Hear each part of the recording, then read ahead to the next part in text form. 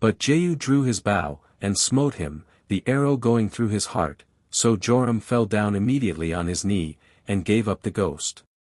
Jehu also gave orders to Bidkar, the captain of the third part of his army, to cast the dead body of Joram into the field of Naboth, putting him in mind of the prophecy which Elijah prophesied to Ahab his father, when he had slain Naboth, that both he and his family should perish in that place, for that as they sat behind Ahab's chariot, they heard the prophet say so, and that it was now come to pass according to his prophecy.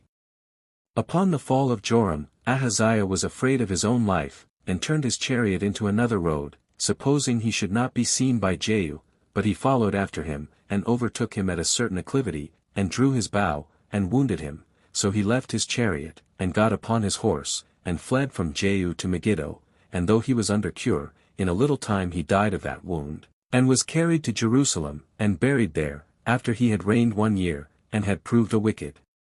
man, and worse than his father. 4. Now when Jehu was come to Jezreel, Jezebel adorned herself and stood upon a tower, and said, he was a fine servant that had killed his master. And when he looked up to her, he asked who she was, and commanded her to come down to him. At last he ordered the eunuchs to throw her down from the tower, and being thrown down, she besprinkled the wall with her blood, and was trodden upon by the horses, and so died.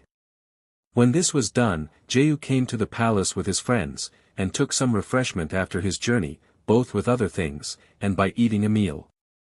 He also bid his servants to take up Jezebel and bury her, because of the nobility of her blood, for she was descended from kings, but those that were appointed to bury her found nothing else remaining but the extreme parts of her body, for all the rest were eaten by dogs. When Jehu heard this, he admired the prophecy of Elijah, for he foretold that she should perish in this manner at Jezreel. 5. Now Ahab had 70 sons brought up in Samaria. So Jehu sent 2 epistles, the one to them that brought up the children, the other to the rulers of Samaria, which said, that they should set up the most valiant of Ahab's sons for king, for that they had abundance of chariots, and horses, and armor, and a great army, and fenced cities, and that by so doing they might avenge the murder of Ahab. And when he had further destroyed all the kindred of Ahab that were found in Jezreel, he went to Samaria, and as he was upon the road, he met the relations of Ahaziah king of Jerusalem, and asked them whither they were going. They replied, that they came to salute Joram, and their own king Ahaziah, for they knew not that he had slain them both. So Jehu gave orders that they should catch these, and kill them, being in number 42 persons. 6. After these, there met him a good and a righteous man, whose name was Jehonadab, and who had been his friend of old. He saluted Jehu, and began to commend him, because he had done everything according to the will of God, in extirpating the house of Ahab. So Jehu desired him to come up into his chariot, and make his entry with him into Samaria, and told him that he would not spare one wicked man, but would punish the false prophets, and false priests, and those that deceived the multitude, and persuaded them to leave the worship of God Almighty, and to worship foreign gods, and that it was a most excellent and most pleasing sight to a good and a righteous man to see the wicked punished. So Jehonadab was persuaded by these arguments, and came up into Jehu's chariot, and came to Samaria.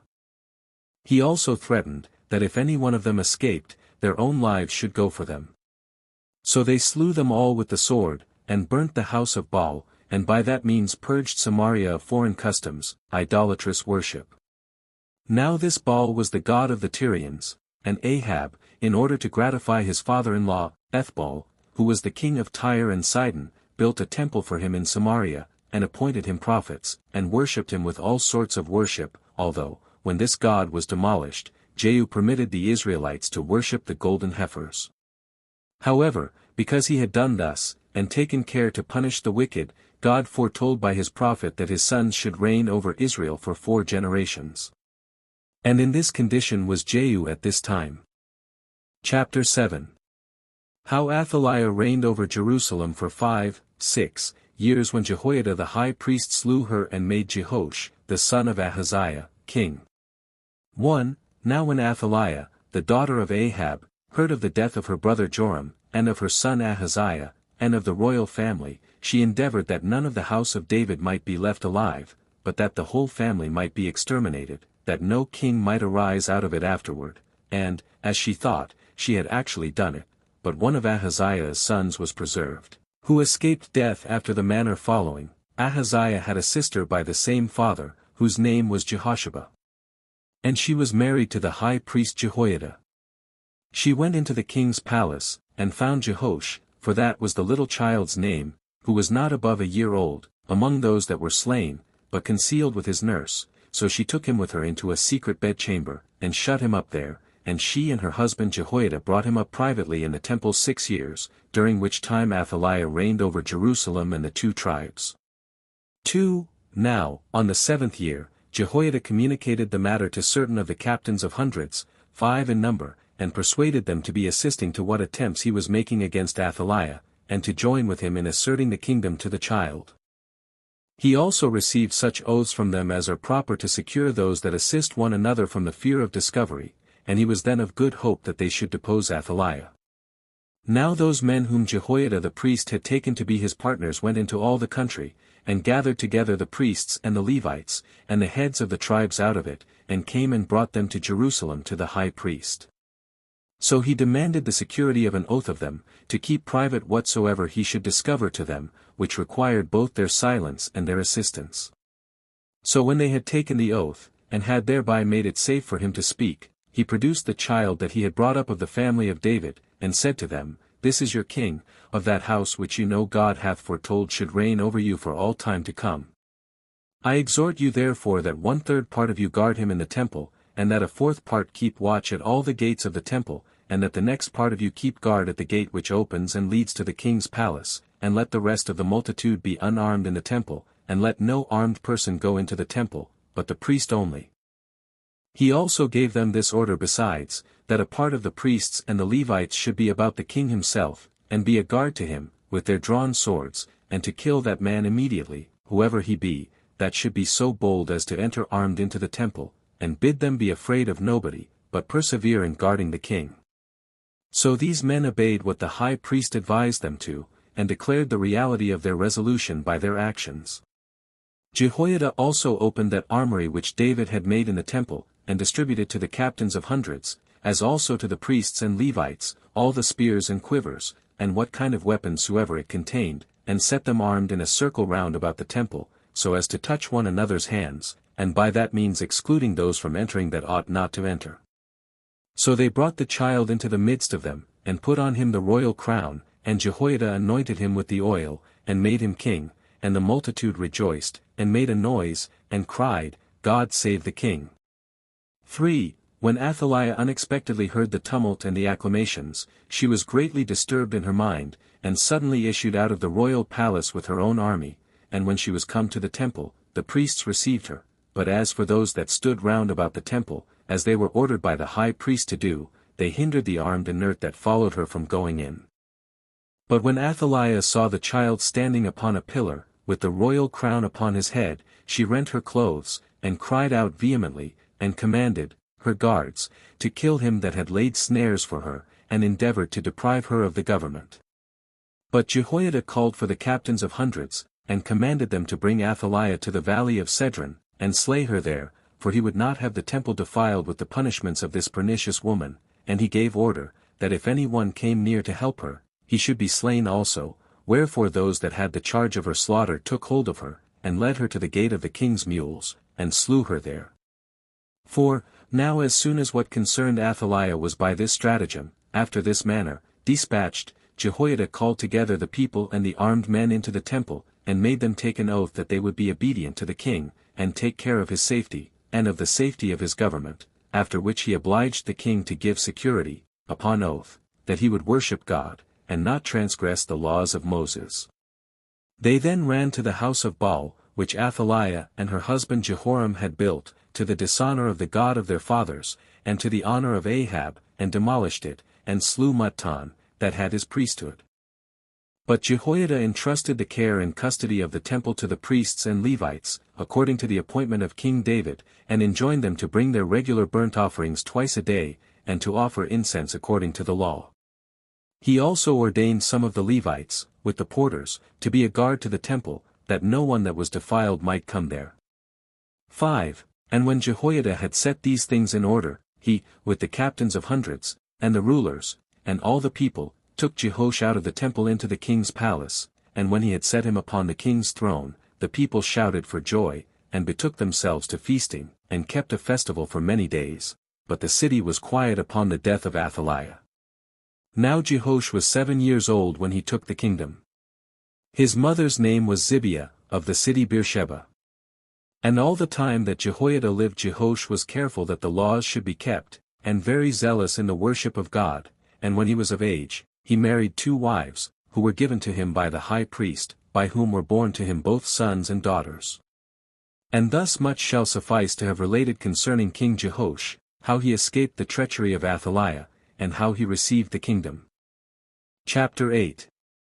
Hazael makes an expedition against the people of Israel and the inhabitants of Jerusalem. Jehu dies, and Jehoahaz succeeds in the government.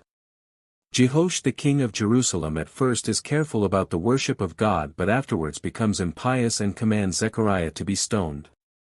When Jehoash, king of Judah, was dead, Amaziah succeeds him in the kingdom. 1. Now Hazael, king of Syria, fought against the Israelites and their king Jehu, and spoiled the eastern parts of the country beyond Jordan, which belonged to the Reubenites and Gadites, and to the half-tribe of Manassites, as also Gilead and Bashan, burning, and spoiling, and offering violence to all that he laid his hands on, and this without impeachment from Jehu, who made no haste to defend the country when it was under this distress, nay, he was become a contemner of religion, and a despiser of holiness, and of the laws, and died when he had reigned over the Israelites 27 years. He was buried in Samaria, and left Jehoahaz his son his successor in the government. 2. Now Jehoash, king of Jerusalem, had an inclination to repair the temple of God, so he called Jehoiada, and bid him send the Levites and priests through all the country, to require half a shekel of silver for every head, towards the rebuilding and repairing of the temple, which was brought to decay by Jehoram, and Athaliah and her sons. But the high priest did not do this, as concluding that no one would willingly pay that money, but in the 23rd year of Jehoash's reign, when the king sent for him and the Levites, and complained that they had not obeyed what he enjoined them, and still commanded them to take care of the rebuilding the temple, he used this stratagem for collecting the money, with which the multitude was pleased. He made a wooden chest, and closed it up fast on all sides, but opened one hole in it. He then set it in the temple beside the altar, and desired every one to cast into it, through the hole, what he pleased, for the repair of the temple. This contrivance was acceptable to the people, and they strove one with another, and brought in jointly large quantities of silver and gold, and when the scribe and the priest that were over the treasuries had emptied the chest, and counted the money in the king's presence, they then set it in its former place, and thus did they every day. But when the multitude appeared to have cast in as much as was wanted, the high priest Jehoiada, and King Joash, sent to hire masons and carpenters, and to buy large pieces of timber, and of the most curious sort, and when they had repaired the temple, they made use of the remaining gold and silver, which was not a little, for bowls, and basins, and cups, and other vessels, and they went on to make the altar every day fat with sacrifices of great value. And these things were taken suitable care of as long as Jehoiada lived. 3. But as soon as he was dead, which was when he had lived 130 years, having been a righteous, and in every respect a very good man, and was buried in the king's sepulchres at Jerusalem, because he had recovered the kingdom to the family of David, King Jehoash betrayed his want of care about God. The principal men of the people were corrupted also together with him, and offended against their duty, and what their constitution determined to be most for their good. Hereupon God was displeased with the change that was made on the king, and on the rest of the people, and sent prophets to testify to them what their actions were, and to bring them to leave off their wickedness, but they had gotten such a strong affection and so violent an inclination to it, that neither could the examples of those that had offered affronts to the laws, and had been so severely punished, they and their entire families, nor could the fear of what the prophets now foretold bring them to repentance, and turn them back from their course of transgression to their former duty.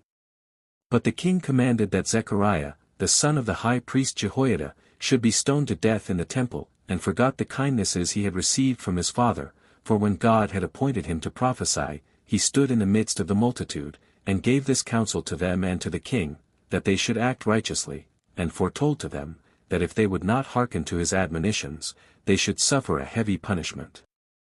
But as Zechariah was ready to die, he appealed to God as a witness of what he suffered for the good counsel he had given them, and how he perished after a most severe and violent manner for the good deeds his father had done to Jehoash. However, it was not long before the king suffered punishment for his transgression, for when Hazael, king of Syria, made an irruption into his country, and when he had overthrown Gath, and spoiled it, he made an expedition against Jerusalem, upon which Jehoash was afraid, and emptied all the treasures of God and of the kings, before him, and took down the gifts that had been dedicated, in the temple, and sent them to the king of Syria, and procured so much by them, that he was not besieged, nor his kingdom quite endangered, but Hazael was induced by the greatness of the sum of money not to bring his army against Jerusalem, yet Jehoash fell into a severe distemper, and was set upon by his friends, in order to revenge the death of Zechariah, the son of Jehoiada. These laid snares for the king, and slew him. He was indeed buried in Jerusalem, but not in the royal sepulchres of his forefathers, because of his impiety. He lived 47 years, and Amaziah his son succeeded him in the kingdom. 5. In the 21st year of the reign of Jehoash, Jehoahaz, the son of Jehu, took the government of the Israelites in Samaria, and held it 17 years. He did not, properly, imitate his father, but was guilty of as wicked practices as those that first had God in contempt, but the king of Syria brought him low, and by an expedition against him did so greatly reduce his forces, that there remained no more of so great an army than 10,000 armed men, and 50 horsemen. He also took away from him his great cities, and many of them also, and destroyed his army. And these were the things that the people of Israel suffered, according to the prophecy of Elisha, when he foretold that Hazael should kill his master, and reign over the Syrians and Damascenes. But when Jehoahaz was under such unavoidable miseries, he had recourse to prayer and supplication to God, and besought him to deliver him out of the hands of Hazael, and not overlook him, and give him up into his hands. Accordingly God accepted of his repentance instead of virtue, and being desirous rather to admonish those that might repent, and not to determine that they should be utterly destroyed, he granted him deliverance from war and dangers. So the country having obtained peace, returned again to its former condition, and flourished as before. 6. Now after the death of Jehoahaz, his son Joash took the kingdom, in the 37th year of Jehoash, the king of the tribe of Judah.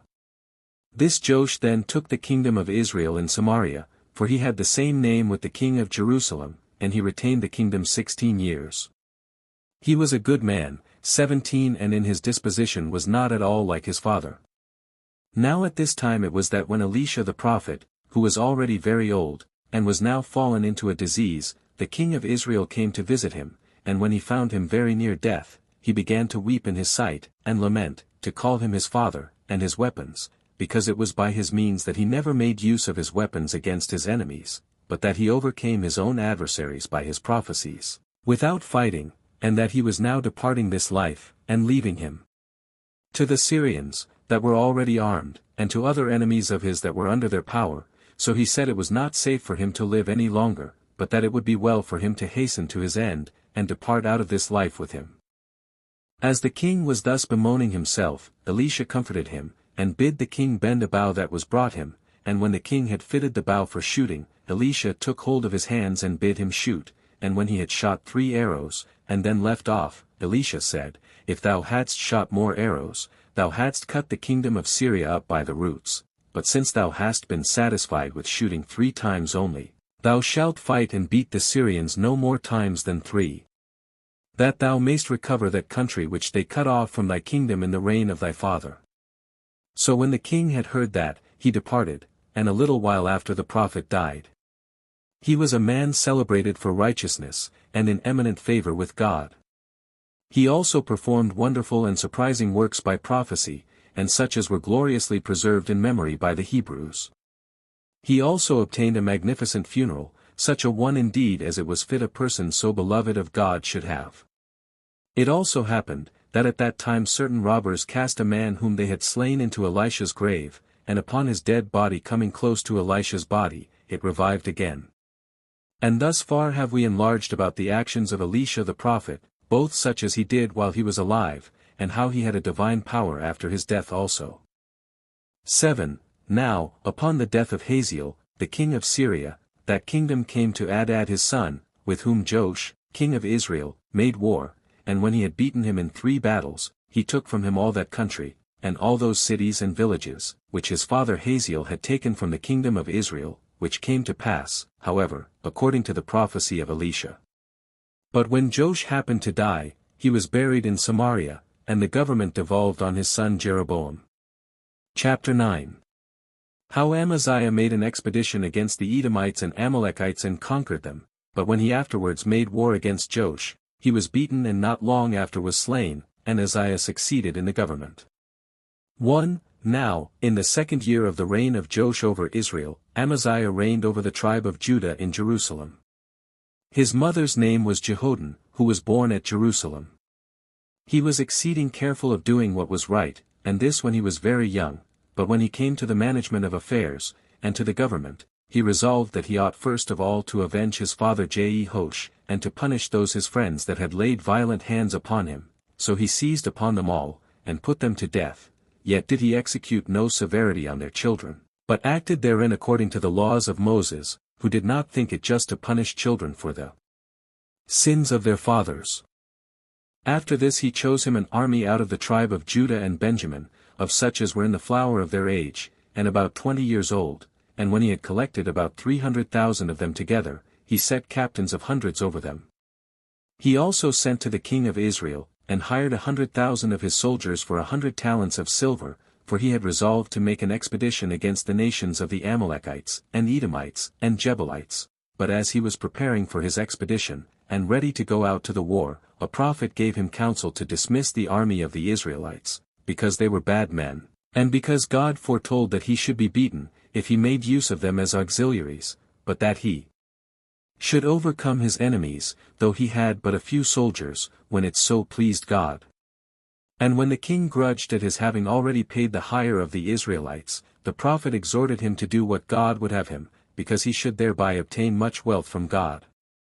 So he dismissed them, and said that he still freely gave them their pay, and went himself with his own army, and made war with the nations before mentioned, and when he had beaten them in battle, he slew of them 10,000, and took as many prisoners alive, whom he brought to the great rock which is in Arabia, and threw them down from it headlong. He also brought away a great deal of prey and vast riches from those nations. But while Amaziah was engaged in this expedition, those Israelites whom he had hired, and then dismissed, were very uneasy at it, and taking their dismission for an affront, as supposing that this would not have been done to them but out of contempt, they fell upon his kingdom, and proceeded to spoil the country as far as Beth Horon, and took much cattle, and slew 3,000 men. 2. Now upon the victory which Amaziah had gotten, and the great acts he had done, he was puffed up, and began to overlook God, who had given him the victory, and proceeded to worship the gods he had brought out of the country of the Amalekites. So a prophet came to him, and said, that he wondered how he could esteem these to be gods, who had been of no advantage to their own people who paid them honors, nor had delivered them from his hands, but had overlooked the destruction of many of them, and had suffered themselves to be carried captive, for that they had been carried to Jerusalem in the same manner as any one might have taken some of the enemy alive, and led them thither. This reproof provoked the king to anger, and he commanded the prophet to hold his peace, and threatened to punish him if he meddled with his conduct. So he replied, that he should indeed hold his peace, but foretold withal, that God would not overlook his attempts for innovation. But Amaziah was not able to contain himself under that prosperity which God had given him, although he had affronted God thereupon, but in a vein of insolence he wrote to Joash, the king of Israel, and commanded that he and all his people should be obedient to him, as they had formerly been obedient to his progenitors, David and Solomon, and he let him know, that if he would not be so wise as to do what he commanded him, he must fight for his dominion. To which message Joash returned this answer in writing, King Joash to King Amaziah. There was a vastly tall cypress tree in Mount Lebanon, as also a thistle. This thistle sent to the cypress tree to give the cypress tree's daughter in marriage to the thistle's son, but as the thistle was saying this, there came a wild beast, and trod down the thistle, and this may be a lesson to thee, not to be so ambitious, and to have a care, lest upon thy good success in the fight against the Amalekites thou growest so proud, as to bring dangers upon thyself and upon thy kingdom. 3. When Amaziah had read this letter, he was more eager upon this expedition, which, I suppose, was by the impulse of God, that he might be punished for his offense against him. But as soon as he led out his army against Joash, and they were going to join battle with him, there came such a fear and consternation upon the army of Amaziah, as God, when he is displeased, sends upon men, and discomfited them, even before they came to a close fight. Now it happened, that as they were scattered about by the terror that was upon them, Amaziah was left alone, and was taken prisoner by the enemy, whereupon Joash threatened to kill him, unless he would persuade the people of Jerusalem to open their gates to him, and receive him and his army into the city. Accordingly Amaziah was so distressed, and in such fear of his life, that he made his enemy to be received into the city. So Joash overthrew a part of the wall, of the length of 400 cubits, and drove his chariot through the breach into Jerusalem, and led Amaziah captive along with him, by which means he became master of Jerusalem, and took away the treasures of God, and carried off all the gold and silver that was in the king's palace, and then freed the king from captivity, and returned to Samaria. Now these things happened to the people of Jerusalem in the 14th year of the reign of Amaziah, who after this had a conspiracy made against him by his friends, and fled to the city Lachish, and was there slain by the conspirators, who sent men thither to kill him. So they took up his dead body, and carried it to Jerusalem, and made a royal funeral for him. This was the end of the life of Amaziah, because of his innovations in religion, and his contempt of God, when he had lived 54 years, and had reigned 29. He was succeeded by his son, whose name was Uzziah. Chapter 10. Concerning Jeroboam king of Israel and Jonah the prophet, and how after the death of Jeroboam his son Zechariah took the government. How Uzziah, king of Jerusalem, subdued the nations that were round about him, and what befell him when he attempted to offer incense to God. 1. In the 15th year of the reign of Amaziah, Jeroboam the son of Joash reigned over Israel in Samaria 40 years. This king was guilty of contumely against God, 18 and became very wicked in worshipping of idols, and in many undertakings that were absurd and foreign. He was also the cause of 10,000 misfortunes to the people of Israel. Now one Jonah, a prophet, foretold to him that he should make war with the Syrians, and conquer their army, and enlarge the bounds of his kingdom on the northern parts to the city Hamath, and on the southern to the lake Asphaltitis, for the bounds of the Canaanites originally were these, as Joshua their general had determined them. So Jeroboam made an expedition against the Syrians, and overran all their country, as Jonah had foretold. 2. Now I cannot but think it necessary for me, who have promised to give an accurate account of our affairs, to describe the actions of this prophet, so far as I have found them written down in the Hebrew books. Jonah had been commanded by God to go to the kingdom of Nineveh, and when he was there, to publish it in that city, how it should lose the dominion it had over the nations. But he went not, out of fear, nay, he ran away from God to the city of Joppa, and finding a ship there, he went into it, and sailed to Tarsus, in Cilicia 19 and upon the rise of a most terrible storm, which was so great that the ship was in danger of sinking, the mariners, the master, and the pilot himself, made prayers and vows, in case they escaped the sea, but Jonah lay still and covered, in the ship, without imitating anything that the others did, but as the waves grew greater, and the sea became more violent by the winds, they suspected, as is usual in such cases, that some one of the persons that sailed with them was the occasion of this storm, and agreed to discover by lot 20 which of them it was. When they had cast lots, 21 the lot fell upon the prophet, and when they asked him whence he came, and what he had done, he replied, that he was a Hebrew by nation, and a prophet of Almighty God, and he persuaded them to cast him into the sea, if they would escape the danger they were in, for that he was the occasion of the storm which was upon them. Now at the first they durst not do so, as esteeming it a wicked thing to cast a man who was a stranger, and who had committed his life to them, into such manifest perdition, but at last, when their misfortune overbore them, and the ship was just going to be drowned, and when they were animated to do it by the prophet himself, and by the fear concerning their own safety, they cast him into the sea, upon which the sea became calm. It is also reported that Jonah was swallowed down by a whale, and that when he had been there 3 days, and as many nights, he was vomited out upon the Euxine Sea, and this alive, and without any hurt upon his body, and there, on his prayer to God, he obtained pardon for his sins, and went to the city Nineveh, where he stood so as to be heard, and preached, that in a very little time they should lose the dominion of Asia. And when he had published this, he returned. Now I have given this account about him as I found it written, in our books. 3. When Jeroboam the king had passed his life in great happiness, and had ruled 40 years, he died, and was buried in Samaria, and his son Zechariah took the kingdom.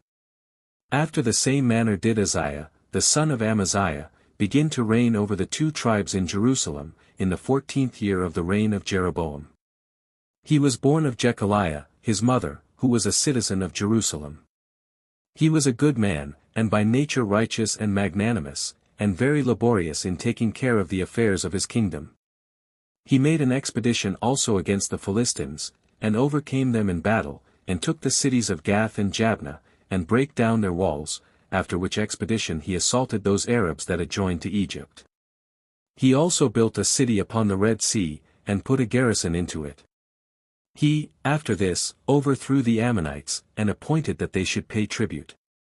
He also overcame all the countries as far as the bounds of Egypt, and then began to take care of Jerusalem itself for the rest of his life, for he rebuilt and repaired all those parts of the wall which had either fallen down by length of time, or by the carelessness of the kings, his predecessors, as well as all that part which had been thrown down by the king of Israel, when he took his father Amaziah prisoner, and entered with him into the city.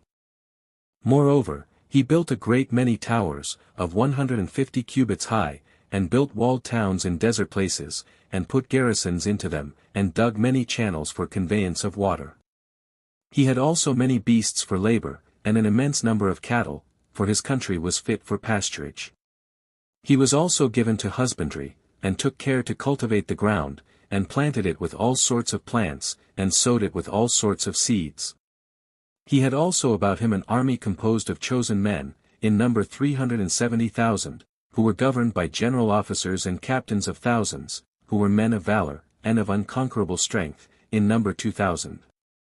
He also divided his whole army into bands, and armed them, giving every one a sword, with brazen bucklers and breastplates, with bows and slings, and besides these, he made for them many engines of war for besieging of cities, such as cast stones and darts, with grapplers, and other instruments of that sort. For, while Uzziah was in this state, and making preparation, for futurity, he was corrupted in his mind by pride, and became insolent, and this on account of that abundance which he had of things that will soon perish, and despised that power which is of eternal duration, which consisted in piety towards God, and in the observation of the laws, so he fell by occasion of the good success of his affairs, and was carried headlong into those sins of his father, which the splendor of that prosperity he enjoyed, and the glorious actions he had done, led him into, while he was not able to govern himself well about them. Accordingly, when a remarkable day was come, and a general festival was to be celebrated, he put on the holy garment, and went into the temple to offer incense to God upon the golden altar, which he was prohibited to do by Azariah the high priest, who had 80 priests with him, and who told him that it was not lawful for him to offer sacrifice, and that none besides the posterity of Aaron were permitted so to do. And when they cried out that he must go out of the temple, and not transgress against God, he was wroth at them, and threatened to kill them, unless they would hold their peace. In the meantime a great earthquake shook the ground, and a rent was made in the temple, and the bright rays of the sun shone through it, and fell upon the king's face, insomuch that the leprosy seized upon him immediately. And before the city, at a place called Eroge, half the mountain broke off from the rest on the west, and rolled itself 4 furlongs, and stood still at the east mountain, till the roads, as well as the king's gardens, were spoiled by the obstruction. Now, as soon as the priests saw that the king's face was infected with the leprosy, they told him of the calamity he was under, and commanded that he should go out of the city as a polluted person. Hereupon he was so confounded at the sad distemper, and sensible that he was not at liberty to contradict, that he did as he was commanded, and underwent this miserable and terrible punishment for an intention beyond what befitted a man to have, and for that impiety against God which was implied therein. So he abode out of the city for some time, and lived a private life, while his son Jotham took the government, after which he died with grief and anxiety at what had happened to him, when he had lived 68 years, and reigned of them 52, and was buried by himself in his own gardens. Chapter 11. How Zechariah, Shallum, Menahem, Pekahiah, and Pekah took the government over the Israelites, and how Pul and Tiglath-Pileser made an expedition against the Israelites. How Jotham, the son of Uzziah, reigned over the tribe of Judah, and what things Nahum prophesied against the Assyrians. 1. Now when Zechariah, the son of Jeroboam, had reigned 6 months over Israel, he was slain by the treachery of a certain friend of his, whose name was Shallum, the son of Jabesh, who took the kingdom afterward, but kept it no longer than 30 days, for Menahem, the general of his army, who was at that time in the city Tirzah, and heard of what had befallen Zechariah, removed thereupon with all his forces to Samaria, and joining battle with Shallum, slew him, and when he had made himself king, he went thence, and came to the city Tiphsah, but the citizens that were in it shut their gates, and barred them against the king, and would not admit him, but in order to be avenged on them, he burnt the country round about it, and took the city by force, upon a siege, and being very much displeased at what the inhabitants of Tiphsah had done, he slew them all, and spared not so much as the infants, without omitting the utmost instances of cruelty and barbarity, for he used such severity upon his own countrymen, as would not be pardonable with regard to strangers who had been conquered by him. And after this manner it was that this Menahem 22 continued to reign with cruelty and barbarity for 10 years. But when Pul, king of Assyria, had made an expedition against him, he did not think meet to fight or engage in battle with the Assyrians, but he persuaded him to accept of 1,000 talents of silver, and to go away, and so put an end to the war. This sum the multitude collected for Menahem, by exacting 50 drachmae as poll money for every head, 23 after which he died, and was buried in Samaria, and left his son Pekahiah his successor in the kingdom, who followed the barbarity of his father, and so ruled but 2 years only, after which he was slain with his friends at a feast, by the treachery of one Pekah, the general of his horse, and the son of Remaliah, who laid snares for him. Now this Pekah held the government 20 years, and proved a wicked man and a transgressor. But the king of Assyria, whose name was Tiglath-Pileser, when he had made an expedition against the Israelites, and had overrun all the land of Gilead, and the region beyond Jordan, and the adjoining country, which is called Galilee, and Kadesh, and Hazor, he made the inhabitants prisoners, and transplanted them into his own kingdom. And so much shall suffice to have related here concerning the king of Assyria. 2. Now Jotham the son of Uzziah reigned over the tribe of Judah in Jerusalem, being a citizen thereof by his mother, whose name was Jerusha. This king was not defective in any virtue, but was religious towards God, and righteous towards men, and careful of the good of the city, for what parts soever wanted to be repaired or adorned he magnificently repaired and adorned them. He also took care of the foundations of the cloisters in the temple, and repaired the walls that were fallen down, and built very great towers, and such as were almost impregnable, and if anything else in his kingdom had been neglected, he took great care of it. He also made an expedition against the Ammonites, and overcame them in battle, and ordered them to pay tribute, 100 talents, and 10,000 cori of wheat, and as many of barley, every year, and so augmented his kingdom, that his enemies could not despise it, and his own people lived happily. 3. Now there was at that time a prophet, whose name was Nahum, who spake after this manner concerning the overthrow of the Assyrians and of Nineveh. Nineveh shall be a pool of water in motion, so shall all her people be troubled, and tossed, and go away by flight, while they say one to another, Stand, stand still, seize their gold and silver, for there shall be no one to wish them well, for they will rather save their lives than their money, for a terrible contention shall possess them one with another, and lamentation, and loosing of the members, and their countenances shall be perfectly black with fear. And there will be the den of the lions, and the mother of the young lions. God says to thee, Nineveh, that they shall deface thee, and the lions shall no longer go out from thee to give laws to the world.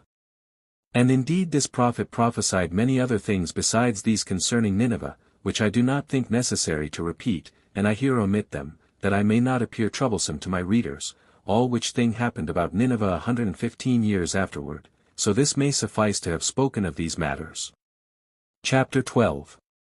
How upon the death of Jotham, Ahaz reigned in his stead, against whom Rezin, king of Syria and Pekah king of Israel, made war, and how Tiglath-Pileser, king of Assyria came to the assistance of Ahaz, and laid Syria waste, and removing the Damascenes into Media placed other nations in their room. 1. Now Jotham died when he had lived 41 years, and of them reigned 16, and was buried in the sepulchres of the kings, and the kingdom came to his son Ahaz, who proved most impious towards God, and a transgressor of the laws of his country. He imitated the kings of Israel, and reared altars in Jerusalem, and offered sacrifices upon them to idols, to which also he offered his own son as a burnt offering, according to the practices of the Canaanites. His other actions were also of the same sort. Now as he was going on in this mad course, Rezin, the king of Syria and Damascus, and Pekah, the king of Israel, who were now at amity one with another, made war with him, and when they had driven him into Jerusalem, they besieged that city a long while, making but a small progress, on account of the strength of its walls. And when the king of Syria had taken the city Elath, upon the Red Sea, and had slain the inhabitants, he peopled it with Syrians, and when he had slain those in the other garrisons, and the Jews in their neighborhood, and had driven away much prey, he returned with his army back to Damascus. Now when the king of Jerusalem knew that the Syrians were returned home, he, supposing himself a match for the king of Israel, drew out his army against him, and joining battle with him was beaten, and this happened because God was angry with him, on account of his many and great enormities. Accordingly there were slain by the Israelites 120,000 of his men that day, whose general, Amaziah by name, slew Zechariah the king's son, in his conflict with Ahaz, as well as the governor of the kingdom, whose name was Azrikam. He also carried Elkanah, the general of the troops of the tribe of Judah, into captivity. They also carried the women and children of the tribe of Benjamin captives, and when they had gotten a great deal of prey, they returned to Samaria. 2. Now there was one Obed, who was a prophet at that time in Samaria. He met the army before the city walls, and with a loud voice told them that they had gotten the victory not by their own strength, but by reason of the anger God had against King Ahaz. And he complained that they were not satisfied with the good success they had had against him, but were so bold as to make captives out of their kinsmen the tribes of Judah and Benjamin. He also gave them counsel to let them go home without doing them any harm, for that if they did not obey God herein, they should be punished.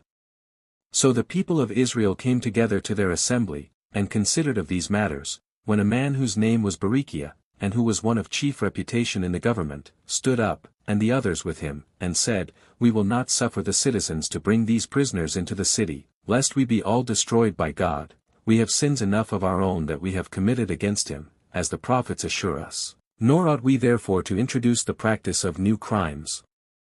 So he confessed that he owed him thanks for all he had done for him, and returned to Jerusalem.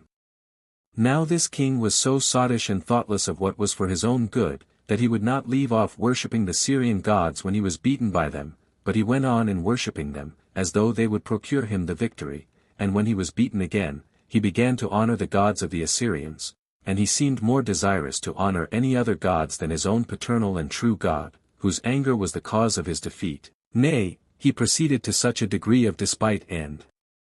contempt of God's worship, that he shut up the temple entirely, and forbade them to bring in the appointed sacrifices, and took away the gifts that had been given to it. And when he had offered these indignities to God, he died, having lived 36 years, and of them reigned 16, and he left his son Hezekiah for his successor. Chapter 13. How Pekah died by the treachery of Hoshea, who was a little after subdued by Shalmaneser, and how Hezekiah reigned instead of Ahaz, and what actions of piety and justice he did. 1. About the same time Pekah, the king of Israel, died by the treachery of a friend of his, whose name was Hoshea, who retained the kingdom 9 years' time, but was a wicked man, and a despiser of the divine worship, and Shalmaneser, the king of Assyria, made an expedition against him, and overcame him, which must have been because he had not God favorable nor assistant to him, and brought him to submission, and ordered him to pay an appointed tribute. Now, in the 4th year of the reign of Hoshea, Hezekiah, the son of Ahaz, began to reign in Jerusalem, and his mother's name was Abijah, a citizen of Jerusalem. His nature was good, and righteous, and religious, for when he came to the kingdom, he thought that nothing was prior, or more necessary, or more advantageous to himself, and to his subjects, than to worship God. Accordingly, he called the people together, and the priests, and the Levites, and made a speech to them, and said, You are not ignorant how, by the sins of my father, who transgressed that sacred honor which was due to God, you have had experience of many and great miseries, while you were corrupted in your mind by him, and were induced to worship those which he supposed to be gods. I exhort you, therefore, who have learned by sad experience how dangerous a thing impiety is, to put that immediately out of your memory, and to purify yourselves from your former pollutions, and to open the temple to these priests and Levites who are here convened, and to cleanse it with the accustomed sacrifices, and to recover all to the ancient honor which our fathers paid to it, for by this means we may render God favorable, and he will remit the anger he hath had to us. 2. When the king had said this, the priests opened the temple, and when they had set in order the vessels of God, and eased out what was impure, they laid the accustomed sacrifices upon the altar. The king also sent to the country that was under him, and called the people to Jerusalem to celebrate the feast of unleavened bread, for it had been intermitted a long time, on account of the wickedness of the forementioned kings. He also sent to the Israelites, and exhorted them to leave off their present way of living, and return to their ancient practices, and to worship God, for that he gave them leave to come to Jerusalem, and to celebrate, all in one body, the feast of unleavened bread, and this he said was by way of invitation only, and to be done of their own goodwill, and for their own advantage, and not out of obedience to him, because it would make them happy.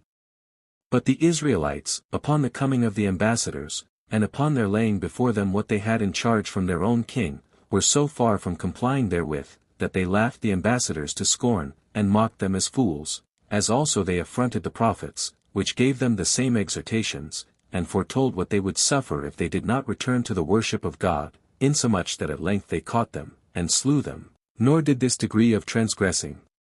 suffice them, but they had more wicked contrivances than what have been described, nor did they leave off, before God, as a punishment for their impiety, brought them under their enemies, but of that more hereafter. However, many there were of the tribe of Manasseh, and of Zebulun, and of Issachar, who were obedient to what the prophets exhorted them to do, and returned to the worship of God.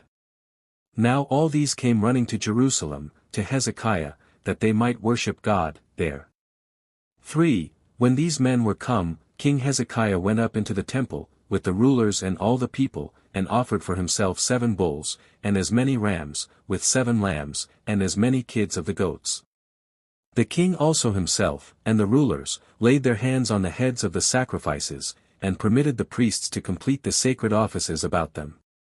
So they both slew the sacrifices, and burnt the burnt offerings, while the Levites stood round about them, with their musical instruments, and sang hymns to God, and played on their psalteries, as they were instructed by David to do, and this while the rest of the priests returned the music, and sounded the trumpets which they had in their hands. And when this was done, the king and the multitude threw themselves down upon their face, and worshipped God. He also sacrificed 70 bulls, 100 rams, and 200 lambs. He also granted the multitude sacrifices to feast upon, 600 oxen, and 3,000 other cattle, and the priests performed all things according to the law.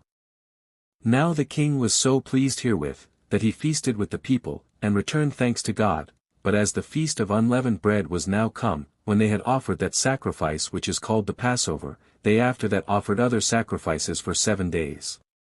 When the king had bestowed on the multitude, besides what they sanctified of themselves, 2,000 bulls, and 7,000 other cattle, the same thing was done by the rulers, for they gave them 1,000 bulls, and 1,040 other cattle. Nor had this festival been so well observed from the days of King Solomon, as it was now first observed with great splendor and magnificence. And when the festival was ended, they went out into the country and purged it, and cleansed the city of all the pollution of the idols. The king also gave order that the daily sacrifices should be offered, at his own charges, and according to the law, and appointed that the tithes and the firstfruits should be given by the multitude to the priests and Levites, that they might constantly attend upon divine service, and never be taken off from the worship of God. Accordingly, the multitude brought together all sorts of their fruits to the priests and the Levites.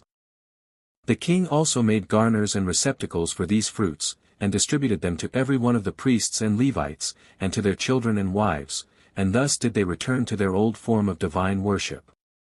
Now when the king had settled these matters after the manner already described, he made war upon the Philistines, and beat them, and possessed himself of all the enemy's cities, from Gaza to Gath. But the king of Assyria sent to him, and threatened to overturn all his dominions, unless he would pay him the tribute which his father paid him formerly. But King Hezekiah was not concerned at his threatenings, but depended on his piety towards God, and upon Isaiah the prophet, by whom he inquired, and accurately knew all future events. And thus much shall suffice for the present concerning this King Hezekiah. Chapter 14. How Shalmaneser took Samaria by force, and how he transplanted the 10 tribes into Media, and brought the nation of the Cuthians into their country, in their room. 1. When Shalmaneser, the king of Assyria, had it told him, that, Hoshea, the king of Israel had sent privately to So, the king of Egypt, desiring his assistance against him, he was very angry, and made an expedition against Samaria, in the 7th year of the reign of Hoshea, but when he was not admitted, into the city, by the king, 24 he besieged Samaria 3 years, and took it by force in the 9th year of the reign of Hoshea, and in the 7th year of Hezekiah, king of Jerusalem, and quite demolished the government of the Israelites, and transplanted all the people into Media and Persia, among whom he took King Hoshea alive. And when he had removed these people out of their land, he transplanted other nations out of Cutha, a place so called, for there is, still, a river of that name in Persia, into Samaria, and into the country of the Israelites. So the 10 tribes of the Israelites were removed out of Judea 947 years after their forefathers were come out of the land of Egypt, and possessed themselves of the country, but 800 years after Joshua had been their leader, and, as I have already observed, 240 years, 7 months, and 7 days after they had revolted from Rehoboam, the grandson of David, and had given the kingdom to Jeroboam. And such a conclusion overtook the Israelites, when they had transgressed the laws, and would not hearken to the prophets, who foretold that this calamity would come upon them, if they would not leave off their evil doings. What gave birth to these evil doings, was that sedition which they raised against Rehoboam, the grandson of David, when they set up Jeroboam his servant to be their king, when, by sinning against God, and bringing them to imitate his bad example, made God to be their enemy, while Jeroboam underwent that punishment which he justly deserved. 2. And now the king of Assyria invaded all Syria and Phoenicia in a hostile manner. The name of this king is also set down in the archives of Tyre, for he made an expedition against Tyre in the reign of Alulius, and Menander attests to it, who, when he wrote his chronology, and translated the archives of Tyre into the Greek language, gives us the following history. One whose name was Alulius reigned 36 years, this king, upon the revolt of the Sidonians, sailed to them, and reduced them again to a submission. Against these did the king of Assyria send an army, and in a hostile manner overrun all Phoenicia, but soon made peace with them all, and returned back. But Sidon, and Ace, and Palsetyrus revolted, and many other cities there were which delivered themselves up to the king of Assyria. Accordingly, when the Tyrians would not submit to him, the king returned, and fell upon them again, while the Phoenicians had furnished him with 80 ships, and 800 men to row them, and when the Tyrians had come upon them in 12 ships, and the enemy's ships were dispersed, they took 500 men prisoners, and the reputation of all the citizens of Tyre was thereby increased. But the king of Assyria returned, and placed guards at their rivers and aqueducts, who should hinder the Tyrians from drawing water. This continued for 5 years, and still the Tyrians bore the siege, and drank of the water they had out of the wells they dug. And this is what is written in the Tyrian archives concerning Shalmaneser, the king of Assyria. 3. But now the Cuthians, who removed into Samaria, for that is the name they have been called by to this time, because they were brought out of the country called Cutha, which is a country of Persia, and there is a river of the same name in it, each of them, according to their nations, which were in number 5, brought their own gods into Samaria, and by worshipping them, as was the custom of their own countries, they provoked Almighty God to be angry and displeased at them, for a plague seized upon them, by which they were destroyed, and when they found no cure for their miseries, they learned by the oracle that they ought to worship Almighty God, as the method for their deliverance. So they sent ambassadors to the king of Assyria, and desired him to send them some of those priests of the Israelites whom he had taken captive. And when he thereupon sent them, and the people were by them taught the laws, and the holy worship of God, they worshipped him in a respectful manner, and the plague ceased immediately, and indeed they continue to make use of the very same customs to this very time, and are called in the Hebrew tongue Cutlans, but in the Greek tongue Samaritans. And when they see the Jews in prosperity, they pretend that they are changed, and allied to them, and call them kinsmen, as though they were derived from Joseph, and had by that means an original alliance with them, but when they see them falling into a low condition, they say they are no way related to them, and that the Jews have no right to expect any kindness or marks of kindred from them, but they declare that they are sojourners, that come from other countries. But of these we shall have a more seasonable opportunity to discourse hereafter. Footnotes 1, Return. These judges constituted by Jehoshaphat were a kind of Jerusalem Sanhedrin, out of the priests, the Levites, and the principal of the people, both here in 2 Chronicles 19 verse 8, much like the old Christian judicatures of the bishop, the presbyters, the deacons, and the people. 2. Return. Concerning this precious balsam, see the note on Antiquities. B. 8. Ch. 6, Sect. 6. 3. Return. What are here Pontus and Thrace, as the places whither Jehoshaphat's fleet sailed, are in our other copies Ophir and Tarshish, and the place whence it sailed is in the Ezion-Geber, which lay on the Red Sea, whence it was impossible for any ships to sail to Pontus or Thrace, so that Josephus's copy differed from our other copies, as is further plain from his own words, which render what we read, that the ships were broken at Ezion-Geber, from their unwieldy greatness. But so far we may conclude, that Josephus thought one Ophir to be somewhere in the Mediterranean, and not in the South Sea, though perhaps there might be another Ophir in that South Sea also, and that fleets might then sail both from Phoenicia and from the Red Sea to fetch the gold of Ophir. 4. Return. This god of flies seems to have been so called, as was the like god among the Greeks, from his supposed power over flies, in driving them away from the flesh of their sacrifices, which otherwise would have been very troublesome to them. 5. Return. It is commonly esteemed a very cruel action of Elijah, when he called for fire from heaven, and consumed no fewer than 2 captains and 100 soldiers, and this for no other crime than obeying the orders of their king, in attempting to seize him, and it is owned by our Saviour, that it was an instance of greater severity than the spirit of the New Testament allows, Luke 9 verse 54. But then we must consider that it is not unlikely that these captains and soldiers believed that they were sent to fetch the prophet, that he might be put to death for foretelling the death of the king, and this while they knew him to be the prophet of the true God, the supreme king of Israel, for they were still under the theocracy, which was no less than impiety, rebellion, and treason, in the highest degree, nor would the command of a subaltern, or inferior captain, contradicting the commands of the general, when the captain and the soldiers both knew it to be so, as I suppose, justify or excuse such gross rebellion and disobedience in soldiers at this day. Accordingly, when Saul commanded his guards to slay Ahimelech and the priests at Nob, they knew it to be an unlawful command, and would not obey it, 1 Samuel 22 verse 17. From which cases both officers and soldiers may learn, that the commands of their leaders or kings cannot justify or excuse them in doing what is wicked in the sight of God, or in fighting in an unjust cause, when they know it so to be.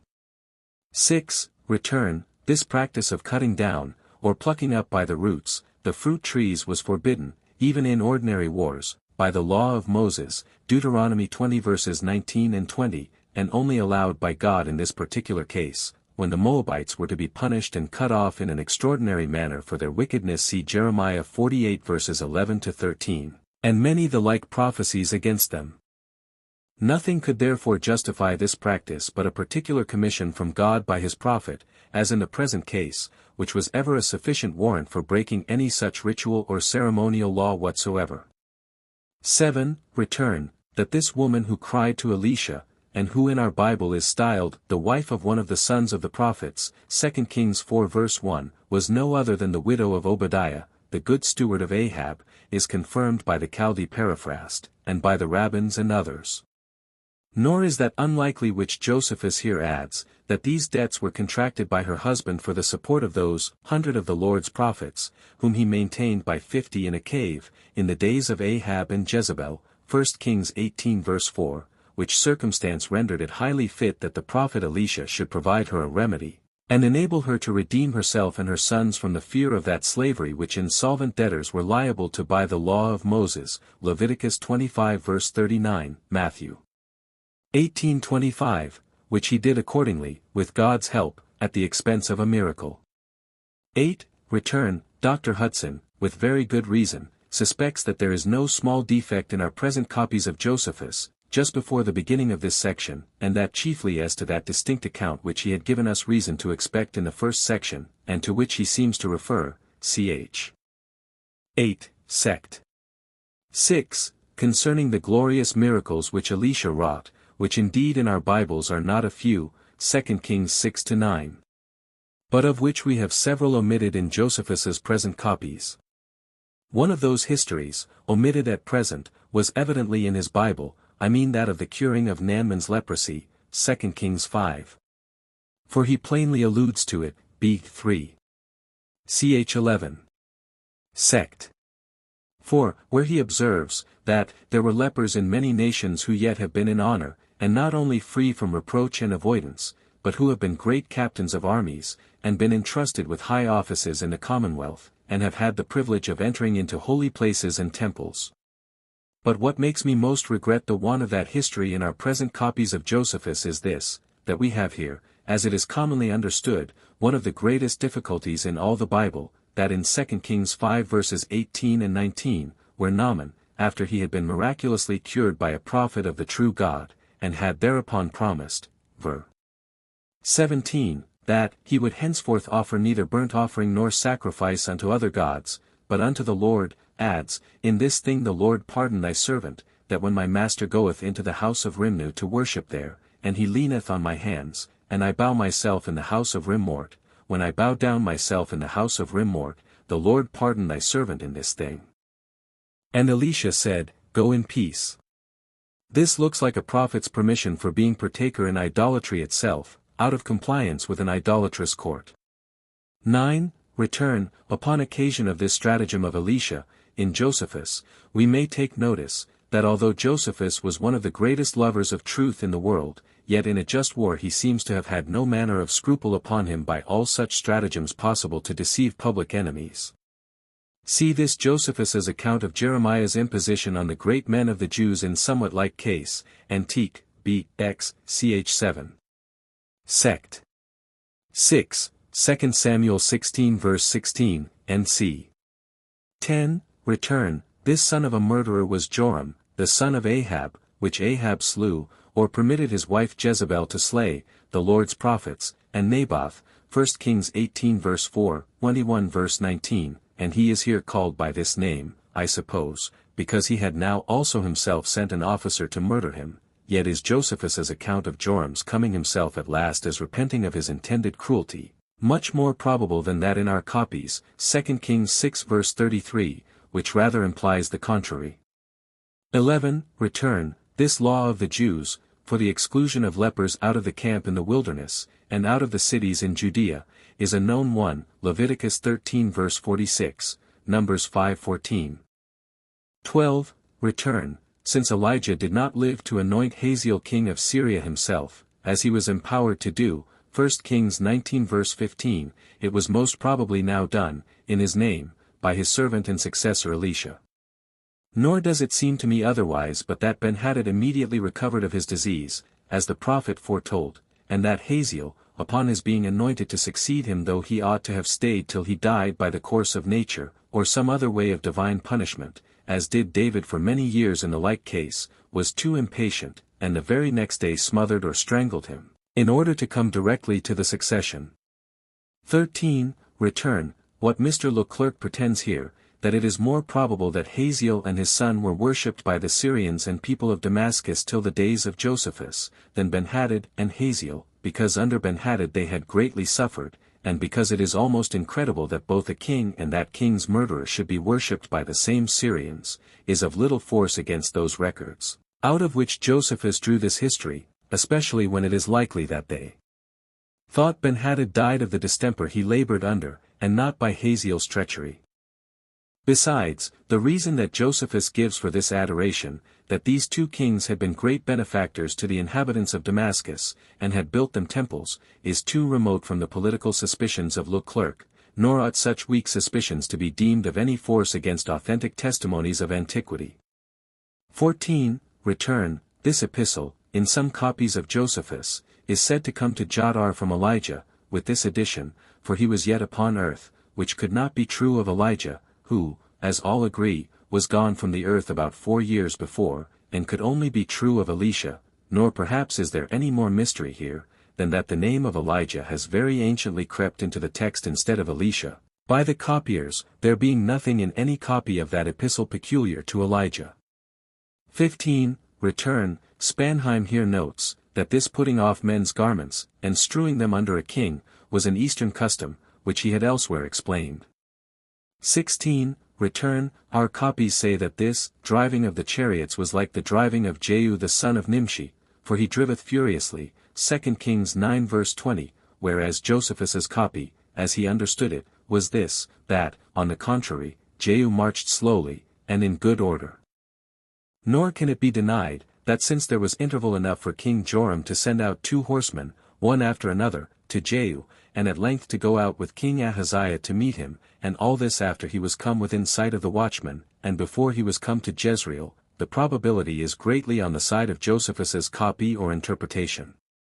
17. Return. This character of Joash, the son of Jehoahaz, that he was a good man, and in his disposition not at all like to his father, seems a direct contradiction to our ordinary copies, which say, 2 Kings 13 verse 11, that he did evil in the sight of the Lord, and that he departed not from all the sins of Jeroboam, the son of Nebat, who made Israel to sin, he walked therein.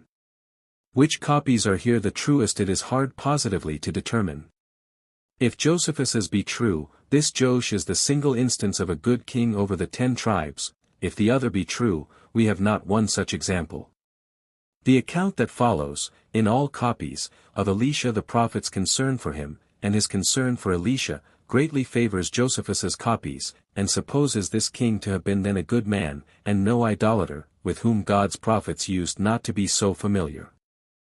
Upon the whole, since it appears, even by Josephus's own account, that Amaziah, the good king of Judah, while he was a good king, was forbidden to make use of the 100,000 auxiliaries he had hired of this Joash, the king of Israel, as if he and they were then idolaters, 2 Chronicles 25 verses 6-9, it is most likely that these different characters of Joash suited the different parts of his reign, and that, according to our common copies, he was at first a wicked king, and afterwards was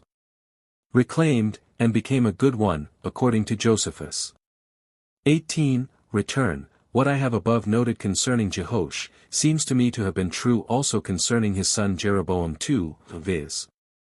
that although he began wickedly, as Josephus agrees with our other copies, and, as he adds, was the cause of a vast number of misfortunes to the Israelites, in those his first years, the particulars of which are unhappily wanting both in Josephus and in all our copies, so does it seem to me that he was afterwards reclaimed, and became a good king, and so was encouraged by the prophet Jonah, and had great successes afterward, when God had saved the Israelites by the hand of Jeroboam, the son of Joash, 2 Kings 14 verse 27, which encouragement by Jonah, and great successes, are equally observable in Josephus, and in the other copies.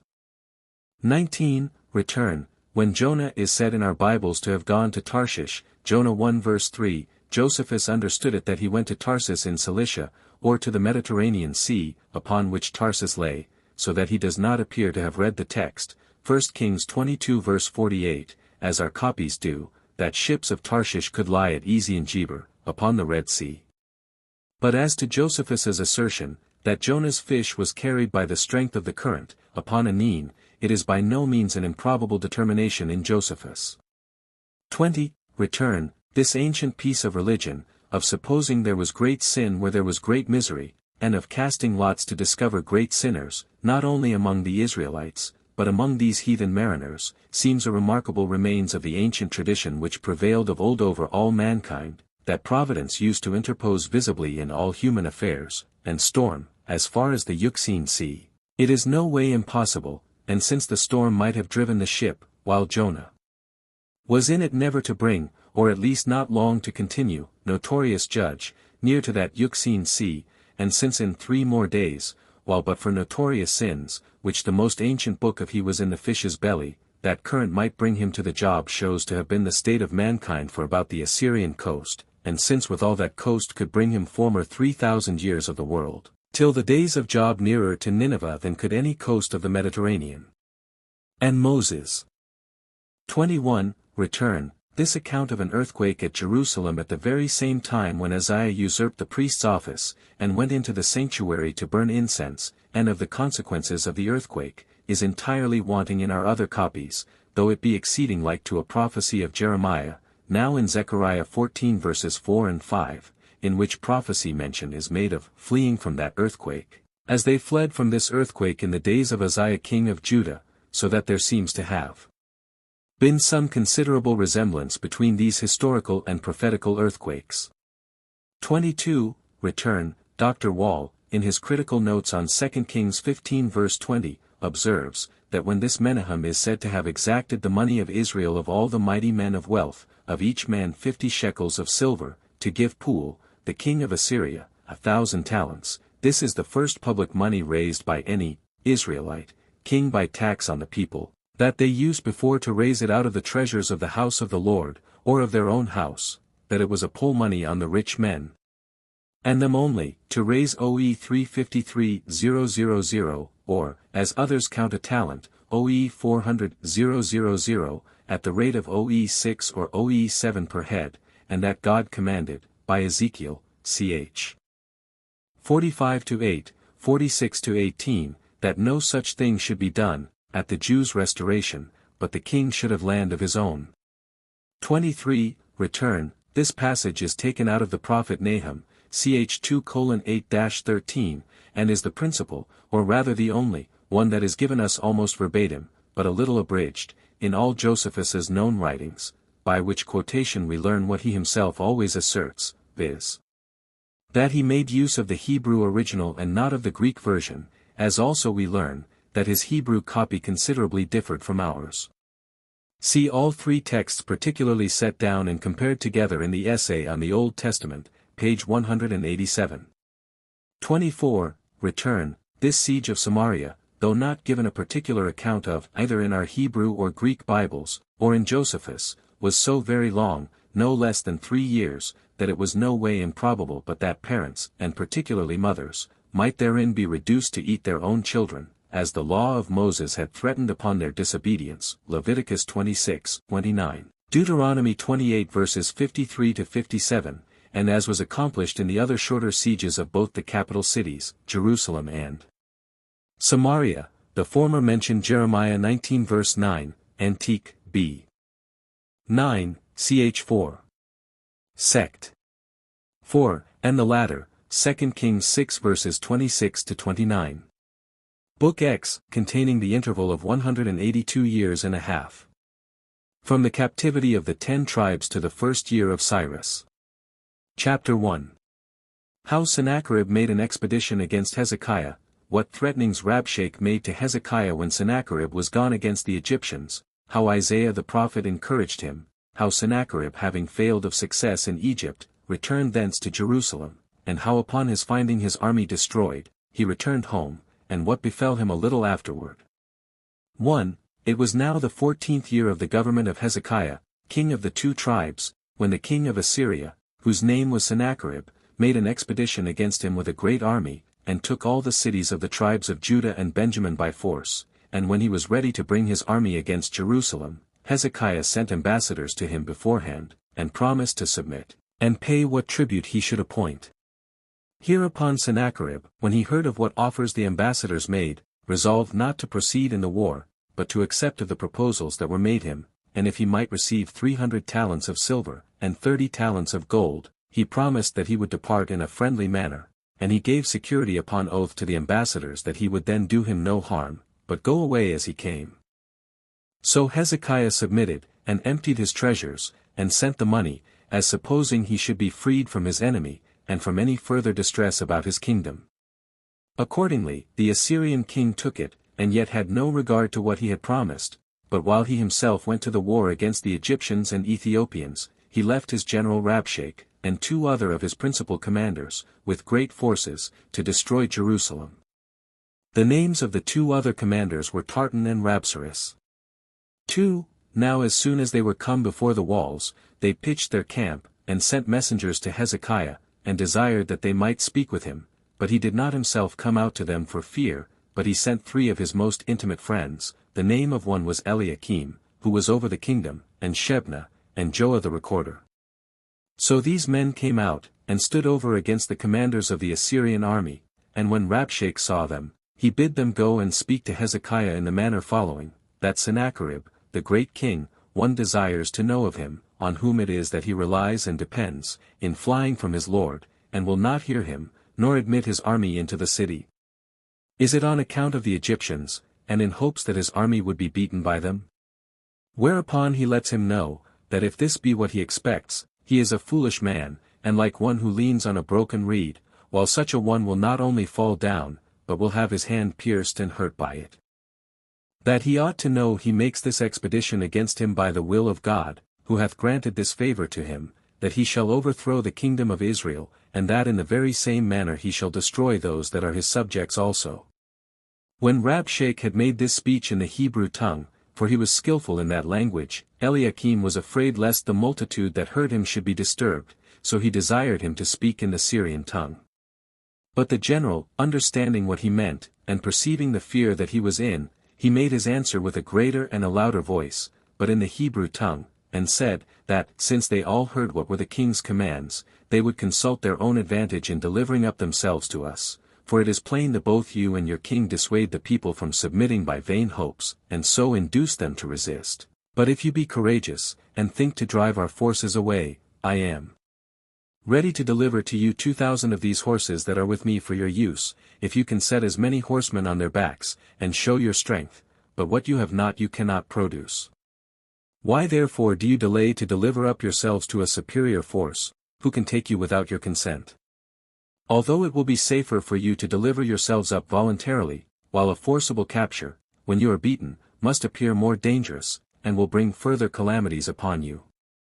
3. When the people, as well as the ambassadors, heard what the Assyrian commander said, they related it to Hezekiah, who thereupon put off his royal apparel, and clothed himself with sackcloth, and took the habit of a mourner, and, after the manner of his country, he fell upon his face, and besought God, and entreated him to assist them. Now they had no other hope of relief. He also sent some of his friends, and some of the priests, to the prophet Isaiah, and desired that he would pray to God, and offer sacrifices for their common deliverance, and so put up supplications to him, that he would have indignation at the expectations of their enemies, and have mercy upon his people. And when the prophet had done accordingly, an oracle came from God to him, and encouraged the king and his friends that were about him, and foretold that their enemies should be beaten without fighting, and should go away in an ignominious manner, and not with that insolence which they now show, for that God would take care that they should be destroyed. He also foretold that Sennacherib, the king of Assyria, should fail of his purpose against Egypt, and that when he came home he should perish by the sword. 4. About the same time also the king of Assyria wrote an epistle to Hezekiah, in which he said he was a foolish man, in supposing that he should escape from being his servant, since he had already brought under many and great nations, and he threatened, that when he took him, he would utterly destroy him, unless he now opened the gates, and willingly received his army into Jerusalem. When he read this epistle, he despised it, on account of the trust that he had in God, but he rolled up the epistle, and laid it up within the temple. And as he made his further prayers to God for the city, and for the preservation of all the people, the prophet Isaiah said that God had heard his prayer, and that he should not be besieged at this time by the king of Assyria, to that for the future he might be secure of not being at all disturbed by him, and that the people might go on peaceably, and without fear, with their husbandry and other affairs. But after a little while the king of Assyria, when he had failed of his treacherous designs against the Egyptians, returned home without success. On the following occasion, he spent a long time in the siege of Pelusium, and when the banks that he had raised over against the walls were of a great height, and when he was ready to make an immediate assault upon them, but heard that Tirhakah, king of the Ethiopians, was coming and bringing great forces to aid the Egyptians, and was resolved to march through the desert, and so to fall directly upon the Assyrians, this king Sennacherib was disturbed at the news, and, as I said before, left Pelusium, and returned back without success. Now concerning this Sennacherib, Herodotus also says, in the second book of his histories, how this king came against the Egyptian king, who was the priest of Vulcan, and that as he was besieging Pelusium, he broke up the siege on the following occasion. This Egyptian priest prayed to God, and God heard his prayer, and sent a judgment upon the Arabian king. But in this Herodotus was mistaken, when he called this king not king of the Assyrians, but of the Arabians, for he saith that, a multitude of mice gnawed to pieces in one night both the bows and the rest of the armor of the Assyrians, and that it was on that account that the king, when he had no bows left, drew off his army from Pelusium. And Herodotus does indeed give us this history, nay, and Berosus, who wrote of the affairs of Chaldea, makes mention of this king Sennacherib, and that he ruled over the Assyrians, and that he made an expedition against all Asia and Egypt, and says thus, 5. Now when Sennacherib was returning from his Egyptian war to Jerusalem, he found his army under Rabshakeh his general in danger, by a plague. For God had sent a pestilential distemper upon his army, and on the very first night of the siege, 185,000, with their captains and generals, were destroyed. So the king was in a great dread and in a terrible agony at this calamity, and being in great fear for his whole army, he fled with the rest of his forces to his own kingdom, and to his city Nineveh, and when he had abode there a little while, he was treacherously assaulted, and died by the hands of his elder sons, 3 Adramelech and Sarecer, and was slain in his own temple, which was called Arask. Now these sons of his were driven away on account of the murder of their father by the citizens, and went into Armenia, while Assarhaddon took the kingdom of Sennacherib. And this proved to be the conclusion of this Assyrian expedition against the people of Jerusalem. Chapter 2. How Hezekiah was sick, and ready to die, and how God bestowed upon him 15 years longer life, and secured that promise, by the going back of the shadow 10 degrees. 1. Now King Hezekiah being thus delivered, after a surprising manner, from the dread he was in, offered thank offerings to God, with all his people, because nothing else had destroyed some of their enemies, and made the rest so fearful of undergoing the same fate that they departed from Jerusalem, but that divine assistance. Yet, while he was very zealous and diligent about the worship of God, did he soon afterwards fall into a severe distemper, insomuch that the physicians despaired of him, and expected no good issue of his sickness, as neither did his friends, and besides the distemper for itself, there was a very melancholy circumstance that disordered the king, which was the consideration that he was childless, and was going to die, and leave his house and his government without a successor of his own body, so he was troubled at the thoughts of this his condition, and lamented himself, and entreated of God that he would prolong his life for a little while till he had some children, and not suffer him to depart this life before he was become a father.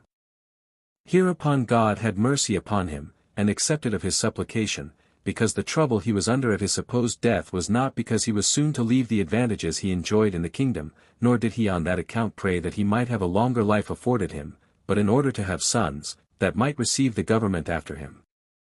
And God sent Isaiah the prophet, and commanded him to inform Hezekiah, that within 3 days' time he should get clear of his distemper, and should survive it 15 years, and that he should have children also. Now, upon the prophet saying this, as God had commanded him, he could hardly believe it, both on account of the distemper he was under, which was very sore, and by reason of the surprising nature of what was told him, so he desired that Isaiah would give him some sign or wonder, that he might believe him in what he had said, and be sensible that he came from God, for things that are beyond expectation, and greater than our hopes, are made credible by actions of the like nature. And when Isaiah had asked him what sign he desired to be exhibited, he desired that he would make the shadow of the sun, which he had already made to go down 10 steps, or degrees, in his house, to return again to the same place, 5 and to make it as it was before. And when the prophet prayed to God to exhibit this sign to the king, he saw what he desired to see, and was freed from his distemper, and went up to the temple, where he worshipped God, and made vows to him. 2. At this time it was that the dominion of the Assyrians was overthrown by the Medes. 6 But of these things I shall treat elsewhere. But the king of Babylon, whose name was Baladan, sent ambassadors to Hezekiah, with presents, and desired he would be his ally and his friend. So he received the ambassadors gladly, and made them a feast, and showed them his treasures, and his armory, and the other wealth he was possessed of, in precious stones and in gold, and gave them presents to be carried to Baladan, and sent them back to him. Upon which the prophet Isaiah came to him, and inquired of him whence those ambassadors came, to which he replied, that they came from Babylon, from the king, and that he had showed them all he had, that by the sight of his riches and forces he might thereby guess at the plenty he was in, and be able to inform the king of it. But the prophet rejoined, and said, Know thou, that, after a little while, these riches of thine shall be carried away to Babylon, and thy posterity shall be made eunuchs there, and lose their manhood, and be servants to the king of Babylon, for that God foretold such things would come to pass. Upon which words Hezekiah was troubled, and said that he was himself unwilling that his nation should fall into such calamities, yet since it is not possible to alter what God had determined, he prayed that there might be peace while he lived. Berosus also makes mention of this Baladan, king of Babylon.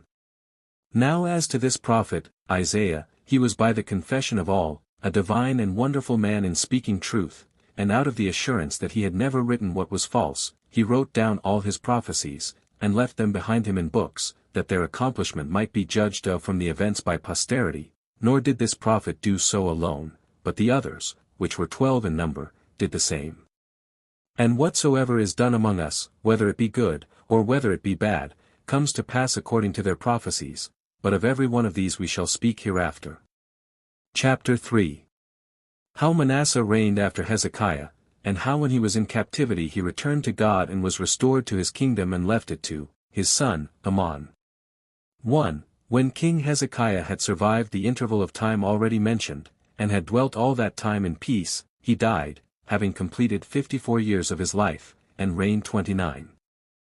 But then it was that Manasseh perceived what a miserable condition he was in, and esteeming himself the cause of all, he besought God to render his enemy humane and merciful to him. Accordingly, God heard his prayer, and granted him what he prayed for. So Manasseh was released by the king of Babylon, and escaped the danger he was in, and when he was come to Jerusalem, he endeavored, if it were possible, to cast out of his memory those his former sins against God, of which he now repented, and to apply himself to a very religious life. He sanctified the temple, and purged the city, and for the remainder of his days he was intent on nothing but to return his thanks to God for his deliverance, and to preserve him propitious to him all his life long. He also instructed the multitude to do the same, as having very nearly experienced what a calamity he was fallen into by a contrary conduct. He also rebuilt the altar, and offered the legal sacrifices, as Moses commanded. And when he had re-established what concerned the divine worship, as it ought to be, he took care of the security of Jerusalem. He did not only repair the old walls with great diligence, but added another wall to the former. Chapter 4. How Amon reigned instead of Manasseh, and after Amon reigned Josiah, he was both righteous and religious. As also concerning Huldah the prophetess. 1. This Amon imitated those works of his father which he insolently did when he was young, so he had a conspiracy made against him by his own servants, and was slain in his own house, when he had lived 24 years, and of them had reigned 2. But the multitude punished those that slew Amon, and buried him with his father, and gave the kingdom to his son Josiah, who was 8 years old. His mother was of the city of Bosketh, and her name was Jedidah. He was of a most excellent disposition, and naturally virtuous, and followed the actions of King David, as a pattern and a rule to him in the whole conduct of his life.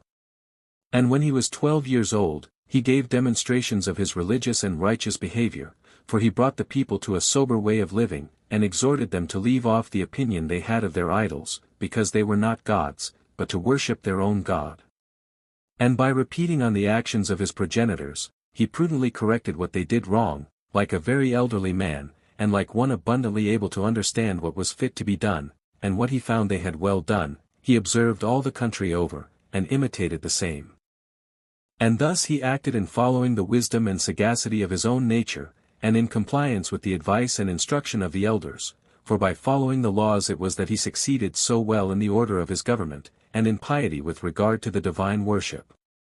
And this happened because the transgressions of the former kings were seen no more, but quite vanished away, for the king went about the city, and the whole country, and cut down the groves which were devoted to strange gods, and overthrew their altars, and if there were any gifts dedicated to them by his forefathers, he made them ignominious, and plucked them down, and by this means he brought the people back from their opinion about them to the worship of God.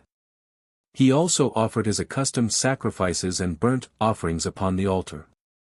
Moreover, he ordained certain judges and overseers, that they might order the matters to them severally belonging, and have regard to justice above all things, and distribute it with the same concern they would have about their own soul. He also sent over all the country, and desired such as pleased to bring gold and silver for the repairs of the temple, according to every one's inclinations and abilities. And when the money was brought in, he made one Messiah the governor of the city, and Shaphan the scribe, and Joab the recorder, and Eliakim the high priest, curators of the temple, and of the charges contributed thereto, who made no delay, nor put the work off at all, but prepared architects, and whatsoever was proper for those repairs, and set closely about the work. So the temple was repaired by this means, and became a public demonstration of the king's piety.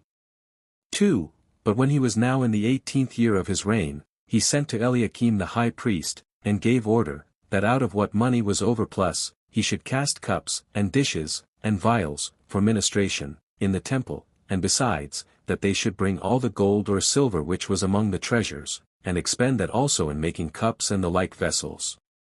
But as the high priest was bringing out the gold, he lighted upon the holy books of Moses that were laid up in the temple, and when he had brought them out, he gave them to Shaphan the scribe, who, when he had read them, came to the king, and informed him that all was finished which he had ordered to be done.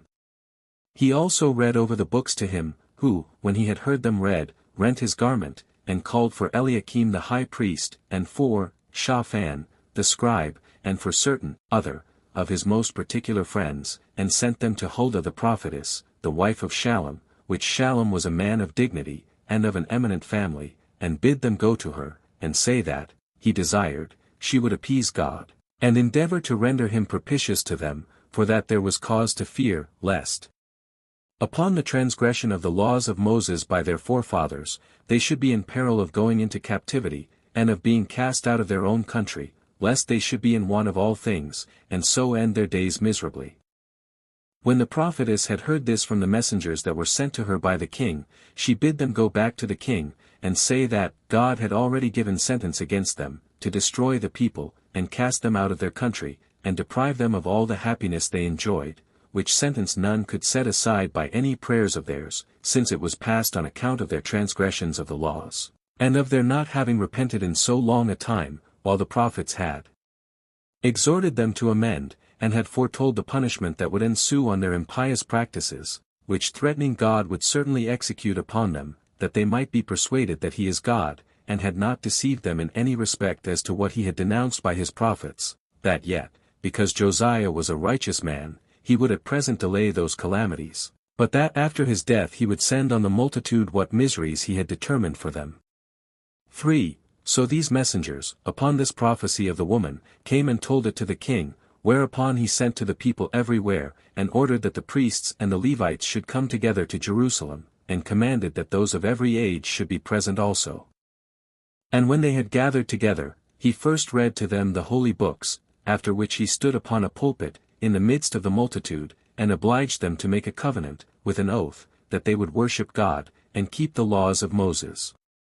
Accordingly, they gave their assent willingly, and undertook to do what the king had recommended to them.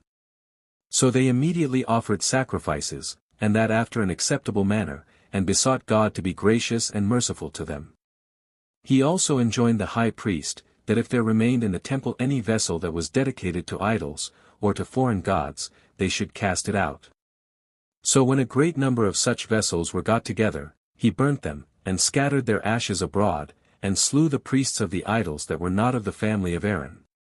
4. And when he had done thus in Jerusalem, he came into the country, and utterly destroyed what buildings had been made therein by King Jeroboam, in honor of strange gods, and he burnt the bones of the false prophets upon that altar which Jeroboam first built, and, as the prophet, Jadon, who came to Jeroboam when he was offering sacrifice, and when all the people heard him, foretold what would come to pass, viz. that a certain man of the house of David, Josiah by name, should do what is here mentioned. And it happened that those predictions took effect after 361 years. 5. After these things, Josiah went also to such other Israelites as had escaped captivity and slavery under the Assyrians, and persuaded them to desist from their impious practices, and to leave off the honors they paid to strange gods, but to worship rightly their own Almighty God, and adhere to him, He also searched the houses, and the villages, and the cities, out of a suspicion that somebody might have one idol or other in private, nay, indeed, he took away the chariots of the sun, that were set up in his royal palace, 7 which his predecessors had framed, and what things soever there was besides which they worshipped as a god. And when he had thus purged all the country, he called the people to Jerusalem, and there celebrated the feast of unleavened bread, and that called the Passover. He also gave the people for paschal sacrifices, young kids of the goats, and lambs, 30,000, and 3,000 oxen for burnt offerings. The principal of the priests also gave to the priests against the Passover 2,600 lambs, the principal of the Levites also gave to the Levites 5,000 lambs, and 500 oxen, by which means there was great plenty of sacrifices, and they offered those sacrifices according to the laws of Moses, while every priest explained the matter, and ministered to the multitude. And indeed there had been no other festival thus celebrated by the Hebrews from the times of Samuel the prophet, and the plenty of sacrifices now was the occasion that all things were performed according to the laws, and according to the custom of their forefathers.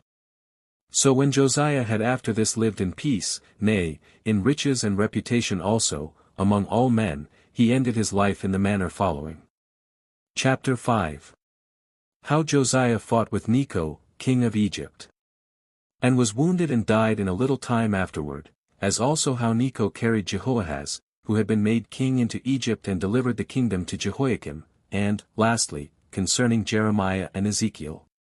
1. Now Necho, king of Egypt, raised an army, and marched to the river Euphrates, in order to fight with the Medes and Babylonians, who had overthrown the dominion of the Assyrians. 8 For he had a desire to reign over Asia.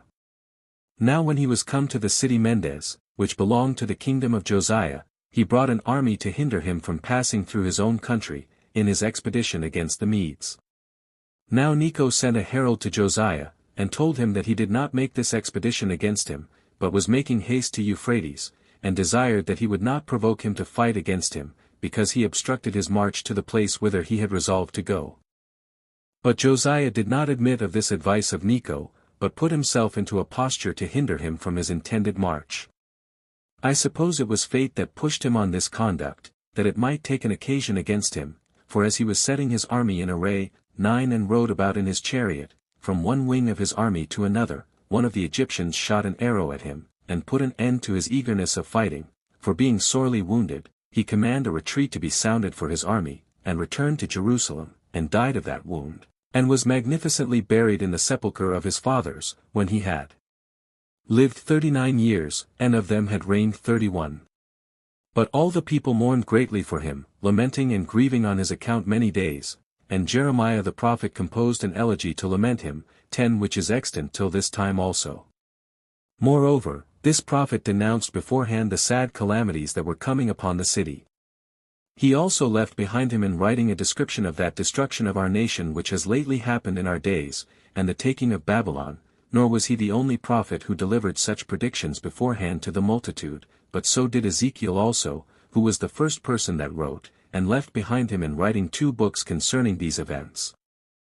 Now these 2 prophets were priests by birth, but of them Jeremiah dwelt in Jerusalem, from the 13th year of the reign of Josiah, until the city and temple were utterly destroyed. However, as to what befell this prophet, we will relate it in its proper place. 2. Upon the death of Josiah, which we have already mentioned, his son, Jehoahaz by name, took the kingdom, being about 23 years old. He reigned in Jerusalem, and his mother was Hamutal, of the city Libhah. He was an impious man, and impure in his course of life, but as the king of Egypt returned from the battle, he sent for Jehoahaz to come to him, to the city called Hamath 11 which belongs to Syria, and when he was come, he put him in bands, and delivered the kingdom to a brother of his, by the father's side, whose name was Eliakim, and changed his name to Jehoiakim and laid a tribute upon the land of 100 talents of silver, and a talent of gold, and this sum of money Jehoiakim paid by way of tribute, but Necho carried away Jehoahaz into Egypt, where he died when he had reigned 3 months and 10 days. Now Jehoiakim's mother was called Zebudah, of the city Rumah. He was of a wicked disposition, and ready to do mischief, nor was he either religious towards God, or good-natured towards men. Chapter 6. How Nebuchadnezzar, when he had conquered the king of Egypt, made an expedition against the Jews, and slew Jehoiakim, and made Jehoiakim his son king. 1. Now in the 4th year of the reign of Jehoiakim, one whose name was Nebuchadnezzar took the government over the Babylonians, who at the same time went up with a great army to the city Carchemish, which was at Euphrates, upon a resolution he had taken to fight with Necho king of Egypt, under whom all Syria then was. And when Necho understood the intention of the king of Babylon, and that this expedition was made against him, he did not despise his attempt, but made haste with a great band of men to Euphrates to defend himself from Nebuchadnezzar, and when they had joined battle, he was beaten, and lost many 10,000s, of his soldiers, in the battle. So the king of Babylon passed over Euphrates, and took all Syria, as far as Pelusium, excepting Judea. But when Nebuchadnezzar had already reigned 4 years, which was the 8th of Jehoiakim's government over the Hebrews, the king of Babylon made an expedition with mighty forces against the Jews, and required tribute of Jehoiakim, and threatened upon his refusal to make war against him. He was affrighted at his threatening, and bought his peace with money, and brought the tribute he was ordered to bring for 3 years. 2. But on the 3rd year, upon hearing that the king of the Babylonians made an expedition against the Egyptians, he did not pay his tribute, yet was he disappointed of his hope, for the Egyptians durst not fight at this time.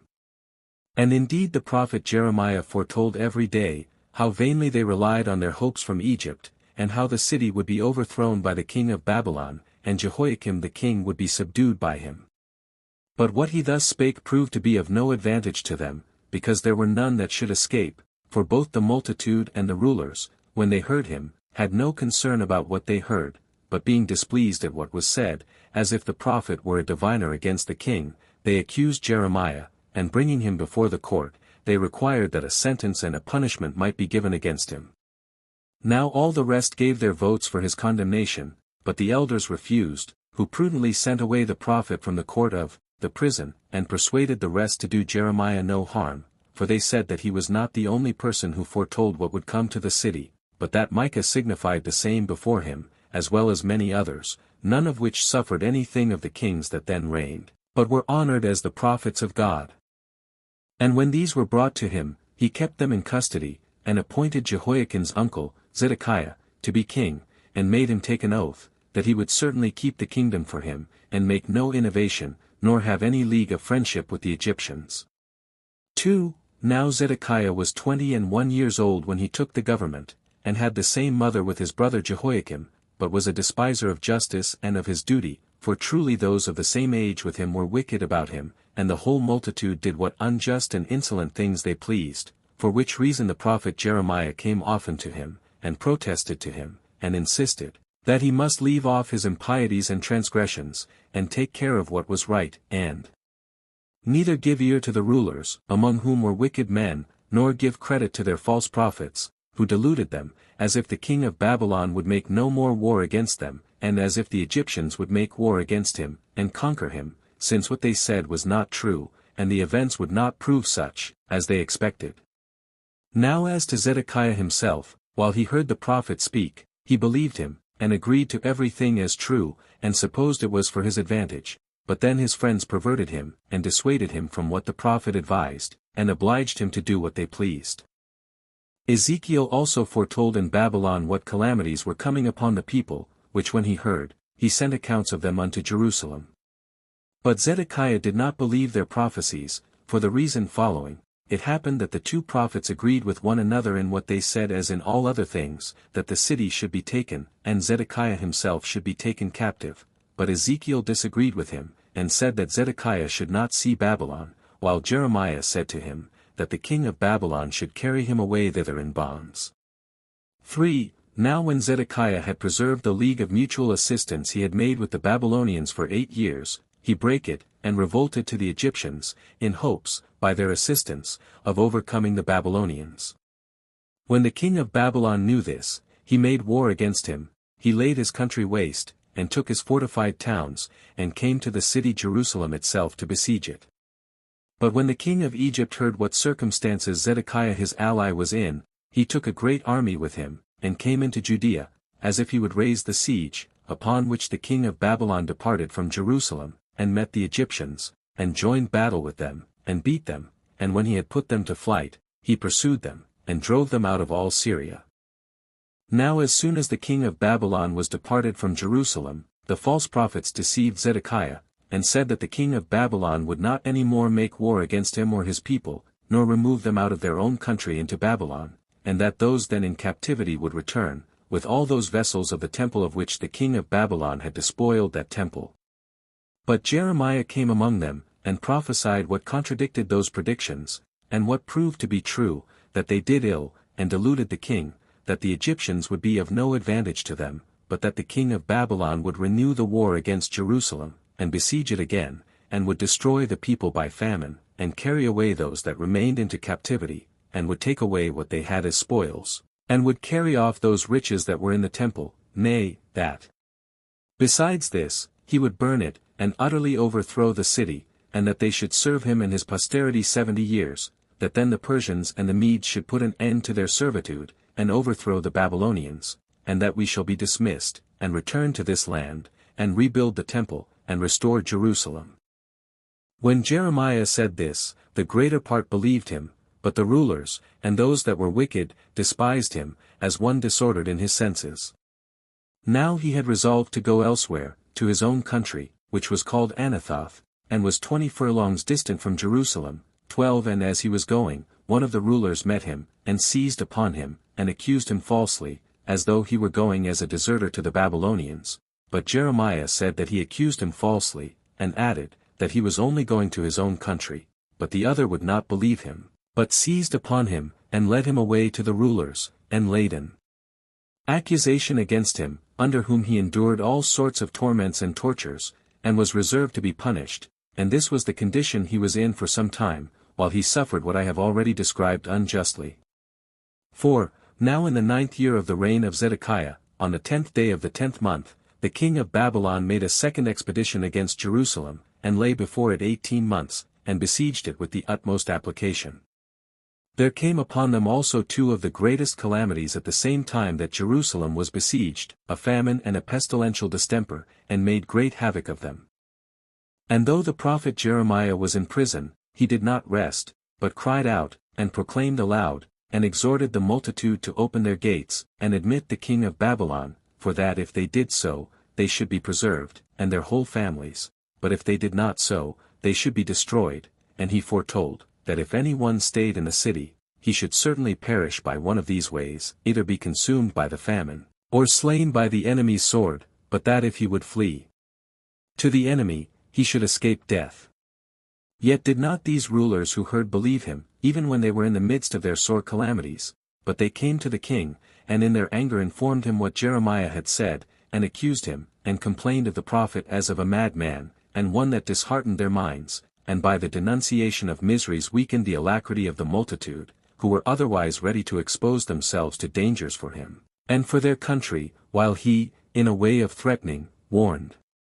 them to flee to the enemy, and told them that the city should certainly be taken, and be utterly destroyed.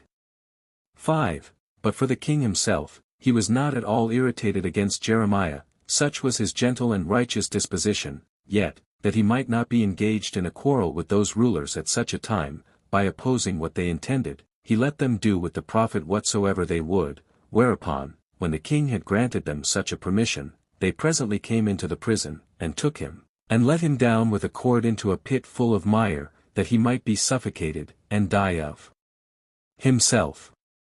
And when the king had assured him upon oath, that he would neither himself put him to death, nor deliver him up to the rulers, he became bold upon that assurance that was given him, and gave him this advice, that he should deliver the city up to the Babylonians, and he said that it was God who prophesied this by him, that he must do so, if he would be preserved, and escape out of the danger he was in, and that then neither should the city fall to the ground, nor should the temple be burned.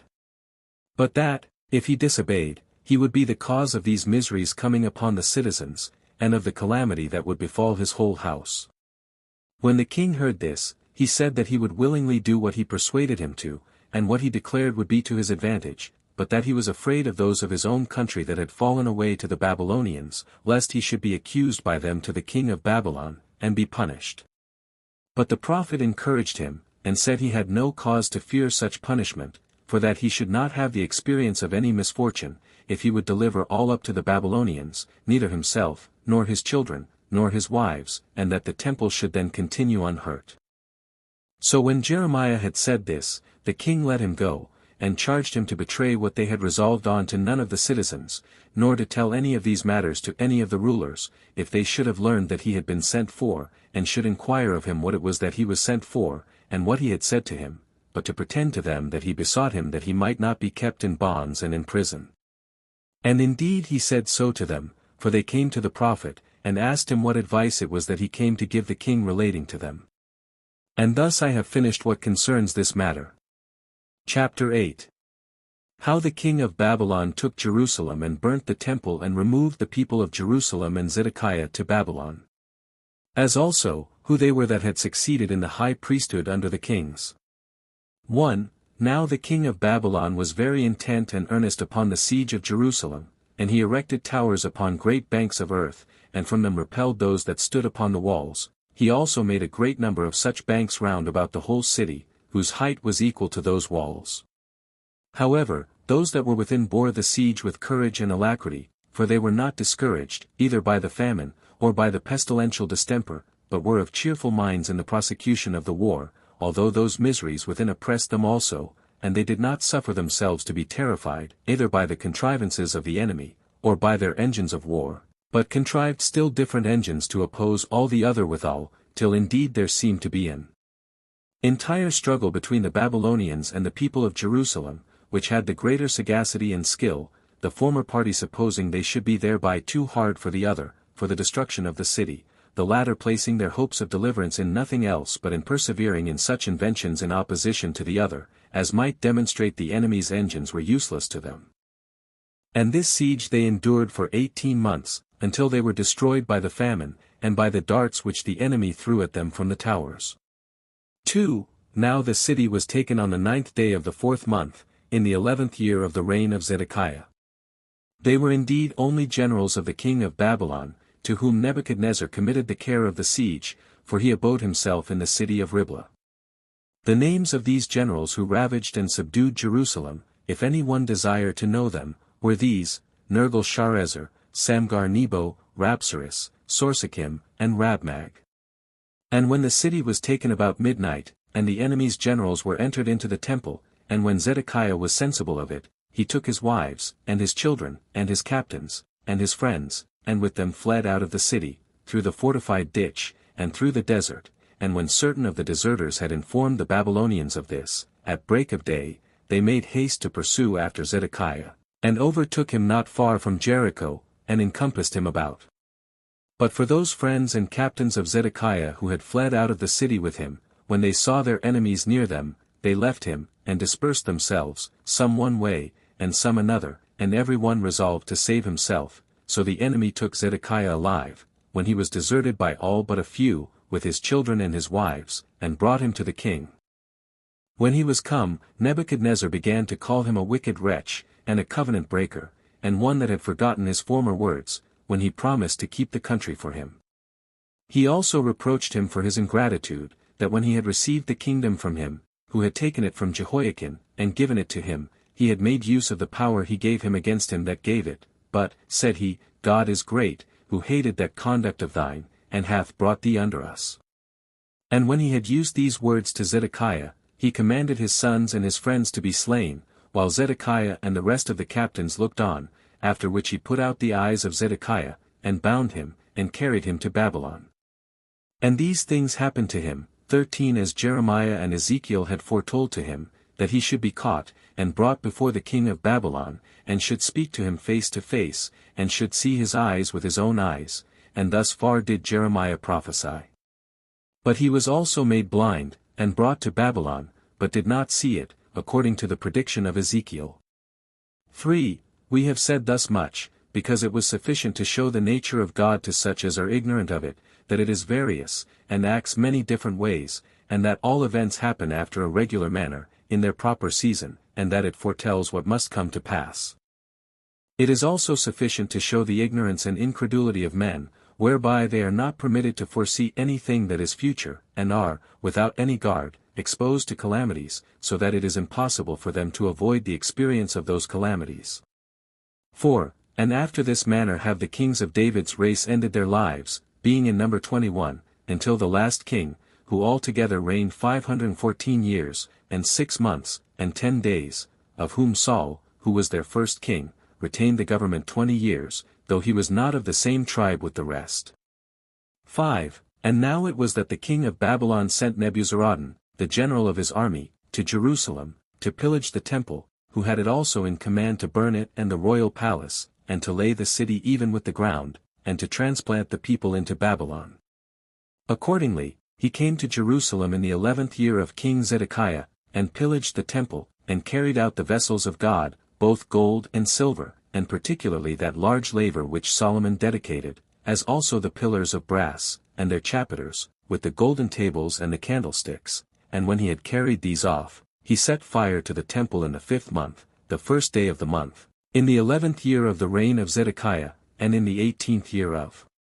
Nebuchadnezzar. He also burnt the palace, and overthrew the city. Now the temple was burnt 470 years, 6 months, and 10 days after it was built. It was then 1062 years, 6 months, and 10 days from the departure out of Egypt, and from the deluge to the destruction of the temple, the whole interval was 1957 years, 6 months, and 10 days, but from the generation of Adam, until this befell the temple, there were 3,513 years, 6 months, and 10 days. So great was the number of years hereto belonging. And what actions were done during these years we have particularly related. But the general of the Babylonian king now overthrew the city to the very foundations, and removed all the people, and took for prisoners the high priest Sariah, and Zephaniah the priest that was next to him, and the rulers that guarded the temple, who were 3 in number, and the eunuch who was over the armed men, and 7 friends of Zedekiah, and his scribe, and 60 other rulers, all which, together with the vessels which they had pillaged, he carried to the king of Babylon to Riblah, a city of Syria. So the king commanded the heads of the high priest and of the rulers to be cut off there, but he himself led all the captives and Zedekiah to Babylon. He also led Josedek the high priest away bound. He was the son of Sariah the high priest, whom the king of Babylon had slain in Riblah, a city of Syria, as we just now related. 6. And now, because we have enumerated the succession of the kings, and who they were, and how long they reigned, I think it necessary to set down the names of the high priests, and who they were that succeeded one another in the high priesthood under the kings.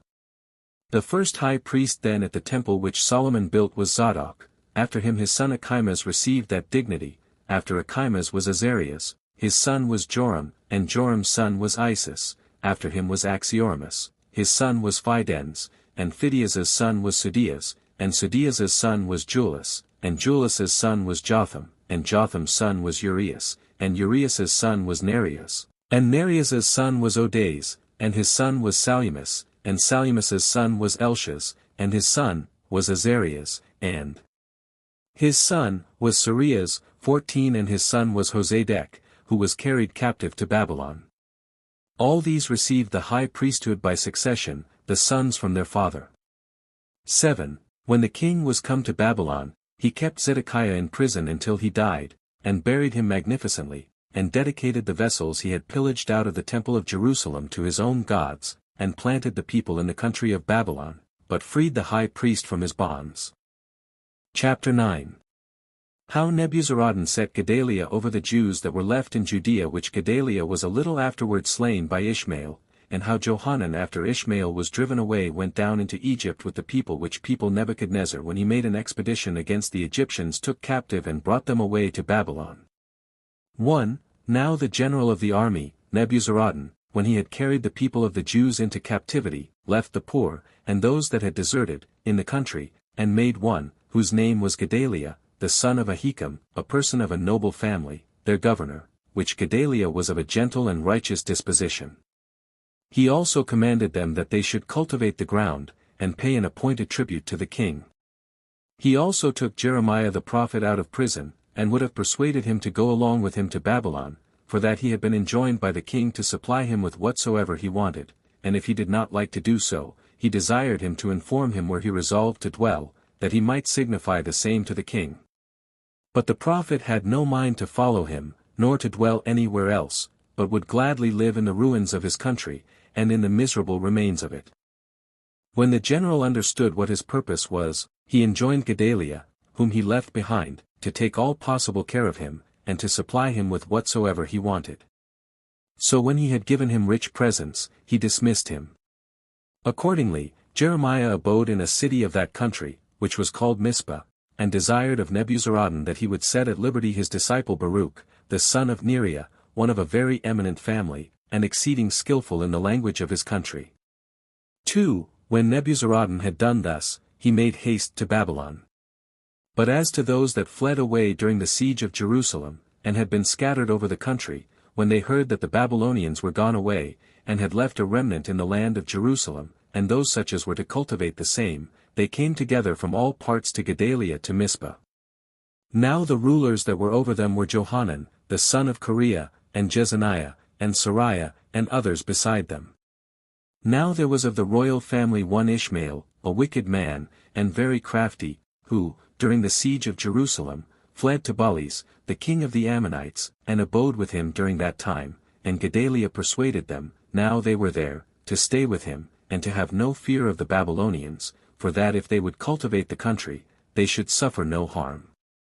This he assured them of by oath, and said that they should have him for their patron, and that if any disturbance should arise, they should find him ready to defend them.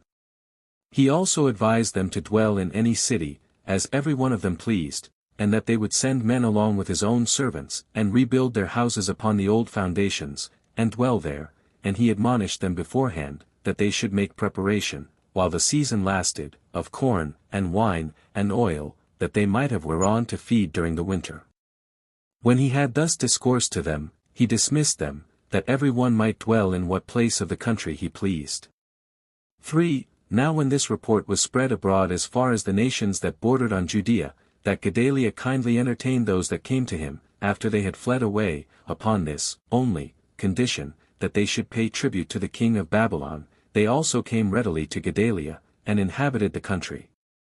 And when Johanan, and the rulers that were with him, observed the country, and the humanity of Gedaliah, they were exceedingly in love with him, and told him that Baalis, the king of the Ammonites, had sent Ishmael to kill him by treachery, and secretly, that he might have the dominion over the Israelites, as being of the royal family, and they said that he might deliver himself from this treacherous design, if he would give them leave to slay Ishmael, and nobody should know it, for they told him they were afraid that, when he was killed by the other, the entire ruin of the remaining strength of the Israelites would ensue. But he professed that he did not believe what they said, when they told him of such a treacherous design, in a man that had been well treated by him, because it was not probable that one who, under such a want of all things, had failed of nothing that was necessary for him, should be found so wicked and ungrateful towards his benefactor, that when it would be an instance of wickedness in him not to save him, had he been treacherously assaulted by others, to endeavor, and that earnestly, to kill him with his own hands, that, however, if he ought to suppose this information to be true, it was better for himself to be slain by the other, than to destroy a man who fled to him for refuge, and entrusted his own safety to him, and committed himself to his disposal. 4. So Johanan, and the rulers that were with him, not being able to persuade Gedaliah, went away.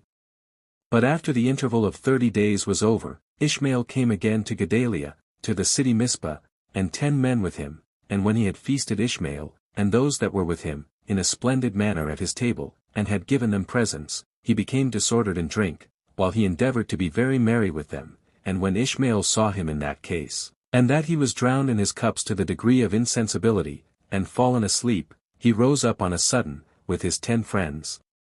and slew Gedaliah, and those that were with him at the feast, and when he had slain them, he went out by night, and slew all the Jews that were in the city, and those soldiers also which were left therein by the Babylonians. But the next day 80 men came out of the country with presents to Gedaliah, none of them knowing what had befallen him. When Ishmael saw them, he invited them in to Gedaliah, and when they were come in, he shut up the court, and slew them, and cast their dead bodies down into a certain deep pit, that they might not be seen. But of these 80 men Ishmael spared those that entreated him not to kill them, till they had delivered up to him what riches they had concealed in the fields. consisting of their furniture, and garments, and corn, but he took captive the people that were in Mizpah, with their wives and children, among whom were the daughters of King Zedekiah, whom Nebuzaradan, the general of the army of Babylon, had left with Gedaliah. And when he had done this, he came to the king of the Ammonites. 5. But when Johanan and the rulers with him heard of what was done at Mizpah by Ishmael, and of the death of Gedaliah, they had indignation at it, and every one of them took his own armed men, and came suddenly to fight with Ishmael, and overtook him at the fountain in Hebron.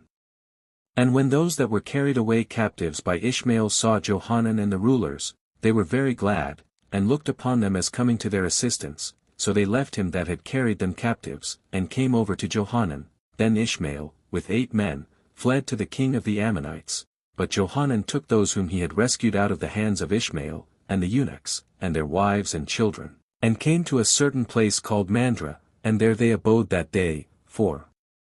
they had determined to remove from thence and go into Egypt, out of fear, lest the Babylonians should slay them, in case they continued in the country, and that out of anger at the slaughter of Gedaliah, who had been by them set over it for governor.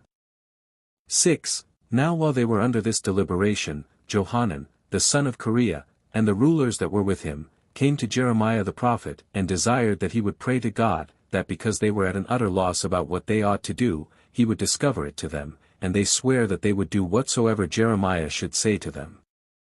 And when the prophet said he would be their intercessor with God, it came to pass, that after 10 days God appeared to him, and said that he should inform Johanan, and the other rulers, and all the people, that he would be with them while they continued in that country, and take care of them, and keep them from being hurt by the Babylonians, of whom they were afraid, but that he would desert them if they went into Egypt, and, out of this wrath against them, would inflict the same punishments upon them which they knew their brethren had already endured. So when the prophet had informed Johanan and the people that God had foretold these things, he was not believed, when he said that God commanded them to continue in the country, but they imagined that he said so to gratify Baruch, his own disciple, and belied God, and that he persuaded them to stay there, that they might be destroyed by the Babylonians. Accordingly, both the people and Johanan disobeyed the counsel of God, which he gave them by the prophet, and removed into Egypt, and carried Jeremiah and Barnch along with him.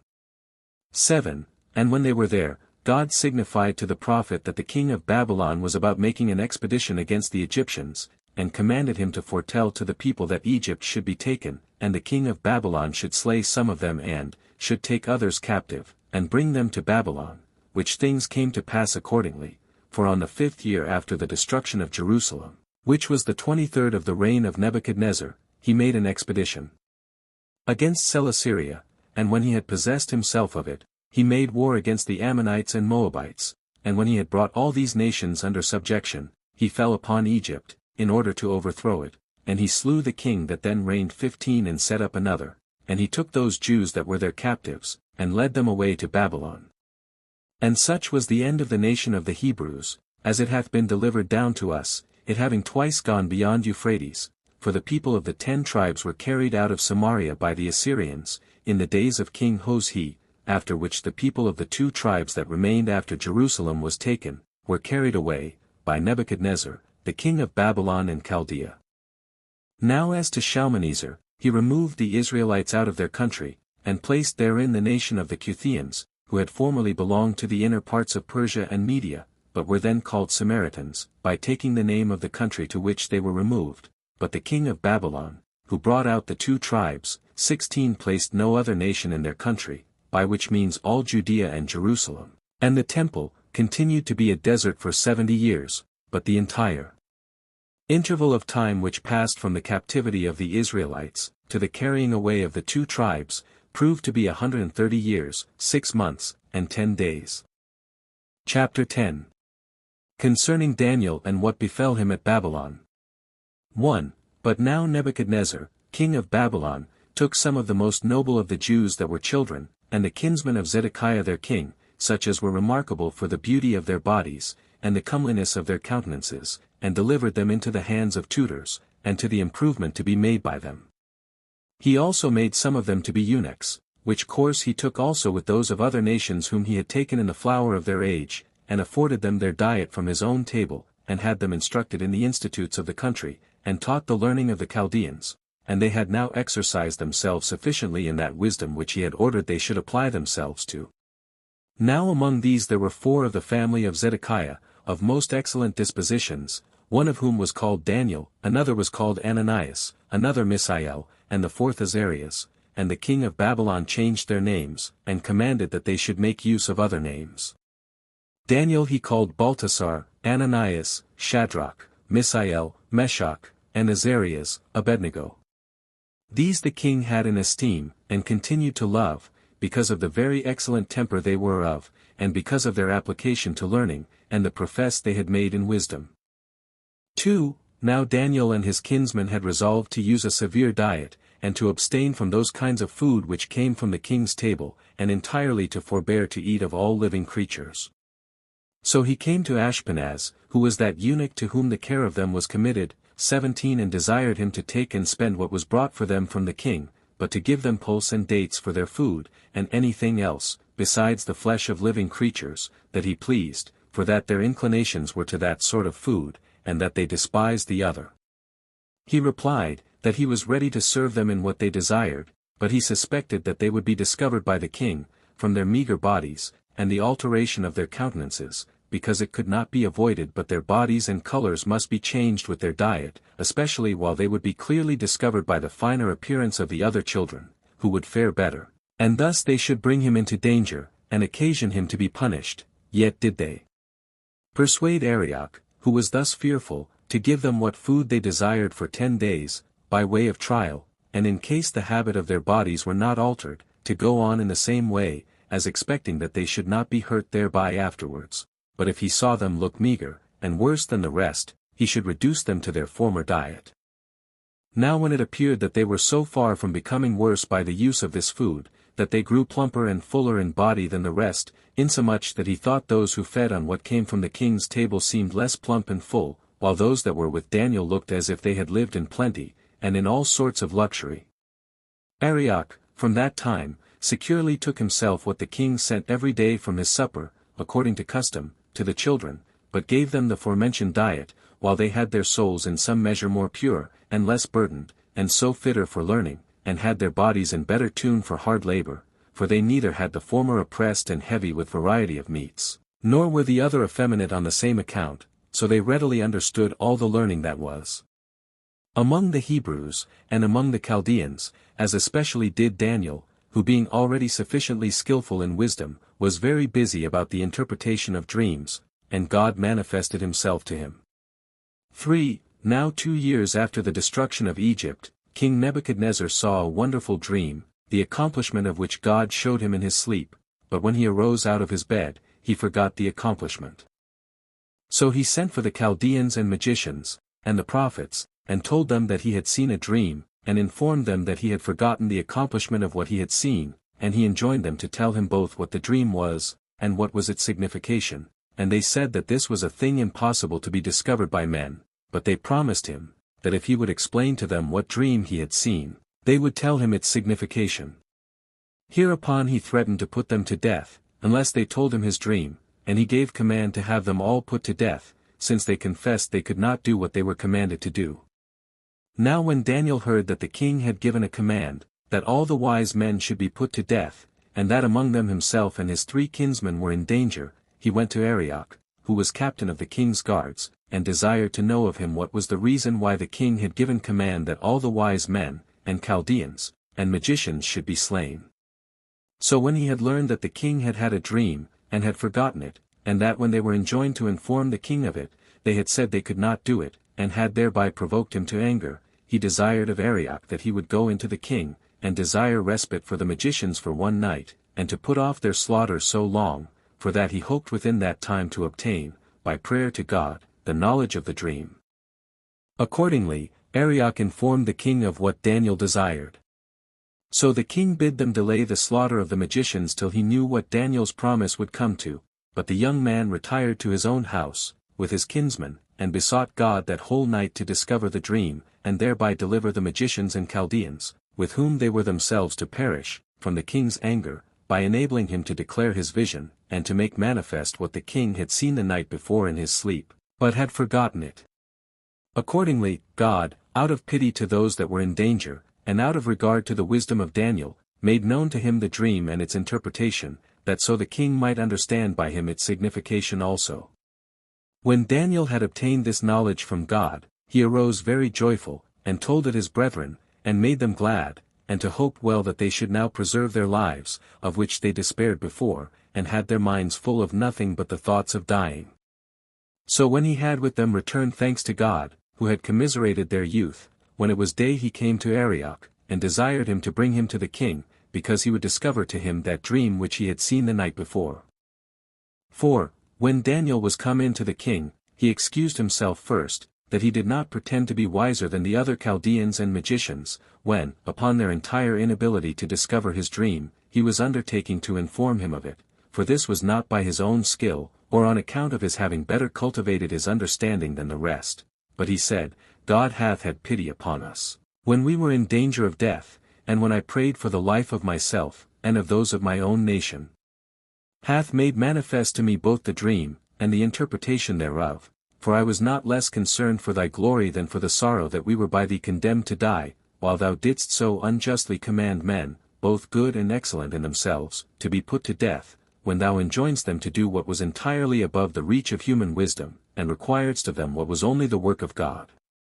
Wherefore, as thou in thy sleep wast solicitous concerning those that should succeed thee in the government of the whole world, God was desirous to show thee all those that should reign after thee, and to that end exhibited to thee the following dream. Thou seemedst to see a great image standing before thee, the head of which proved to be of gold, the shoulders and arms of silver, and the belly and the thighs of brass, but the legs and the feet of iron, after which thou sawest a stone broken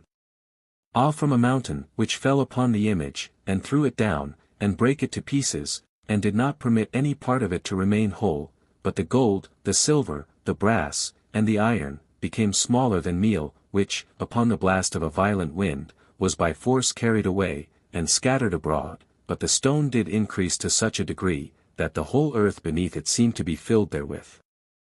This is the dream which thou sawest, and its interpretation is as follows: the head of gold denotes thee, and the kings of Babylon that have been before thee, but the 2 hands and arms signify this, that your government shall be dissolved by 2 kings, but another king that shall come from the west, armed with brass, shall destroy that government, and another government, that shall be like unto iron, shall put an end to the power of the former, and shall have dominion over all the earth, on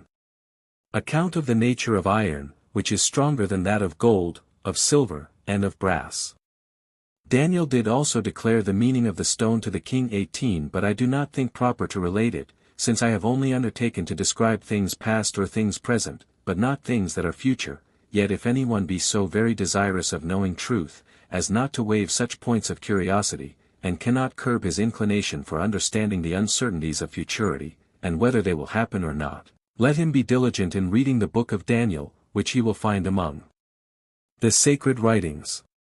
5. When Nebuchadnezzar heard this, and recollected his dream, he was astonished at the nature of Daniel, and fell upon his knee, and saluted Daniel in the manner that men worship God, and gave command that he should be sacrificed to as a god. And this was not all, for he also imposed the name of his own god upon him, Baltasar, and made him and his kinsmen rulers of his whole kingdom, which kinsmen of his happened to fall into great danger by the envy and malice of their enemies, for they offended the king upon the occasion following. He made an image of gold, whose height was 60 cubits, and its breadth 6 cubits, and set it in the great plain of Babylon. And when he was going to dedicate the image, he invited the principal men out of all the earth that was under his dominions, and commanded them, in the first place, that when they should hear the sound of the trumpet, they should then fall down and worship the image, and he threatened, that those who did not so, should be cast into a fiery furnace. When therefore all the rest, upon the hearing of the sound of the trumpet, worshipped the image, they relate that Daniel's kinsmen did not do it, because they would not transgress the laws of their country. So these men were convicted, and cast immediately into the fire, but were saved by divine providence, and after a surprising manner escaped death, for the fire did not touch them, and I suppose that it touched them not, as if it reasoned with itself, that they were cast into it without any fault of theirs, and that therefore it was too weak to burn the young men when they were in it. This was done by the power of God, who made their bodies so far superior to the fire, that it could not consume them. This it was which recommended them to the king as righteous men, and men beloved of God, on which account they continued in great esteem with him. 6. A little after this the king saw in his sleep again another vision, how he should fall from his dominion, and feed among the wild beasts, and that when he lived in this manner in the desert for 7 years, 19 he should recover his dominion again. When he had seen this dream, he called the magicians together again, and inquired of them about it, and desired them to tell him what it signified, but when none of them could find out the meaning of the dream, nor discover it to the king, Daniel was the only person that explained it, and as he foretold, so it came to pass, for after he had continued in the wilderness the forementioned interval of time, while no one durst attempt to seize his kingdom during those 7 years, he prayed to God, that he might recover his kingdom, and he returned to it.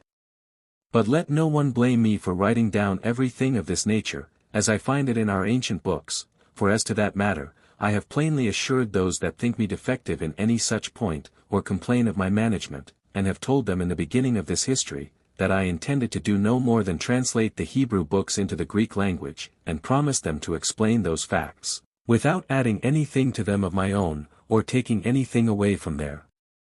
Chapter 11. Concerning Nebuchadnezzar and his successors and how their government was dissolved by the Persians, and what things befell Daniel in Media, and what prophecies he delivered there. 1. Now when King Nebuchadnezzar had reigned 43 years, 20 he ended his life. He was an active man, and more fortunate than the kings that were before him.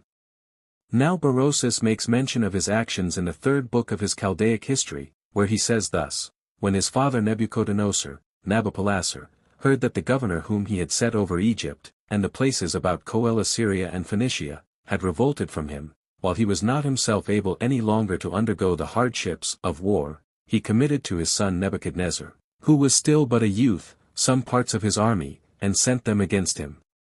So when Nebuchadnezzar had given battle, and fought with the rebel, he beat him, and reduced the country from under his subjection, and made it a branch of his own kingdom. But about that time it happened that his father Nebuchadnezzar, Nabopolassar, fell ill, and ended his life in the city Babylon, when he had reigned 21 years, 21 and when he was made sensible, as he was in a little time, that his father Nebuchadnezzar, Nabopolassar, was dead, and having settled the affairs of Egypt and the other countries, as also those that concern the captive Jews, and Phoenicians, and Syrians, and those of the Egyptian nations, and having committed the conveyance of them to Babylon to certain of his friends, together with the gross of his army, and the rest of their ammunition and provisions, he went himself hastily, accompanied with a few others, over the desert, and came to Babylon. He also erected what was called a pensile paradise, because his wife was desirous to have things like her own country, she having been bred up in the palaces of Media. Megasthenes also, in his 4th book of his accounts of India, makes mention of these things, and thereby endeavors to show that this king, Nebuchadnezzar, exceeded Hercules in fortitude, and in the greatness of his actions, for he saith that he conquered a great part of Libya and Iberia. Diocles also, in the 2nd book of his accounts of Persia, mentions this king, as does Philostrates in his accounts both of India and of Phoenicia, say, that this king besieged Tyre 13 years, while at the same time Ethbal reigned at Tyre. These are all the histories that I have met with concerning this king. 2. But now, after the death of Nebuchadnezzar, Evil-Merodach his son succeeded in the kingdom, who immediately set Jeconiah at liberty, and esteemed him among his most intimate friends. He also gave him many presents, and made him honorable above the rest of the kings that were in Babylon, for his father had not kept his faith with Jeconiah, when he voluntarily delivered up himself to him, with his wives and children, and his whole kindred, for the sake of his country, that it might not be taken by siege, and utterly destroyed, as we said before. But when the magicians said they could discover nothing, nor did understand it, the king was in great disorder of mind, and under great trouble at this surprising accident, so he caused it to be proclaimed through all the country, and promised, that to him who could explain the writing, and give the signification couched therein, he would give him a golden chain for his neck, and leave to wear a purple garment, as did the kings of Chaldea, and would bestow on him the 3rd part of his own dominions. When this proclamation was made, the magicians ran together more earnestly, and were very ambitious to find out the importance of the writing, but still hesitated about it as much as before. Now when the king's grandmother saw him cast down at this accident, 24 she began to encourage him, and to say, that there was a certain captive who came from Judea, a Jew by birth, but brought away thence by Nebuchadnezzar when he had destroyed Jerusalem, whose name was Daniel, a wise man, and one of great sagacity in finding out what was impossible for others to discover, and what was known to God alone, who brought to light and answered such questions to Nebuchadnezzar as no one else was able to answer when they were consulted. She therefore desired that he would send for him, and inquire of him concerning the writing, and to condemn the unskilfulness of those that could not find their meaning, and this, although what God signified thereby should be of a melancholy nature. 3. When Baltasar heard this, he called for Daniel, and when he had discoursed to him what he had learned concerning him and his wisdom, and how a divine spirit was with him, and that he alone was fully capable of finding out what others would never have thought of, he desired him to declare to him what this writing meant, that if he did so, he would give him leave to wear purple, and to put a chain of gold about his neck, and would bestow on him the third part of his dominion, as an honorary reward for his wisdom, that thereby he might become illustrious to those who saw him, and who inquired upon what occasion he obtained such honors. But Daniel desired that he would keep his gifts to himself, for what is the effect of wisdom and of divine revelation admits of no gifts, and bestows its advantages on petitioners freely, but that still he would explain the writing to him, which denoted that he should soon die, and this because he had not learnt to honor God, and not to admit things above human nature, by what punishments his progenitor had undergone for the injuries he had offered to God, and because he had quite forgotten how Nebuchadnezzar was removed to feed among wild beasts for his impieties, and did not recover his former life among men and his kingdom, but upon God's mercy to him, after many supplications and prayers, who did thereupon praise God all the days of his life, as one of almighty power, and who takes care of mankind. He also put him in mind, how he had greatly blasphemed against God, and had made use of his vessels amongst his concubines, that therefore God saw this, and was angry with him, and declared by this writing beforehand what a sad conclusion of his life he should come to. And he explained the writing thus, Mene. This, if it be expounded in the Greek language, may signify a number, because God hath numbered so long a time for thy life, and for thy government, and that there remains but a small portion. Thekel this signifies a weight, and means that God hath weighed thy kingdom in a balance, and finds it going down already. Fares. This also, in the Greek tongue, denotes a fragment. God will therefore break thy kingdom in pieces, and divide it among the Medes and Persians. 4. When Daniel had told the king that the writing upon the wall signified these events, Baltasar was in great sorrow and affliction, as was to be expected, when the interpretation was so heavy upon him.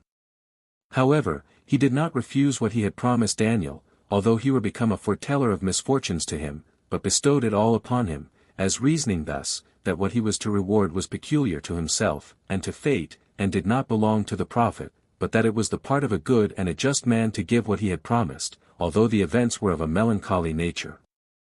Accordingly, the king determined so to do. Now, after a little while, both himself and the city were taken by Cyrus, the king of Persia, who fought against him, for it was Baltasar, under whom Babylon was taken, when he had reigned 17 years. And this is the end of the posterity of King Nebuchadnezzar, as history informs us, but when Babylon was taken by Darius, and when he, with his kinsman Cyrus, had put an end to the dominion of the Babylonians, he was 62 years old. He was the son of Astyages, and had another name among the Greeks. Moreover, he took Daniel the prophet, and carried him with him into Media, and honored him very greatly, and kept him with him, for he was one of the 3 presidents whom he set over his 360 provinces, for into so many did Darius part them. 5. However, while Daniel was in so great dignity, and in so great favor with Darius, and was alone entrusted with everything by him, having somewhat divine in him, he was envied by the rest, for those that see others in greater honor than themselves with kings envy them, and when those that were grieved at the great favor Daniel was in with Darius sought for an occasion against him, he afforded them no occasion at all, for he was above all the temptations of money, and despised bribery, and esteemed it a very base thing to take anything by way of reward, even when it might be justly given him. He afforded those that envied him not the least handle for an accusation. So when they could find nothing for which they might calumniate him to the king, nothing that was shameful or reproachful, and thereby deprive him of the honor he was in with him, they sought for some other method whereby they might destroy him. When therefore they saw that Daniel prayed to God 3 times a day, they thought they had gotten an occasion by which they might ruin him, so they came to Darius and told him that the princes and governors had thought proper to allow the multitude a relaxation for 30 days, that no one might offer a petition or prayer either to himself or to the gods, but that, he who shall transgress this decree shall be east into the den of lions, and there perish. 6. Whereupon the king, not being acquainted with their wicked design, nor suspecting that it was a contrivance of theirs against Daniel, said he was pleased with this decree of theirs, and he promised to confirm what they desired. He also published an edict to promulgate to the people that decree which the princes had made. Accordingly, all the rest took care not to transgress those injunctions, and rested in quiet, but Daniel had no regard to them, but, as he was wont, he stood and prayed to God in the sight of them all. But the princes having met with the occasion they so earnestly sought to find against Daniel, came presently to the king, and accused him, that Daniel was the only person that transgressed the decree, while not one of the rest durst pray to their gods. But the king, out of an abhorrence of their wickedness, gave order that they should throw in a great deal of flesh to the lions, and when they had filled themselves, he gave further order that Daniel's enemies should be cast into the den, that he might learn whether the lions, now they were full, would touch them or not. And it appeared plain to Darius, after the princes had been cast to the wild beasts, that it was God who preserved Daniel 25, for the lions spared none of them, but tore them all to pieces, as if they had been very hungry, and wanted food. I suppose therefore it was not their hunger, which had been a little before satisfied with abundance of flesh, but the wickedness of these men, that provoked them, to destroy the princes, for if it so please God, that wickedness might, by even those irrational creatures, be esteemed a plain foundation for their punishment. 7. When therefore those that had intended thus to destroy Daniel by treachery were themselves destroyed, King Darius sent letters over all the country, and praised that God whom Daniel worshipped, and said that he was the only true God, and had all power. He had also Daniel in very great esteem, and made him the principal of his friends.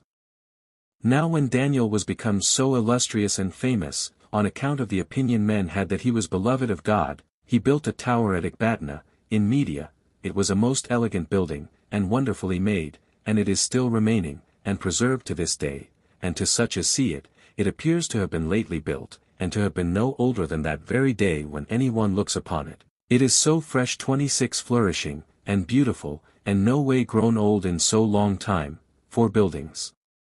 suffer the same as men do, they grow old as well as they, and by numbers of years their strength is dissolved, and their beauty withered.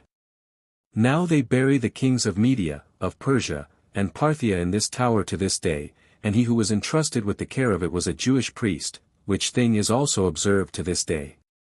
But it is fit to give an account of what this man did, which is most admirable to hear, for he was so happy as to have strange revelations made to him, and those as to one of the greatest of the prophets, insomuch, that while he was alive he had the esteem and applause both of the kings and of the multitude, and now he is dead, he retains a remembrance that will never fail, for the several books that he wrote and left behind him are still read by us till this time, and from them we believe that Daniel conversed with God, for he did not only prophesy of future events, as did the other prophets, but he also determined the time of their accomplishment. And while prophets used to foretell misfortunes, and on that account were disagreeable both to the kings and to the multitude, Daniel was to them a prophet of good things, and this to such a degree, that by the agreeable nature of his predictions, he procured the goodwill of all men, and by the accomplishment of them, he procured the belief of their truth, and the opinion of, a sort of, divinity for himself, among the multitude. He also wrote and left behind him what made manifest the accuracy and undeniable veracity of his predictions, for he saith, that when he was in Susa, the metropolis of Persia, and went out into the field with his companions, there was, on the sudden, a motion and concussion of the earth, and that he was left alone by himself, his friends fleeing away from him, and that he was disturbed, and fell on his face, and on his 2 hands, and that a certain person touched him, and, at the same time, bid him rise, and see what would befall his countrymen after many generations. He also related, that when he stood up, he was shown a great ram, with many horns growing out of his head, and that the last was higher than the rest, that after this he looked to the west, and saw a he-goat carried through the air from that quarter, that he rushed upon the ram with violence, and smote him twice with his horns, and overthrew him to the ground, and trampled upon him. That afterward he saw a very great horn growing out of the head of the he-goat, and that when it was broken off. For horns grew up that were exposed to each of the four winds, and he wrote that out of them arose another lesser horn, which, as he said, waxed great, and that God showed to him that it should fight against his nation, and take their city by force, and bring the temple worship to confusion, and forbid the sacrifices to be offered for 1,296 days. Daniel wrote that he saw these visions in the plain of Susa, and he hath informed us that God interpreted the appearance of this vision after the following manner. He said that the ram signified the kingdoms of the Medes and Persians, and the horns those kings that were to reign in them, and that the last horn signified the last king, and that he should exceed all the kings in riches and glory. That the he-goat signified that one should come and reign from the Greeks, who should twice fight with the Persian, and overcome him in battle, and should receive his entire dominion. That by the great horn which sprang out of the forehead of the he-goat was meant the first king, and that the springing up of four horns upon its falling off, and the conversion of every one of them to the four quarters of the earth, signified the successors that should arise after the death of the first king, and the partition of the kingdom among them, and that they should be neither his children, nor of his kindred, that should reign over the habitable earth for many years, and that from among them there should arise a certain king that should overcome our nation and their laws, and should take away their political government, and should spoil the temple, and forbid the sacrifices to be offered for 3 years' time. And indeed it so came to pass, that our nation suffered these things under Antiochus Epiphanes, according to Daniel's vision, and what he wrote many years before they came to pass. In the very same manner Daniel also wrote concerning the Roman government, and that our country should be made desolate by them.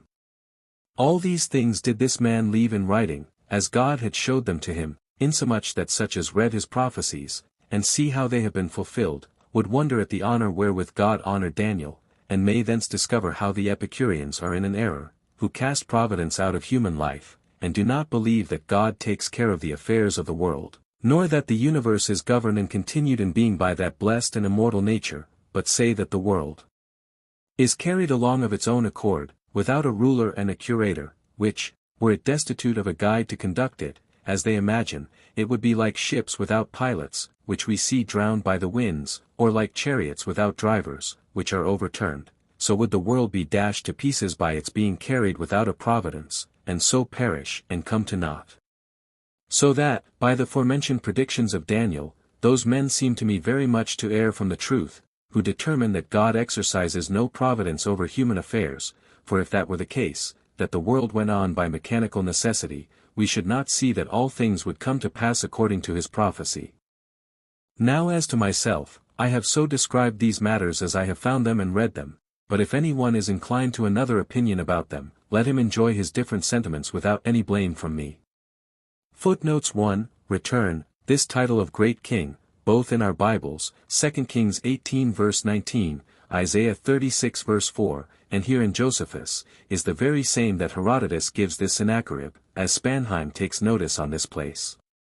2. Return, what Josephus says here, how Isaiah the prophet assured Hezekiah that, at this time he should not be besieged by the king of Assyria, that for the future he might be secure of being not at all disturbed by him, and that, afterward, the people might go on peaceably, and without fear, with their husbandry and other affairs, is more distinct in our other copies, both of the Kings and of Isaiah, and deserves very great consideration. The words are these, This shall be a sign unto thee, ye shall eat this year such as groweth of itself, and the second year that which springeth of the same, and in the third year sow ye, and reap, and plant vineyards, and eat the fruit thereof. 2 Kings 19 verse 29, Isaiah 37 verse 30, which seem to me plainly to design a sabbatic year, a year of jubilee next after it, and the succeeding usual labors and fruits of them on the third and following years. 3. Return, that this terrible calamity of the slaughter of the 185,000 Assyrians is here delivered in the words of Berosus the Chaldean, and that it was certainly and frequently foretold by the Jewish prophets, and that it was certainly and undeniably accomplished. See Authent. Rec. Part 2. Page 858. We are here to take notice, that these two sons of Sennacherib, that ran away into Armenia, became the heads of two famous families there, the Arzarunii and the Janunii, of which see the particular histories in Moses Coronensis, page 60. 4. Return, Josephus, and all our copies, placed the sickness of Hezekiah after the destruction of Sennacherib's army, because it appears to have been after his first assault, as he was going into Arabia and Egypt, where he pushed his conquests as far as they would go, and in order to dispatch his story altogether, yet does no copy but this of Josephus say it was after that destruction, but only that it happened in those days, or about that time of Hezekiah's life. Nor will the 15 years' prolongation of his life after his sickness, allow that sickness to have been later than the former part of the 15th year of his reign, since chronology does not allow him in all above 29 years and a few months, whereas the first assault of Sennacherib was on the 14th year of Hezekiah, but the destruction of Sennacherib's army was not till his 18th year. 5. Return, as to this regress of the shadow, either upon a sundial, or the steps of the royal palace built by Ahaz, whether it were physically done by the real miraculous revolution of the earth in its diurnal motion backward from east to west for a while, and its return again to its old natural revolution from west to east, or whether it were not apparent only, and performed by an aerial phosphorus, which imitated the sun's motion backward, while a cloud hid the real sun, cannot now be determined. Philosophers and astronomers will naturally incline to the latter hypothesis. However, it must be noted, that Josephus seems to have understood it otherwise than we generally do, that the shadow was accelerated as much at first forward as it was made to go backward afterward, and so the day was neither longer nor shorter than usual, which, it must be confessed agrees best of all to astronomy, whose eclipses, older than the time were observed at the same times of the day as if this miracle had never happened. After all, this wonderful signal was not, it seems, peculiar to Judea, but either seen, or at least heard of, at Babylon also, as appears by 2 Chronicles 32 verse 31, where we learn that the Babylonian ambassadors were sent to Hezekiah, among other things, to inquire of the wonder that was done in the land. 6. Return, this expression of Josephus, that the Medes, upon this destruction of the Assyrian army, overthrew the Assyrian empire, seems to be too strong, for although they immediately cast off the Assyrian yoke, and set up Dioses, a king of their own, yet it was some time before the Medes and Babylonians overthrew Nineveh, and some generations ere the Medes and Persians under Cyaxares and Cyrus overthrew the Assyrian or Babylonian empire, and took Babylon. 7. Return, it is hard to reconcile the account in the second book of Kings, footnote ch 23:11, with this account in Josephus, and to translate this passage truly in Josephus, whose copies are supposed to be here imperfect. However, the general sense of both seems to be this, that there were certain chariots, with their horses, dedicated to the idol of the sun, or to Moloch, which idol might be carried about in procession, and worshipped by the people, which chariots were now taken away, as Josephus says, or, as the Book of Kings says, burnt with fire, by Josiah. 8. Return, this is a remarkable passage of chronology in Josephus, that about the latter end of the reign of Josiah, the Medes and Babylonians overthrew the empire of the Assyrians, or, in the words of Tobit's continuator, that, before Tobias died, he heard of the destruction of Nineveh, which was taken by Nebuchadnezzar the Babylonian, and Assuerus the Mede, Tob. 14:15, see Dean Prideaux's connection, at the year 612. 9. Return, this battle is justly esteemed the very same that Herodotus, b. 2. Sect. 156, mentions, when he says, that Necho joined battle with the Syrians, or Jews, at Magdalum, Megiddo, and beat them, as Dr. Hudson here observes. 10. Return, whether Josephus, from 2 Chronicles 35 verse 25, here means the book of the Lamentations of Jeremiah, still extant, which chiefly belongs to the destruction of Jerusalem under Nebuchadnezzar, or to any other like melancholy poem now lost, but extant in the days of Josephus, belonging peculiarly to Josiah, cannot now be determined. 11. Return, this ancient city Hamath, which is joined with Arpad, or Aradus, and with Damascus, 2 Kings 18 verse 34, Isaiah 36 verse 19, Jeremiah 49 verse 23, cities of Syria and Phoenicia, near the borders of Judea, was also itself evidently near the same borders, though long ago utterly destroyed. 12. Return. Josephus says here that Jeremiah prophesied not only of the return of the Jews from the Babylonian captivity, and this under the Persians and Medes, as in our other copies, but of cause they did not both say the same thing as to this circumstance, he disbelieved what they both appeared to agree in, and condemned them as not speaking truth therein, although all the things foretold him did come to pass according to their prophecies, as we shall show upon a fitter opportunity there. Rebuilding the temple, and even the city Jerusalem, which do not appear in our copies under his name. See the note on Antique, B. 11. Ch. 1. Sect. 3. 13. Return. This observation of Josephus about the seeming disagreement of Jeremiah, ch. 32:4, and 34:3, and Ezekiel 12 verse 13, but real agreement at last, concerning the fate of Zedekiah, is very true and very remarkable. See ch. 7, Sect. 2. Nor is it at all unlikely that the courtiers and false prophets might make use of this seeming contradiction to dissuade Zedekiah from believing either of those prophets, as Josephus here intimates he was dissuaded thereby. 14. Return. I have here inserted in brackets this high priest Azarias, though he be omitted in all Josephus's copies, out of the Jewish Chronicle, Seder Olam, of how little authority soever I generally esteem such late rabbinical historians, because we know from Josephus himself, that the number of the high priests belonging to this interval was 18, Antique, B. XX. Ch. 10, whereas his copies have here but 17. Of this character of Baruch, the son of Neriah, and the genuineness of his book, that stands now in our Apocrypha, and that it is really a canonical book, and an appendix to Jeremiah, see Authent. Rec. Part 1, pages 1-11. 15. Return. Herodotus says, this king of Egypt, Pharaoh Hophra, or Apries, was slain by the Egyptians, as Jeremiah foretold his slaughter by his enemies, Jeremiah 44 verses 29 and 30, and that as a sign of the destruction of Egypt, by Nebuchadnezzar. Josephus says, this king was slain by Nebuchadnezzar himself. 16. Return. We see here that Judea was left in a manner desolate after the captivity of the two tribes and was not with foreign colonies, perhaps as an indication of providence that the Jews were to repeople it without opposition themselves. I also esteem the latter and present desolate condition of the same country, without being repeopled by foreign colonies, to be a like indication, that the same Jews are hereafter to repeople it again themselves, at their so long expected future restoration.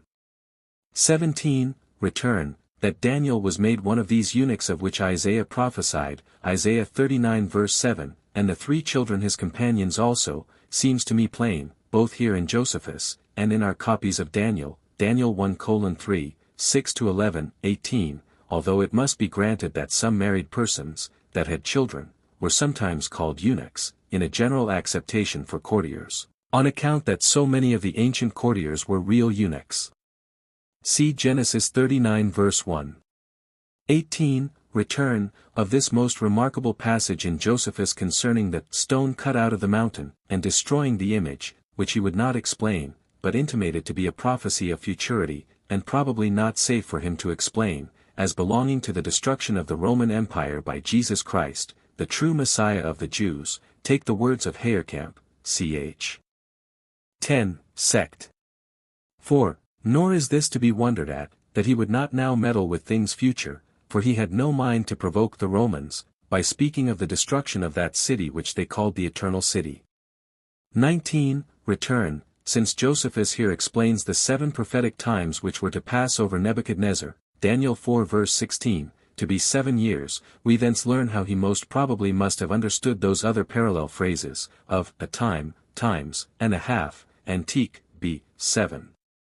Ch. 25, of so many prophetic years also, though he withal lets us know, by his hint at the interpretation of the 70 weeks, as belonging to the 4th monarchy, and the destruction of Jerusalem by the Romans in the days of Josephus, ch. 2, Sect. 7, that he did not think those years to be bare years, but rather days for years, by which reckoning, and by which alone, could 70 weeks, or 490 days, reach to the age of Josephus. But as to the truth of those 7 years' banishment of Nebuchadnezzar from men, and his living so long among the beasts, the very small remains we have anywhere else of this Nebuchadnezzar prevent our expectation of any other full account of it. So far we knew by Ptolemy's canon, a contemporary record, as well as by Josephus presently, that he reigned in all 43 years, that is, 8 years after we meet with any account of his actions, one of the last of which was the 13 years siege of Tyre, Antique, b. 11. Ch. 11. Where yet the Old Latin has but 3 years and 10 months, yet were his actions before so remarkable, both in sacred and profane authors, that a vacuity of 8 years at the least, at the latter end of his reign, must be allowed to agree very well with Daniel's accounts, that after a 7 years' brutal life, he might return to his reason, and to the exercise of his royal authority, for 1 whole year at least before his death. 20. Return. These 43 years for the duration of the reign of Nebuchadnezzar are, as I have just now observed, the very same number in Ptolemy's canon. Moses Coronensis does also confirm this captivity of the Jews under Nebuchadnezzar, and adds, what is very remarkable, that sale of those Jews that were carried by him into captivity got away into Armenia, and raised the great family of the Bagratide there. 21. Return. These 21 years here ascribed to one named Nabopolassar, in the first book against Apion, or to Nabopolassar, the father of the great Nebuchadnezzar, are also the very same with those given him in Ptolemy's canon. And note here, that what Dr. Prideaux says, at the year, that Nebuchadnezzar must have been a common name of other kings of Babylon, besides the great Nebuchadnezzar himself, is a groundless mistake of some modern chronologers rely, and destitute of all proper original authority. 22. Return. These 15 days for finishing such vast buildings at Babylon, in Josephus's copy of Berosus, would seem too absurd to be supposed to be the true number, were it not for the same testimony extant also in the first book against Apion, sect. 19. With the same number. It thence indeed appears that Josephus's copy of Berosus had this small number, but that it is the true number I still doubt. Josephus assures us, that the walls of so much a smaller city as Jerusalem were 2 years and 4 months in building by Nehemiah, who yet hastened the work all he could, Antique, b. 11. Ch. 5, sect.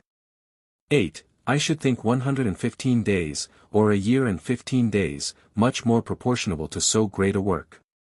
23. Return. It is here remarkable that Josephus, without the knowledge of Ptolemy's canon, should call the same king whom he himself here, Bar.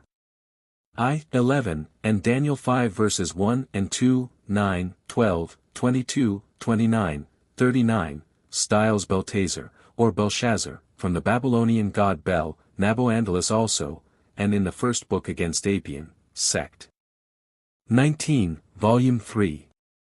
From the same citation out of Berosus, Nabonidus, from the Babylonian god Nebo or Nebo. This last is not remote from the original pronunciation itself in Ptolemy's canon, Nabonadius, for both the place of this king in that canon, as the last of the Assyrian or Babylonian kings, and the number of years of his reign, 17, the same in both demonstrate that it is one and the same king that is meant by them all. It is also worth noting, that Josephus knew that Darius, the partner of Cyrus, was the son of Astyages, and was called by another name among the Greeks, though it does not appear he knew what that name was, as having never seen the best history of this period, which is Xenophon's. But then what Josephus's present copies say presently, sect. 4. That it was only within no long time after the handwriting on the wall that Baltasar was slain, does not so well agree with our copies of Daniel, which say it was the same night, Daniel 5 verse 30.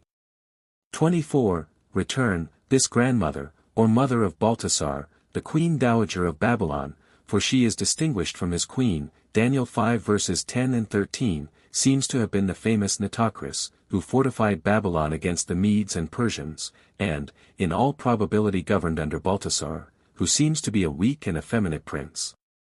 25. Return. It is no way improbable that Daniel's enemies might suggest this reason to the king why the lions did not meddle with him, and that they might suspect the king's kindness to Daniel had procured these lions to be so filled beforehand, and that thence it was that he encouraged Daniel to submit to this experiment, in hopes of coming off safe, and that this was the true reason of making so terrible an experiment upon those his enemies, and all their families, Daniel 6 verse 21, though our other copies do not directly take notice of it.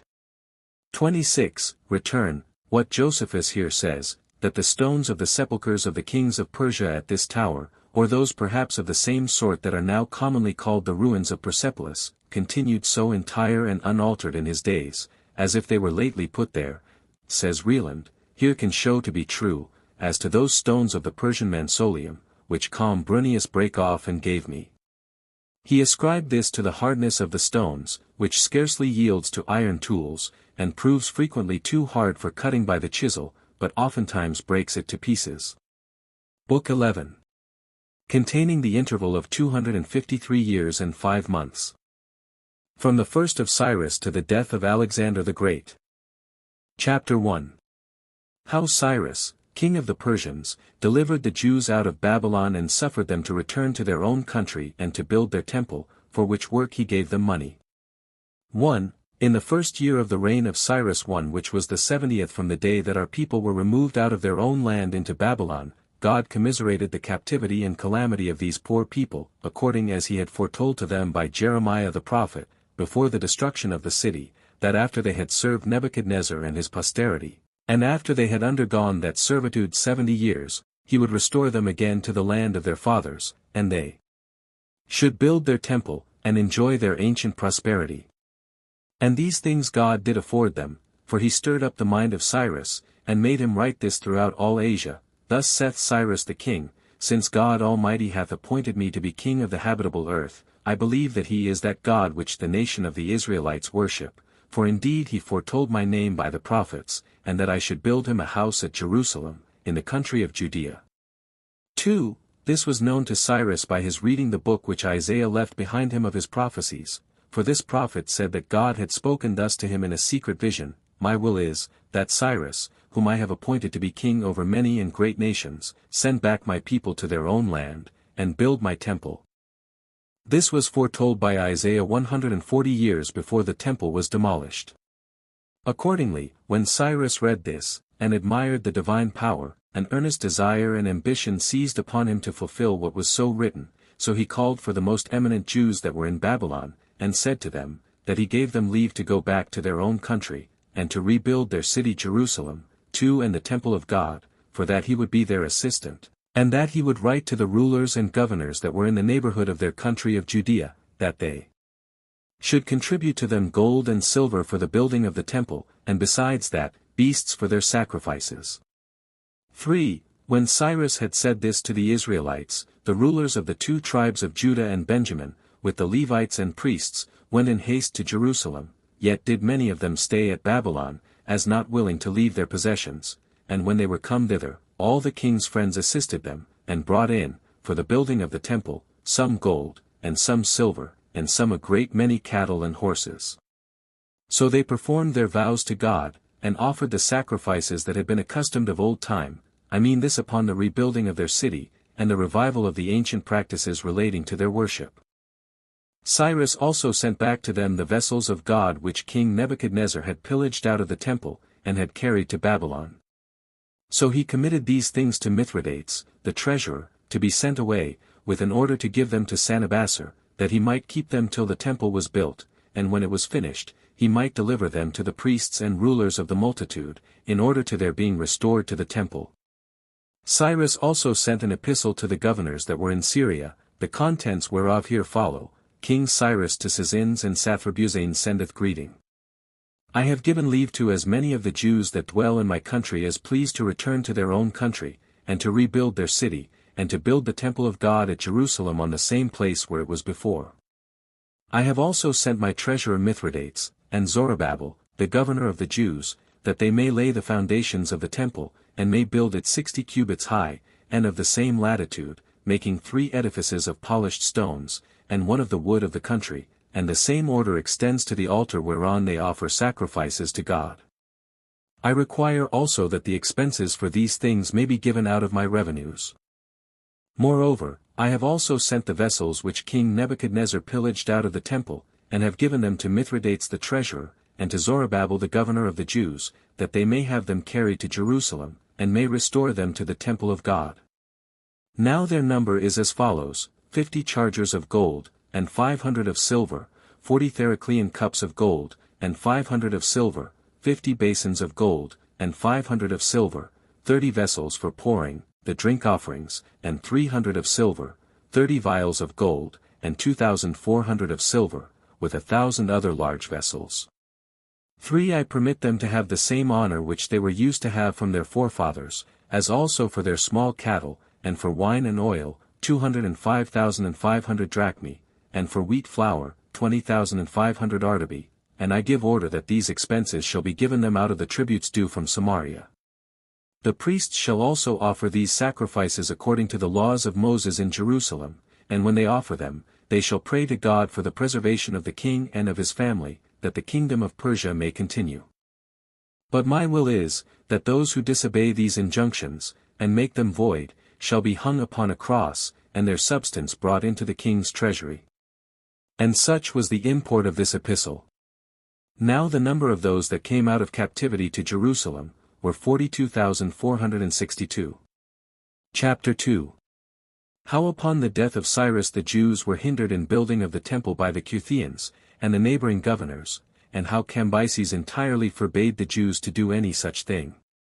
1. When the foundations of the temple were laying, and when the Jews were very zealous about building it, the neighboring nations, and especially the Cutheans, whom Shalmaneser, king of Assyria, had brought out of Persia and Media, and had planted in Samaria, when he carried the people of Israel captives, besought the governors, and those that had the care of such affairs, that they would interrupt the Jews, both in the rebuilding of their city, and in the building of their temple.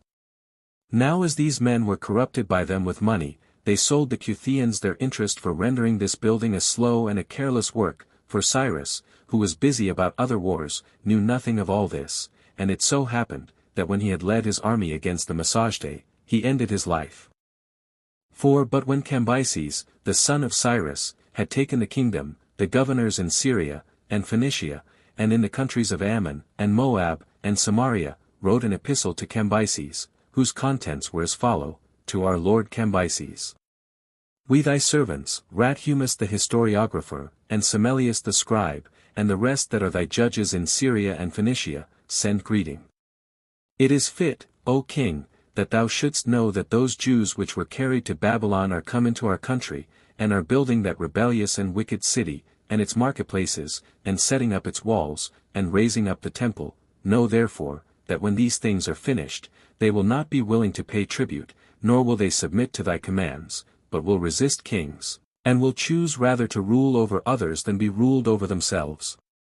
We therefore thought it proper to write to thee, O king, while the works about the temple are going on so fast, and not to overlook this matter, that thou mayst search into the books of thy fathers, for thou wilt find in them that the Jews have been rebels, and enemies to kings, as hath their city been also, which, for that reason, hath been till now laid waste.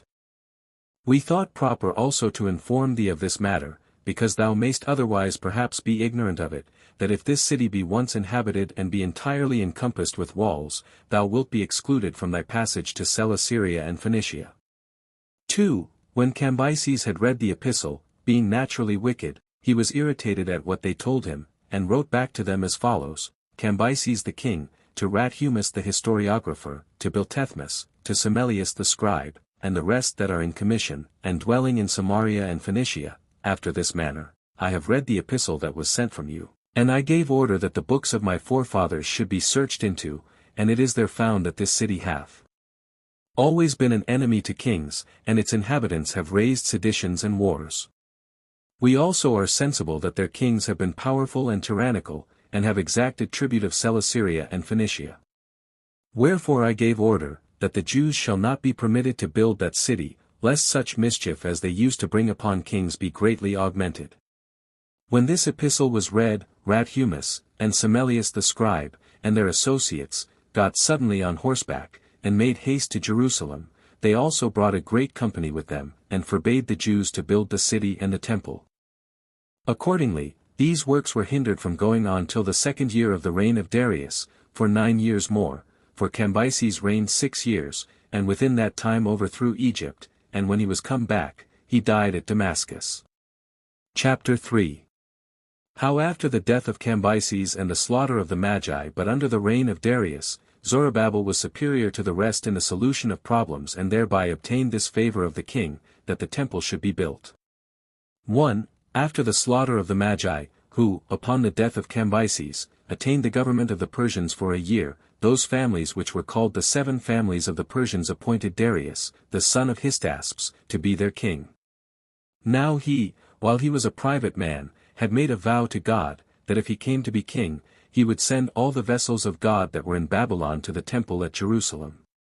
Now it so fell out, that about this time Zorobabel, who had been made governor of the Jews that had been in captivity, came to Darius, from Jerusalem, for there had been an old friendship between him and the king.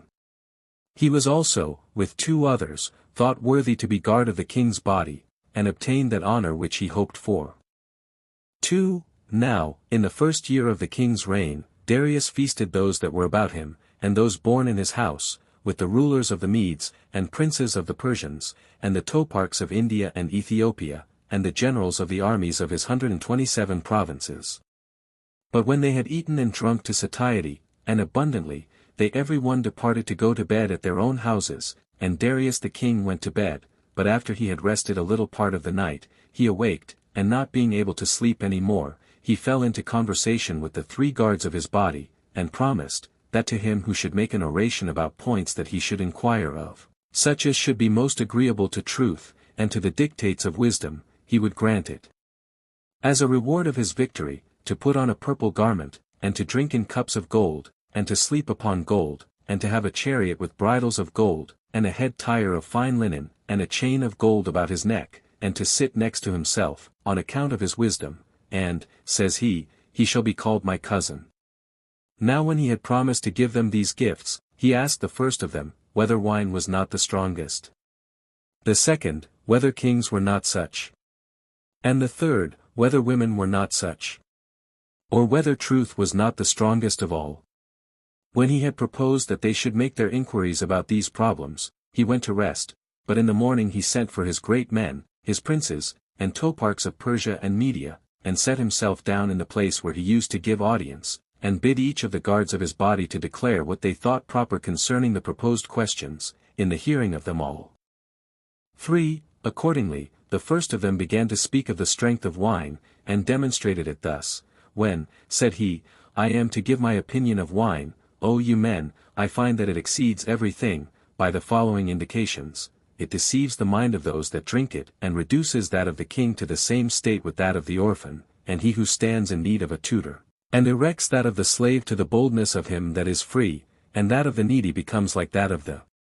rich man, for it changes and renews the souls of men when it gets into them, and it quenches the sorrow of those that are under calamities, and makes men forget the debts they owe to others, and makes them think themselves to be of all men the richest. It makes them talk of no small things, but of talents, and such other names as become wealthy men only, nay more, it makes them insensible of their commanders, and of their kings, and takes away the remembrance of their friends and companions.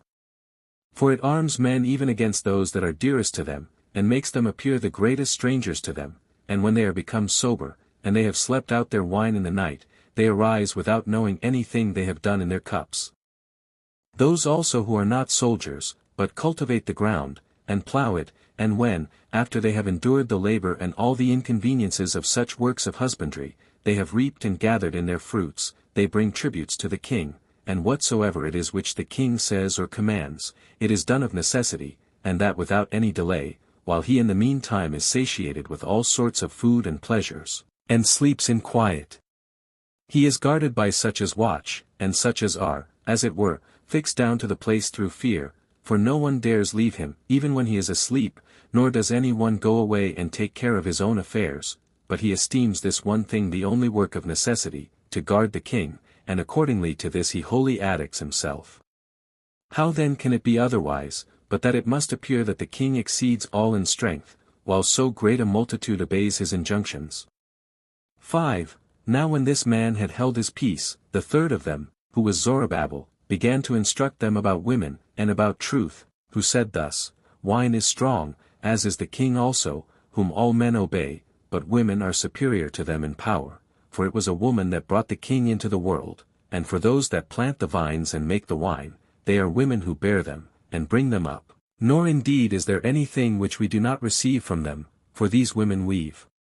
garments for us, and our household affairs are by their means taken care of, and preserved in safety, nor can we live separate from women. And when we have gotten a great deal of gold and silver, and any other thing that is of great value, and deserving regard, and see a beautiful woman, we leave all these things, and with open mouth fix our eyes upon her countenance, and are willing to forsake what we have, that we may enjoy her beauty, and procure it to ourselves. We also leave father, and mother, and the earth that nourishes us, and frequently forget our dearest friends, for the sake of women, nay, we are so hardy as to lay down our lives for them. But what will chiefly make you take notice of the strength of women is this that follows: do not we take pains, and endure a great deal of trouble, and that both by land and sea, and when we have procured somewhat as the fruit of our labors, do not we bring them to the women, as to our mistresses, and bestow them upon them? Nay, I once saw the king, who is lord of so many people, smitten on the face by a Pame, the daughter of Rapsaces Themasius, his concubine, and his diadem taken away from him, and put upon her own head, while he bore it patiently, and when she smiled he smiled, and when she was angry he was sad, and according to the change of her passions, he flattered his wife, and drew her to reconciliation by the great humiliation of himself to her, if at any time he saw her displeased at him.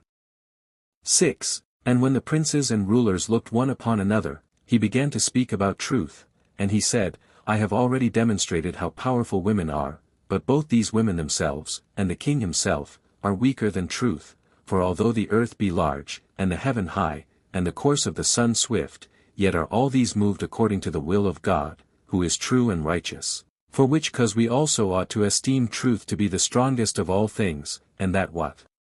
is unrighteous is of no force against it. Moreover, all things else that have any strength are mortal and short-lived, but truth is a thing that is immortal and eternal. It affords us not indeed such a beauty as will wither away by time, nor such riches as may be taken away by fortune, but righteous rules and laws. It distinguishes them from injustice, and puts what is unrighteous to rebuke. 5:7. So when Zorobabel had left off his discourse about truth, and the multitude had cried out aloud that he had spoken the most wisely, and that it was truth alone that had immutable strength, and such as never would wax old, the king commanded that he should ask for somewhat over and above what he had promised, for that he would give it him because of his wisdom, and that prudence wherein he exceeded the rest. And thou shalt sit with me, said the king, and shalt be called my cousin. When he had said this, Zorobabel put him in mind of the vow he had made in case he should ever have the kingdom. Now this vow was, to rebuild Jerusalem, and to build therein the temple of God, as also to restore the vessels which Nebuchadnezzar had pillaged, and carried to Babylon. And this, said he, is that request which thou now permittest me to make, on account that I have been judged to be wise and understanding. 8. So the king was pleased with what he had said, and arose, and kissed him, and wrote to the toparchs and governors, and enjoined them to conduct Zorobabel and those that were going with him to build the temple. He also sent letters to those rulers that were in Syria and Phoenicia to cut down and carry cedar trees from Lebanon to Jerusalem, and to assist him in building the city. He also wrote to them, that all the captives who should go to Judea should be free, and he prohibited his deputies and governors to lay any king's taxes upon the Jews. He also permitted that they should have all that land which they could possess themselves of without tributes. He also enjoined the Idumeans and Samaritans, and the inhabitants of Celesyria, to restore those villages which they had taken from the Jews, and that, besides all this, 50 talents should be given them for the building of the temple. He also permitted them to offer their appointed sacrifices, and that whatsoever the high priest and the priests wanted, and those sacred garments wherein they used to worship God, should be made at his own charges, and that the musical instruments which the Levites used in singing hymns to God should be given them. Moreover, he charged them, that portions of land should be given to those that guarded the city and the temple, as also a determinate sum of money every year for their maintenance, and withal he sent the vessels.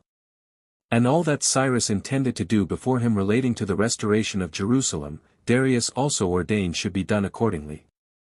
9. Now when Zorobabel had obtained these grants from the king, he went out of the palace, and looking up to heaven, he began to return thanks to God for the wisdom he had given him, and the victory he had gained thereby, even in the presence of Darius himself, for, said he, I had not been thought worthy of these advantages, O Lord, unless thou hadst been favorable to me.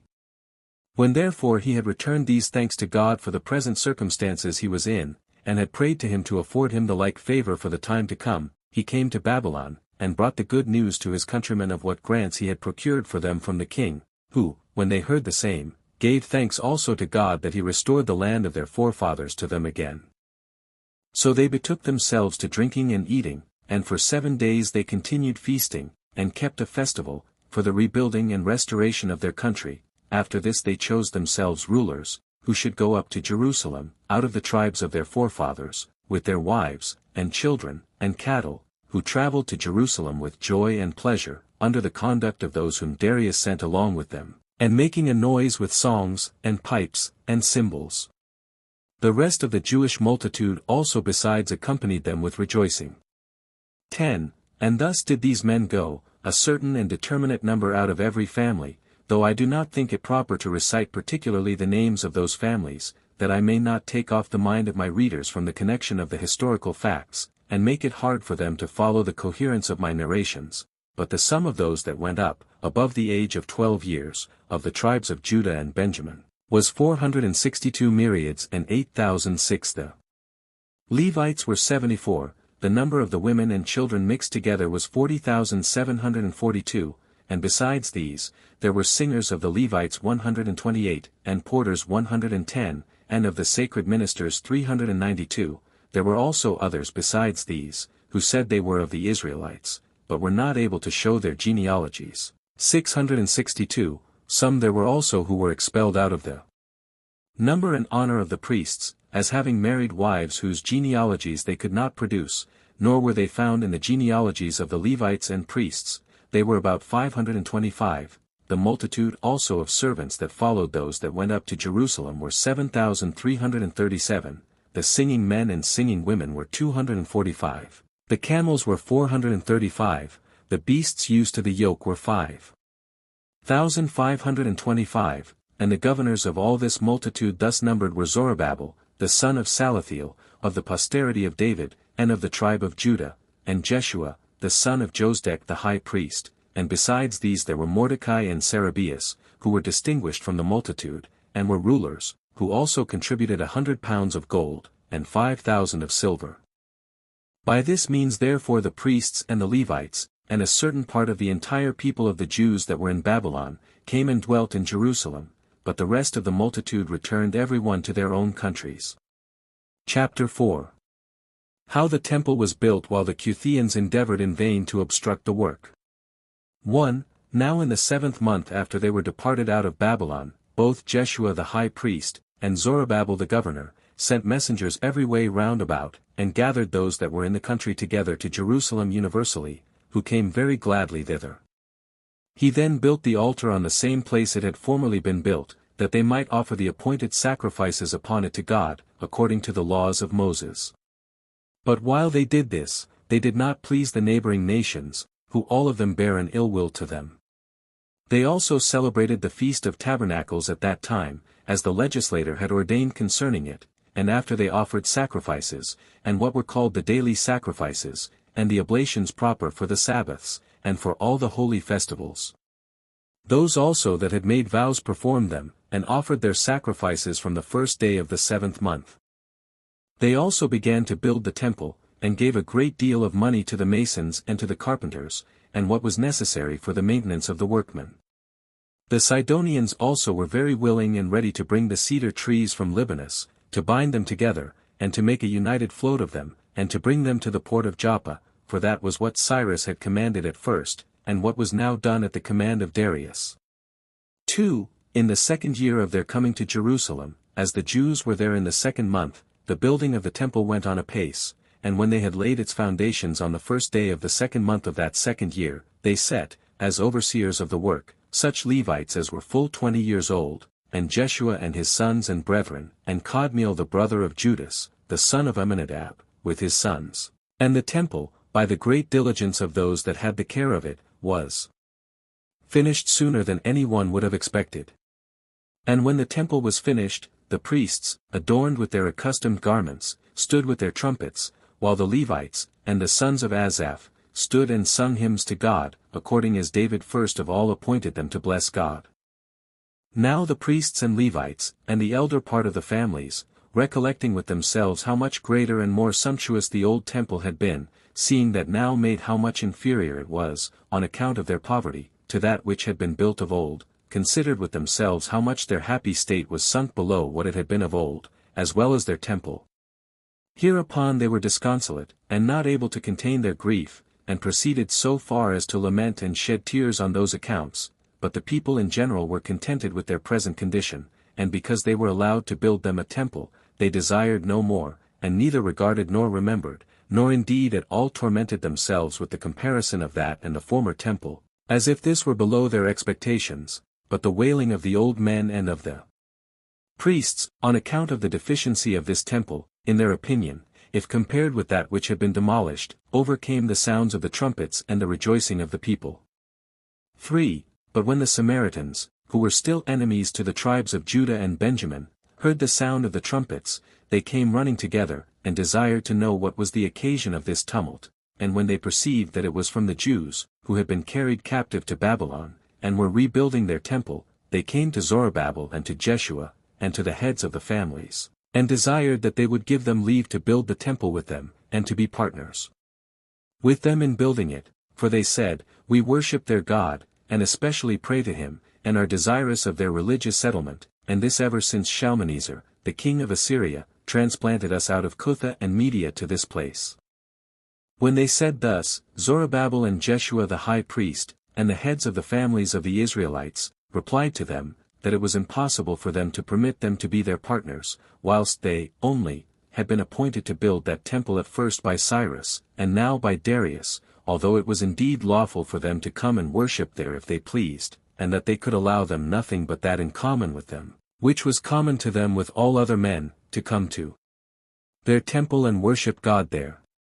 4. When the Cutharts heard this, for the Samaritans have that appellation, they had indignation at it, and persuaded the nations of Syria to desire of the governors, in the same manner as they had done formerly in the days of Cyrus, and again in the days of Cambyses afterwards, to put a stop to the building of the temple, and to endeavor to delay and protract the Jews in their zeal about it. Now at this time Cezins, the governor of Syria and Phoenicia, and Sathrabuzanes, with certain others, came up to Jerusalem, and asked the rulers of the Jews, by whose grant it was that they built the temple in this manner, since it was more like to a citadel than a temple. And for what reason it was that they built cloisters and walls, and those strong ones too, about the city.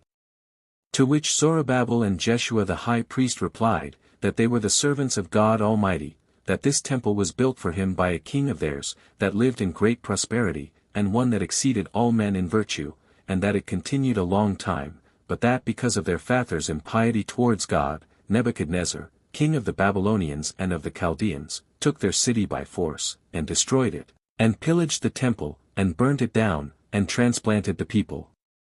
whom he had made captives, and removed them to Babylon, that Cyrus, who, after him, was king of Babylonia and Persia, wrote to them to build the temple, and committed the gifts and vessels, and whatsoever Nebuchadnezzar had carried out of it, to Zorobabel, and Mithridates the treasurer, and gave order to have them carried to Jerusalem, and to have them restored to their own temple, when it was built. For he had sent to them to have that done speedily, and commanded Sannabasar to go up to Jerusalem, and to take care of the building of the temple, who, upon receiving that epistle from Cyrus, came, and immediately laid its foundations, and although it hath been in building from that time to this, it hath not yet been finished, by reason of the malignity of our enemies. If therefore you have a mind, and think it proper, write this account to Darius, that when he hath consulted the records of the kings, he may find that we have told you nothing that is false about this matter. 5. When Zorobabel and the high priest had made this answer, Cezins, and those that were with him, did not resolve to hinder the building, until they had informed King Darius of all this. So they immediately wrote to him about these affairs, but as the Jews were now under terror, and afraid lest the king should change his resolutions as to the building of Jerusalem and of the temple, there were 2 prophets at that time among them, Haggai and Zechariah, who encouraged them, and bid them be of good cheer, and to suspect no discouragement from the Persians, for that God foretold this to them. So, in dependence on those prophets, they applied themselves earnestly to building, and did not intermit one day.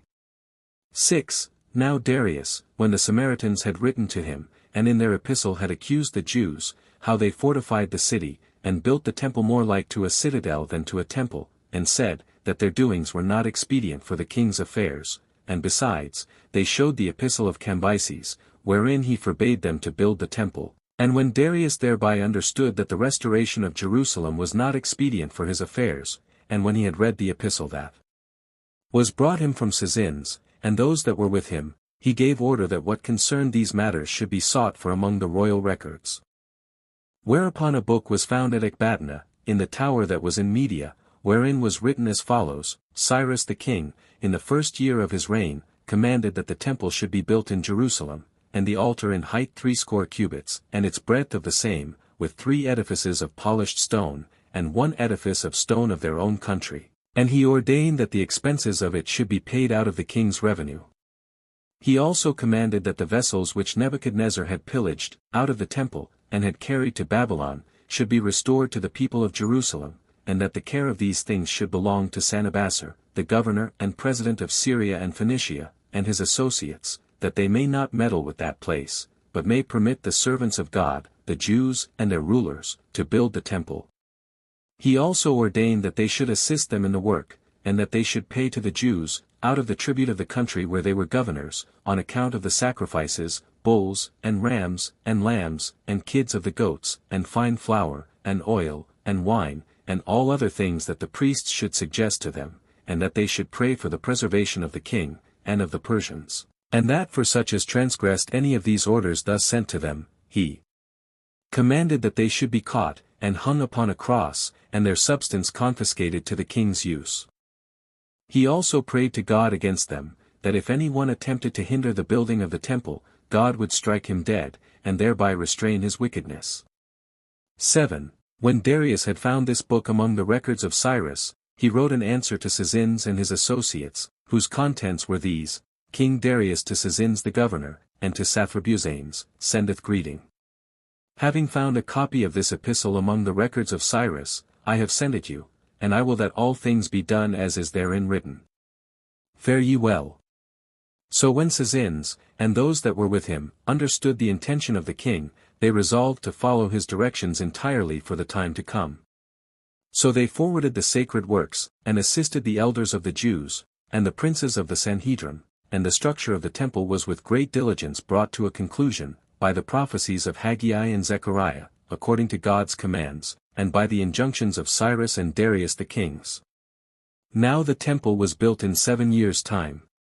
And in the 9th year of the reign of Darius, on the 23rd day of the 12th month, which is by us called Adar, but by the Macedonians Distris, the priests, and Levites, and the other multitude of the Israelites, offered sacrifices, as the renovation of their former prosperity after their captivity, and because they had now the temple rebuilt, 100 bulls, 200 rams, 400 lambs, and 12 kids of the goats, according to the number of their tribes, for so many are the tribes of the Israelites, and this last for the sins of every tribe. The priests also and the Levites set the porters at every gate, according to the laws of Moses. The Jews also built the cloisters of the inner temple that were round about the temple itself.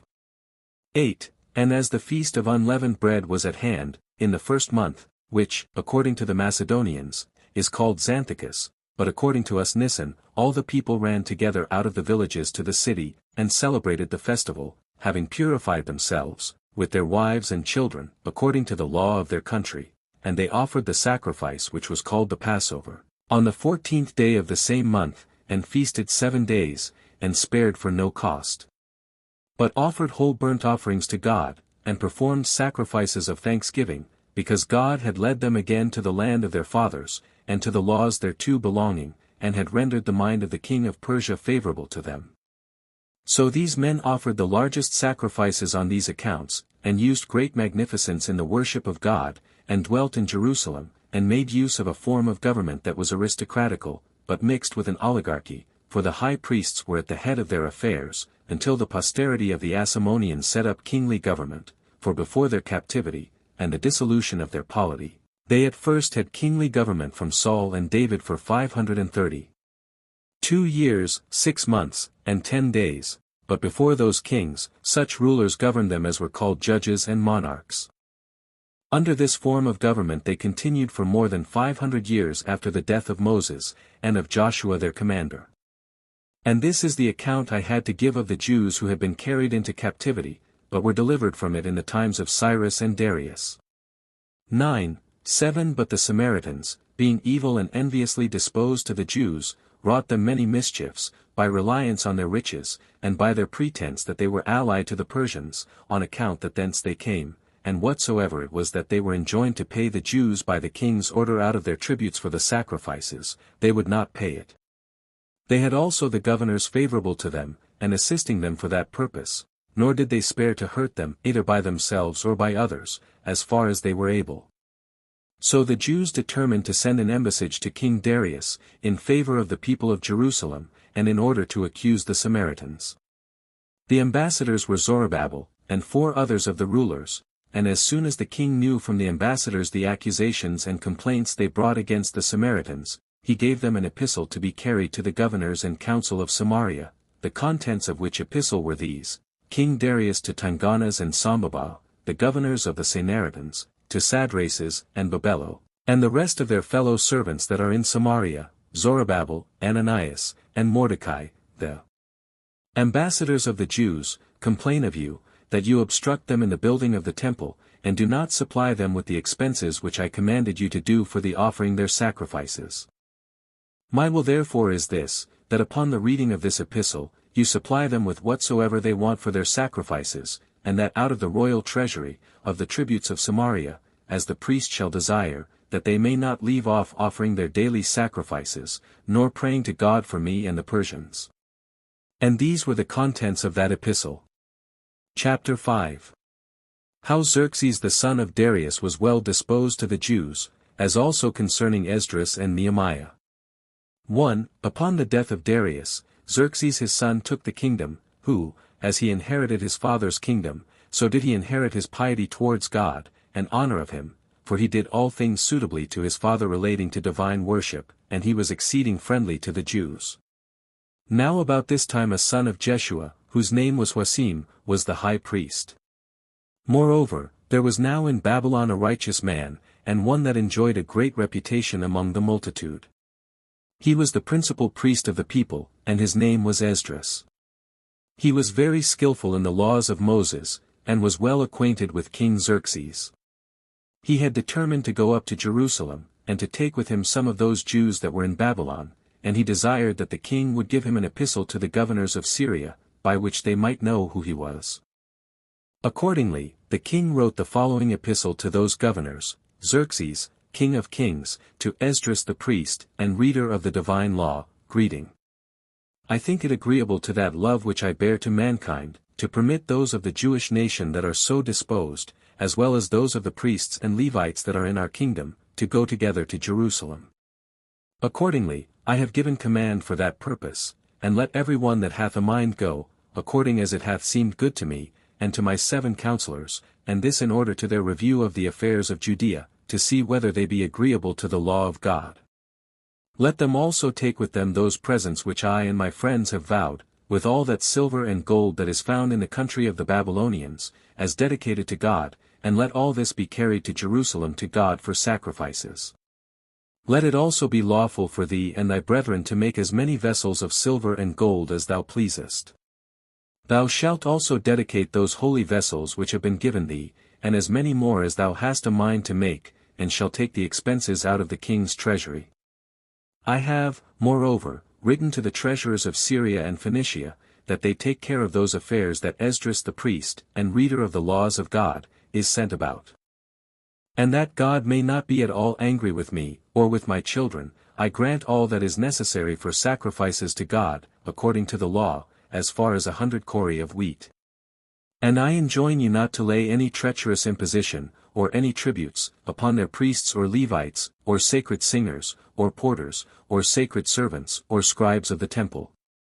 And do thou, O Esdras, appoint judges according to the wisdom, given thee, of God, and those such as understand the law, that they may judge in all Syria and Phoenicia, and do thou instruct those also which are ignorant of it, that if any one of thy countrymen transgress the law of God, or that of the king, he may be punished, as not transgressing it out of ignorance, but as one that knows it indeed, but boldly despises and contemns it, and such may be punished by death, or by paying fines.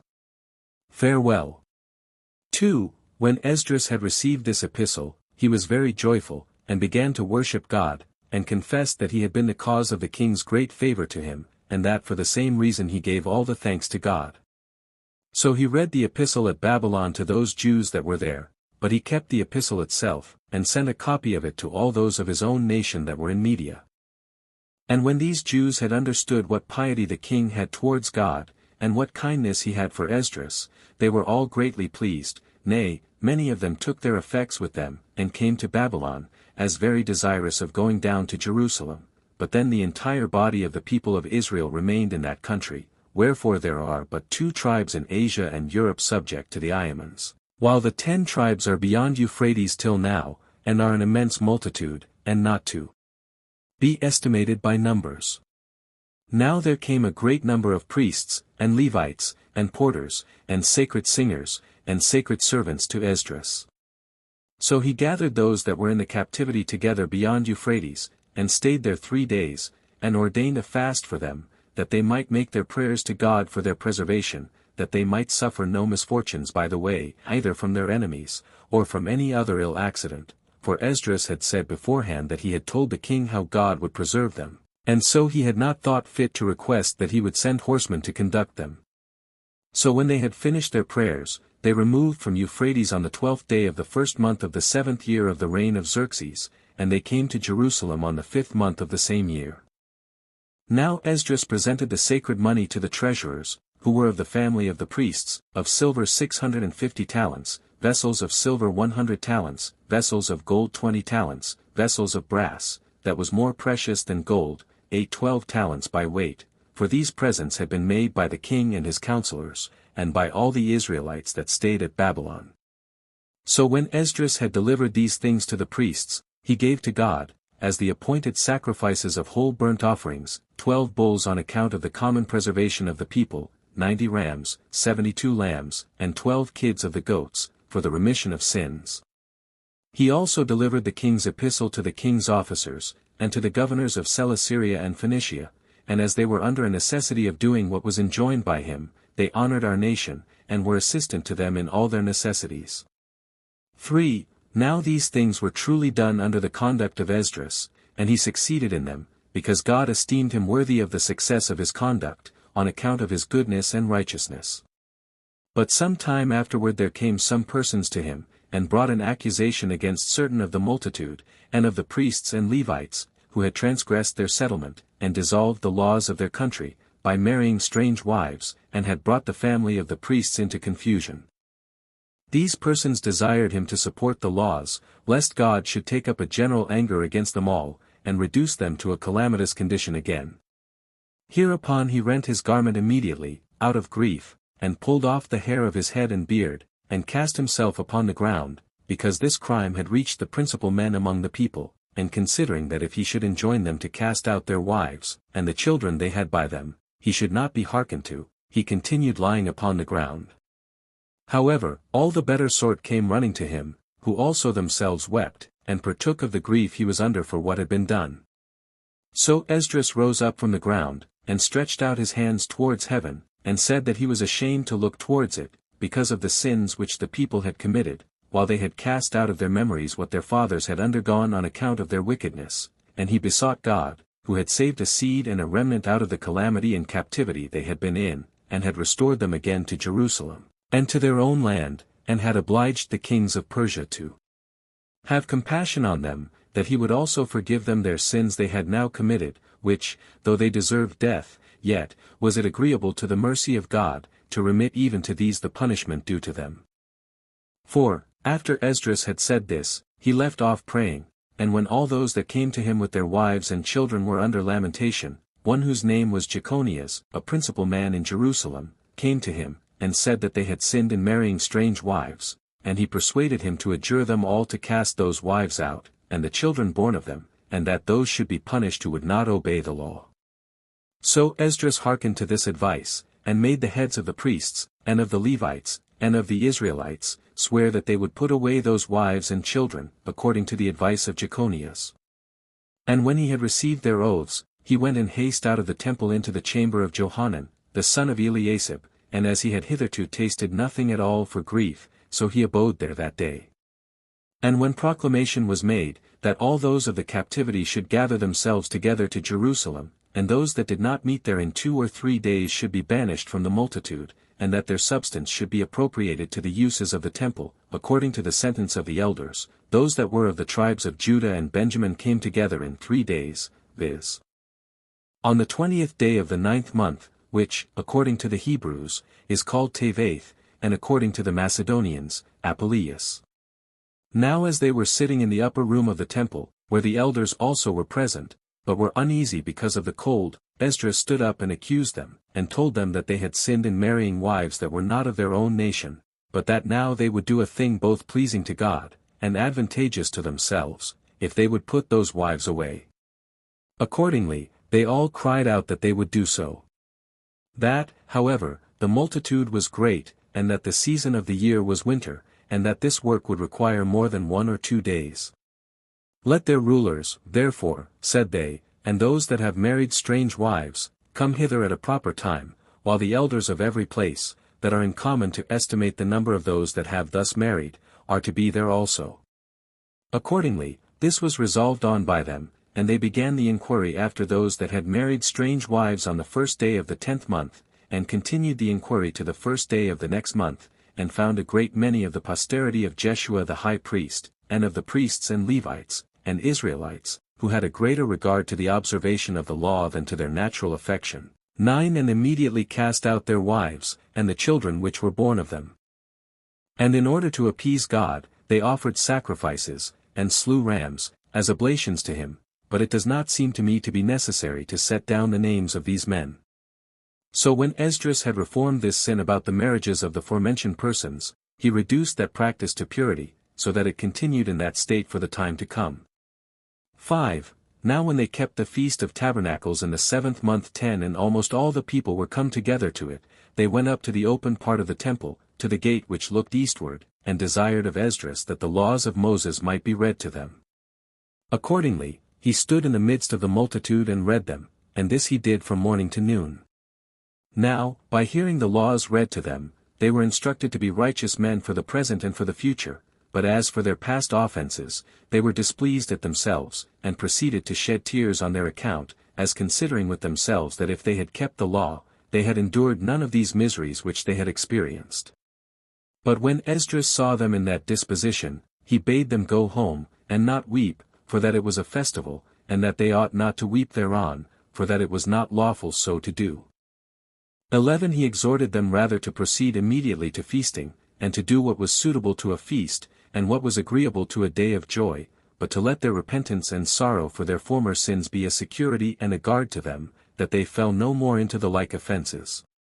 So upon Esdras' exhortation they began to feast, and when they had so done for 8 days, in their tabernacles, they departed to their own homes, singing hymns to God, and returning thanks to Esdras for his reformation of what corruptions had been introduced into their settlement. So it came to pass, that after he had obtained this reputation among the people, he died an old man, and was buried in a magnificent manner at Jerusalem. About the same time it happened also that Huasim, the high priest, died, and his son Eliasib succeeded in the high priesthood.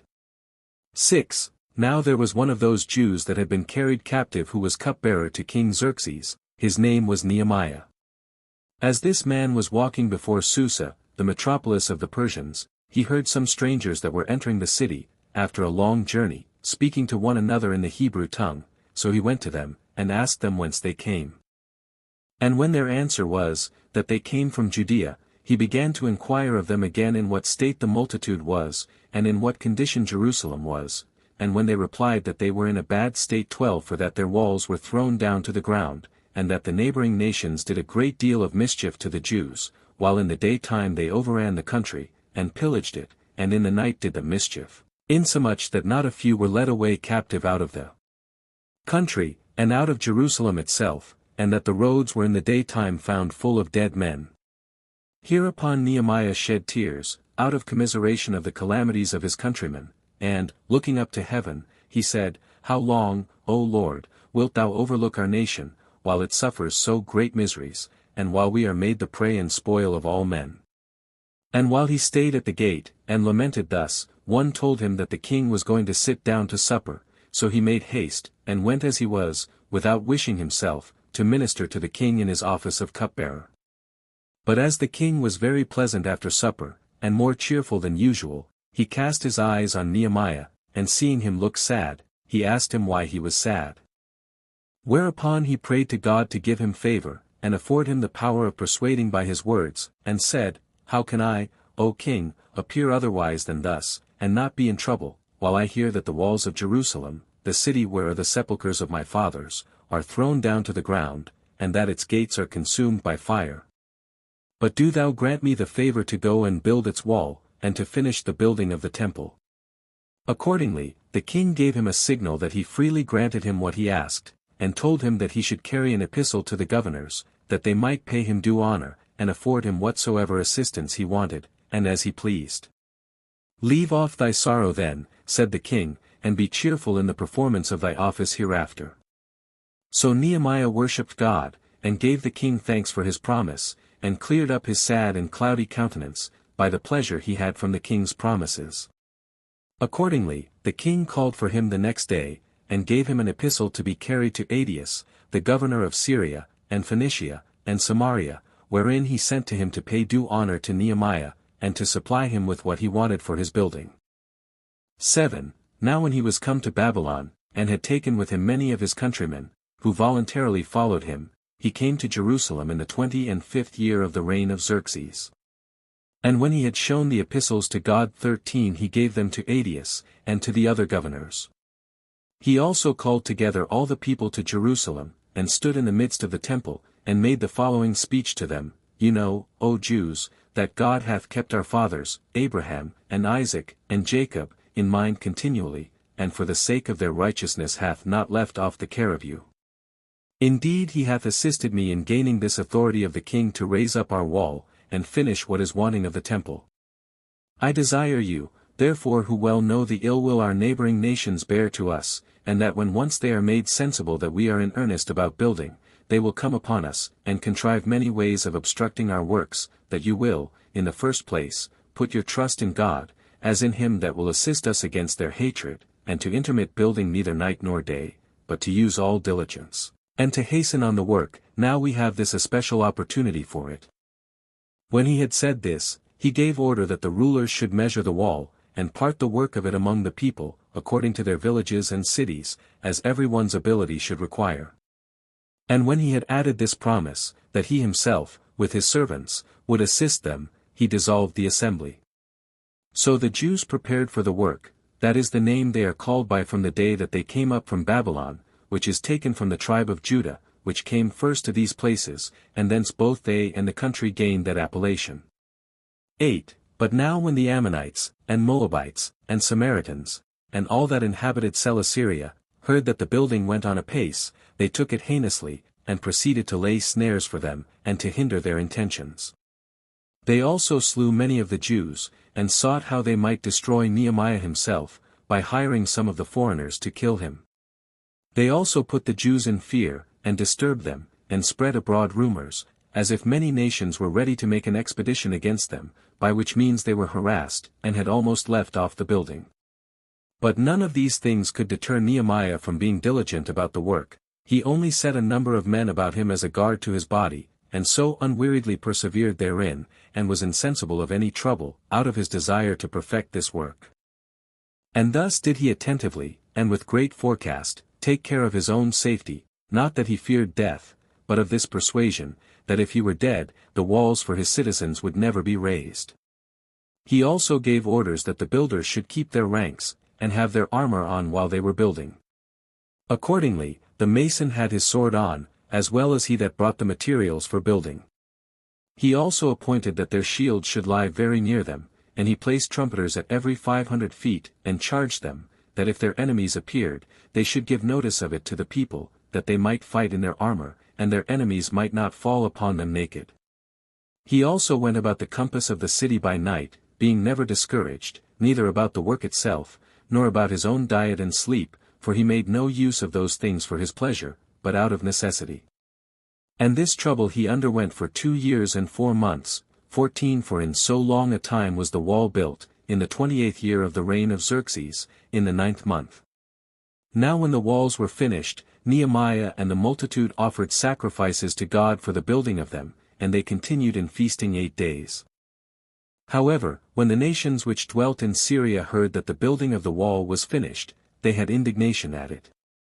But when Nehemiah saw that the city was thin of people, he exhorted the priests and the Levites that they would leave the country, and remove themselves to the city, and there continue, and he built them houses at his own expenses, and he commanded that part of the people which were employed in cultivating the land to bring the tithes of their fruits to Jerusalem, that the priests and Levites having whereof they might live perpetually, might not leave the divine worship, who willingly hearkened to the constitutions of Nehemiah, by which means the city Jerusalem came to be fuller of people than it was before. So when Nehemiah had done many other excellent things, and things worthy of commendation, in a glorious manner, he came to a great age, and then died. He was a man of a good and righteous disposition, and very ambitious to make his own nation happy, and he hath left the walls of Jerusalem as an eternal monument for himself. Now this was done in the days of Xerxes. Chapter 6. Concerning Esther and Mordecai and Haman, and how in the reign of Artaxerxes the whole nation of the Jews was in danger of perishing. 1. After the death of Xerxes, the kingdom came to be transferred to his son Cyrus, whom the Greeks called Artaxerxes. When this man had obtained the government over the Persians, the whole nation of the Jews, 15 with their wives and children, were in danger of perishing, the occasion whereof we shall declare in a little time, for it is proper, in the first place, to explain somewhat relating to this king, and how he came to marry a Jewish wife, who was herself of the royal family also, and who is related to have saved our nation. For when Artaxerxes had taken the kingdom, and had set governors over the 127 provinces, from India even unto Ethiopia, in the 3rd year of his reign, he made a costly feast for his friends, and for the nations of Persia, and for their governors, such a one as was proper for a king to make, when he had a mind to make a public demonstration of his riches, and this for 180 days, after which he made a feast for other nations, and for their ambassadors, at Shushan, for 7 days. Now this feast was ordered after the manner following: he caused a tent to be pitched, which was supported by pillars of gold and silver, with curtains of linen and purple spread over them, that it might afford room for many 10,000s to sit down. The cups with which the waiters ministered were of gold, and adorned with precious stones, for pleasure and for sight. He also gave order to the servants that they should not force them to drink, by bringing them wine continually, as is the practice of the Persians, but to permit every one of the guests to enjoy himself according to his own inclination. Moreover, he sent messengers through the country, and gave order that they should have a remission of their labors, and should keep a festival many days, on account of his kingdom. In like manner did Vashti the queen gather her guests together, and made them a feast in the palace. Now the king was desirous to show her, who exceeded all other women in beauty, to those that feasted with him, and he sent some to command her to come to his feast. But she, out of regard to the laws of the Persians, which forbid the wives to be seen by strangers, did not go to the king. 16 And though he oftentimes sent the eunuchs to her, she did nevertheless stay away, and refused to come, till the king was so much irritated, that he brake up the entertainment, and rose up, and called for those 7 who had the interpretation of the laws committed to them, and accused his wife, and said that he had been affronted by her, because that when she was frequently called by him to his feast, she did not obey him once. He therefore gave order that they should inform him what could be done by the law against her. So one of them, whose name was Memucan, said that this affront was offered not to him alone, but to all the Persians, who were in danger of leading their lives very ill with their wives, if they must be thus despised by them, for that none of their wives would have any reverence for their husbands, if they had such an example of arrogance in the queen towards thee, who rulest over all. Accordingly, he exhorted him to punish her, who had been guilty of so great an affront to him, after a severe manner, and when he had so done, to publish to the nations what had been decreed about the queen. So the resolution was to put Vashti away, and to give her dignity to another woman.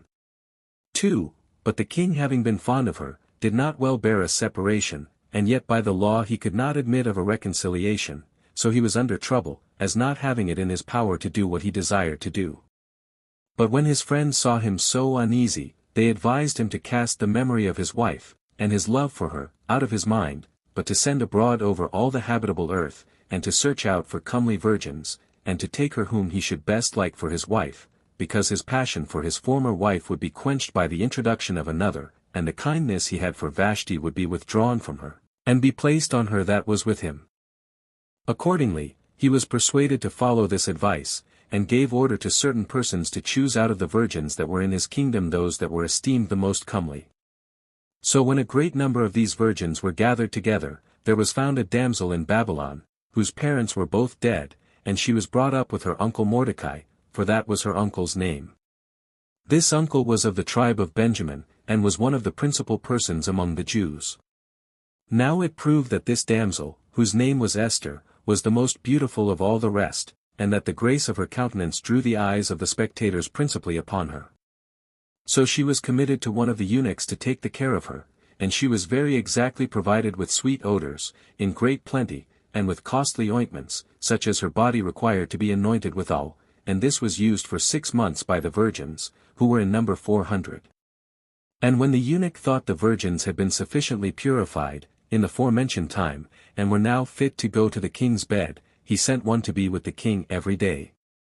So when he had accompanied with her, he sent her back to the eunuch, and when Esther had come to him, he was pleased with her, and fell in love with the damsel, and married her, and made her his lawful wife, and kept a wedding feast for her on the 12th month of the 7th year of his reign, which was called Adar. He also sent Angari, as they are called, or messengers, unto every nation, and gave orders that they should keep a feast for his marriage, while he himself treated the Persians and the Medes, and the principal men of the nations, for a whole month, on account of this his marriage. Accordingly, Esther came to his royal palace, and he set a diadem on her head.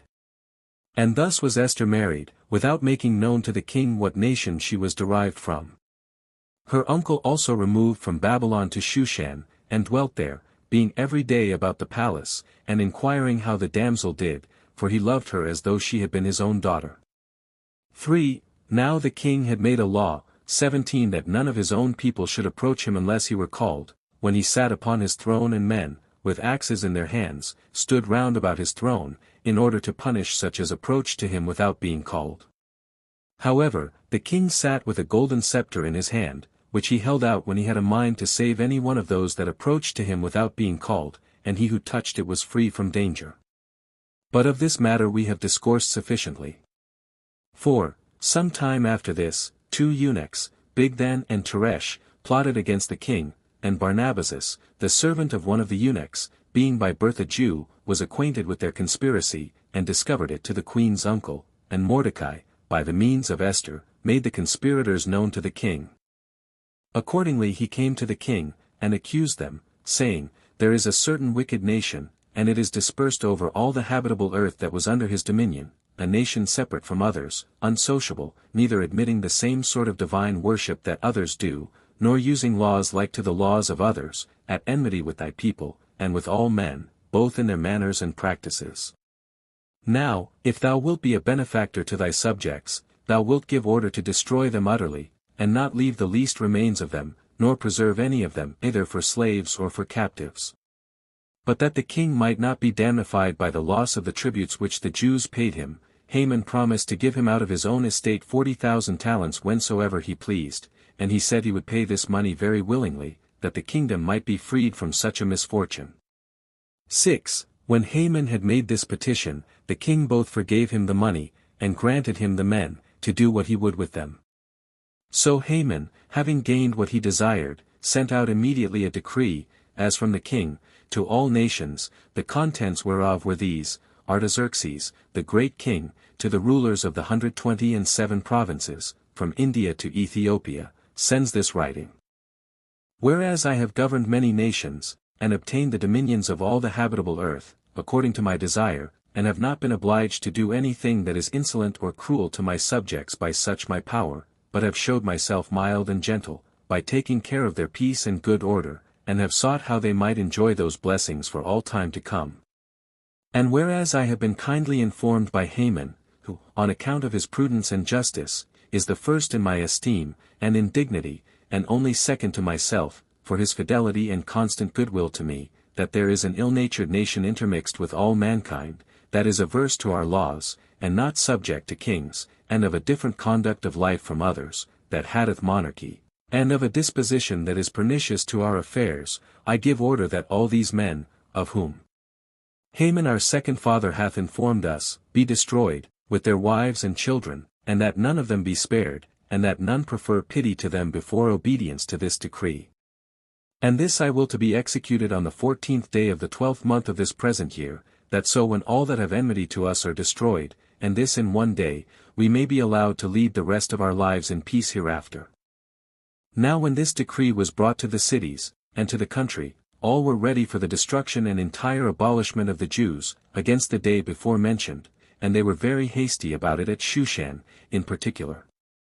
Accordingly, the king and Haman spent their time in feasting together with good cheer and wine, but the city was in disorder. 7. Now when Mordecai was informed of what was done, he rent his clothes, and put on sackcloth, and sprinkled ashes upon his head, and went about the city, crying out, that a nation that had been injurious to no man was to be destroyed. And he went on saying thus as far as to the king's palace, and there he stood, for it was not lawful for him to go into it in that habit.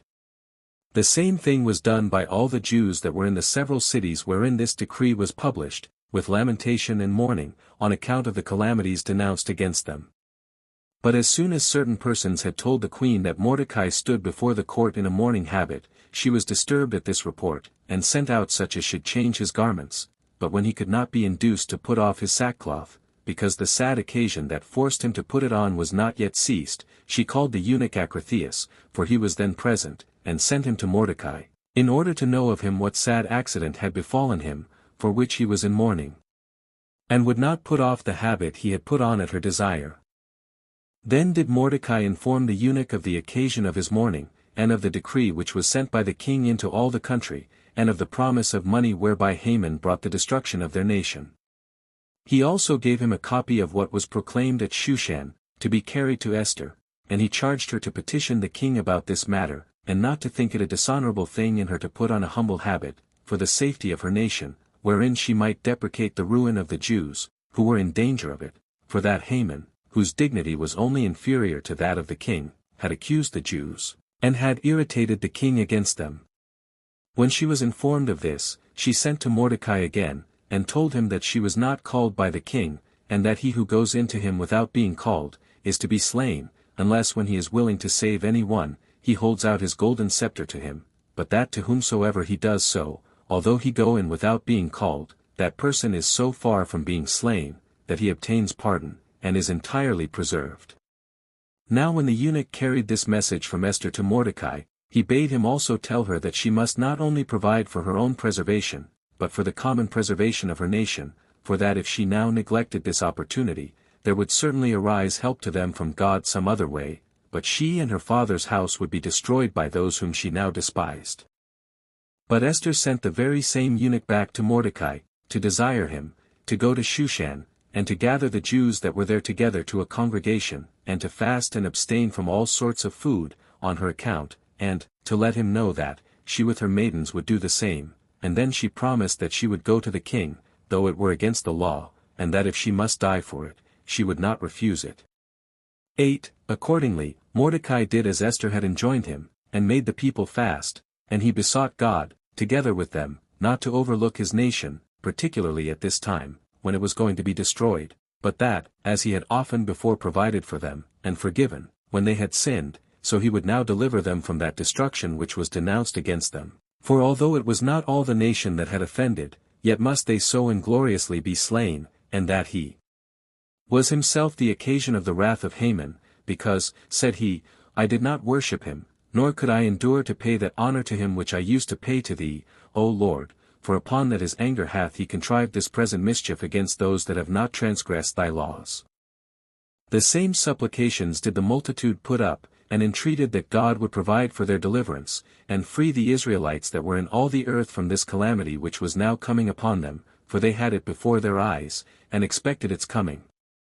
Accordingly, Esther made supplication to God after the manner of her country, by casting herself down upon the earth, and putting on her mourning garments, and bidding farewell to meat and drink, and all delicacies, for 3 days' time, and she entreated God to have mercy upon her, and make her words appear persuasive to the king, and render her countenance more beautiful than it was before, that both by her words and beauty she might succeed, for the averting of the king's anger, in case he were at all irritated against her, and for the consolation of those of her own country, now they were in the utmost danger of perishing, as also that he would excite a hatred in the king against the enemies of the Jews, and those that had contrived their future destruction, if they proved to be contemned by him. 9. When Esther had used this supplication for 3 days, she put off those garments, and changed her habit, and adorned herself as became a queen, and took 2 of her handmaids with her, the one of which supported her, as she gently leaned upon her, and the other followed after, and lifted up her large train, which swept along the ground, with the extremities of her fingers. And thus she came to the king, having a blushing redness in her countenance, with a pleasant agreeableness in her behavior, yet did she go into him with fear, and as soon as she was come over against him, as he was sitting on his throne, in his royal apparel, which was a garment interwoven with gold and precious stones, which made him seem to her more terrible, especially when he looked at her somewhat severely, and with a countenance on fire with anger, her joints failed her immediately, out of the dread she was in, and she fell down sideways in a swoon, but the king changed his mind, which happened, as I suppose, by the will of God, and was concerned for his wife, lest her fear should bring some very ill thing upon her, and he leaped from his throne, and took her in his arms, and recovered her, by embracing her, and speaking comfortably to her, and exhorting her to be of good cheer, and not to suspect anything that was sad on account of her coming to him without being called. Because that law was made for subjects, but that she, who was a queen, as well as he a king, might be entirely secure, and as he said this, he put the scepter into her hand, and laid his rod upon her neck, on account of the law, and so freed her from her fear. And after she had recovered herself by these encouragements, she said, My lord, it is not easy for me, on the sudden, to say what hath happened, for as soon as I saw thee to be great, and comely, and terrible, my spirit departed from me, and I had no soul left in me. And while it was with difficulty, and in a low voice, that she could say thus much, the king was in a great agony and disorder, and encouraged Esther to be of good cheer, and to expect better fortune, since he was ready, if occasion should require it, to grant her the half of his kingdom. Accordingly, Esther desired that he and his friend Haman would come to her to a banquet, for she said she had prepared a supper for him. He consented to it, and when they were there, as they were drinking, he bid Esther to let him know what she desired, for that she should not be disappointed though she should desire the half of his kingdom. But she put off the discovery of her petition till the next day, if he would come again, together with Haman, to her banquet. 10. Now when the king had promised so to do, Haman went away very glad, because he alone had the honor of supping with the king at Esther's banquet, and because no one else partook of the same honor with kings but himself. Yet when he saw Mordecai in the court, he was very much displeased, for he paid him no manner of respect when he saw him. So he went home and called for his wife Zeresh, and his friends, and when they were come, he showed them what honor he enjoyed not only from the king, but from the queen also, for as he alone had that day supped with her, together with the king, so was he also invited again for the next day. Yet, said he, am I not pleased to see Mordecai the Jew in the court? Hereupon his wife Zeresh advised him to give order that a gallows should be made 50 cubits high, and that in the morning he should ask it of the king that Mordecai might be hanged thereon. So he commended her advice, and gave order to his servants to prepare the gallows, and to place it in the court, for the punishment of Mordecai thereon, which was accordingly prepared. But God laughed to scorn the wicked expectations of Haman, and as he knew what the event would be, he was delighted at it, for that night he took away the king's sleep, and as the king was not willing to lose the time of his lying awake, but to spend it in something that might be of advantage to his kingdom, he commanded the scribe to bring him the chronicles of the former kings, and the records of his own actions. And when he had brought them, and was reading them, one was found to have received a country on account of his excellent management on a certain occasion, and the name of the country was set down. Another was found to have had a present made him on account of his fidelity. Then the scribe came to Bigthan and Teresh, the eunuchs that had made a conspiracy against the king, which Mordecai had discovered. And when the scribe said no more but that, and was going on to another history, the king stopped him, and inquired whether it was not added that Mordecai had a reward given him, and when he said there was no such addition, he bade him leave off, and he inquired of those that were appointed for that purpose, what hour of the night it was, and when he was informed that it was already day, he gave order, that if they found any one of his friends already come, and standing before the court, they should tell him. Now it happened that Haman was found there, for he was come sooner than ordinary to petition the king to have Mordecai put to death, and when the servant said that Haman was before the court, he bid them call him in, and when he was come in, he said, Because I know that thou art my only fast friend, I desire thee to give me advice how I may honor one that I greatly love, and that after a manner suitable to my magnificence. Now Haman reasoned with himself, that what opinion he should give it would be for himself, since it was he alone who was beloved by the king, so he gave that advice which he thought of all other the best, for he said, If thou wouldst truly honor a man whom thou sayest thou dost love, give order that he may ride on horseback, with the same garment on which thou wearest, and with a gold chain about his neck, and let one of thy intimate friends go before him, and proclaim through the whole city, that whosoever the king honoureth obtaineth this mark of his honour. This was the advice which Haman gave, out of a supposal that such a reward would come to himself.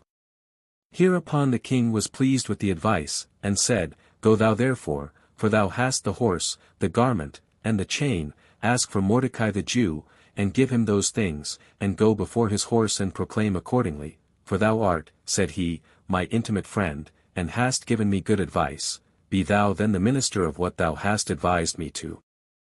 This shall be his reward from us, for preserving my life. When he heard this order, which was entirely unexpected, he was confounded in his mind, and knew not what to do.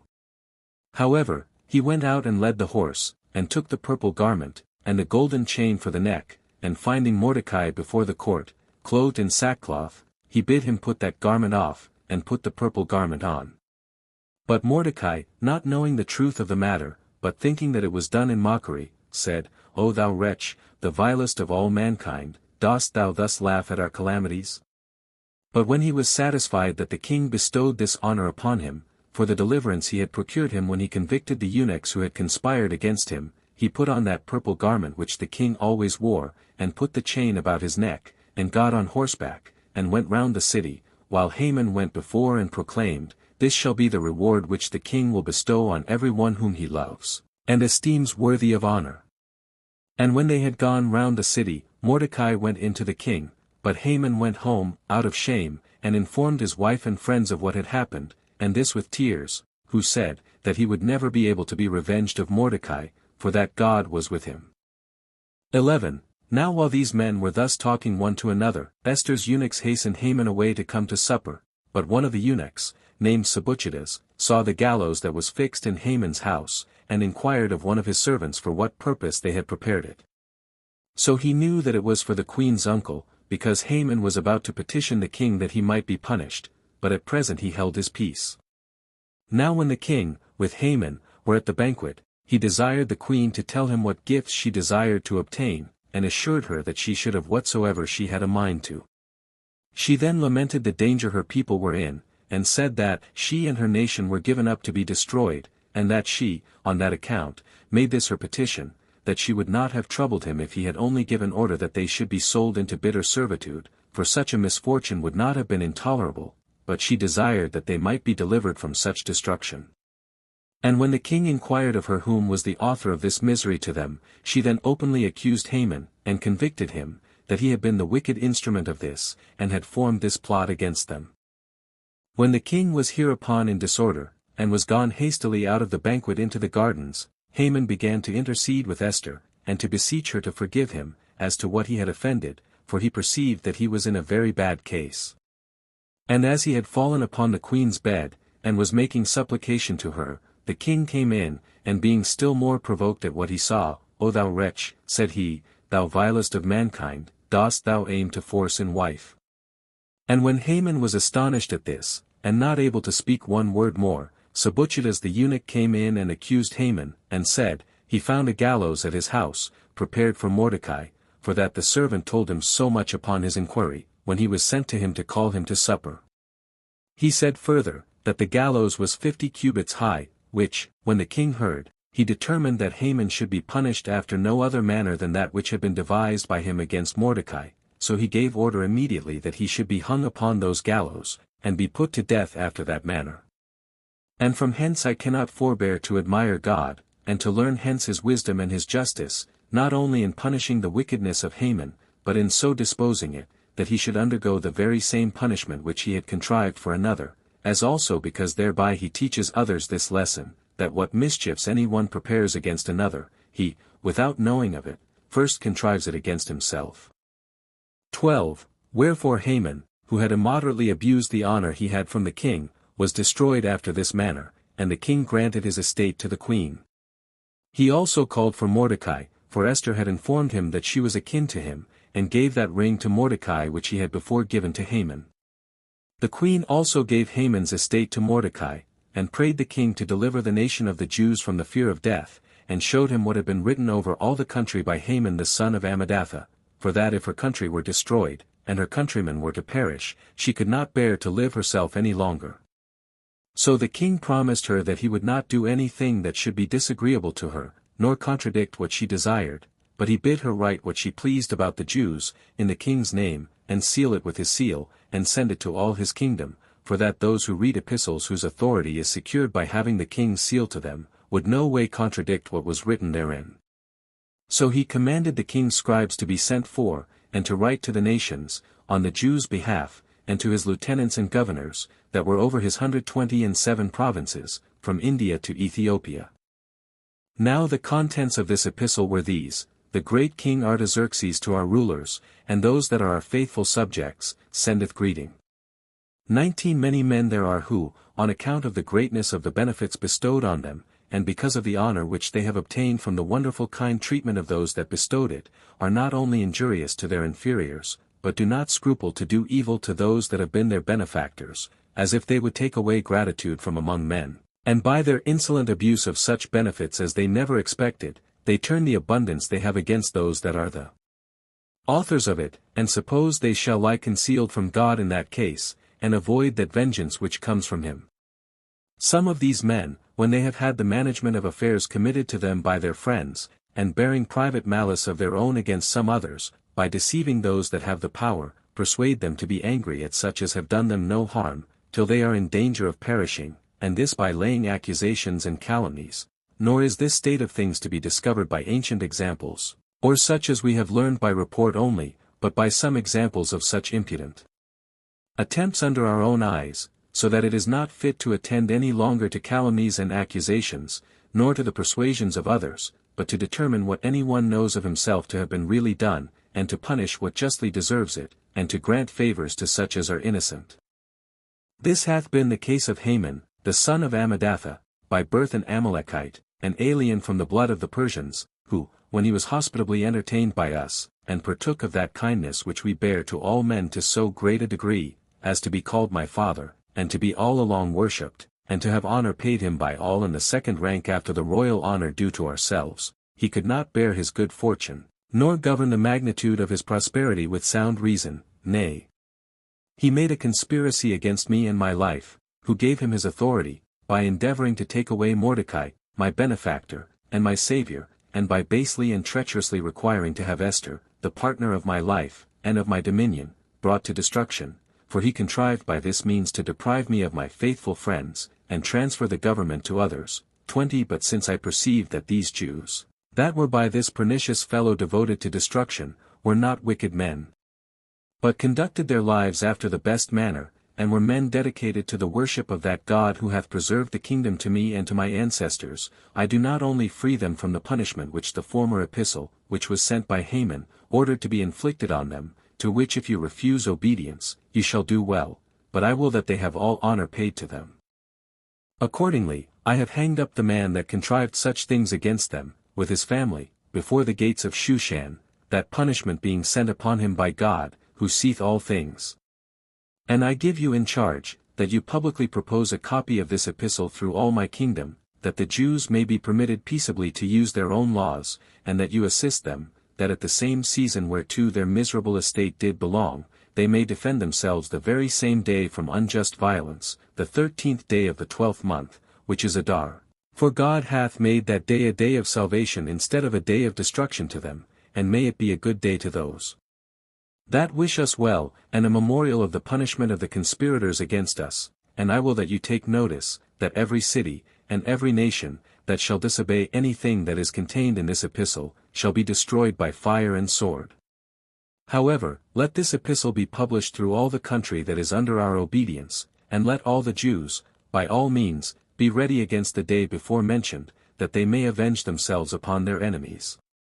13. Accordingly, the horsemen who carried the epistles proceeded on the ways which they were to go with speed, but as for Mordecai, as soon as he had assumed the royal garment, and the crown of gold, and had put the chain about his neck, he went forth in a public procession, and when the Jews who were at Shushan saw him in so great honor with the king, they thought his good fortune was common to themselves also, and joy and a beam of salvation encompassed the Jews, both those that were in the cities, and those that were in the countries, upon the publication of the king's letters, insomuch that many even of other nations circumcised their foreskin for fear of the Jews, that they might procure safety to themselves thereby, for on the 13th day of the 12th month, which according to the Hebrews is called Adar, but according to the Macedonians, Distras, those that carried the king's epistle gave them notice, that the same day wherein their danger was to have been, on that very day should they destroy their enemies. But now the rulers of the provinces, and the tyrants, and the kings, and the scribes, had the Jews in esteem, for the fear they were in of Mordecai forced them to act with discretion. Now when the royal decree was come to all the country that was subject to the king, it fell out that the Jews at Shushan slew 500 of their enemies, and when the king had told Esther the number of those that were slain in that city, but did not well know what had been done in the provinces, he asked her whether she would have anything further done against them, for that it should be done accordingly, upon which she desired that the Jews might be permitted to treat their remaining enemies in the same manner the next day, as also that they might hang the 10 sons of Haman upon the gallows. So the king permitted the Jews so to do, as desirous not to contradict Esther. So they gathered themselves together again on the 14th day of the month Distras, and slew about 300 of their enemies, but touched nothing of what riches they had. Now there were slain by the Jews that were in the country, and in the other cities, 75,000 of their enemies, and these were slain on the 13th day of the month, and the next day they kept as a festival. In like manner the Jews that were in Shushan gathered themselves together, and feasted on the 14th day, and that which followed it, whence it is that even now all the Jews that are in the habitable earth keep these days festival, and send portions to one another. Mordecai also wrote to the Jews that lived in the kingdom of Artaxerxes to observe these days, and celebrate them as festivals, and to deliver them down to posterity, that this festival might continue for all time to come, and that it might never be buried in oblivion, for since they were about to be destroyed on these days by Haman, they would do a right thing, upon escaping the danger in them, and on them inflicting punishment on their enemies, to observe those days, and give thanks to God on them, for which cause the Jews still keep the forementioned days, and call them days of Purim, or Purim. 21 And Mordecai became a great and illustrious person with the king, and assisted him in the government of the people. He also lived with the queen, so that the affairs of the Jews were, by their means, better than they could ever have hoped for. And this was the state of the Jews under the reign of Artaxerxes. Chapter 7. How John slew his brother Jesus in the temple, and how Bagoses offered many injuries to the Jews, and what Sanballat did. 1. When Eliashib the high priest was dead, his son Judas succeeded in the high priesthood, and when he was dead, his son John took that dignity, on whose account it was also that Bagoses, the general of another Artaxerxes' army, 22 polluted the temple, and imposed tributes on the Jews, that out of the public stock, before they offered the daily sacrifices, they should pay for every lamb 50 shekels. Now Jesus was the brother of John, and was a friend of Bagoses, who had promised to procure him the high priesthood. In confidence of whose support, Jesus quarreled with John in the temple, and so provoked his brother, that in his anger his brother slew him. Now it was a horrible thing for John, when he was high priest, to perpetrate so great a crime, and so much the more horrible, that there never was so cruel and impious a thing done, neither by the Greeks nor barbarians. However, God did not neglect its punishment, but the people were on that very account enslaved, and the temple was polluted by the Persians. Now when Bagoses, the general of Artaxerxes' army, knew that John, the high priest of the Jews, had slain his own brother Jesus in the temple, he came upon the Jews immediately, and began in anger to say to them, "Have you had the impudence to perpetrate a murder in your temple?" And as he was aiming to go into the temple, they forbade him so to do, but he said to them, "Am not I purer than he that was slain in the temple?" And when he had said these words, he went into the temple. Accordingly, Bagoses made use of this pretense, and punished the Jews 7 years for the murder of Jesus. 2. Now when John had departed this life, his son Jaddua succeeded in the high priesthood. He had a brother, whose name was Manasseh. Now there was one Sanballat, who was sent by Darius, the last king, of Persia, into Samaria. He was a Cuthian by birth, of which stock were the Samaritans also. This man knew that the city Jerusalem was a famous city, and that their kings had given a great deal of trouble to the Assyrians, and the people of Celesyria, so that he willingly gave his daughter, whose name was Nicaso, in marriage to Manasseh, as thinking this alliance by marriage would be a pledge and security that the nation of the Jews should continue their goodwill to him. Chapter 8. Concerning Sanballat and Manasseh, and the temple which they built on Mount Gerizim, as also how Alexander made his entry into the city Jerusalem, and what benefits he bestowed on the Jews. 1. About this time it was that Philip, king of Macedon, was treacherously assaulted and slain at Aegae by Pausanias, the son of Cerastes, who was derived from the family of Orest, and his son Alexander succeeded him in the kingdom, who, passing over the Hellespont, overcame the generals of Darius's army in a battle fought at Granicum. So he marched over Lydia, and subdued Ionia, and overran Corea, and fell upon the places of Pamphylia, as has been related elsewhere.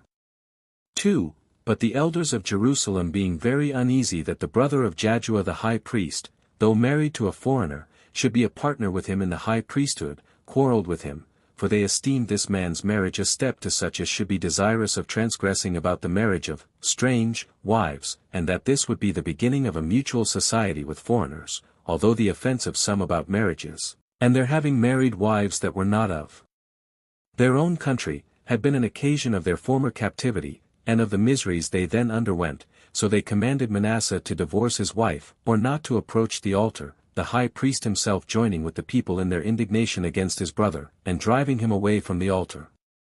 Whereupon Manasseh came to his father-in-law, Sanballat, and told him, that although he loved his daughter Nicaso, yet was he not willing to be deprived of his sacerdotal dignity on her account, which was the principal dignity in their nation, and always continued in the same family. And then Sanballat promised him not only to preserve to him the honor of his priesthood, but to procure for him the power and dignity of a high priest, and would make him governor of all the places he himself now ruled, if he would keep his daughter for his wife. He also told him further, that he would build him a temple like that at Jerusalem, upon Mount Gerizim, which is the highest of all the mountains that are in Samaria, and he promised that he would do this with the approbation of Darius the king. Manasseh was elevated with these promises, and stayed with Sanballat, upon a supposal that he should gain a high priesthood, as bestowed on him by Darius, for it happened that Sanballat was then in years.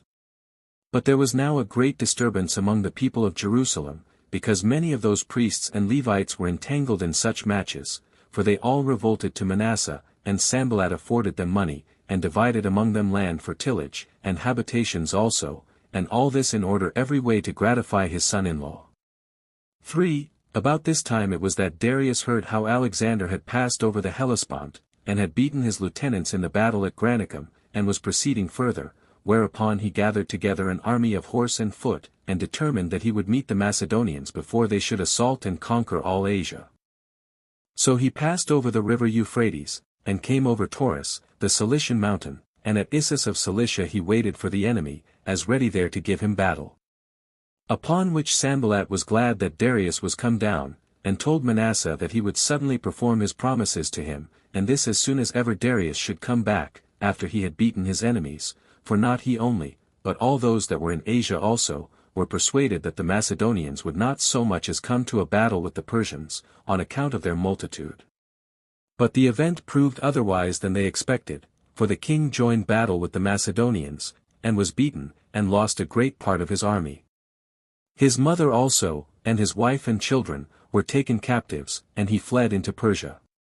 So Alexander came into Syria, and took Damascus, and when he had obtained Sidon, he besieged Tyre, when he sent an epistle to the Jewish high priest, to send him some auxiliaries, and to supply his army with provisions, and that what presents he formerly sent to Darius, he would now send to him, and choose the friendship of the Macedonians, and that he should never repent of so doing.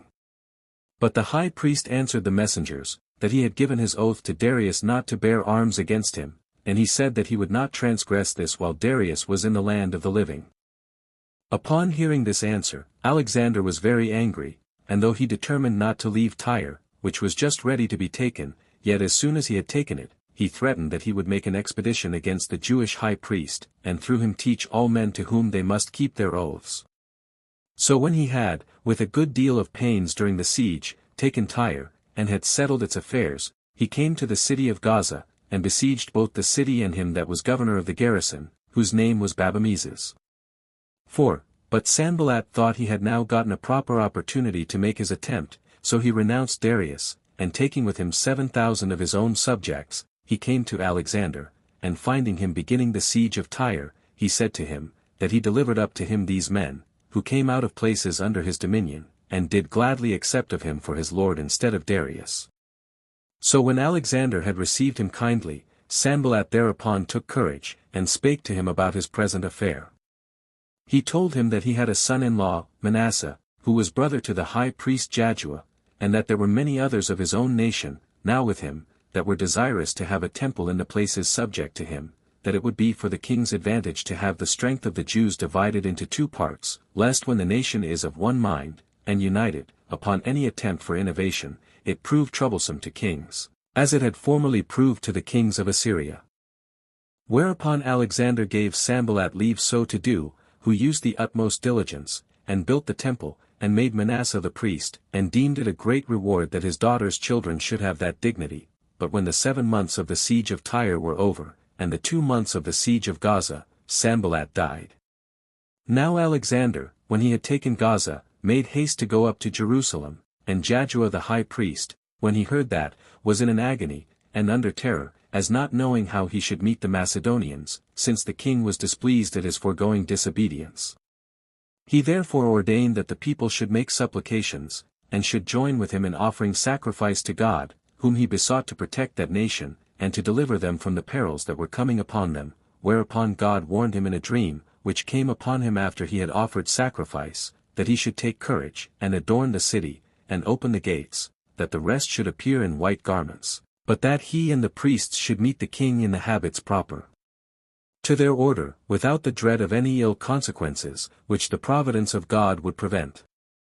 Upon which, when he rose from his sleep, he greatly rejoiced, and declared to all the warning he had received from God. According to which dream he acted entirely, and so waited for the coming of the king. 5. And when he understood that he was not far from the city, he went out in procession, with the priests and the multitude of the citizens.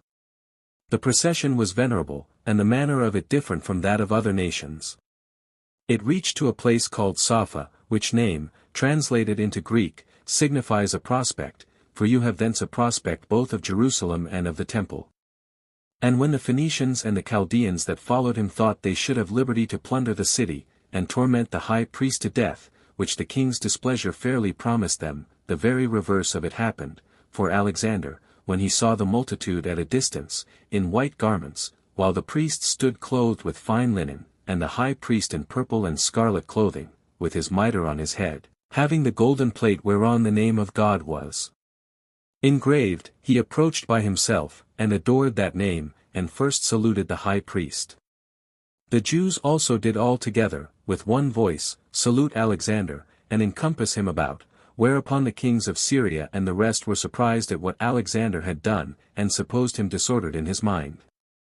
However, Parmenio alone went up to him, and asked him how it came to pass that, when all others adored him, he should adore the high priest of the Jews. To whom he replied, I did not adore him, but that God who hath honored him with his high priesthood, for I saw this very person in a dream, in this very habit, when I was at Dios in Macedonia, who, when I was considering with myself how I might obtain the dominion of Asia, exhorted me to make no delay, but boldly to pass over the sea thither, for that he would conduct my army, and would give me the dominion over the Persians, whence it is that, having seen no other in that habit, and now seeing this person in it, and remembering that vision, and the exhortation which I had in my dream, I believe that I bring this army under the divine conduct, and shall therewith conquer Darius, and destroy the power of the Persians, and that all things will succeed according to what is in my own mind. And when he had said this to Parmenio, and had given the high priest his right hand, the priests ran along by him, and he came into the city. And when he went up into the temple, he offered sacrifice to God, according to the high priest's direction, and magnificently treated both the high priest and the priests. And when the book of Daniel was showed him 23, wherein Daniel declared that one of the Greeks should destroy the empire of the Persians, he supposed that himself was the person intended. And as he was then glad, he dismissed the multitude for the present, but the next day he called them to him, and bid them ask what favors they pleased of him, whereupon the high priest desired that they might enjoy the laws of their forefathers, and might pay no tribute on the 7th year. He granted all they desired. And when they entreated him that he would permit the Jews in Babylon and Media to enjoy their own laws also, he willingly promised to do hereafter what they desired. And when he said to the multitude, that if any of them would enlist themselves in his army, on this condition, that they should continue under the laws of their forefathers, and live according to them, he was willing to take them with him, many were ready to accompany him in his wars. 6. So when Alexander had thus settled matters at Jerusalem, he led his army into the neighboring cities, and when all the inhabitants to whom he came received him with great kindness, the Samaritans, who had then Shechem for their metropolis, a city situate at Mount Gerizim, and inhabited by apostates of the Jewish nation, seeing that Alexander had so greatly honored the Jews, determined to profess themselves Jews. For such is the disposition of the Samaritans, as we have already elsewhere declared, that when the Jews are in adversity, they deny that they are of kin to them, and then they confess the truth, but when they perceive that some good fortune hath befallen them, they immediately pretend to have communion with them, saying that they belong to them, and derive their genealogy from the posterity of Joseph, Ephraim, and Manasseh.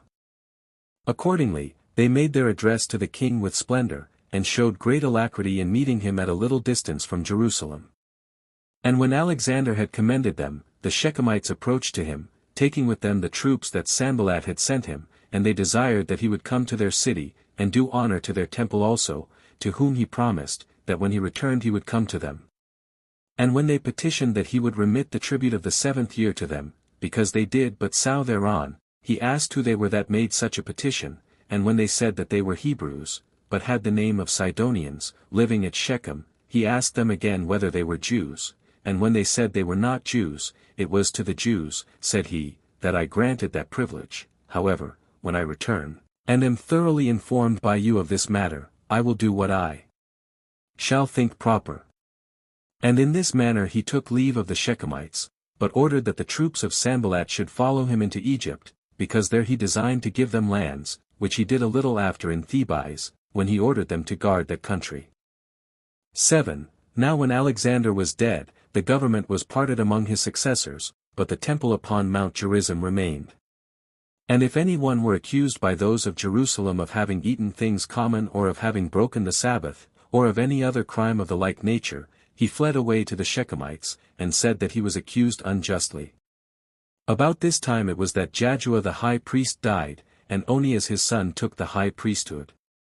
This was the state of the affairs of the people of Jerusalem at this time.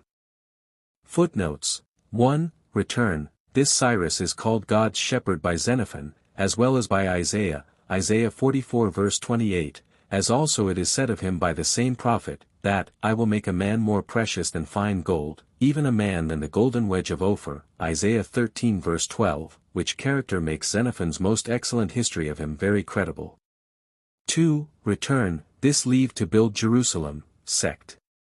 3. And this epistle of Cyrus to Sazins and Saphrabuzanes, to the same purpose, are most unfortunately omitted in all our copies but this best and completest copy of Josephus, and by such omission the famous prophecy of Isaiah, Isaiah 44 verse 28, where we are informed that God said of or to Cyrus, He is my shepherd, and shall perform all my pleasure, even saying to Jerusalem, Thou shalt be built, and to the temple, thy foundation shall be laid, could not hitherto be demonstrated from the sacred history to have been completely fulfilled, I mean as to that part of it which concerned his giving leave or commission for rebuilding the city Jerusalem as distinct from the temple, whose rebuilding is alone permitted or directed in the decree of Cyrus in all our copies. 3. Return, of the true number of golden and silver vessels here and elsewhere belonging to the Temple of Solomon, see the description of the temples, chap. 13. 4. Return, Josephus here follows Herodotus, and those that related how Cyrus made war with the Scythians and Massagetes, near the Caspian Sea, and perished in it, while Xenophon's account, which appears never to have been seen by Josephus, that Cyrus died in peace in his own country of Persia, is attested to by the writers of the affairs of Alexander the Great, when they agree that he found Cyrus's sepulchre at Pasargadae, near Persepolis. This account of Xenophon is also confirmed by the circumstances of Cambyses, upon his succession to Cyrus, who, instead of a war to avenge his father's death upon the Scythians and Massagetes, and to prevent those nations from overrunning his northern provinces, which would have been the natural consequence of his father's ill success and death there, went immediately to an Egyptian war, long ago begun by Cyrus, according to Xenophon, page 644, and conquered that kingdom, nor is there, that I ever heard of, the least mention in the reign of Cambyses of any war against the Scythians and Massagetes that he was ever engaged in all his life. 5. Return, the reader is to note, that although the speeches or papers of these three of the king's guard are much the same, in our third book of Esdras, ch. 3 and 4. As they are here in Josephus, yet that the introduction of them is entirely different, while in our Esdras the whole is related as the contrivance of the three of the king's guards themselves, and even the mighty rewards are spoken of as proposed by themselves, and the speeches are related to have been delivered by themselves to the king in writing, while all is contrary in Josephus. I need not say whose account is the most probable, the matters speak for themselves, and there can be no doubt but Josephus's history is here to be very much preferred before the other. Nor indeed does it seem to me at all unlikely that the whole was a contrivance of King Darius's own, in order to be decently and inoffensively put in mind by Zorobabel of fulfilling his old vow for the rebuilding of Jerusalem and the temple, and the restoration of the worship of the one true God there. Nor does the full meaning of Zorobabel, when he cries out, 3 ESD. 4:41, Blessed be the God of truth, and here, God is true and righteous, or even of all the people, 3 ESD. 4:41, Great is truth, and mighty above all things, seem to me much different from this, there is but one true God, the God of Israel. To which doctrine, such as Cyrus and Darius, etc., the Jews' great patrons, seem not to have been very averse, though the entire idolatry of their kingdoms made them generally conceal it. 6. Return, this strange reading in Josephus's present copies of 4 millions instead of 40,000, is one of the grossest errors that is in them, and ought to be corrected from Ezra 2 verse 61, 1 ESD. 540, and Nehemiah 7 verse 66, who all agree the general sum was but about 42,360.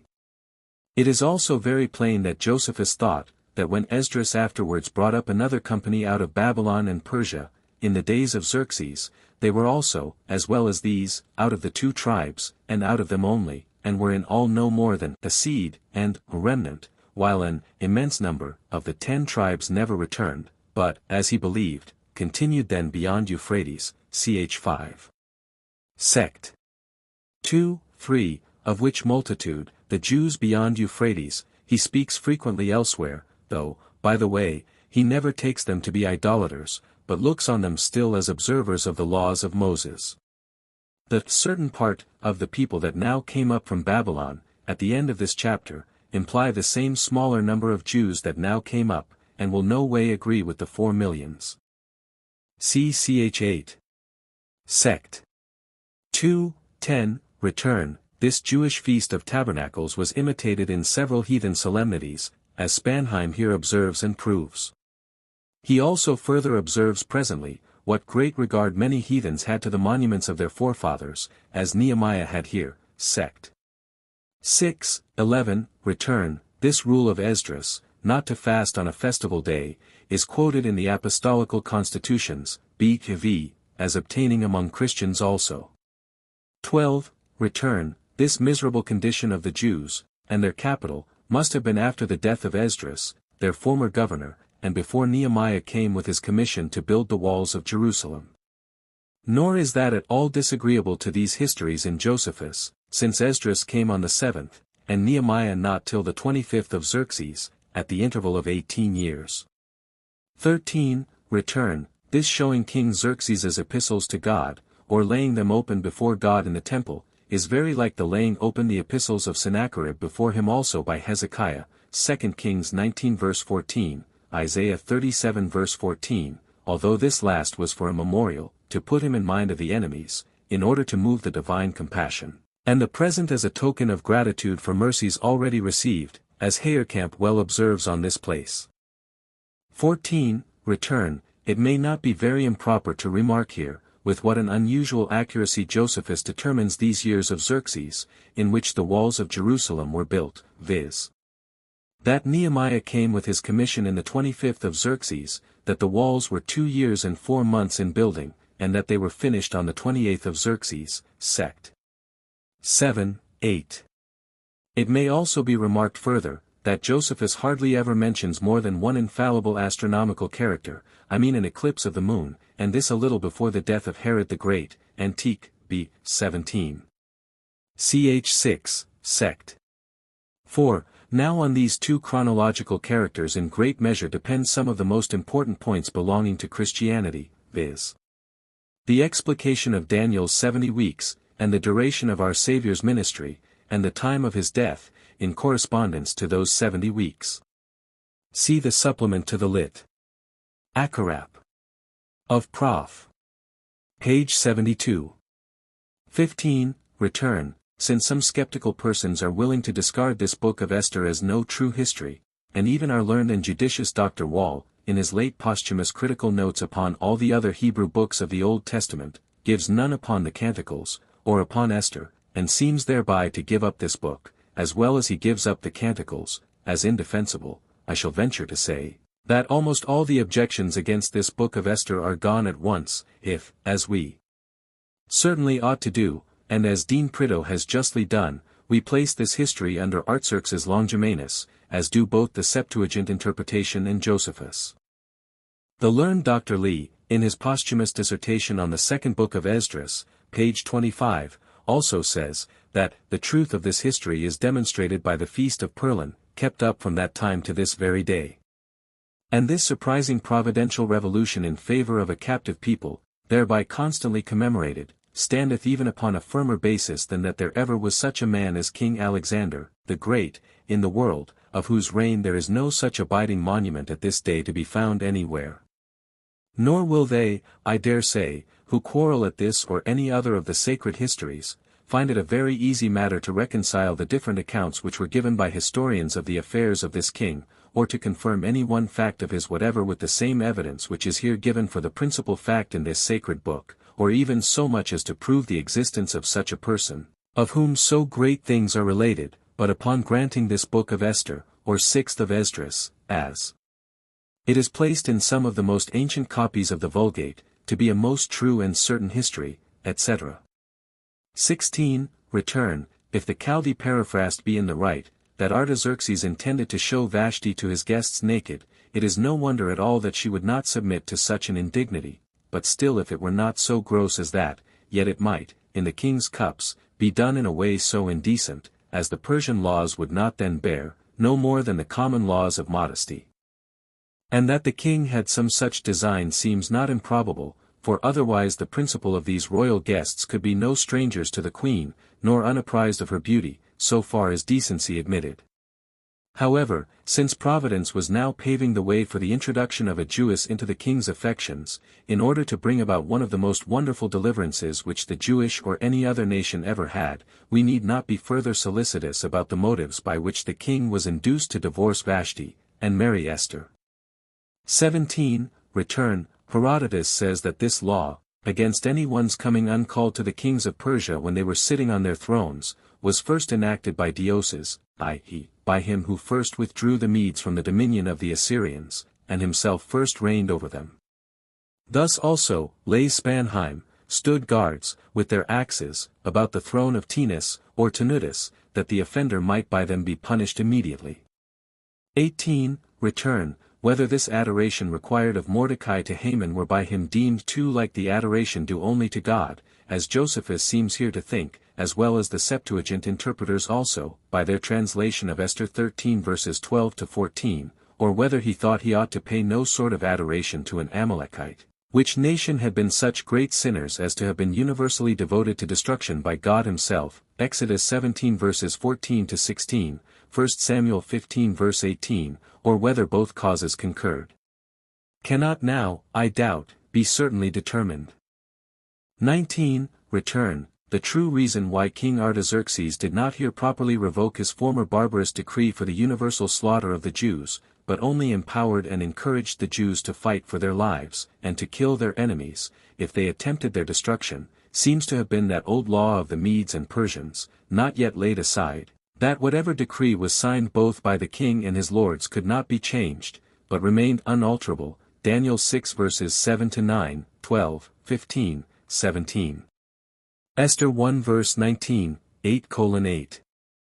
And Haman having engrossed the royal favor might perhaps have himself signed this decree for the Jews' slaughter instead of the ancient lords, and so might have rendered it by their rules irrevocable. 20. Return, these words give an intimation as if Artaxerxes suspected a deeper design in Haman than openly appeared, viz. that knowing the Jews would be faithful to him, and that he could never transfer the crown to his own family, who was an Agagite, Esther 3 verses 1 and 10, or of the posterity of Agag, the old king of the Amalekites, 1 Samuel 15 verses 8 and 32, 33, while they were alive, and spread over all his dominions, he therefore endeavored to destroy them. Nor is it to me improbable that those 75,800 of the Jews' enemies which were soon destroyed by the Jews, on the permission of the king, which must be on some great occasion, were Amalekites, their old and hereditary enemies, Exodus 17 verses 14 and 15, and that thereby was fulfilled Balaam's prophecy, Amalek was the first of the nations, but his latter end shall be, that he perish forever, Numbers 2400 hours 20. 21. Return, take here part of Rieland's note on this disputed passage. In Josephus's copies these Hebrew words, days of Purim, or lots, as in the Greek copies of Esther, ch 9:26, 28-32, is read, days of Purim, or days of protection, but ought to be read, days of Perira, as in the Hebrew, than which creation, says he, nothing is more certain. And had we any assurance that Josephus's copy mentioned that casting of lots, as our other copies do, Esther 3 verse 7, I should fully agree with Rieland, but, as it now stands, it seems to me by no means certain. As to this whole book of Esther in the present Hebrew copy, it is so very imperfect, in a case where the providence of God was so very remarkable, and the Septuagint and Josephus have so much of religion, that it has not so much as the name of God once in it, and it is hard to say who made that epitome which the Masoretes have given us for the genuine book itself. No religious Jews could well be the authors of it, whose education obliged them to have a constant regard to God, and whatsoever related to his worship, nor do we know that there ever was so imperfect a copy of it in the world till after the days of Barchochab, in the 2nd century. 22. Return, concerning this other Artaxerxes, called Muman, and the Persian affliction and captivity of the Jews under him, occasioned by the murder of the high priest's brother in the holy house itself, see Authent. Rec. at large, page 49. And if any wonder why Josephus wholly omits the rest of the kings of Persia after Artaxerxes Neman, till he came to their last king Darius, who was conquered by Alexander the Great, I shall give them Vossius's and Dr. Hudson's answer, though in my own words, viz. that Josephus did not do ill in admitting those kings of Persia with whom the Jews had no concern, because he was giving the history of the Jews, and not of the Persians, which is a sufficient reason also why he entirely omits the history and the book of Job, as not particularly relating to that nation. He justly therefore returns to the Jewish affairs after the death of Longimanus, without any intention of Darius too. Before Artaxerxes Neman, or of Achuz or Arogus, as the canon of Ptolemy names them, after him. Nor had he probably mentioned this other Artaxerxes, unless Bagases, one of the governors and commanders under him, had occasioned the pollution of the Jewish temple, and had greatly distressed the Jews upon that pollution. 23. Return. The place showed Alexander might be Daniel 7 verse 6, 8:3-8, 20, 22, 11:3, some or all of them very plain predictions of Alexander's conquests and successors. Book 12. Containing the interval of 170 years. From the death of Alexander the Great to the death of Judas Maccabeus. Chapter 1. How Ptolemy the son of Lagus took Jerusalem and Judea by deceit and treachery, and carried many thence, and planted them in Egypt. 1. Now when Alexander, king of Macedon, had put an end to the dominion of the Persians, and had settled the affairs in Judea after the forementioned manner, he ended his life. And as his government fell among many, Antigonus obtained Asia, Seleucus Babylon, and of the other nations which were there, Lysimachus governed the Hellespont, and Cassander possessed Macedonia, as did Ptolemy the son of Lagus seize upon Egypt. And while these princes ambitiously strove one against another, every one for his own principality, it came to pass that there were continual wars, and those lasting wars too, and the cities were sufferers, and lost a great many of their inhabitants in these times of distress, insomuch that all Syria, by the means of Ptolemy the son of Lagus, underwent the reverse of that denomination of Saviour, which he then had. He also seized upon Jerusalem, and for that end made use of deceit and treachery, for as he came into the city on a Sabbath day, as if he would offer sacrifices he, without any trouble, gained the city, while the Jews did not oppose him, for they did not suspect him to be their enemy, and he gained it thus, because they were free from suspicion of him, and because on that day they were at rest and quietness. And when he had gained it, he ruled over it in a cruel manner. Nay, Agatharchides of Cnidus, who wrote the Acts of Alexander's successors, reproaches us with superstition, as if we, by it, had lost our liberty, where he says thus, there is a nation called the nation of the Jews, who inhabit a city strong and great, named Jerusalem. These men took no care, but let it come into the hands of Ptolemy, as not willing to take arms, and thereby they submitted to be under a hard master, by reason of their unseasonable superstition. This is what Agatharchides relates of our nation. But when Ptolemy had taken a great many captives, both from the mountainous parts of Judea, and from the places about Jerusalem and Samaria, and the places near Mount Gerizim, he led them all into Egypt, too, and settled them there. And as he knew that the people of Jerusalem were most faithful in the observation of oaths and covenants, and this from the answer they made to Alexander, when he sent an embassage to them, after he had beaten Darius in battle, so he distributed many of them into garrisons, and at Alexandria gave them equal privileges of citizens with the Macedonians themselves, and required of them to take their oaths, that they would keep their fidelity to the posterity of those who committed these places to their care. Nay, there were not a few other Jews who, of their own accord, went into Egypt, as invited by the goodness of the soil, and by the liberality of Ptolemy. However, there were disorders among their posterity, with relation to the Samaritans, on account of their resolution to preserve that conduct of life which was delivered to them by their forefathers, and they thereupon contended one with another, while those of Jerusalem said that their temple was holy, and resolved to send their sacrifices thither, but the Samaritans were resolved that they should be sent to Mount Gerizim. Chapter 2. How Ptolemy Philadelphus procured the laws of the Jews to be translated into the Greek tongue and set many captives free, and dedicated many gifts to God. 1. When Alexander had reigned 12 years, and after him Ptolemy Soter 40 years, Philadelphus then took the kingdom of Egypt, and held it 40 years within one.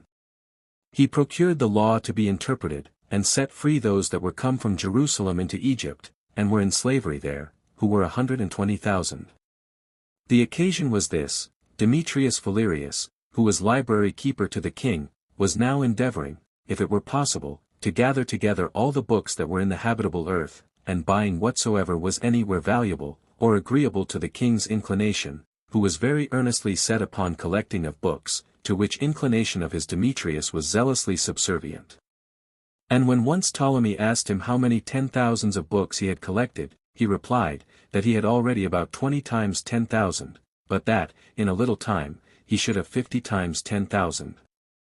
But he said he had been informed that there were many books of laws among the Jews worthy of inquiring after, and worthy of the king's library, but which, being written in characters and in a dialect of their own, will cause no small pains in getting them translated into the Greek tongue. 3. That the character in which they are written seems to be like to that which is the proper character of the Syrians, and that its sound, when pronounced, is like theirs also, and that this sound appears to be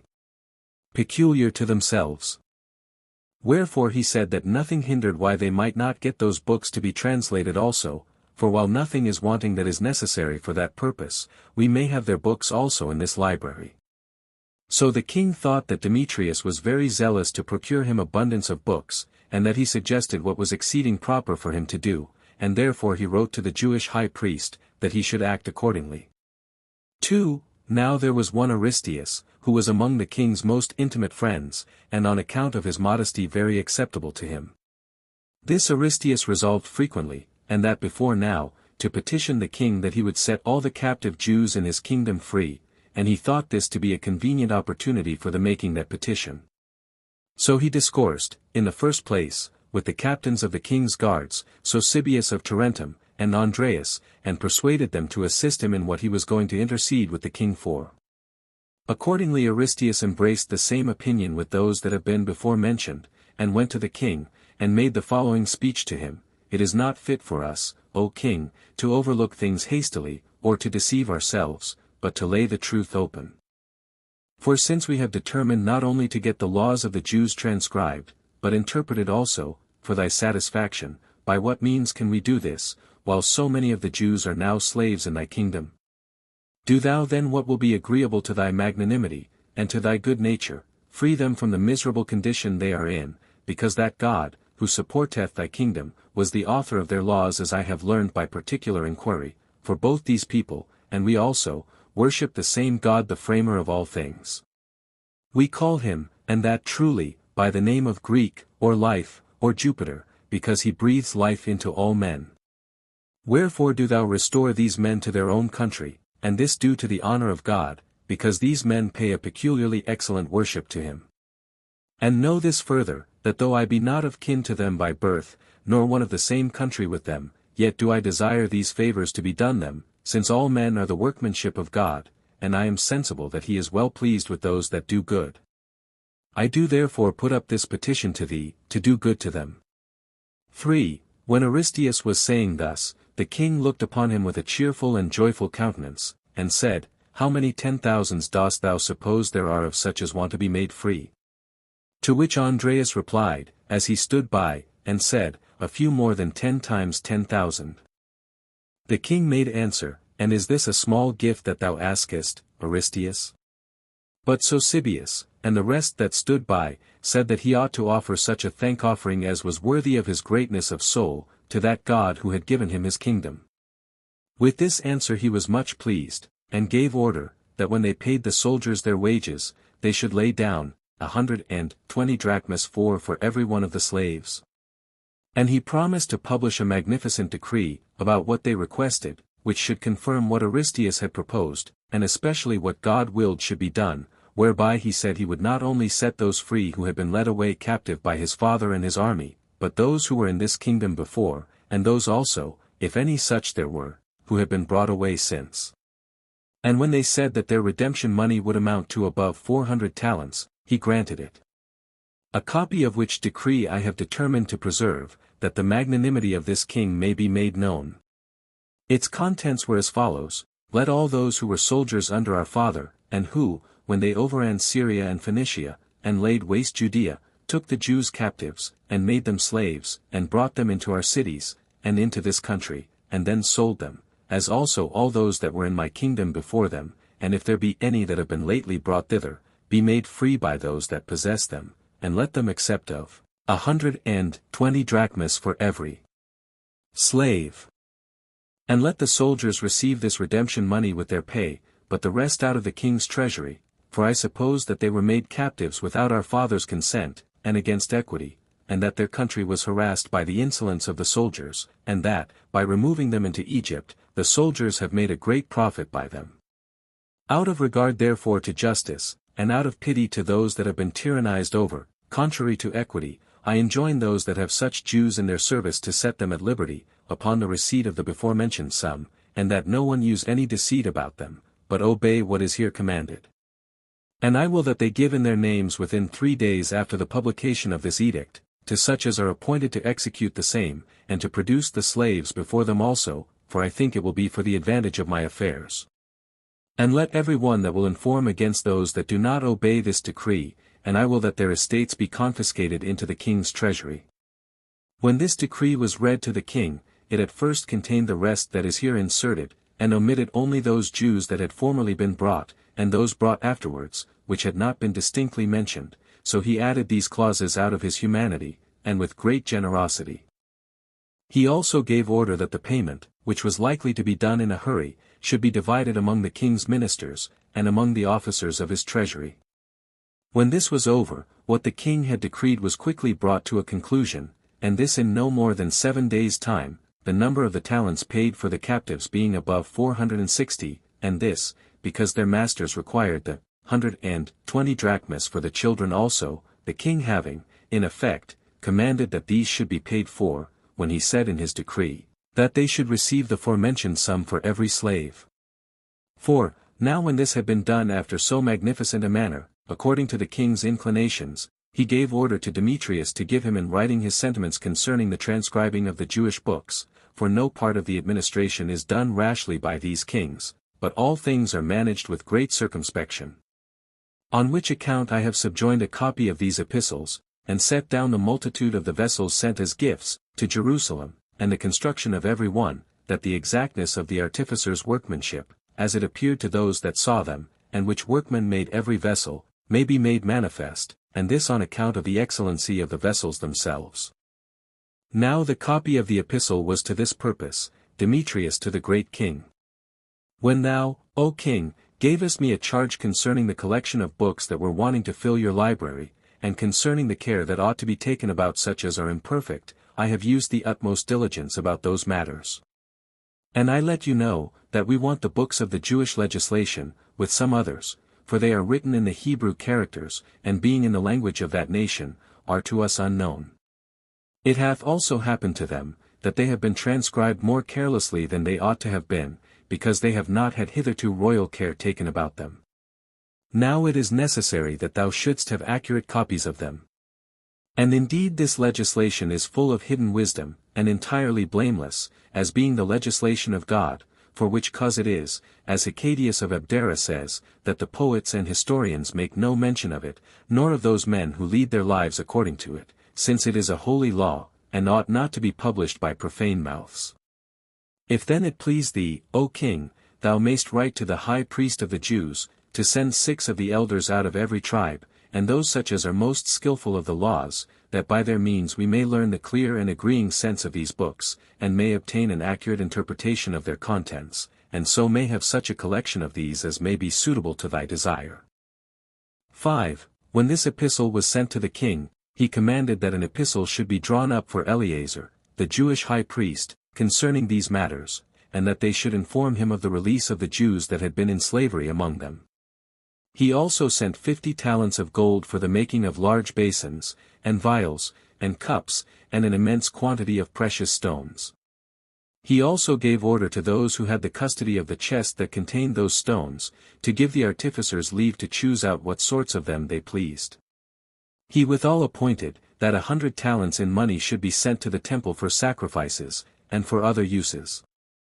Now I will give a description of these vessels, and the manner of their construction, but not till after I have set down a copy of the epistle which was written to Eleazar the high priest, who had obtained that dignity on the occasion following, when Onias the high priest was dead, his son Simon became his successor. He was called Simon the Just 5 because of both his piety towards God, and his kind disposition to those of his own nation. When he was dead, and had left a young son, who was called Onias, Simon's brother Eleazar, of whom we are speaking, took the high priesthood, and he it was to whom Ptolemy wrote, and that in the manner following: King Ptolemy to Eleazar the high priest, sendeth greeting. There are many Jews who now dwell in my kingdom, whom the Persians, when they were in power, carried captives. These were honored by my father, some of them he placed in the army, and gave them greater pay than ordinary, to others of them, when they came with him into Egypt, he committed his garrisons, and the guarding of them, that they might be a terror to the Egyptians. And when I had taken the government, I treated all men with humanity, and especially those that are thy fellow citizens, of whom I have set free above 100,000 that were slaves, and paid the price of their redemption to their masters out of my own revenues, and those that are of a fit age, I have admitted into them number of my soldiers. And for such as are capable of being faithful to me, and proper for my court, I have put them in such a post, as thinking this, kindness done to them, to be a very great and an acceptable gift, which I devote to God for his providence over me. And as I am desirous to do what will be grateful to these, and to all the other Jews in the habitable earth, I have determined to procure an interpretation of your law, and to have it translated out of Hebrew into Greek, and to be deposited in my library. Thou wilt therefore do well to choose out and send to me men of a good character, who are now elders in age, and 6 in number out of every tribe. These, by their age, must be skillful in the laws, and of abilities to make an accurate interpretation of them, and when this shall be finished, I shall think that I have done a work glorious to myself. And I have sent to thee Andreas, the captain of my guard, and Aristeus, men whom I have in very great esteem, by whom I have sent those first fruits which I have dedicated to the temple, and to the sacrifices, and to other uses, to the value of 100 talents. And if thou wilt send to us, to let us know what thou wouldst have further, thou wilt do a thing acceptable to me. 6. When this epistle of the king was brought to Eleazar, he wrote an answer to it with all the respect possible. Eleazar the high priest to King Ptolemy, sendeth greeting. If thou and thy queen Arsinoe, 6 and thy children, be well, we are entirely satisfied. When we received thy epistle, we greatly rejoiced at thy intentions, and when the multitude were gathered together, we read it to them, and thereby made them sensible of the piety thou hast towards God. We also showed them the 20 vials of gold, and 30 of silver, and the 5 large basins, and the table for the shewbread, as also the 100 talents for the sacrifices, and for the making what shall be needful at the temple, which things Andreas and Aristeus, those most honored friends of thine, have brought us, and truly they are persons of an excellent character, and of great learning, and worthy of thy virtue. Know then that we will gratify thee in what is for thy advantage, though we do what we used not to do before, for we ought to make a return for the numerous acts of kindness which thou hast done to our countrymen. We immediately, therefore, offered sacrifices for thee and thy sister, with thy children and friends, and the multitude made prayers, that thy affairs may be to thy mind, and that thy kingdom may be preserved in peace, and that the translation of our law may come to the conclusion thou desirest, and be for thy advantage. We have also chosen 6 elders out of every tribe, whom we have sent, and the law with them. It will be thy part, out of thy piety and justice, to send back the law, when it hath been translated, and to return those to us that bring it in safety. Farewell. 7. This was the reply which the high priest made. But it does not seem to me to be necessary to set down the names of the 72 elders who were sent by Eleazar, and carried the law, which yet were subjoined at the end of the epistle. However, I thought it not improper to give an account of those very valuable and artificially contrived vessels which the king sent to God, that all may see how great a regard the king had for God, for the king allowed a vast deal of expenses for these vessels, and came often to the workmen, and viewed their works, and suffered nothing of carelessness or negligence to be any damage to their operations. And I will relate how rich they were as well as I am able, although perhaps the nature of this history may not require such a description, but I imagine I shall thereby recommend the elegant taste and magnanimity of this king to those that read this history. 8. And first I will describe what belongs to the table. It was indeed in the king's mind to make this table vastly large in its dimensions, but then he gave orders that they should learn what was the magnitude of the table which was already at Jerusalem, and how large it was, and whether there was a possibility of making one larger than it. And when he was informed how large that was which was already there, and that nothing hindered but a larger might be made, he said that he was willing to have one made that should be 5 times as large as the present table, but his fear was, that it might be then useless in their sacred ministrations by its too great largeness, for he desired that the gifts he presented them should not only be there for show, but should be useful also in their sacred ministrations. According to which reasoning, that the former table was made of so moderate a size for use, and not for want of gold, he resolved that he would not exceed the former table in largeness, but would make it exceed it in the variety and elegancy of its materials. And as he was sagacious in observing the nature of all things, and in having a just notion of what was new and surprising, and where there was no sculptures, he would invent such as were proper by his own skill, and would show them to the workmen. He commanded that such sculptures should now be made, and that those which were delineated should be most accurately formed by a constant regard to their delineation. 9. When therefore the workmen had undertaken to make the table, they framed it in length 2 cubits, and a half, in breadth 1 cubit, and in height 1 cubit and a half, and the entire structure of the work was of gold. They withal made a crown of a handbreadth round it, with wave-work wreathed about it, and with an engraving which imitated a cord, and was admirably turned on its 3 parts, for as they were of a triangular figure, every angle had the same disposition of its sculptures, that when you turned them about, the very same form of them was turned about without any variation. Now that part of the crown work that was enclosed under the table had its sculptures very beautiful, but that part which went round on the outside was more elaborately adorned with most beautiful ornaments, because it was exposed to sight, and to the view of the spectators, for which reason it was that both those sides which were extant above the rest were acute, and none of the angles, which we before told you were 3, appeared less than another, when the table was turned about. Now into the cordwork thus turned were precious stones inserted, in rows parallel one to the other, enclosed in golden buttons, which had ouches in them, but the parts which were on the side of the crown, and were exposed to the sight, were adorned with a row of oval figures obliquely placed, of the most excellent sort of precious stones, which imitated rods laid close, and encompassed the table round about. But under these oval figures, thus engraven, the workman had put a crown all round it, where the nature of all sorts of fruit was represented, insomuch that the bunches of grapes hung up. And when they had made the stones to represent all the kinds of fruit before mentioned, and that each in its proper color, they made them fast with gold round the whole table. The like disposition of the oval figures, and of the engraved rods, was framed under the crown, that the table might on each side show the same appearance of variety and elegancy of its ornaments, so that neither the position of the wave-work nor of the crown might be different, although the table were turned on the other side, but that the prospect of the same artificial contrivances might be extended as far as the feet, for there was made a plate of gold 4 fingers broad, through the entire breadth of the table, into which they inserted the feet, and then fastened them to the table by buttons and buttonholes, at the place where the crown was situate, that so on what side soever of the table one should stand, it might exhibit the very same view of the exquisite workmanship, and of the vast expenses bestowed upon it. But upon the table itself they engraved a meander, inserting into it very valuable stones in the middle like stars, of various colors, the carbuncle and the emerald, each of which sent out agreeable rays of light to the spectators, with such stones of other sorts also as were most curious and best esteemed, as being most precious in their kind. Hard by this meander a texture of network ran round it, the middle of which appeared like a rhombus, into which were inserted rock crystal and amber, which, by the great resemblance of the appearance they made, gave wonderful delight to those that saw them. The chapiters of the feet imitated the first buddings of lilies, while their leaves were bent and laid under the table, but so that the chives were seen standing upright within them.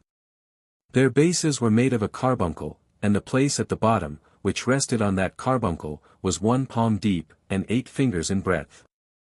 Now they had engraven upon it with a very fine tool, and with a great deal of pains, a branch of ivy and tendrils of the vine, sending forth clusters of grapes, that you would guess they were nowise different from real tendrils, for they were so very thin, and so very far extended at their extremities, that they were moved with the wind, and made one believe that they were the product of nature, and not the representation of art. They also made the entire workmanship of the table appear to be threefold, while the joints of the several parts were so united together as to be invisible, and the places where they joined could not be distinguished. Now the thickness of the table was not less than half a cubit. So that this gift, by the king's great generosity, by the great value of the materials, and the variety of its exquisite structure, and the artificer's skill in imitating nature with graying tools, was at length brought to perfection, while the king was very desirous, that though in largeness it were not to be different from that which was already dedicated to God, yet that in exquisite workmanship, and the novelty of the contrivances, and in the splendor of its construction, it should far exceed it, and be more illustrious than that was.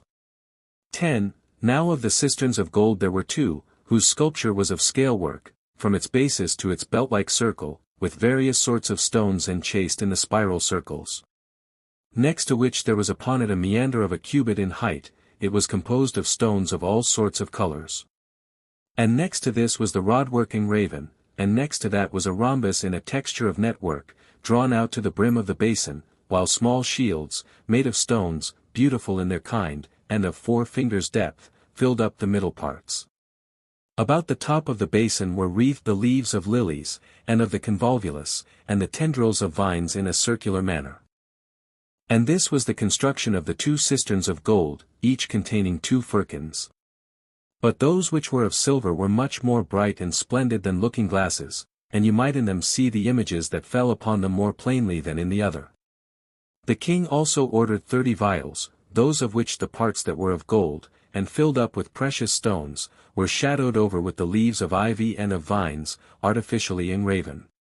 And these were the vessels that were after an extraordinary manner brought to this perfection, partly by the skill of the workmen, who were admirable in such fine work, but much more by the diligence and generosity of the king, who not only supplied the artificers abundantly, and with great generosity, with what they wanted, but he forbade public audiences for the time, and came and stood by the workmen, and saw the whole operation. And this was the cause why the workmen were so accurate in their performance, because they had regard to the king, and to his great concern about the vessels, and so the more indefatigably kept close to the work.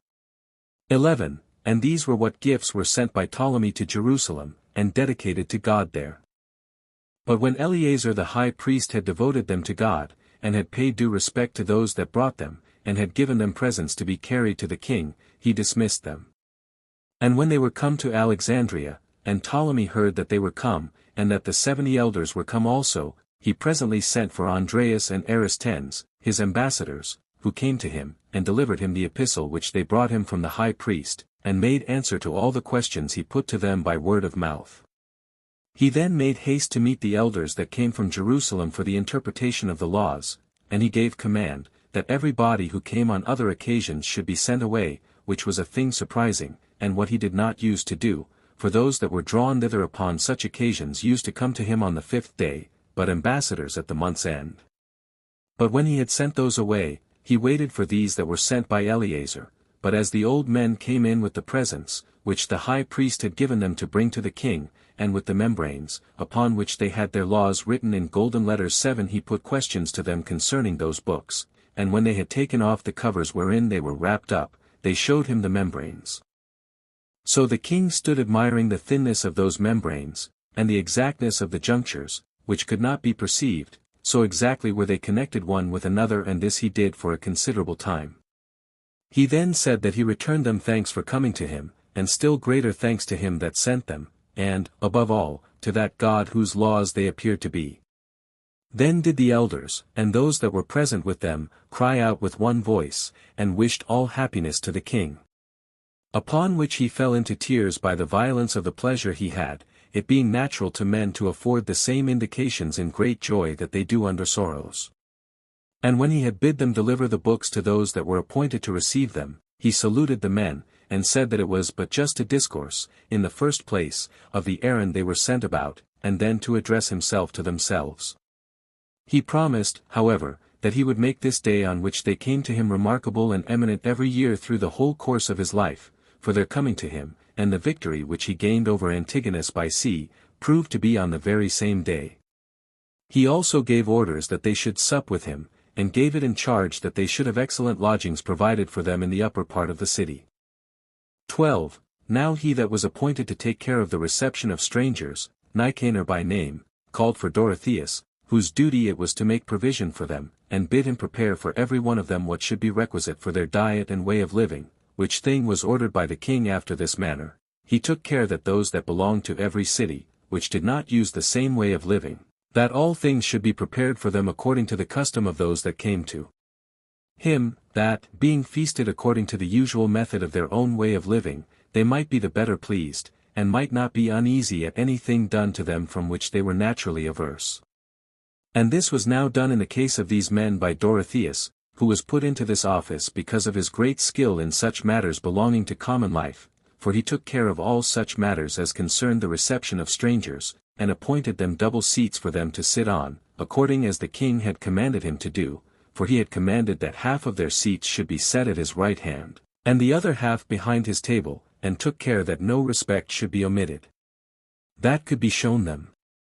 And when they were thus set down, he bid Dorotheus to minister to all those that were come to him from Judea, after the manner they used to be ministered to, for which cause he sent away their sacred heralds, and those that slew the sacrifices, and the rest that used to say grace, but called to one of those that were come to him, whose name was Eleazar, who was a priest, and desired him to say grace, 8 who then stood in the midst of them, and prayed, that all prosperity might attend the king, and those that were his subjects. Upon which an acclamation was made by the whole company, with joy and a great noise, and when that was over, they fell to eating their supper, and to the enjoyment of what was set before them. And at a little interval afterward, when the king thought a sufficient time had been interposed, he began to talk philosophically to them, and he asked every one of them a philosophical question 9 and such a one as might give light in those inquiries, and when they had explained all the problems that had been proposed by the king about every point, he was well pleased with their answers. This took up the 12 days in which they were treated, and he that pleases may learn the particular questions in that book of Aristeus, which he wrote on this very occasion. 13. And while not the king only, but the philosopher Menedemus also, admired them, and said that all things were governed by providence, and that it was probable that thence it was that such force or beauty was discovered in these men's words, they then left off asking any more such questions. But the king said that he had gained very great advantages by their coming, for that he had received this profit from them, that he had learned how he ought to rule his subjects. And he gave order that they should have every one 3 talents given them, and that those that were to conduct them to their lodging should do it. Accordingly, when 3 days were over, Demetrius took them, and went over the causeway 7 furlongs long, it was a bank in the sea to an island. And when they had gone over the bridge, he proceeded to the northern parts, and showed them where they should meet, which was in a house that was built near the shore, and was a quiet place, and fit for their discoursing together about their work. When he had brought them thither, he entreated them, now they had all things about them which they wanted for the interpretation of their law, that they would suffer nothing to interrupt them in their work. Accordingly, they made an accurate interpretation, with great zeal and great pains, and this they continued to do till the 9th hour of the day, after which time they relaxed and took care of their body, while their food was provided for them in great plenty. Besides, Dorotheus, at the king's command, brought them a great deal of what was provided for the king himself. But in the morning they came to the court and saluted Ptolemy, and then went away to their former place, where, when they had washed their hands, 10 and purified themselves, they betook themselves to the interpretation of the laws. Now when the law was transcribed, and the labor of interpretation was over, which came to its conclusion in 72 days, Demetrius gathered all the Jews together to the place where the laws were translated, and where the interpreters were, and read them over. The multitude did also approve of those elders that were the interpreters of the law. They withal commended Demetrius for his proposal, as the inventor of what was greatly for their happiness, and they desired that he would give leave to their rulers also to read the law.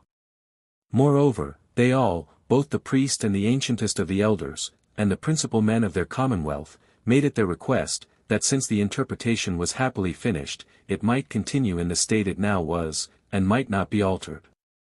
And when they all commended that determination of theirs, they enjoined, that if any one observed either anything superfluous, or anything omitted, that he would take a view of it again, and have it laid before them, and corrected, which was a wise action of theirs, that when the thing was judged to have been well done, it might continue forever. 14. So the king rejoiced when he saw that his design of this nature was brought to perfection, to so great advantage, and he was chiefly delighted with hearing the laws read to him, and was astonished at the deep meaning and wisdom of the legislator.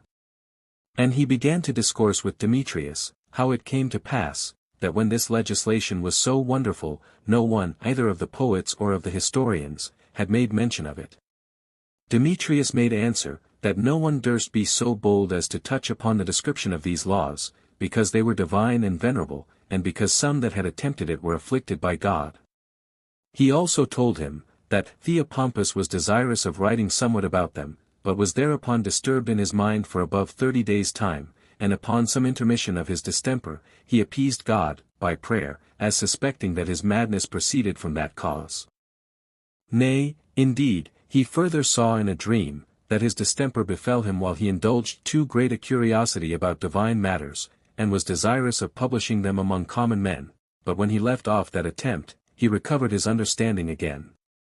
Moreover, he informed him of Theodectes, the tragic poet, concerning whom it was reported, that when in a certain dramatic representation he was desirous to make mention of things that were contained in the sacred books, he was afflicted with a darkness in his eyes, and that upon his being conscious of the occasion of his distemper, and appeasing God, by prayer, he was freed from that affliction. 15. And when the king had received these books from Demetrius, as we have said already, he adored them, and gave order that great care should be taken of them, that they might remain uncorrupted. He also desired that the interpreters would come often to him out of Judea, and that both on account of the respects that he would pay them, and on account of the presents he would make them, for he said it was now but just to send them away, although if, of their own accord, they would come to him hereafter, they should obtain all that their own wisdom might justly require, and what his generosity was able to give them. So he then sent them away, and gave to every one of them 3 garments of the best sort, and 2 talents of gold, and a cup of the value of 1 talent, and the furniture of the room wherein they were feasted. And these were the things he presented to them.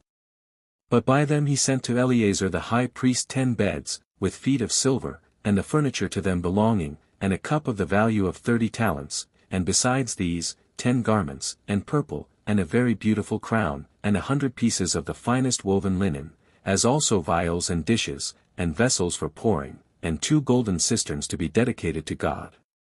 He also desired him, by an epistle, that he would give these interpreters leave, if any of them were desirous of coming to him, because he highly valued a conversation with men of such learning, and should be very willing to lay out his wealth upon such men.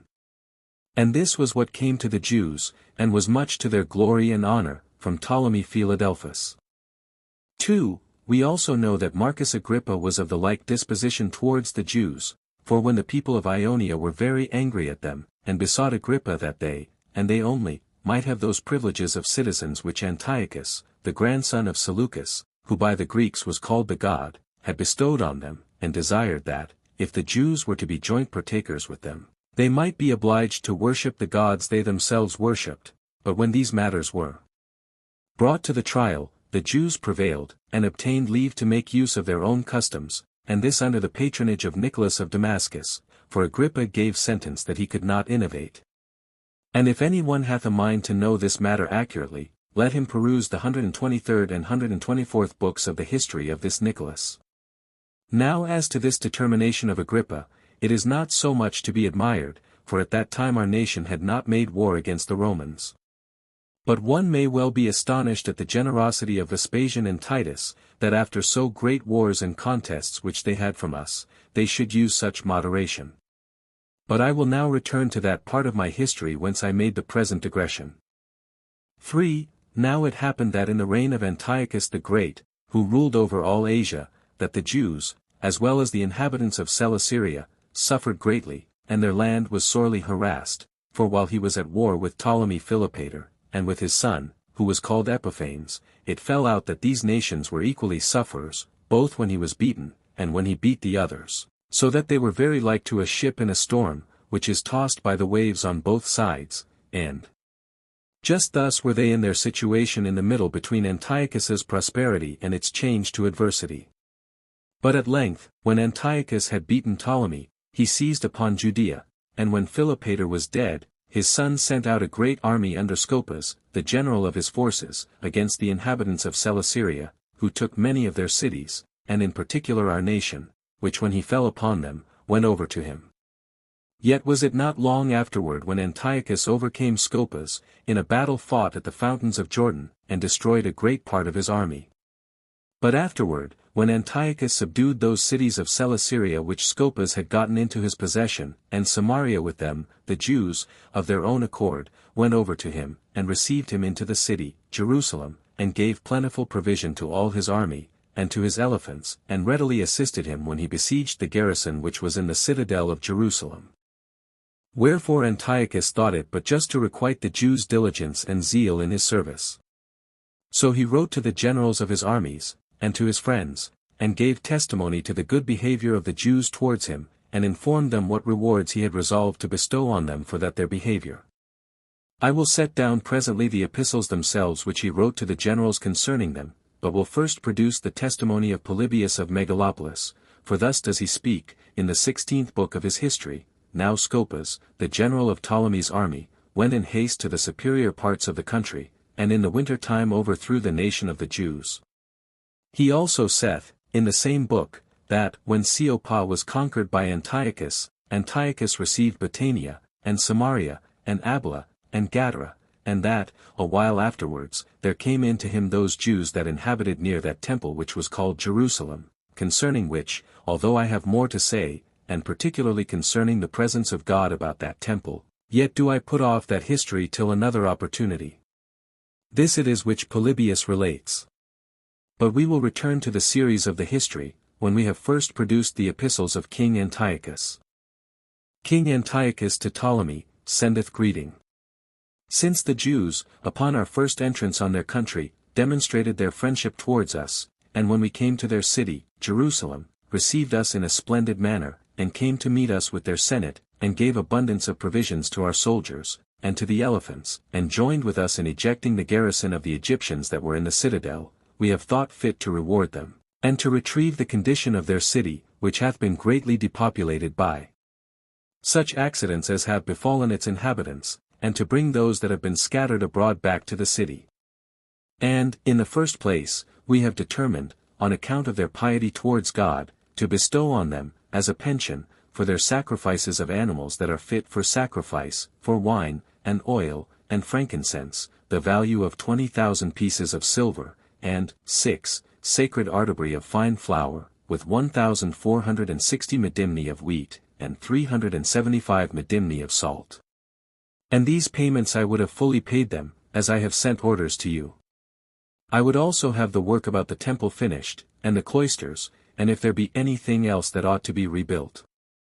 And for the materials of wood, let it be brought them out of Judea itself and out of the other countries, and out of Libanus tax-free, and the same I would have observed as to those other materials which will be necessary, in order to render the temple more glorious, and let all of that nation live according to the laws of their own country, and let the senate, and the priests, and the scribes of the temple, and the sacred singers, be discharged from poll money and the crown tax and other taxes.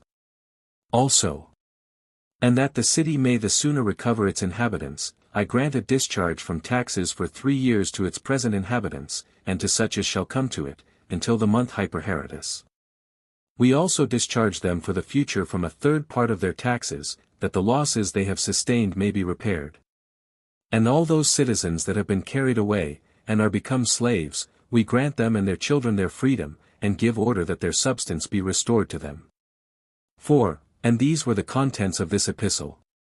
He also published a decree through all his kingdom in honor of the temple, which contained what follows: It shall be lawful for no foreigner to come within the limits of the temple round about, which thing is forbidden also to the Jews, unless to those who, according to their own custom, have purified themselves.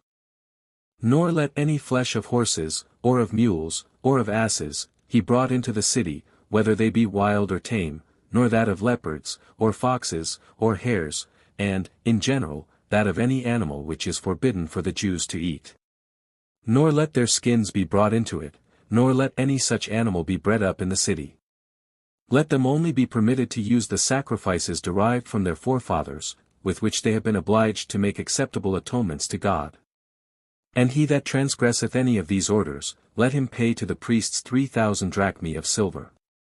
Moreover, this Antiochus bare testimony to our piety and fidelity, in an epistle of his, written when he was informed of a sedition in Phrygia and Lydia, at which time he was in the superior provinces, wherein he commanded Zenxus, the general of his forces, and his most intimate friend, to send some of our nation out of Babylon into Phrygia.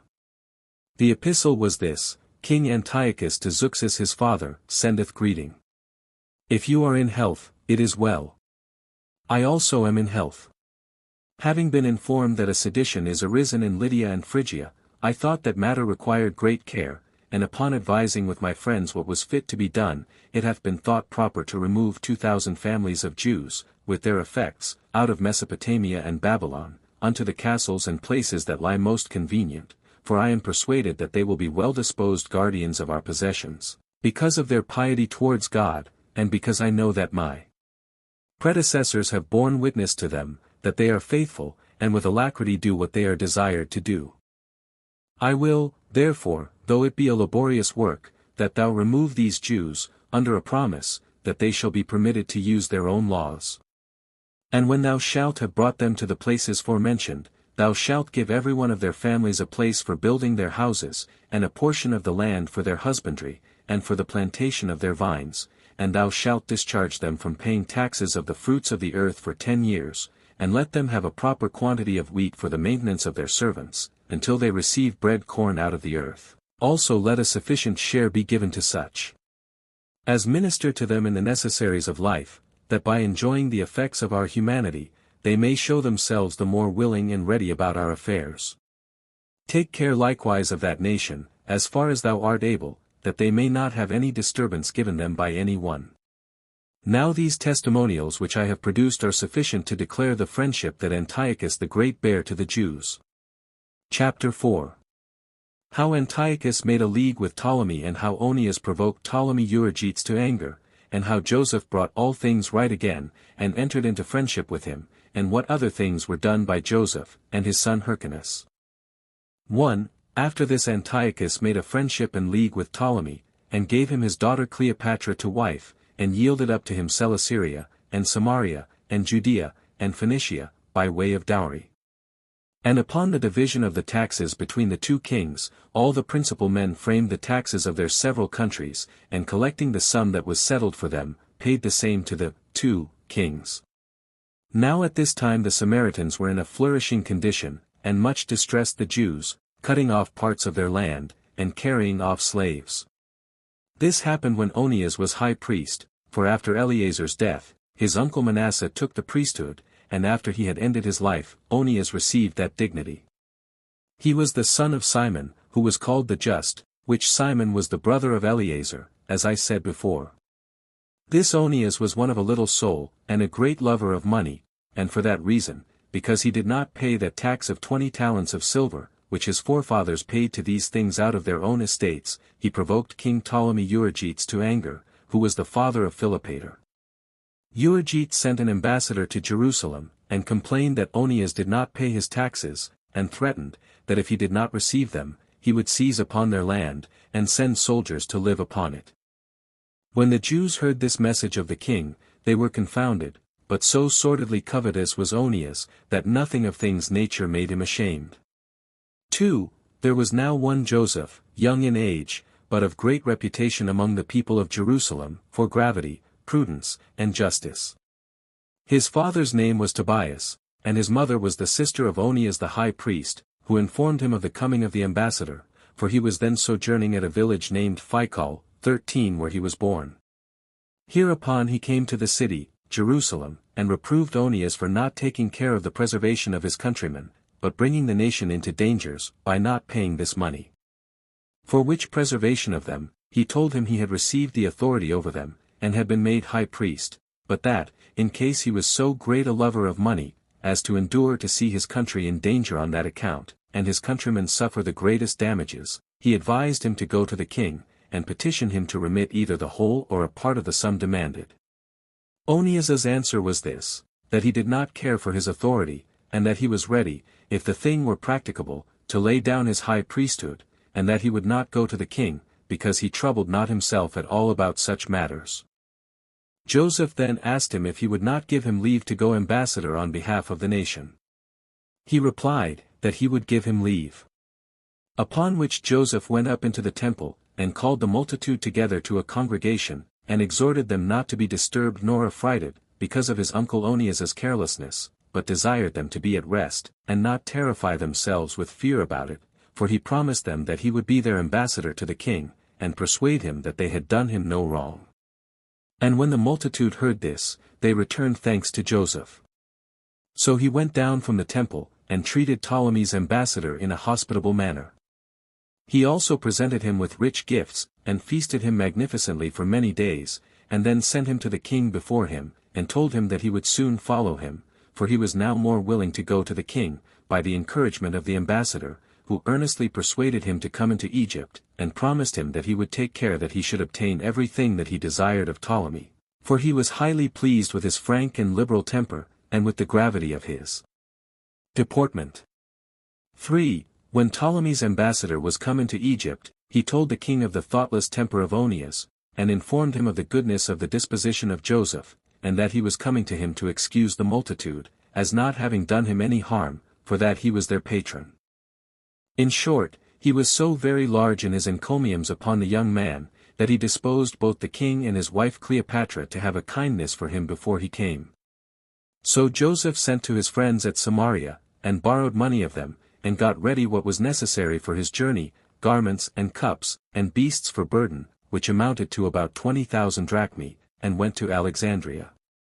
Now it happened that at this time all the principal men and rulers went up out of the cities of Syria and Phoenicia, to bid for their taxes, for every year the king sold them to the men of the greatest power in every city.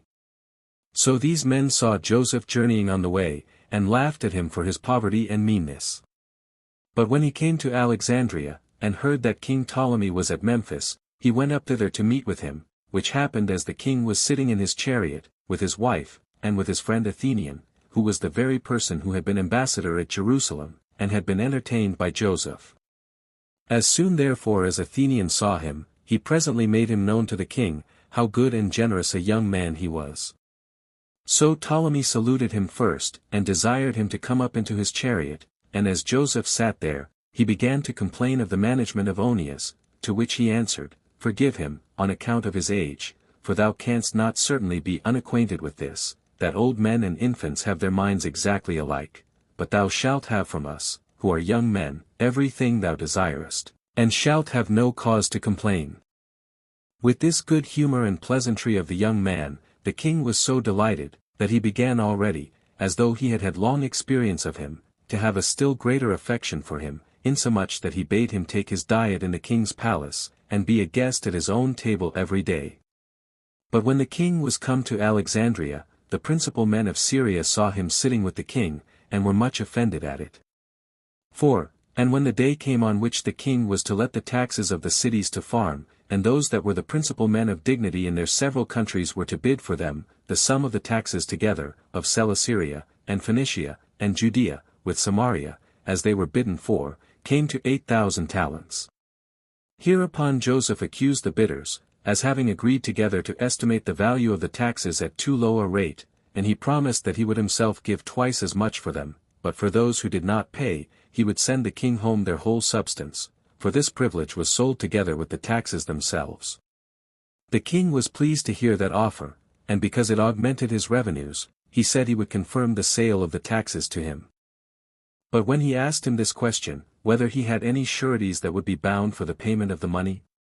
he answered very pleasantly, I will give such security, and those of persons good and responsible, and which you shall have no reason to distrust. And when he bid him name them who they were, he replied, I give thee no other persons, O king, for my sureties, than thyself, and this thy wife, and you shall be security for both parties. So Ptolemy laughed at the proposal, and granted him the farming of the taxes without any sureties. This procedure was a sore grief to those that came from the cities into Egypt, who were utterly disappointed, and they returned every one to their own country with shame.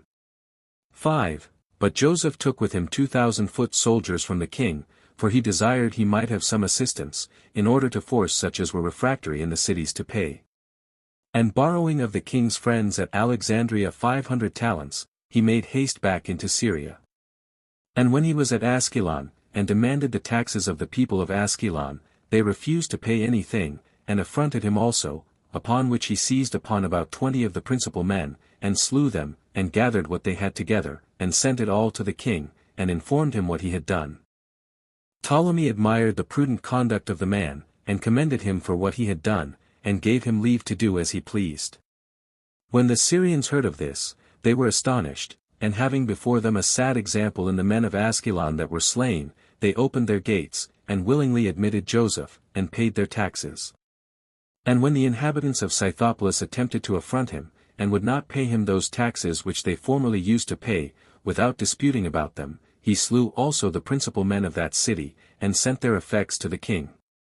By this means he gathered great wealth together, and made vast gains by this farming of the taxes, and he made use of what estate he had thus gotten, in order to support his authority, as thinking it a piece of prudence to keep what had been the occasion and foundation of his present good fortune, and this he did by the assistance of what he was already possessed of, for he privately sent many presents to the king, and to Cleopatra, and to their friends, and to all that were powerful about the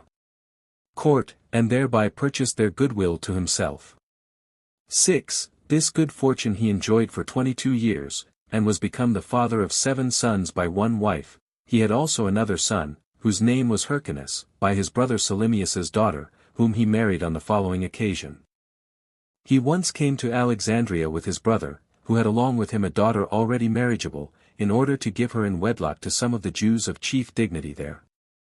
He then supped with the king, and falling in love with an actress that was of great beauty, and came into the room where they feasted, he told his brother of it, and entreated him, because a Jew is forbidden by their law to come near to a foreigner, to conceal his offense, and to be kind and subservient to him, and to give him an opportunity of fulfilling his desires. Upon which his brother willingly entertained the proposal of serving him, and adorned his own daughter, and brought her to him by night, and put her into his bed. And Joseph, being disordered with drink, knew not who she was, and so lay with his brother's daughter, and this did he many times, and loved her exceedingly, and said to his brother, that he loved this actress so well, that he should run the hazard of his life, if he must part with her, and yet probably the king would not give him leave, to take her with him. But his brother bid him be in no concern about that matter, and told him he might enjoy her whom he loved without any danger, and might have her for his wife, and opened the truth of the matter to him, and assured him that he chose rather to have his own daughter abused, than to overlook him, and see him come to public disgrace. So Joseph commended him for this his brotherly love, and married his daughter, and by her begot a son, whose name was Hyrcanus, as we said before. And when this his youngest son showed, at 13 years old, a mind that was both courageous and wise, and was greatly envied by his brethren, as being of a genius much above them, and such a one as they might well envy, Joseph had once a mind to know which of his sons had the best disposition to virtue, and when he sent them severally to those that had then the best reputation for instructing youth, the rest of his children, by reason of their sloth and unwillingness to take pains, returned to him foolish and unlearned. After them he sent out the youngest, Hyrcanus, and gave him 300 yoke of oxen, and bid him go 2 days' journey into the wilderness, and sow the land there, and yet kept back privately the yokes of the oxen that coupled them together. When Hyrcanus came to the place, and found he had no yokes with him, he condemned the drivers of the oxen, who advised him to send some to his father, to bring them some yokes, but he thinking that he ought not to lose his time while they should be sent to bring him the yokes, he invented a kind of stratagem, and what suited an age older than his own, for he slew 10 yoke of the oxen, and distributed their flesh among the laborers, and cut their hides into several pieces, and made him yokes. And yoked the oxen together with them, by which means he sowed as much land as his father had appointed him to sow, and returned to him. And when he was come back, his father was mightily pleased with his sagacity, and commended the sharpness of his understanding, and his boldness in what he did. And he still loved him the more, as if he were his only genuine son, while his brethren were much troubled at it.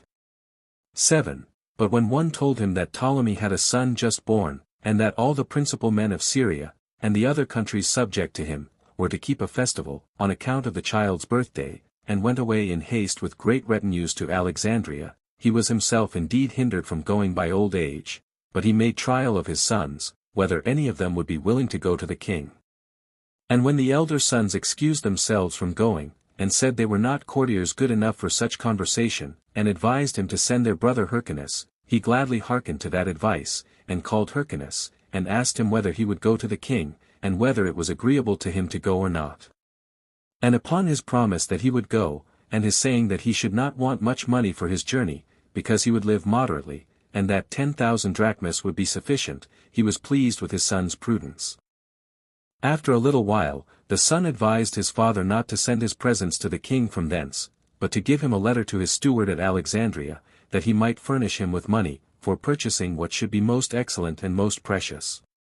So he thinking that the expense of 10 talents would be enough for presents to be made the king, and commending his son, as giving him good advice, wrote to Arion his steward, that managed all his money matters at Alexandria, which money was not less than 3,000 talents on his account, for Joseph sent the money he received in Syria to Alexandria.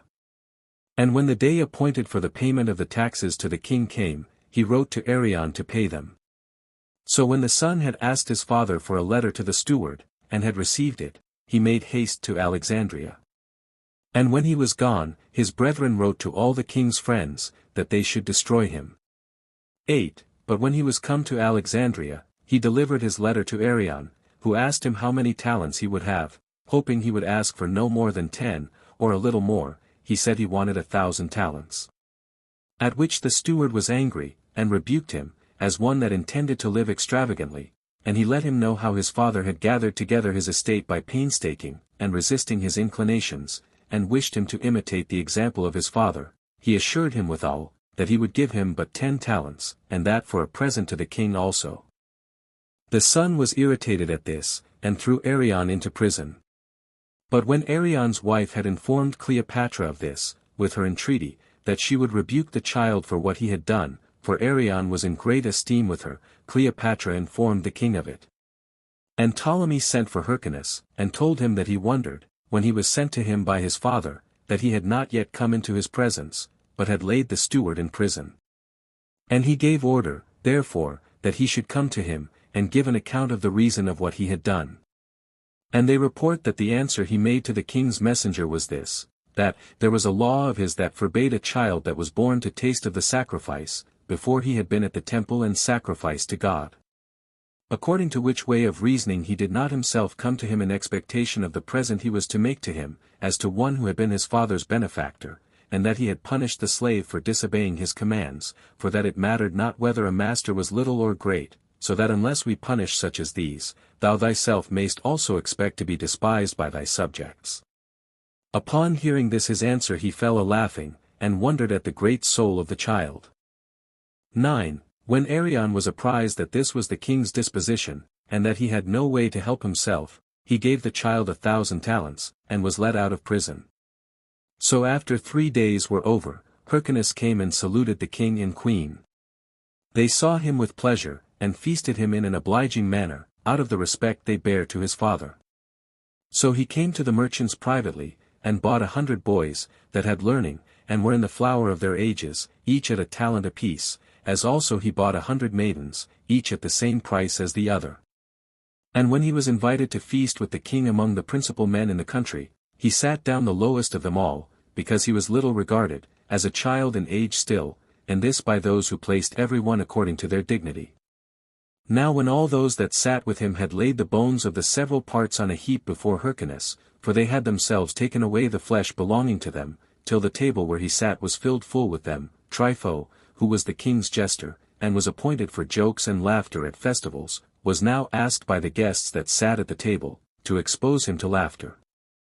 So he stood by the king, and said, Dost thou not see, my lord, the bones that lie by Hyrcanus? By this similitude thou mayst conjecture that his father made all Syria as bare as he hath made these bones. And the king laughing at what Trypho said, and asking of Hyrcanus, how he came to have so many bones before him. He replied, Very rightfully, my lord, for they are dogs that eat the flesh and the bones together, as these thy guests have done, looking in the meantime at those guests, for there is nothing before them, but they are men that eat the flesh, and cast away the hones, as I, who am also a man, have now done. Upon which the king admired at his answer, which was so wisely made, and bid them all make an acclamation, as a mark of their approbation of his jest, which was truly a facetious one. On the next day Hyrcanus went to every one of the king's friends, and of the men powerful at court, and saluted them, but still inquired of the servants what present they would make the king on his son's birthday, and when some said that they would give 12 talents, and that others of greater dignity would every one give according to the quantity of their riches, he pretended to every one of them to be grieved that he was not able to bring so large a present, for that he had no more than 5 talents. And when the servants heard what he said, they told their masters, and they rejoiced in the prospect that Joseph would be disapproved, and would make the king angry, by the smallness of his present.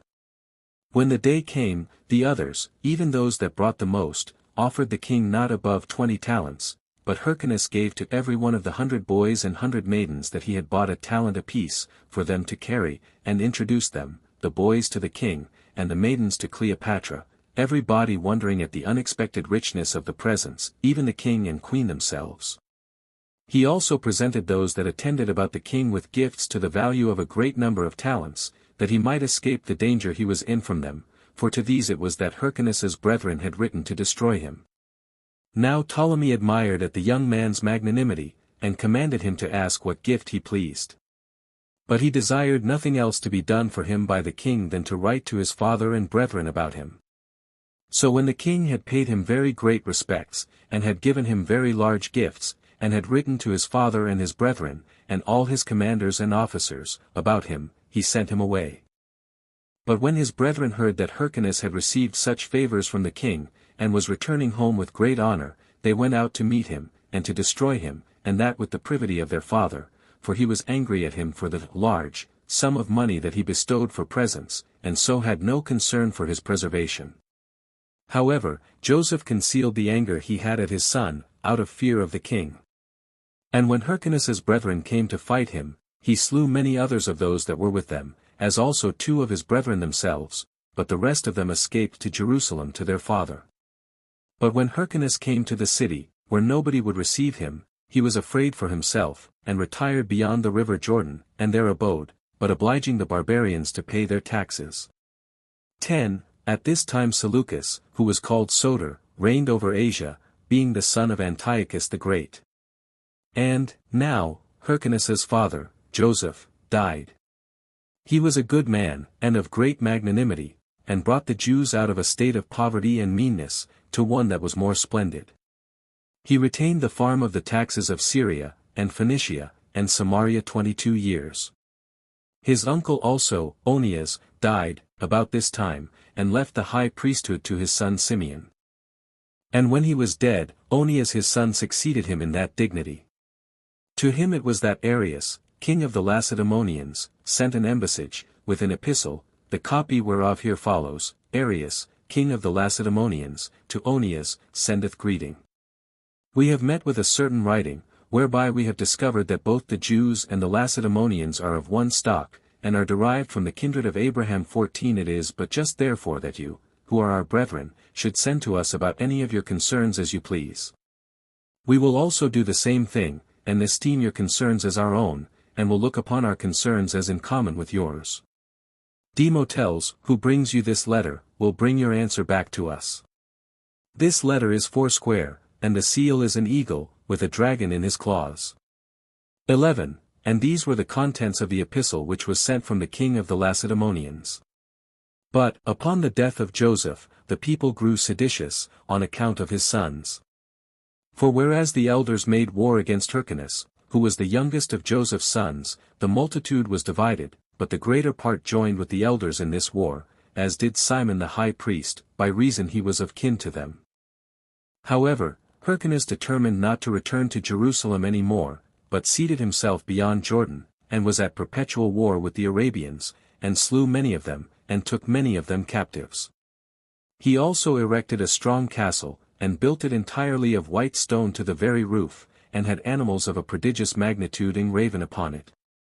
He also drew round it a great and deep canal of water.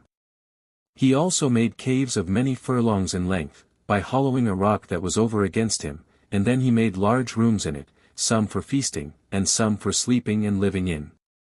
He introduced also a vast quantity of waters which ran along it, and which were very delightful and ornamental in the court. But still he made the entrances at the mouth of the caves so narrow, that no more than one person could enter by them at once. And the reason why he built them after that manner was a good one, it was for his own preservation, lest he should be besieged by his brethren, and run the hazard of being caught by them. Moreover, he built courts of greater magnitude than ordinary, which he adorned with vastly large gardens. And when he had brought the place to this state, he named it Tyre. This place is between Arabia and Judea, beyond Jordan, not far from the country of Heshbon. And he ruled over those parts for 7 years, even all the time that Seleucus was king of Syria. But when he was dead, his brother Antiochus, who was called Epiphanes, took the kingdom. Ptolemy also, the king of Egypt, died, who was besides called Epiphanes. He left 2 sons, and both young in age, the elder of which was called Philometor, and the youngest Physcon. As for Hyrcanus, when he saw that Antiochus had a great army, and feared lest he should be caught by him, and brought to punishment for what he had done to the Arabians, he ended his life, and slew himself with his own hand, while Antiochus seized upon all his substance. Chapter 5. How, upon the quarrels one against another about the high priesthood, Antiochus made an expedition against Jerusalem, took the city and pillaged the temples. And distressed the Jews, as also how many of the Jews forsook the laws of their country, and how the Samaritans followed the customs of the Greeks and named their temple at Mount Gerizim the temple of Jupiter Hellenius. 1. About this time, upon the death of Onias the high priest, they gave the high priesthood to Jesus his brother, for that son which Onias left, or Onias 4, was yet but an infant, and, in its proper place, we will inform the reader of all the circumstances that befell this child. But this Jesus, who was the brother of Onias, was deprived of the high priesthood by the king, who was angry with him, and gave it to his younger brother, whose name also was Onias, for Simon had these 3 sons, to each of which the priesthood came, as we have already informed the reader. This Jesus changed his name to Jason, but Onias was called Menelaus. Now as the former high priest, Jesus, raised a sedition against Menelaus, who was ordained after him, the multitude were divided between them both. And the sons of Tobias took the part of Menelaus, but the greater part of the people assisted Jason, and by that means Menelaus and the sons of Tobias were distressed, and retired to Antiochus, and informed him that they were desirous to leave the laws of their country, and the Jewish way of living according to them, and to follow the king's laws, and the Grecian way of living. Wherefore they desired his permission to build them a gymnasium at Jerusalem. 15. And when he had given them leave, they also hid the circumcision of their genitals, that even when they were naked they might appear to be Greeks. Accordingly, they left off all the customs that belonged to their own country, and imitated the practices of the other nations. 2. Now Antiochus, upon the agreeable situation of the affairs of his kingdom, resolved to make an expedition against Egypt, both because he had a desire to gain it, and because he contemned the son of Ptolemy, as now weak, and not yet of abilities to manage affairs of such consequence, so he came with great forces to Pelusium, and circumvented Ptolemy Philometor by treachery, and seized upon Egypt. He then came to the places about Memphis, and when he had taken them, he made haste to Alexandria, in hopes of taking it by siege, and of subduing Ptolemy, who reigned there. But he was driven not only from Alexandria, but out of all Egypt, by the declaration of the Romans, who charged him to let that country alone, according as I have elsewhere formerly declared. I will now give a particular account of what concerns this king, how he subdued Judea and the temple, for in my former work I mentioned those things very briefly, and have therefore now thought it necessary to go over that history again, and that with great accuracy. 3. King Antiochus returning out of Egypt 16 for fear of the Romans, made an expedition against the city Jerusalem, and when he was there, in the 143rd year of the kingdom of the Seleucids, he took the city without fighting, those of his own party opening the gates to him. And when he had gotten possession of Jerusalem, he slew many of the opposite party, and when he had plundered it of a great deal of money, he returned to Antioch. 4. Now it came to pass, after 2 years, in the 145th year, on the 25th day of that month which is by us called Shaslu, and by the Macedonians Apellius, in the 153rd Olympiad, that the king came up to Jerusalem, and, pretending peace, he got possession of the city by treachery, at which time he spared not so much as those that admitted him into it, on account of the riches that lay in the temple, but, led by his covetous inclination, for he saw there was in it a great deal of gold, and many ornaments that had been dedicated to it of very great value, and in order to plunder its wealth, he ventured to break the league he had made. So he left the temple bare, and took away the golden candlesticks, and the golden altar, of incense, and table, of shewbread, and the altar, of burnt offering, and did not abstain from even the veils, which were made of fine linen and scarlet. He also emptied it of its secret treasures, and left nothing at all remaining, and by this means cast the Jews into great lamentation, for he forbade them to offer those daily sacrifices which they used to offer to God, according to the law. And when he had pillaged the whole city, some of the inhabitants he slew, and some he carried captive, together with their wives and children, so that the multitude of those captives that were taken alive amounted to about 10,000. He also burnt down the finest buildings, and when he had overthrown the city walls, he built a citadel in the lower part of the city, 17 for the place was high, and overlooked the temple, on which account he fortified it with high walls and towers, and put into it a garrison of Macedonians. However, in that citadel dwelt the impious and wicked part of the Jewish multitude, from whom it proved that the citizens suffered many and sore calamities. And when the king had built an idol altar upon God's altar, he slew swine upon it, and so offered a sacrifice neither according to the law, nor the Jewish religious worship in that country. He also compelled them to forsake the worship which they paid their own God, and to adore those whom he took to be gods, and made them build temples, and raise idol altars in every city and village, and offer swine upon them every day.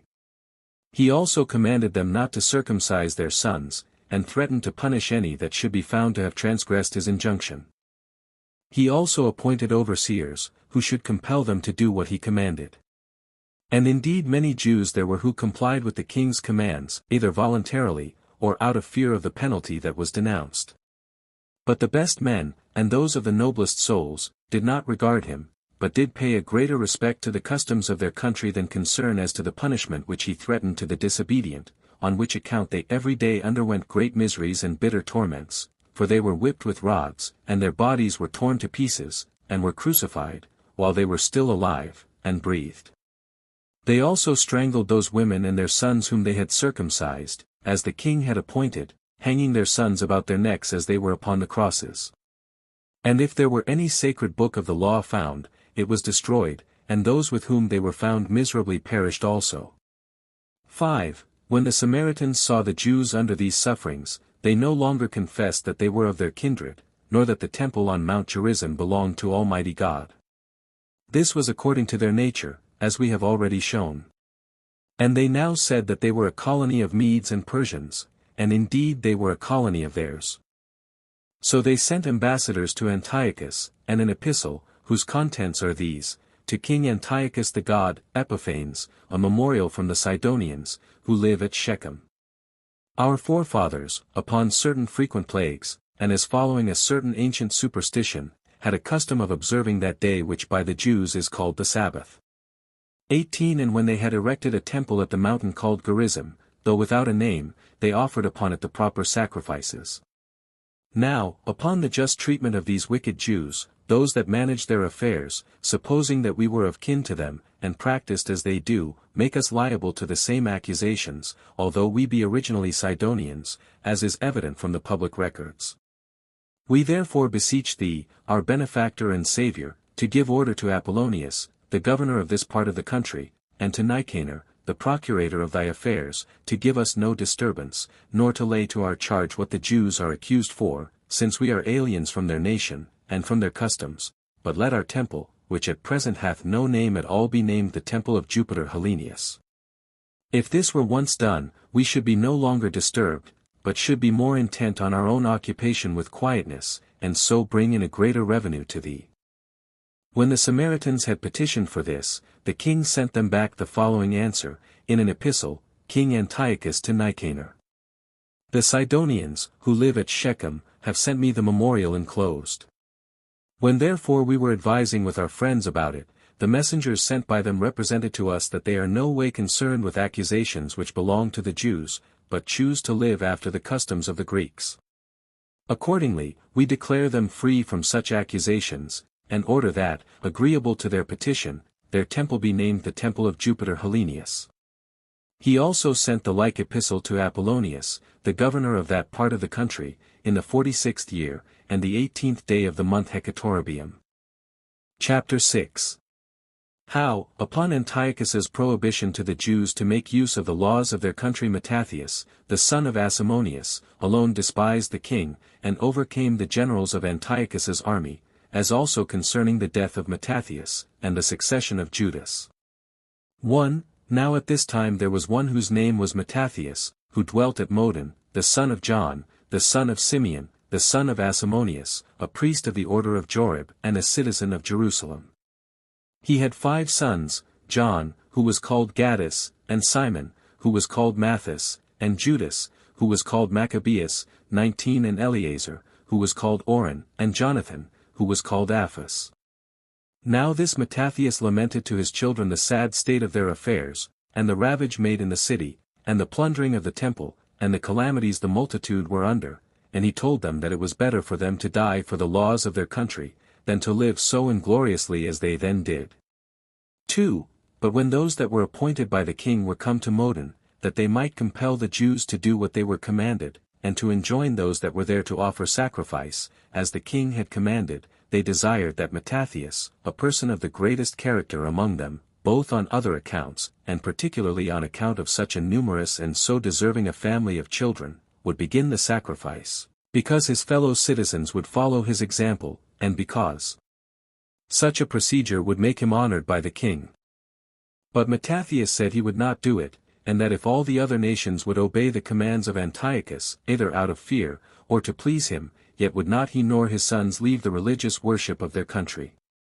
But as soon as he had ended his speech, there came one of the Jews into the midst of them, and sacrificed, as Antiochus had commanded.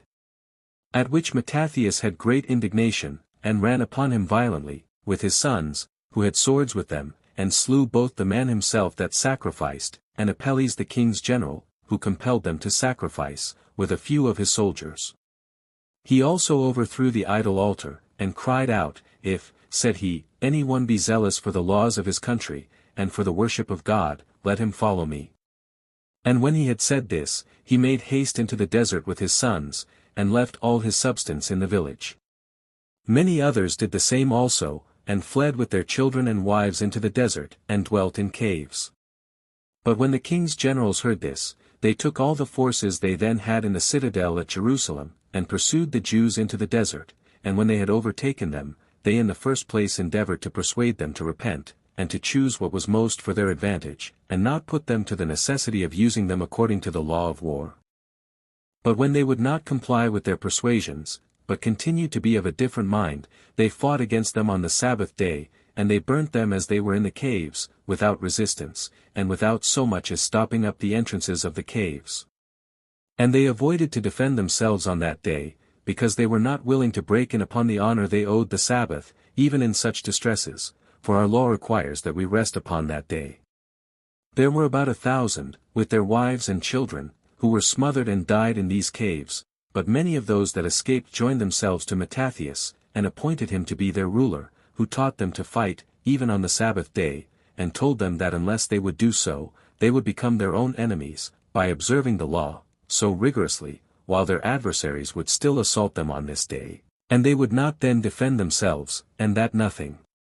could then hinder but they must all perish without fighting. This speech persuaded them. And this rule continues among us to this day, that if there be a necessity, we may fight on Sabbath days. So Matthias got a great army about him, and overthrew their idol altars, and slew those that broke the laws, even all that he could get under his power, for many of them were dispersed among the nations round about them for fear of him. He also commanded that those boys which were not yet circumcised should be circumcised now, and he drove those away that were appointed to hinder such their circumcision. 3. But when he had ruled 1 year, and was fallen into a distemper, he called for his sons, and set them round about him, and said, O my sons, I am going the way of all the earth, and I recommend to you my resolution, and beseech you not to be negligent in keeping it, but to be mindful of the desires of him who begot you, and brought you up, and to preserve the customs of your country, and to recover your ancient form of government, which is in danger of being overturned, and not to be carried away with those that, either by their own inclination, or out of necessity, betray it, but to become such sons as are worthy of me, to be above all force and necessity, and so to dispose your souls, as to be ready, when it shall be necessary, to die for your laws, as sensible of this, by just reasoning, that if God see that you are so disposed he will not overlook you, but will have a great value for your virtue, and will restore to you again what you have lost, and will return to you that freedom in which you shall live quietly, and enjoy your own customs. Your bodies are mortal, and subject to fate, but they receive a sort of immortality, by the remembrance of what actions they have done. And I would have you so in love with this immortality, that you may pursue after glory, and that, when you have undergone the greatest difficulties, you may not scruple, for such things, to lose your lives. I exhort you, especially, to agree one with another, and in what excellency any one of you exceeds another, to yield to him so far, and by that means to reap the advantage of every one's own virtues. Do you then esteem Simon as your father, because he is a man of extraordinary prudence, and be governed by him in what counsels he gives you? Take Maccabeus for the general of your army, because of his courage and strength, for he will avenge your nation, and will bring vengeance on your enemies. Admit among you the righteous and religious, and augment their power. For, when Mattathias had thus discoursed to his sons, and had prayed to God to be their assistant, and to recover to the people their former constitution, he died a little afterward, and was buried at Modin, all the people making great lamentation for him. Whereupon his son Judas took upon him the administration of public affairs, in the 146th year, and thus, by the ready assistance of his brethren, and of others, Judas cast their enemies out of the country, and put those of their own country to death who had transgressed its laws, and purified the land of all the pollutions that were in it. Chapter 7. How Judas overthrew the forces of Apollonius and Saron and killed the generals of their armies themselves, and how when, a little while afterwards Lysias and Gorgias were beaten he went up to Jerusalem and purified the temple. 1. When Apollonius, the general of the Samaritan forces, heard this, he took his army, and made haste to go against Judas, who met him, and joined battle with him, and beat him, and slew many of his men, and among them Apollonius himself, their general, whose sword being that which he happened then to wear, he seized upon, and kept for himself, but he wounded more than he slew, and took a great deal of prey from the enemy's camp, and went his way. But when Saron, who was general of the army of Celesyria, heard that many had joined themselves to Judas, and that he had about him an army sufficient for fighting, and for making war, he determined to make an expedition against him, as thinking it became him to endeavor to punish those that transgressed the king's injunctions. He then got together an army, as large as he was able, and joined to it the runagate and wicked Jews, and came against Judas.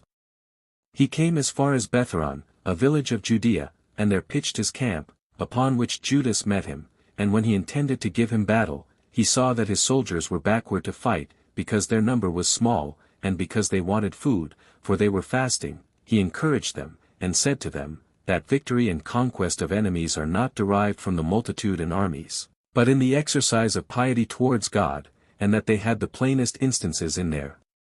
forefathers, who, by their righteousness, exerting themselves on behalf of their own laws, and their own children, had frequently conquered many 10,000s, for innocence is the strongest army. By this speech he induced his men to condemn the multitude of the enemy, and to fall upon Saron. And upon joining battle with him, he beat the Syrians, and when their general fell among the rest, they all ran away with speed, as thinking that to be their best way of escaping. So he pursued them unto the plain, and slew about 800 of the enemy, but the rest escaped to the region which lay near to the sea. 2. When King Antiochus heard of these things, he was very angry at what had happened, so he got together all his own army, with many mercenaries, whom he had hired from the islands, and took them with him, and prepared to break into Judea about the beginning of the spring. But when, upon his mustering his soldiers, he perceived that his treasures were deficient, and there was a want of money in them, for all the taxes were not paid, by reason of the seditions there had been among the nations, he having been so magnanimous and so liberal, that what he had was not sufficient for him, he therefore resolved first to go into Persia, and collect the taxes of that country. Hereupon he left one whose name was Lysias, who was in great repute with him governor of the kingdom, as far as the bounds of Egypt, and of the Lower Asia, and reaching from the river Euphrates, and committed to him a certain part of his forces, and of his elephants, and charged him to bring up his son Antiochus with all possible care, until he came back, and that he should conquer Judea, and take its inhabitants for slaves, and utterly destroy Jerusalem, and abolish the whole nation. And when King Antiochus had given these things in charge to Lysias, he went into Persia, and in the 147th year he passed over Euphrates, and went to the superior provinces. 3. Upon this Lysias chose Ptolemy, the son of Dorymenes, and Nicanor, and Gorgias, very potent men among the king's friends, and delivered to them 40,000 foot soldiers, and 7,000 horsemen, and sent them against Judea, who came as far as the city Emmaus, and pitched their camp in the plain country. There came also to them auxiliaries out of Syria, and the country round about, as also many of the runagate Jews. And besides these came some merchants to buy those that should be carried captives, having bonds with them to bind those that should be made prisoners, with that silver and gold which they were to pay for their price. And when Judas saw their camp, and how numerous their enemies were, he persuaded his own soldiers to be of good courage, and exhorted them to place their hopes of victory in God, and to make supplication to him, according to the custom of their country, clothed in sackcloth, and to show what was their usual habit of supplication in the greatest dangers, and thereby to prevail with God to grant you the victory over your enemies. So he set them in their ancient order of battle used by their forefathers, under their captains of thousands, and other officers, and dismissed such as were newly married, as well as those that had newly gained possessions, that they might not fight in a cowardly manner, out of an inordinate love of life, in order to enjoy those blessings. When he had thus disposed his soldiers, he encouraged them to fight by the following speech, which he made to them: O my fellow soldiers, no other time remains more opportune than the present for courage and contempt of dangers, for if you now fight manfully, you may recover your liberty, which, as it is a thing of itself agreeable to all men, so it proves to be to us much more desirable, by its affording us the liberty of worshipping God. Since therefore you are in such circumstances at present, you must either recover that liberty, and so regain a happy and blessed way of living, which is that according to our laws, and the customs of our country, or to submit to the most opprobrious sufferings, nor will any seed of your nation remain if you be beat in this battle. Fight therefore manfully, and suppose that you must die, though you do not fight, but believe, that beside such glorious rewards as those of the liberty of your country, of your laws, of your religion, you shall then obtain everlasting glory. Prepare yourselves, therefore, and put yourselves into such an agreeable posture, that you may be ready to fight with the enemy as soon as it is day tomorrow morning. 4. And this was the speech which Judas made to encourage them. But when the enemy sent Gorgias, with 5,000 foot and 1,000 horse, that he might fall upon Judas by night, and had for that purpose certain of the runagate Jews as guides, the son of Mattathias perceived it, and resolved to fall upon those enemies that were in their camp. Now their forces were divided. When they had therefore supped in good time, and had left many fires in their camp, he marched all night to those enemies that were at Emmaus. So that when Gorgias found no enemy in their camp, but suspected that they were retired, and had hidden themselves among the mountains, he resolved to go and seek them wheresoever they were. But about break of day Judas appeared to those enemies that were at Emmaus, with only 3,000 men, and those ill-armed, by reason of their poverty, and when he saw the enemy very well and skillfully fortified in their camp, he encouraged the Jews, and told them that they ought to fight, though it were with their naked bodies, for that God had sometimes of old given such men strength, and that against such as were more in number, and were armed also, out of regard to their great courage. So he commanded the trumpeters to sound for the battle, and by thus falling upon the enemies when they did not expect it, and thereby astonishing and disturbing their minds, he slew many of those that resisted him, and went on pursuing the rest as far as Gadara, and the plains of Idumea, and Ashdod, and Jamnia, and of these there fell about 3,000. Yet did Judas exhort his soldiers not to be too desirous of the spoils, for that still they must have a contest and battle with Gorgias, and the forces that were with him, but that when they had once overcome them, then they might securely plunder the camp, because they were the only enemies remaining, and they expected no others. And just as he was speaking to his soldiers, Gorgias' men looked down into that army which they left in their camp, and saw that it was overthrown, and the camp burnt, for the smoke that arose from it showed them, even when they were a great way off, what had happened. When therefore those that were with Gorgias understood that things were in this posture, and perceived that those that were with Judas were ready to fight them, they also were affrighted, and put to flight. But then Judas, as though he had already beaten Gorgias' soldiers without fighting, returned and seized on the spoils. He took a great quantity of gold, and silver, and purple, and blue, and then returned home with joy, and singing hymns to God for their good success, for this victory greatly contributed to the recovery of their liberty. 5. Hereupon Lysias was confounded at the defeat of the army which he had sent, and the next year he got together 60,000 chosen men. He also took 5,000 horsemen, and fell upon Judea, and he went up to the hill country of Bethsur, a village of Judea, and pitched his camp there, where Judas met him with 10,000 men, and when he saw the great number of his enemies, he prayed to God that he would assist him, and joined battle with the first of the enemy that appeared, and beat them, and slew about 5,000 of them, and thereby became terrible to the rest of them. Nay, indeed, Lysias observing the great spirit of the Jews, how they were prepared to die rather than lose their liberty, and being afraid of their desperate way of fighting, as if it were real strength, he took the rest of the army back with him, and returned to Antioch, where he listed foreigners into the service, and prepared to fall upon Judea with a greater army. 6. When therefore the generals of Antiochus's armies had been beaten so often, Judas assembled the people together, and told them, that after these many victories which God had given them, they ought to go up to Jerusalem, and purify the temple, and offer the appointed sacrifices. But as soon as he, with the whole multitude, was come to Jerusalem, and found the temple deserted, and its gates burnt down, and plants growing in the temple of their own accord, on account of its desertion, he and those that were with him began to lament, and were quite confounded at the sight of the temple, so he chose out some of his soldiers, and gave them order to fight against those guards that were in the citadel, until he should have purified the temple. When therefore he had carefully purged it, and had brought in new vessels, the candlestick, the table, of shewbread, and the altar, of incense, which were made of gold, he hung up the veils at the gates, and added doors to them. He also took down the altar, of burnt offering, and built a new one of stones that he gathered together, and not of such as were hewn with iron tools.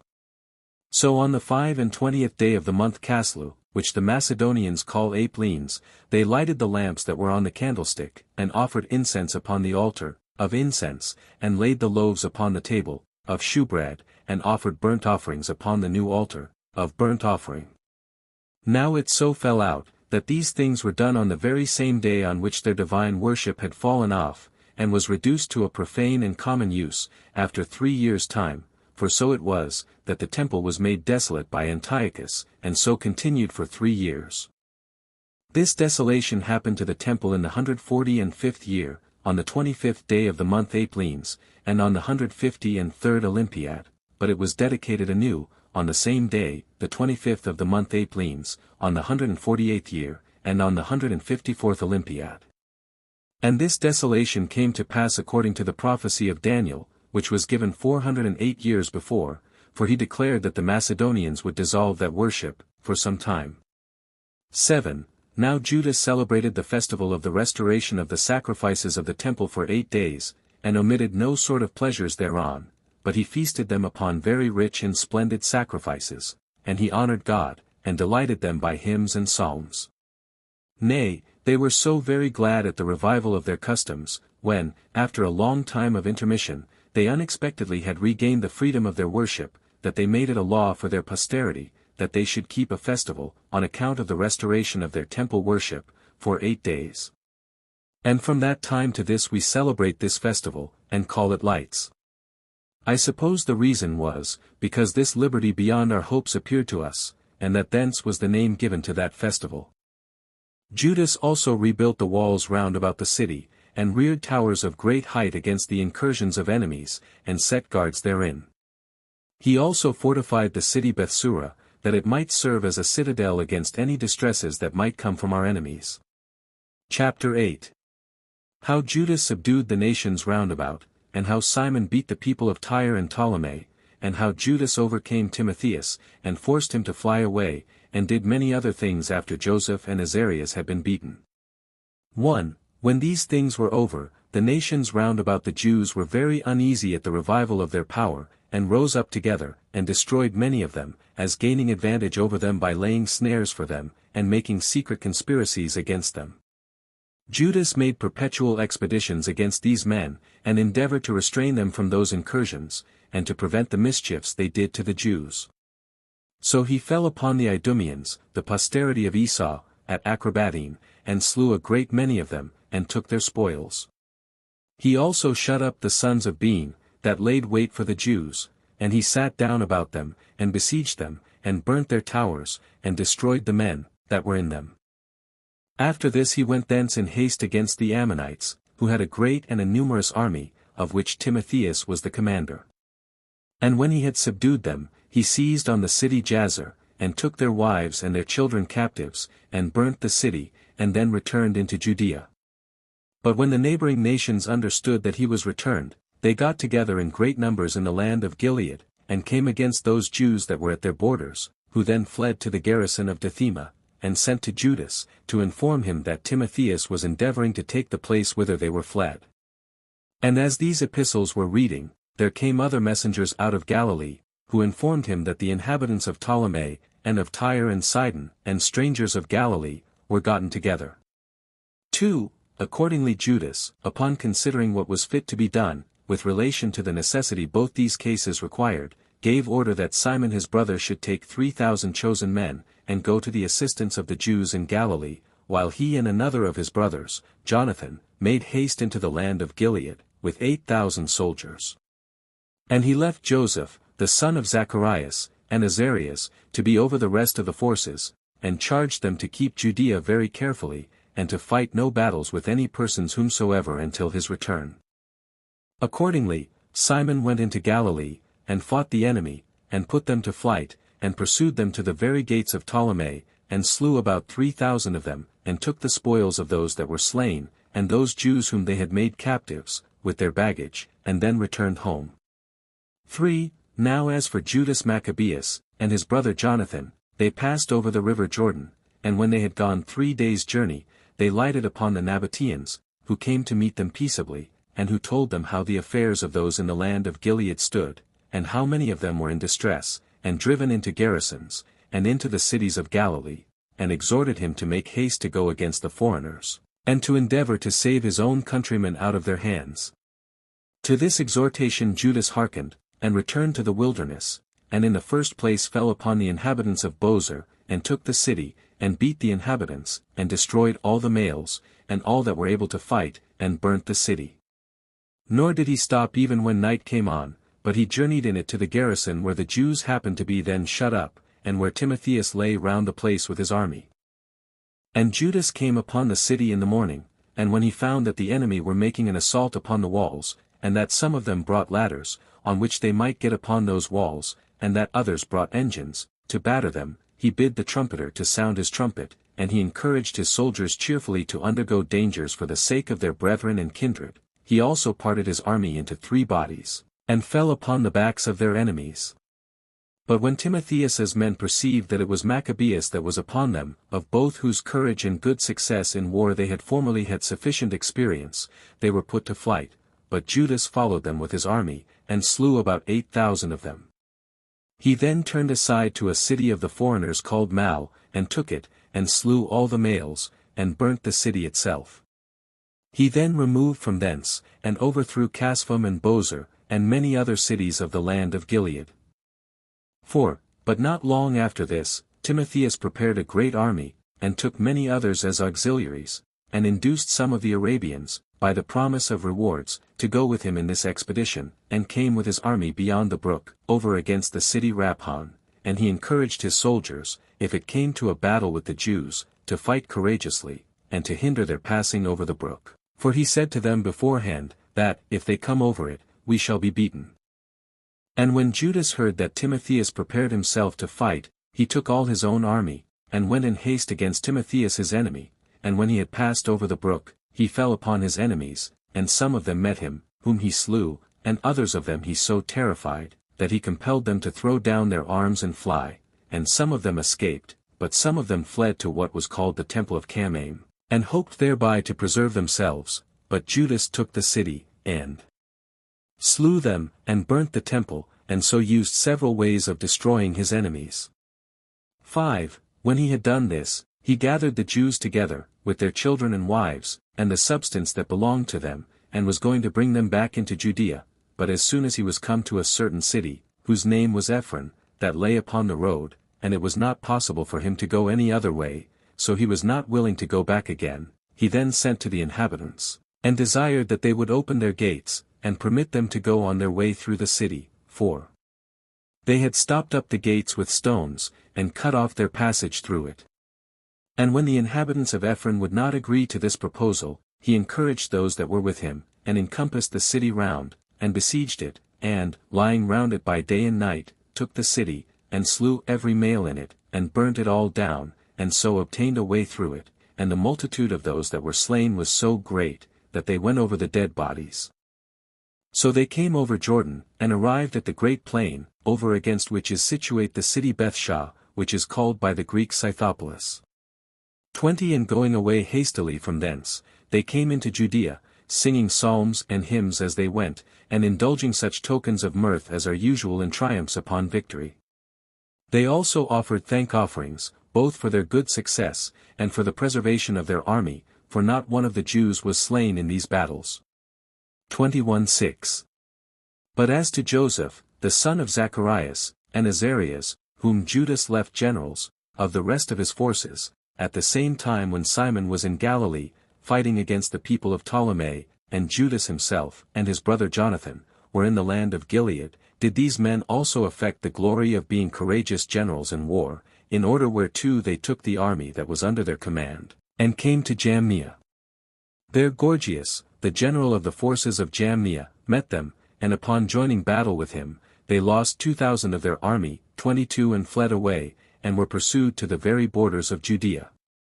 And this misfortune befell them by their disobedience to what injunctions Judas had given them, not to fight with any one before his return. For besides the rest of Judas's sagacious counsels, one may well wonder at this concerning the misfortune that befell the forces commanded by Joseph and Azarias, which he understood would happen, if they broke any of the injunctions he had given them. But Judas and his brethren did not leave off fighting with the Idumeans, but pressed upon them on all sides, and took from them the city of Hebron, and demolished all its fortifications, and set all its towers on fire, and burnt the country of the foreigners, and the city Marissa. They came also to Ashdod, and took it, and laid it waste, and took away a great deal of the spoils and prey that were in it, and returned to Judea. Chapter 9. Concerning the death of Antiochus Epiphanes. How Antiochus Eupator fought against Judah and besieged him in the temple and afterwards made peace with him and departed, of Alcimus and Onias. 1. About this time it was that King Antiochus, as he was going over the upper countries, heard that there was a very rich city in Persia, called Elamis, and therein a very rich temple of Diana, and that it was full of all sorts of donations dedicated to it, as also weapons and breastplates, which, upon inquiry, he found had been left there by Alexander, the son of Philip, king of Macedonia.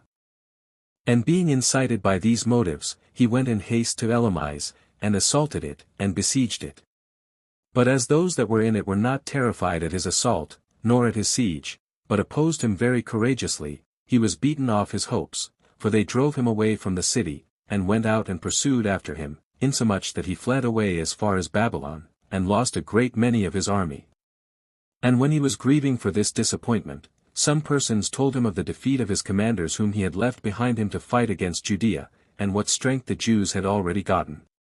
When this concern about these affairs was added to the former, he was confounded, and by the anxiety he was in fell into a distemper, which, as it lasted a great while, and as his pains increased upon him, so he at length perceived he should die in a little time, so he called his friends to him, and told them that his distemper was severe upon him, and confessed withal, that this calamity was sent upon him for the miseries he had brought upon the Jewish nation, while he plundered their temple, and contemned their God, and when he had said this, he gave up the ghost. Whence one may wonder at Polybius of Megalopolis, who, though otherwise a good man, yet saith that Antiochus died because he had a purpose to plunder the temple of Diana in Persia, for the purposing to do a thing, 23 but not actually doing it, is not worthy of punishment. But if Polybius could think that Antiochus thus lost his life on that account, it is much more probable that this king died on account of his sacrilegious plundering of the temple at Jerusalem. But we will not contend about this matter with those who may think that the cause assigned by this Polybius of Megalopolis is nearer the truth than that assigned by us. 2. However, Antiochus, before he died, called for Philip, who was one of his companions, and made him the guardian of his kingdom, and gave him his diadem, and his garment, and his ring, and charged him to carry them, and deliver them to his son Antiochus, and desired him to take care of his education, and to preserve the kingdom for him. 24 This Antiochus died in the 149th year, but it was Lysias that declared his death to the multitude, and appointed his son Antiochus to be king, of whom at present he had the care, and called him Eupator. 3. At this time it was that the garrison in the citadel of Jerusalem, with the Jewish renegades, did a great deal of harm to the Jews, for the soldiers that were in that garrison rushed out upon the sudden, and destroyed such as were going up to the temple in order to offer their sacrifices, for this citadel adjoined to and overlooked the temple. When these misfortunes had often happened to them, Judas resolved to destroy that garrison, whereupon he got all the people together, and vigorously besieged those that were in the citadel. This was in the 150th year of the dominion of the Seleucids. So he made engines of war, and erected bulwarks, and very zealously pressed on to take the citadel. But there were not a few of the renegades who were in the place that went out by night into the country, and got together some other wicked men like themselves, and went to Antiochus the king, and desired of him that he would not suffer them to be neglected, under the great hardships that lay upon them from those of their own nation, and this because their sufferings were occasioned on his father's account, while they left the religious worship of their fathers, and preferred that which he had commanded them to follow, that there was danger lest the citadel, and those appointed to garrison it by the king, should be taken by Judas, and those that were with him, unless he would send them succors. When Antiochus, who was but a child, heard this, he was angry, and sent for his captains and his friends, and gave order that they should get an army of mercenaries together, with such men also of his own kingdom as were of an age fit for war. Accordingly, an army was collected of about 100,000 footmen, and 20,000 horsemen, and 32 elephants. 4. So the king took this army, and marched hastily out of Antioch, with Lysias, who had the command of the whole, and came to Idumea, and thence went up to the city Bethsura, a city that was strong, and not to be taken without great difficulty. He set about this city, and besieged it. And while the inhabitants of Bethsura courageously opposed him, and sallied out upon him, and burnt his engines of war, a great deal of time was spent in the siege. But when Judas heard of the king's coming, he raised the siege of the citadel, and met the king, and pitched his camp in certain straits, at a place called Bethzachria, at the distance of 70 furlongs from the enemy, but the king soon drew his forces from Bethsura, and brought them to those straits. And as soon as it was day, he put his men in battle array, and made his elephants follow one another through the narrow passes, because they could not be set sideways by one another. Now round about every elephant there were 1,000 footmen, and 500 horsemen. The elephants also had high towers, upon their backs, and archers, in them. And he also made the rest of his army to go up the mountains, and put his friends before the rest, and gave orders for the army to shout aloud, and so he attacked the enemy. He also exposed to sight their golden and brazen shields, so that a glorious splendor was sent from them, and when they shouted the mountains echoed again. When Judas saw this, he was not terrified, but received the enemy with great courage, and slew about 600 of the first ranks. But when his brother Eleazar, whom they called Oren, saw the tallest of all the elephants armed with royal breastplates, and supposed that the king was upon him, he attacked him with great quickness and bravery. He also slew many of those that were about the elephant, and scattered the rest, and then went under the belly of the elephant, and smote him, and slew him, so the elephant fell upon Eleazar, and by his weight crushed him to death. And thus did this man come to his end, when he had first courageously destroyed many of his enemies. 5. But Judas, seeing the strength of the enemy, retired to Jerusalem, and prepared to endure a siege. As for Antiochus, he sent part of his army to Bethsura, to besiege it, and with the rest of his army he came against Jerusalem, but the inhabitants of Bethsura were terrified at his strength, and seeing that their provisions grew scarce, they delivered themselves up on the security of oaths that they should suffer no hard treatment from the king. And when Antiochus had thus taken the city, he did them no other harm than sending them out naked. He also placed a garrison of his own in the city. But as for the temple of Jerusalem, he lay at its siege a long time, while they within bravely defended it, for what engines soever the king set against them, they set other engines again to oppose them. But then their provisions failed them, what fruits of the ground they had laid up were spent, and the land being not ploughed that year, continued unsowed, because it was the 7th year, on which, by our laws, we are obliged to let it lay uncultivated. And withal, so many of the besieged ran away for want of necessaries, that but a few only were left in the temple.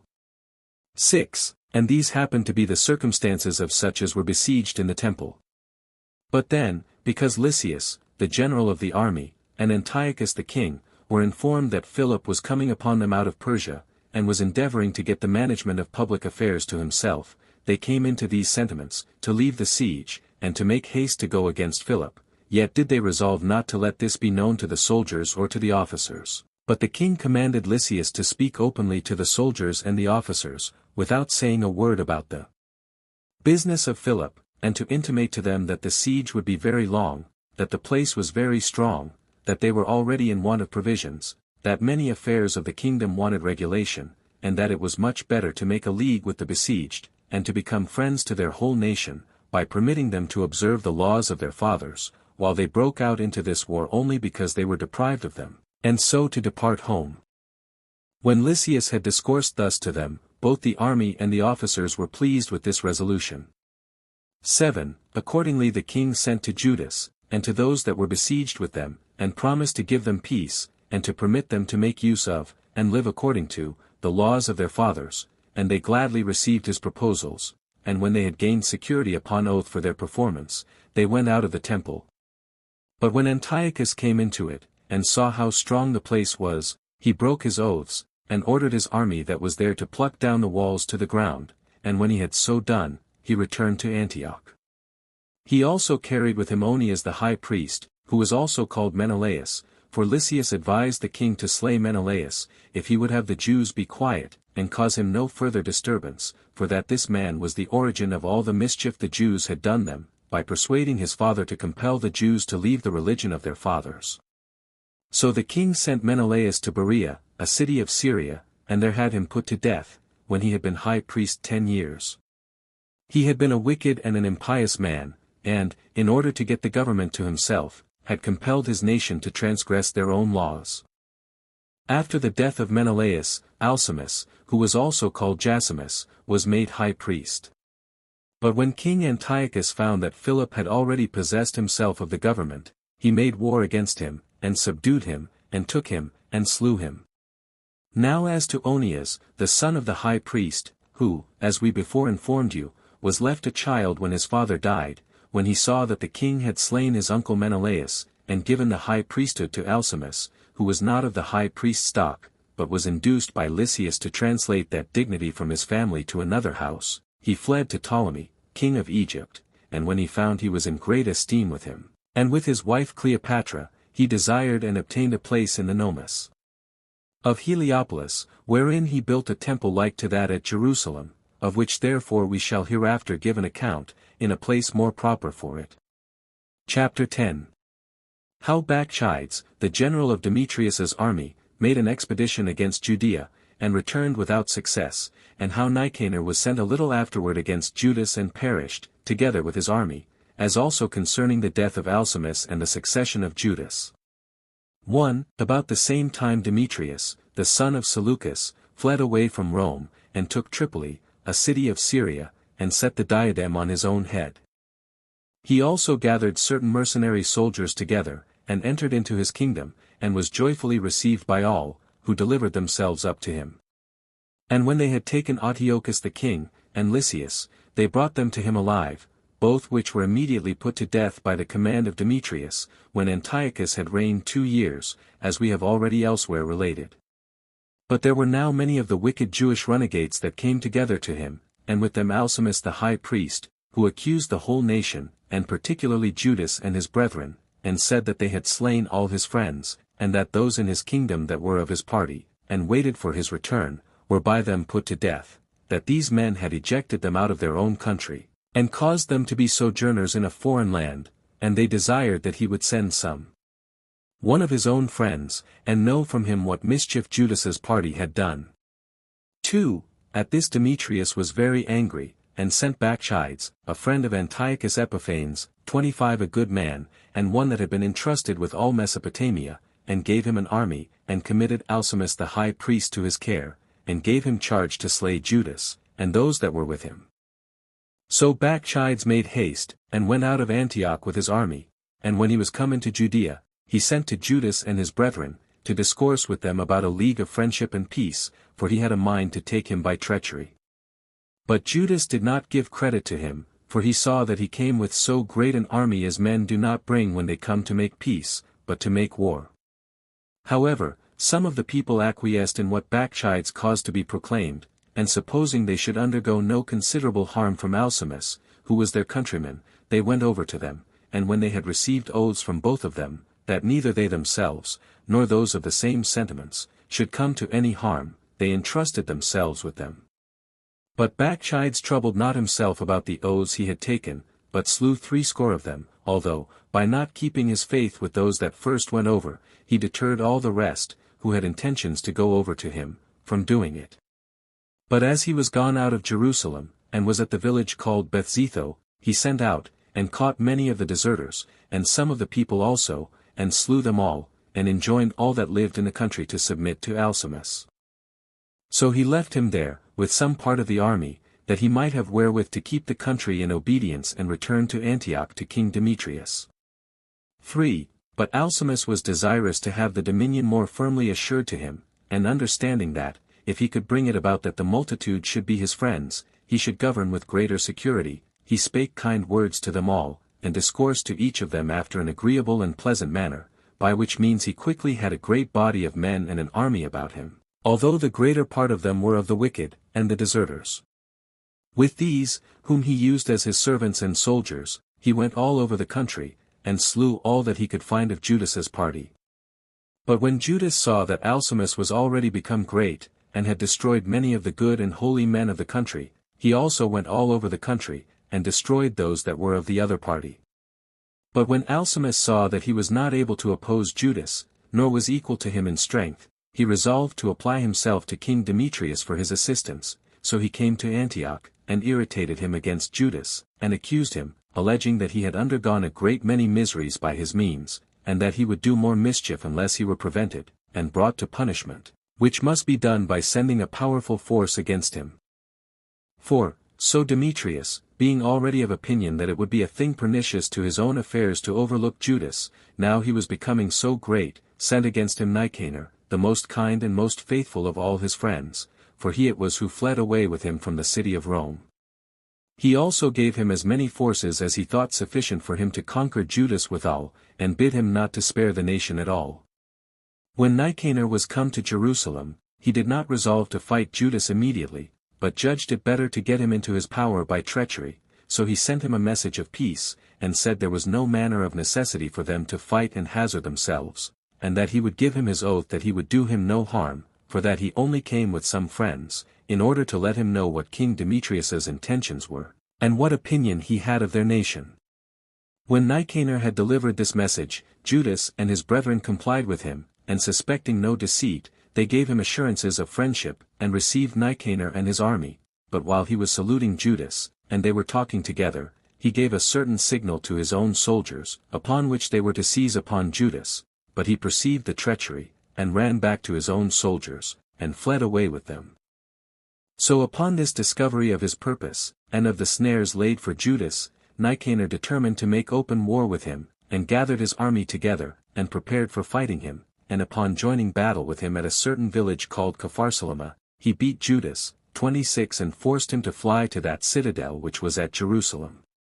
5. And when Nicanor came down from the citadel unto the temple, some of the priests and elders met him, and saluted him, and showed him the sacrifices which they offered to God for the king, upon which he blasphemed, and threatened them, that unless the people would deliver up Judas to him, upon his return he would pull down their temple. And when he had thus threatened them, he departed from Jerusalem. But the priests fell into tears out of grief at what he had said, and besought God to deliver them from their enemies. But now for Nicanor, when he was gone out of Jerusalem, and was at a certain village called Betharon, he there pitched his camp, another army out of Syria having joined him. And Judas pitched his camp at Adasa, another village, which was 30 furlongs distant from Betharon, having no more than 1,000 soldiers. And when he had encouraged them not to be dismayed at the multitude of their enemies, nor to regard how many they were against whom they were going to fight, but to consider who they themselves were, and for what great rewards they hazarded themselves, and to attack the enemy courageously, he led them out to fight, and joining battle with Nicanor, which proved to be a severe one, he overcame the enemy, and slew many of them. And at last Nicanor himself, as he was fighting gloriously, fell, upon whose fall the army did not stay, but when they had lost their general, they were put to flight, and threw down their arms. Judas also pursued them and slew them, and gave notice by the sound of the trumpets to the neighboring villages that he had conquered the enemy, which, when the inhabitants heard, they put on their armor hastily, and met their enemies in the face as they were running away, and slew them, insomuch that not one of them escaped out of this battle, who were in number 9,000. This victory happened to fall on the 13th day of that month, which by the Jews is called Adar, and by the Macedonians Distris, and the Jews thereon celebrate this victory every year, and esteem it as a festival day. After which the Jewish nation were, for a while, free from wars, and enjoyed peace, but afterward they returned into their former state of wars and hazards. 6. But now as the high priest Alcimus was resolving to pull down the wall of the sanctuary, which had been there of old time, and had been built by the holy prophets, he was smitten suddenly by God, and fell down. 27. This stroke made him fall down speechless upon the ground, and undergoing torments for many days, he at length died, when he had been high priest 4 years. And when he was dead, the people bestowed the high priesthood on Judas, who hearing of the power of the Romans, and that they had conquered in war Galatia, and Iberia, and Carthage, and Libya, and that, besides these, they had subdued Greece, and their kings, Perseus, and Philip, and Antiochus the Great also, he resolved to enter into a league of friendship with them.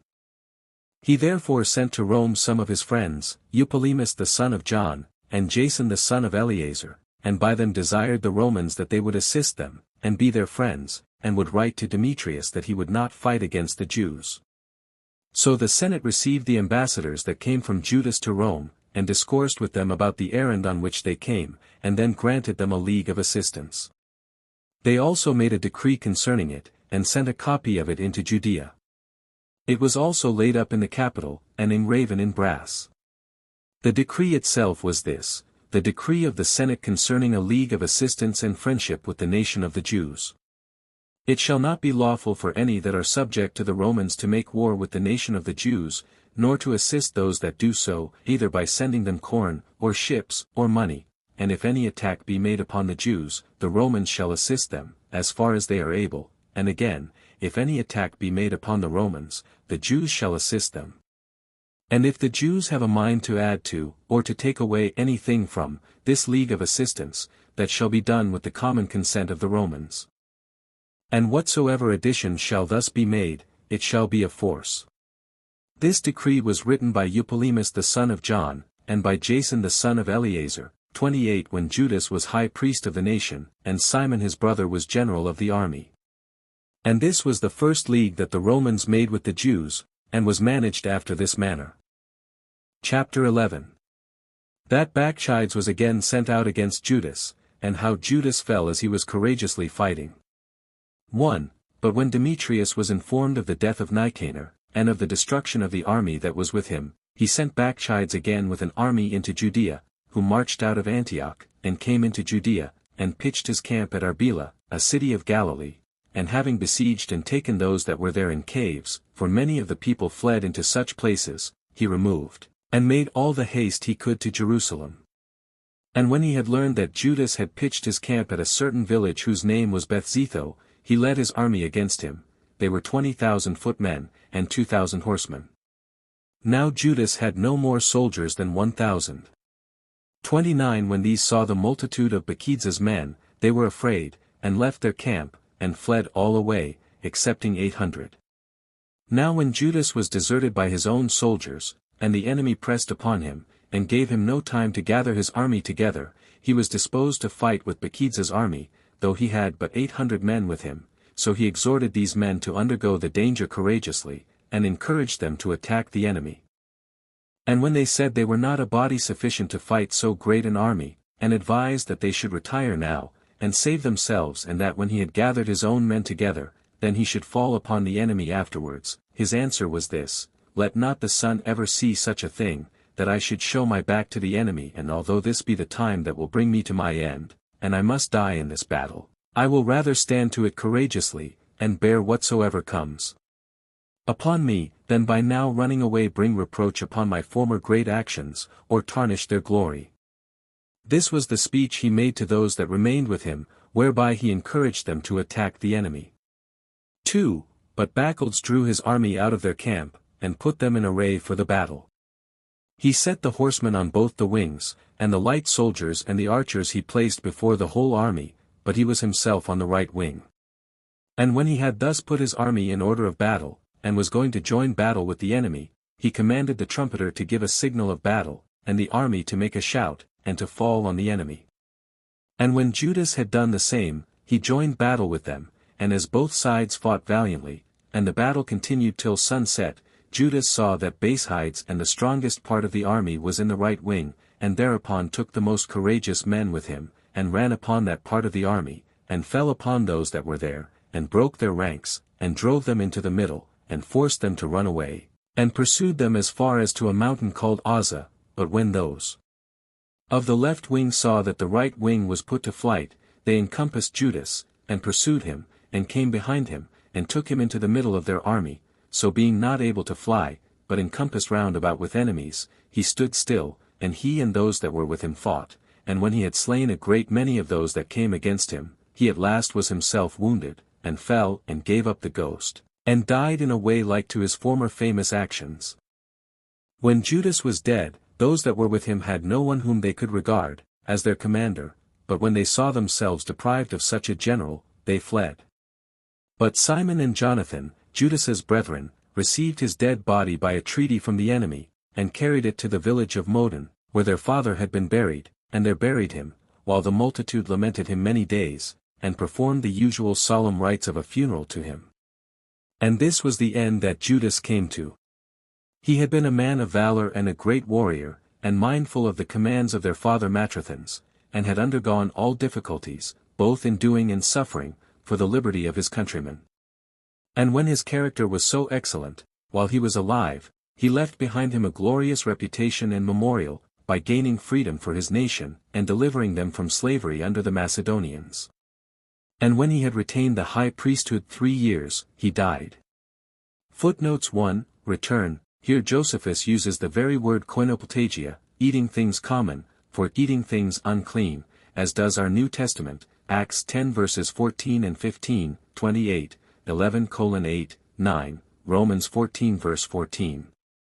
2. Return. The great number of these Jews and Samaritans that were formerly carried into Egypt by Alexander, and now by Ptolemy the son of Lagus, appear afterwards in the vast multitude who, as we shall see presently, were soon ransomed by Philadelphus, and by him made free, before he sent for the 72 interpreters, in the many garrisons and other soldiers of that nation in Egypt, in the famous settlement of Jews, and the number of their synagogues at Alexandria, long afterward, and in the vehement contention between the Jews and Samaritans under Philometor, about the place appointed for public worship in the law of Moses, whether at the Jewish temple of Jerusalem, or at the Samaritan temple of Gerizim, of all which our author treats hereafter. And as to the Samaritans carried into Egypt under the same princes, Scaliger supposes that those who have a great synagogue at Cairo, as also those whom the Arabic geographer speaks of as having seized on an island in the Red Sea, are remains of them at this very day, as the notes here inform us. 3. Return. Of the translation of the other parts of the Old Testament by 70 Egyptian Jews, in the reigns of Ptolemy the son of Lagus, and Philadelphus, as also of the translation of the Pentateuch by 72 Jerusalem Jews, in the 7th year of Philadelphus at Alexandria, as given us an account of by Aristeas, and thence by Philo and Josephus, with a vindication of Aristeas's history. See the appendix to Lit. Acharap. Of Prof. At Large, pages 117 to 152. 4. Return. Although this number 120 drachmae, of Alexandria, or 60 Jewish shekels, be here 3 times repeated, and that in all Josephus's copies, Greek and Latin, yet since all the copies of Aristeas, whence Josephus took his relation, have this sum several times, and still as no more than 20 drachmae, or 10 Jewish shekels, and since the sum of the talents, to be set down presently, which is little above 460, for somewhat more than 100,000 slaves, and is nearly the same in Josephus and Aristeas, does better agree to 20 than to 120 drachmae, and since the value of a slave of old was at the utmost but 30 shekels, or 60 drachmae, see Exodus 21 verse 32, while in the present circumstances of these Jewish slaves, and those so very numerous, Philadelphus would rather redeem them at a cheaper than at a dearer rate. There is great reason to prefer here Aristeas's copies before Josephus's. 5. Return. We have a very great encomium of this Simon the Just, the son of Onias, in the 50th chapter of the Ecclesiasticus, through the whole chapter. Nor is it improper to consult that chapter itself upon this occasion.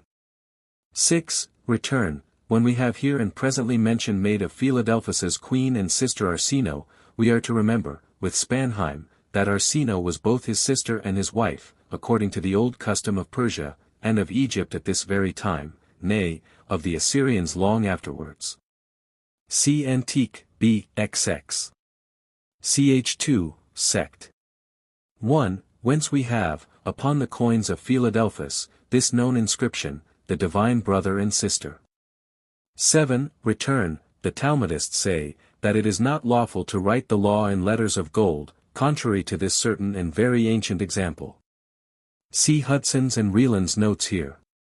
8. Return. This is the most ancient example I have met with of a grace, or short prayer, or thanksgiving before meat, which, as it is used to be said by a heathen priest, was now said by Eleazar, a Jewish priest, who was one of these 72 interpreters.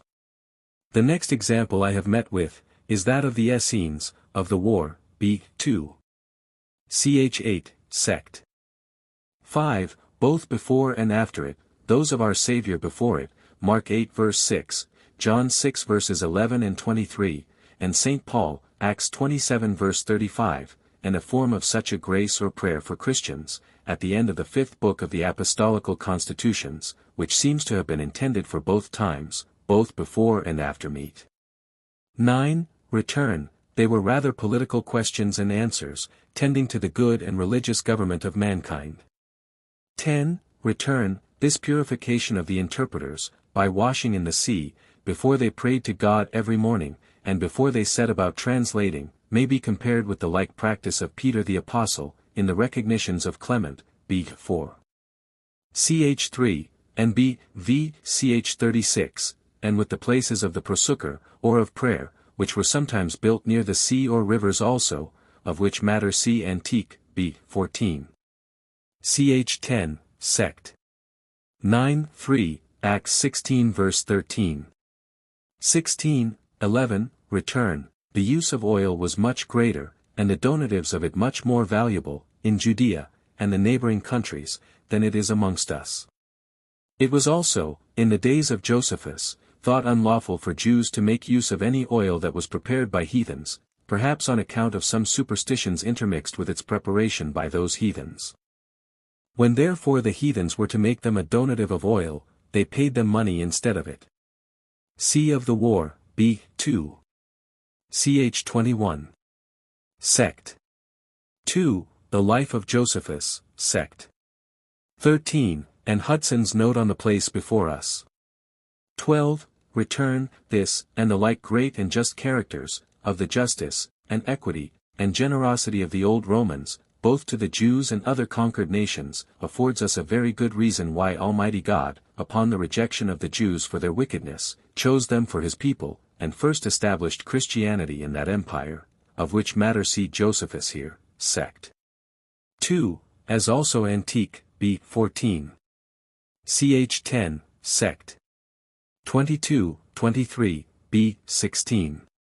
Ch2, Sect. 4. 13. Return. The name of this place, Phicol, is the very same with that of the chief captain of Abimelech's host, in the days of Abraham, Genesis 21 verse 22, and might possibly be the place of that Phical's nativity or abode, for it seems to have been in the south part of Palestine, as that was. 14. Return. Whence it comes that these Lacedaemonians declare themselves here to be of kin to the Jews, as derived from the same ancestor, Abraham, I cannot tell, unless, as Grotius supposes, they were derived from Dors, that came of the Pelasgi. These are by Herodotus called barbarians, and perhaps were derived from the Syrians and Arabians, the posterity of Abraham by Keturah. See Antique, B.14. Ch10. Sect. 22, and of the war, B.I. Ch26. Sect. L. and Grot. On 1 Mac. 12:7. We may further observe from the recognitions of Clement, that Eliezer, of Damascus, the servant of Abraham, Genesis 15 verse 2, 24. Was of old by some taken for his son. So that if the Lacedaemonians were sprung from him, they might think themselves to be of the posterity of Abraham, as well as the Jews, who were sprung from Isaac. And perhaps this Eliezer of Damascus is that very Damascus whom Trogus Pompeius, as abridged by Justin, makes the founder of the Jewish nation itself, though he afterwards blunders, and makes Azalus, adores, Abraham, and Israel kings of Judea, and successors to this Damascus. It may not be improper to observe further, that Moses Coronensis, in his History of the Armenians, informs us, that the nation of the Parthians was also derived from Abraham by Keturah and her children. 15. Return. This word, gymnasium, properly denotes a place where the exercises were performed naked, which because it would naturally distinguish circumcised Jews from uncircumcised Gentiles, these Jewish apostates endeavored to appear uncircumcised, by means of a surgical operation, hinted at by St. Paul, 1 Corinthians 7 verse 18, and described by Celsus, b. 7. Ch. 25. As Dr. Hudson here informs us.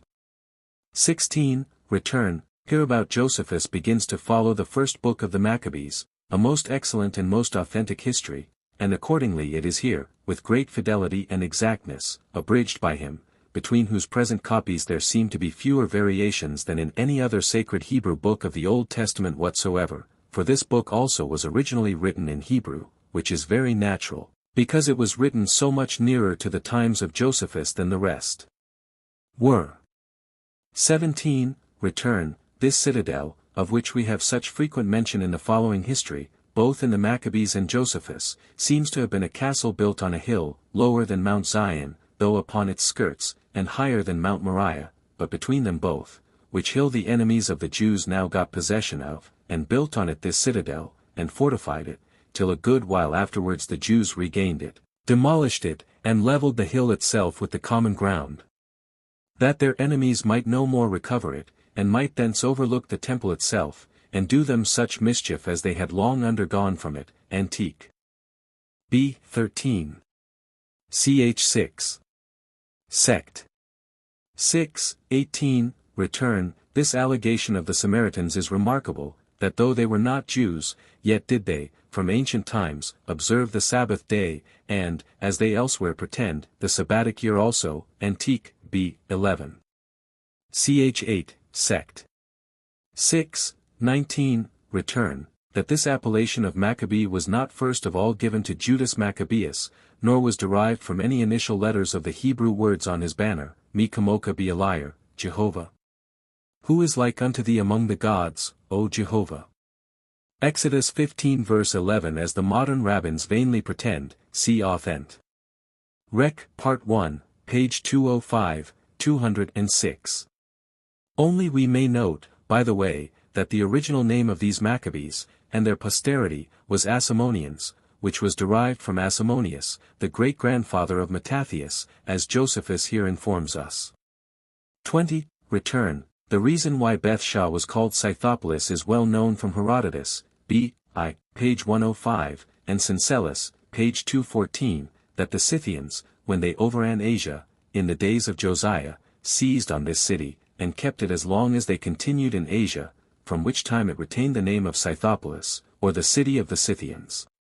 21. Return. This most providential preservation of all the religious Jews in this expedition, which was according to the will of God, is observable often among God's people, the Jews, and somewhat very like it in the changes of the four monarchies, which were also providential. See Prideaux at the years 331, 333, and 334. 22. Return. Here is another great instance of providence, that when, even at the very time that Simon, and Judas, and Jonathan were so miraculously preserved and blessed, in the just defense of their laws and religion, these other generals of the Jews, who went to fight for honor in a vainglorious way, and without any commission from God, or the family he had raised up to deliver them, were miserably disappointed and defeated.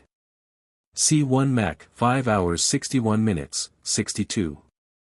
23. Return, since St. Paul, a Pharisee, confesses that he had not known concupiscence, or desires, to be sinful, had not the 10th commandment said, Thou shalt not covet, Romans 7 verse 7, the case seems to have been much the same with our Josephus, who was of the same sect, that he had not a deep sense of the greatness of any sins that proceeded no further than the intention.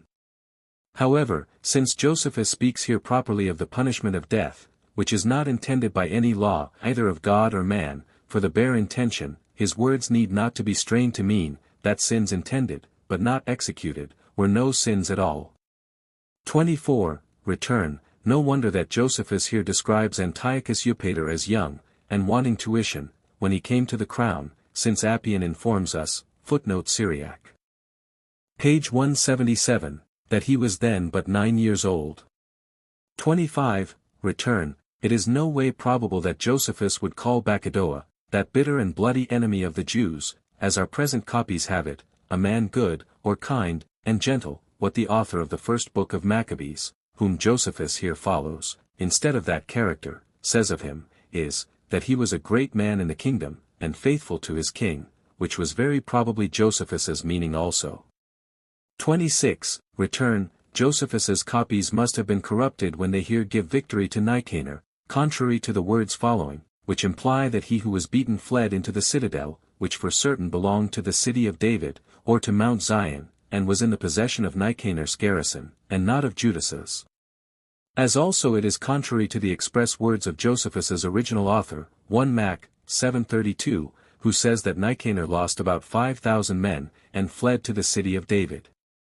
27. Return, this account of the miserable death of Alcimus, or Jacmuse, the wicked high priest, the first that was not of the family of the high priests, and made by a vile heathen, Lysias, before the death of Judas, and of Judas's succession to him as high priest, both here, and at the conclusion of this book, directly contradicts 1 Mac. 9:54-57, which places his death after the death of Judas, and says not a syllable of the high priesthood of Judas. How well the Roman histories agree to this account of the conquests and powerful condition of the Romans at this time, see the notes in Haverkamp's edition, only that the number of the senators of Rome was then just 320, is, I think, only known from 1 Mac. 8:15. 28. Return, this subscription is wanting 1 Mac. 8:17, 29, and must be the words of Josephus, who by mistake thought, as we have just now seen, that Judas was at this time high priest, and accordingly then reckoned his brother Jonathan to be the general of the army, which yet he seems not to have been till after the death of Judas. 29. Return, that this copy of Josephus, as he wrote it, had here not 1,000, but 3,000, with 1 Mac. 9:5, is very plain, because though the main part ran away at first, even in Josephus, as well as in 1 Mac. 9:6, yet, as there, so here, 800 are said to have remained with Judas, which would be absurd, if the whole number had been no more than 1,000. Book 13. Containing the interval of 82 years. From the death of Judas Maccabeus to the death of Queen Alexandra. Chapter 1. How Jonathan took the government after his brother Judas, and how he, together with his brother Simon, waged war against Bacchides. 1. By what means the nation of the Jews recovered their freedom when they had been brought into slavery by the Macedonians, and what struggles, and how great battles, Judas, the general of their army, ran through, till he was slain as he was fighting for them, hath been related in the foregoing book. But after he was dead, all the wicked, and those that transgressed the laws of their forefathers, sprang up again in Judea, and grew upon them, and distressed them on every side. A famine also assisted their wickedness, and afflicted the country, till not a few, who by reason of their want of necessaries, and because they were not able to bear up against the miseries that both the famine and their enemies brought upon them, deserted their country, and went to the Macedonians. And now Bacchides gathered those Jews together who had apostatized from the accustomed way of living of their forefathers, and chose to live like their neighbors, and committed the care of the country to them, who also caught the friends of Judas, and those of his party, and delivered them up to Bacchides, who when he had, in the first place, tortured and tormented them at his pleasure, he, by that means, at length killed them. And when this calamity of the Jews was become so great, as they had never had experience of the like since their return out of Babylon, those that remained of the companions of Judas, seeing that the nation was ready to be destroyed after a miserable manner, came to his brother Jonathan, and desired him that he would imitate his brother, and that care which he took of his countrymen, for whose liberty in general he died also, and that he would not permit the nation to be without a governor, especially in those destructive circumstances wherein it now was. And where Jonathan said that he was ready to die for them, and esteemed no inferior to his brother, he was appointed to be the general of the Jewish army. 2. When Bacchides heard this, and was afraid that Jonathan might be very troublesome to the king and the Macedonians, as Judas had been before him, he sought how he might slay him by treachery. But this intention of his was not unknown to Jonathan, nor to his brother Simon, but when these two were apprised of it, they took all their companions, and presently fled into that wilderness which was nearest to the city, and when they were come to a lake called Asphur, they abode there. But when Bacchides was sensible that they were in a low state, and were in that place, he hasted to fall upon them with all his forces, and pitching his camp beyond Jordan, he recruited his army. But when Jonathan knew that Bacchides was coming upon him, he sent his brother John, who was also called Gaddis, to the Nabatean Arabs, that he might lodge his baggage with them until the battle with Bacchides should be over, for they were the Jews' friends. And the sons of Ambri laid an ambush for John from the city Medaba, and seized upon him, and upon those that were with him, and plundered all that they had with them. They also slew John, and all his companions. However, they were sufficiently punished for what they now did by John's brethren, as we shall relate presently. 3. But when Bacchides knew that Jonathan had pitched his camp among the lakes of Jordan, he observed when their Sabbath day came, and then assaulted him, as supposing that he would not fight because of the law for resting on that day, but he exhorted his companions to fight, and told them that their lives were at stake, since they were encompassed by the river, and by their enemies, and had no way to escape, for that their enemies pressed upon them from before, and the river was behind them. So after he had prayed to God to give them the victory, he joined battle with the enemy, of whom he overthrew many, and as he saw Bacchides coming up boldly to him, he stretched out his right hand to smite him, but the other foreseeing and avoiding the stroke, Jonathan with his companions leaped into the river, and swam over it, and by that means escaped beyond Jordan while the enemies did not pass over that river. But Bacchides returned presently to the citadel at Jerusalem, having lost about 2,000 of his army. He also fortified many cities of Judea, whose walls had been demolished, Jericho, and Emmaus, and Betboron, and Bethel, and Tinma, and Pharatho, and Tekoa, and Gazara, and built towers in every one of these cities, and encompassed them with strong walls, that were very large also, and put garrisons into them, that they might issue out of them, and do mischief to the Jews. He also fortified the citadel at Jerusalem more than all the rest. Moreover, he took the sons of the principal Jews as pledges, and shut them up in the citadel, and in that manner guarded it. 4. About the same time one came to Jonathan, and to his brother Simon, and told them that the sons of Ambri were celebrating a marriage, and bringing the bride from the city Gabbatha, who was the daughter of one of the illustrious men among the Arabians, and that the damsel was to be conducted with pomp, and splendor, and much riches. So Jonathan and Simon, thinking this appeared to be the fittest time for them to avenge the death of their brother, and that they had forces sufficient for receiving satisfaction from them for his death, they made haste to Medaba, and lay in wait among the mountains for the coming of their enemies, and as soon as they saw them conducting the virgin, and her bridegroom, and such a great company of their friends with them as was to be expected at this wedding, they sallied out of their ambush, and slew them all, and took their ornaments, and all the prey that then followed them, and so returned, and received this satisfaction for their brother John. From the sons of Ambri, for as well those sons themselves, as their friends, and wives, and children that followed them, perished, being in number about 400. 5. However, Simon and Jonathan returned to the lakes of the river, and abode there. But Bacchides, when he had secured all Judea with his garrisons, returned to the king, and then it was that the affairs of Judea were quiet for 2 years.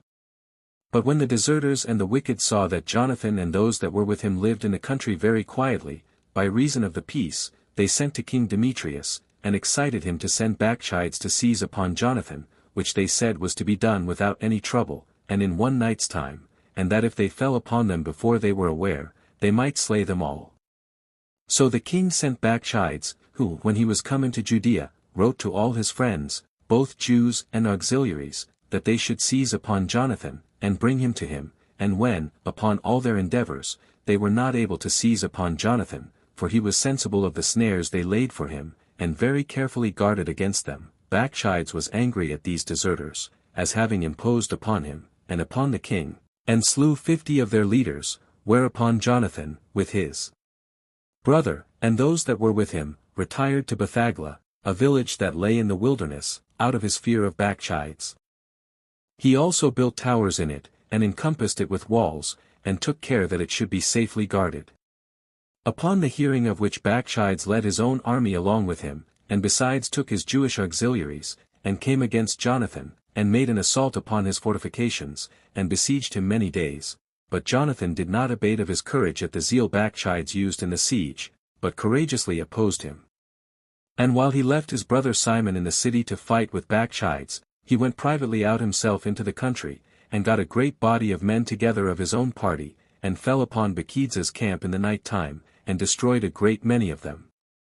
His brother Simon knew also of this his falling upon them, because he perceived that the enemies were slain by him, so he sallied out upon them, and burnt the engines which the Macedonians used, and made a great slaughter of them. And when Bacchides saw himself encompassed with enemies, and some of them before and some behind him, he fell into despair and trouble of mind, as confounded at the unexpected ill success of this siege. However, he vented his displeasure at these misfortunes upon those deserters who sent for him from the king, as having deluded him. So he had a mind to finish this siege after a decent manner, if it were possible for him so to do, and then to return home. 6. When Jonathan understood these his intentions, he sent ambassadors to him about a league of friendship and mutual assistance, and that they might restore those they had taken captive on both sides. So Bacchides thought this a pretty decent way of retiring home, and made a league of friendship with Jonathan, when they sware that they would not any more make war one against another. Accordingly, he restored the captives, and took his own men with him, and returned to the king at Antioch, and after this his departure, he never came into Judea again. Then did Jonathan take the opportunity of this quiet state of things, and went and lived in the city Michmash, and there governed the multitude, and punished the wicked and ungodly, and by that means purged the nation of them. Chapter 2. How Alexander, Bala, in his war with Demetrius, granted Jonathan many advantages and appointed him to be high priest and persuaded him to assist him although Demetrius promised him greater advantages on the other side.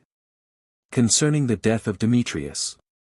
1. Now in the 160th year, it fell out that Alexander, the son of Antiochus Epiphanes, came up into Syria, and took Ptolemy the soldiers within having betrayed it to him, for they were at enmity with Demetrius, on account of his insolence and difficulty of access, for he shut himself up in a palace of his that had 4 towers which he had built himself, not far from Antioch and admitted nobody. He was withal slothful and negligent about the public affairs, whereby the hatred of his subjects was the more kindled against him, as we have elsewhere already related. When therefore Demetrius heard that Alexander was in Ptolemy, he took his whole army, and led it against him. He also sent ambassadors to Jonathan about a league of mutual assistance and friendship, for he resolved to be beforehand with Alexander, lest the other should treat with him first, and gain assistance from him. And this he did out of the fear he had lest Jonathan should remember how ill Demetrius had formerly treated him, and should join with him in this war against him. He therefore gave orders that Jonathan should be allowed to raise an army, and should get armor made, and should receive back those hostages of the Jewish nation whom Bacchides had shut up in the citadel of Jerusalem. When this good fortune had befallen Jonathan, by the concession of Demetrius, he came to Jerusalem, and read the king's letter in the audience of the people, and of those that kept the citadel.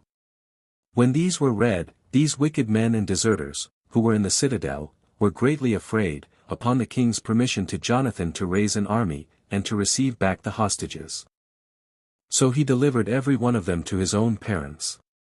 And thus did Jonathan make his abode at Jerusalem, renewing the city to a better state, and reforming the buildings as he pleased, for he gave orders that the walls of the city should be rebuilt with square stones, that it might be more secure from their enemies.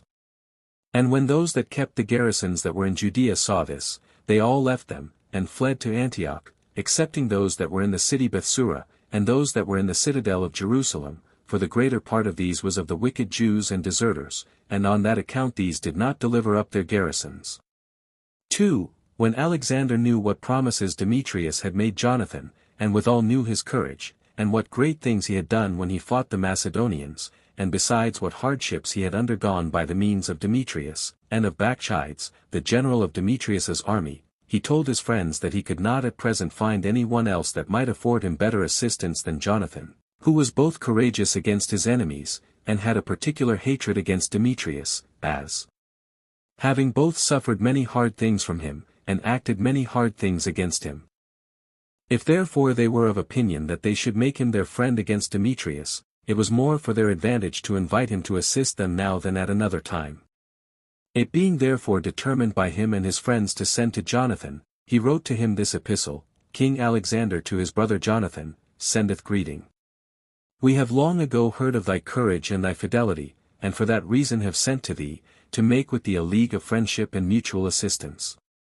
We therefore do ordain thee this day the high priest of the Jews, and that thou beest called my friend. I have also sent thee, as presents, a purple robe and a golden crown, and desire that, now thou art by us honored, thou wilt in like manner respect us also. 3. When Jonathan had received this letter, he put on the pontifical robe at the time of the Feast of Tabernacles, 4 years after the death of his brother Judas, for at that time no high priest had been made. So he raised great forces, and had abundance of armor got ready.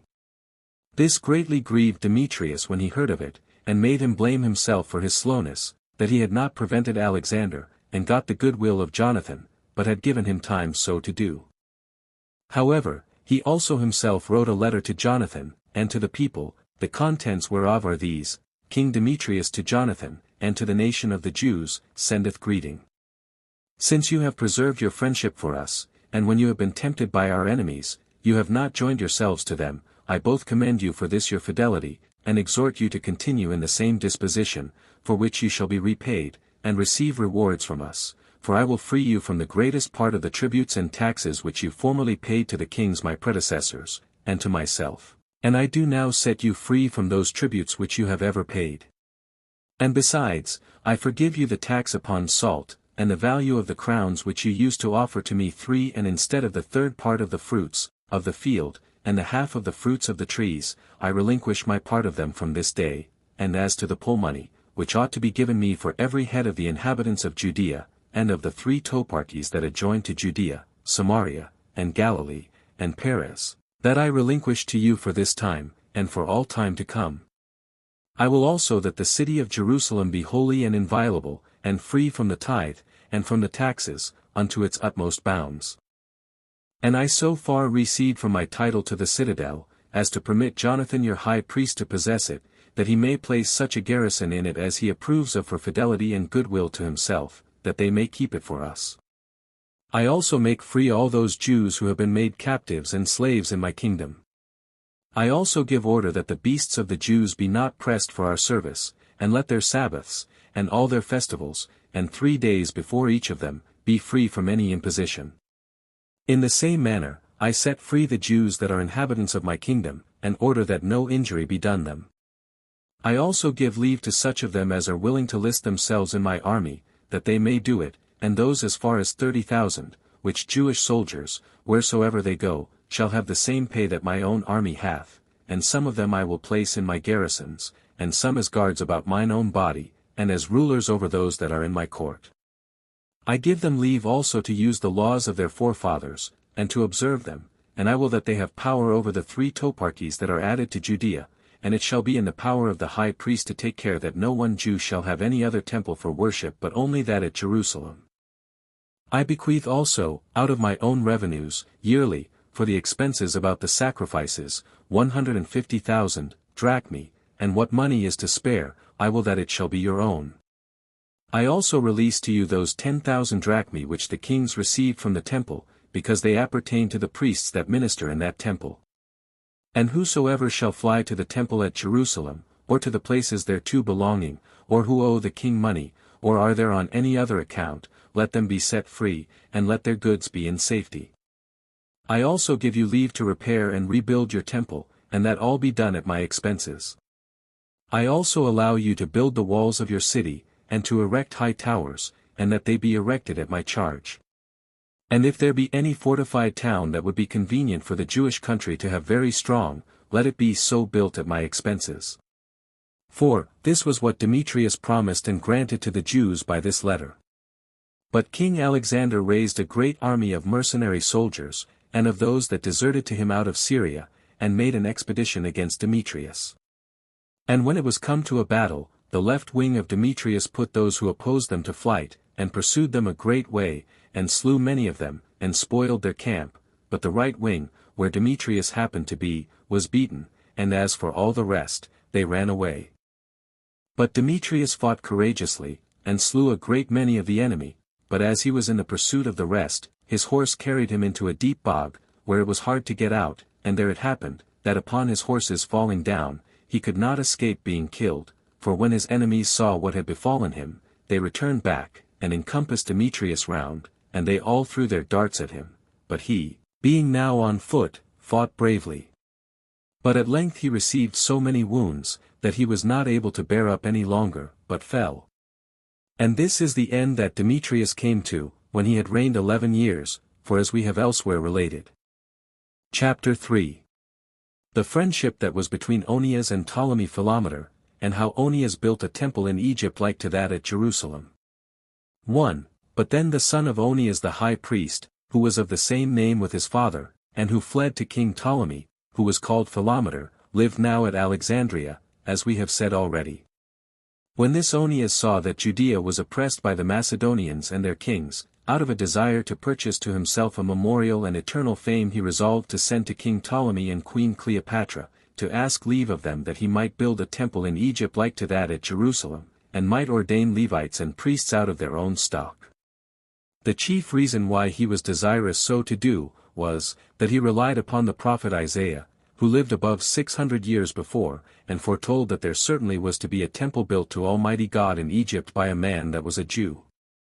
Onias was elevated with this prediction, and wrote the following epistle to Ptolemy and Cleopatra, having done many and great things for you in the affairs of the war, by the assistance of God, and that in Celesyria and Phoenicia, I came at length with the Jews to Leontopolis, and to other places of your nation, where I found that the greatest part of your people had temples in an improper manner, and that on this account they bear ill will one against another, which happens to the Egyptians. By reason of the multitude of their temples, and the difference of opinions about divine worship. Now I found a very fit place in a castle that hath its name from the country Diana. This place is full of materials of several sorts, and replenished with sacred animals. I desire therefore that you will grant me leave to purge this holy place, which belongs to no master, and is fallen down, and to build there a temple to Almighty God, after the pattern of that in Jerusalem, and of the same dimensions, that may be for the benefit of thyself, and thy wife and children, that those Jews which dwell in Egypt may have a place whither they may come and meet together in mutual harmony one with another, and he subservient to thy advantages, for the prophet Isaiah foretold that, there should be an altar in Egypt to the Lord God. 5 And many other such things did he prophesy relating to that place. 2. And this was what Onias wrote to King Ptolemy. Now any one may observe his piety, and that of his sister and wife Cleopatra, by that epistle which they wrote in answer to it, for they laid the blame and the transgression of the law upon the head of Onias. And this was their reply: King Ptolemy and Queen Cleopatra to Onias, send greeting. We have read thy petition, wherein thou desirest leave to be given thee to purge that temple which is fallen down at Leontopolis, in the nomus of Heliopolis, and which is named from the country Bubastis, on which account we cannot but wonder that it should be pleasing to God to have a temple erected in a place so unclean, and so full of sacred animals. But since thou sayest that Isaiah the prophet foretold this long ago, we give thee leave to do it, if it may be done according to your law, and so that we may not appear to have at all offended God herein. 3. So Onias took the place, and built a temple, and an altar to God, like indeed to that in Jerusalem, but smaller and poorer. I do not think it proper for me now to describe its dimensions or its vessels, which have been already described in my 7th book of the Wars of the Jews. However, Onias found other Jews like to himself, together with priests and Levites, that there performed divine service. But we have said enough about this temple. For, now it came to pass that the Alexandrian Jews, and those Samaritans who paid their worship to the temple that was built in the days of Alexander at Mount Gerizim, did now make a sedition one against another, and disputed about their temples before Ptolemy himself, the Jews saying that, according to the laws of Moses, the temple was to be built at Jerusalem, and the Samaritans saying that it was to be built at Gerizim. They desired therefore the king to sit with his friends, and hear the debates about these matters, and punish those with death who were baffled. Now Sabius and Theodosius managed the argument for the Samaritans, and Andronicus, the son of Mesalamus, for the people of Jerusalem, and they took an oath by God and the king to make their demonstrations according to the law, and they desired of Ptolemy, that whomsoever he should find that transgressed what they had sworn to, he would put him to death. Accordingly, the king took several of his friends into the council, and sat down, in order to hear what the pleaders said. Now the Jews that were at Alexandria were in great concern for those men, whose lot it was to contend for the temple at Jerusalem, for they took it very ill that any should take away the reputation of that temple, which was so ancient and so celebrated all over the habitable earth.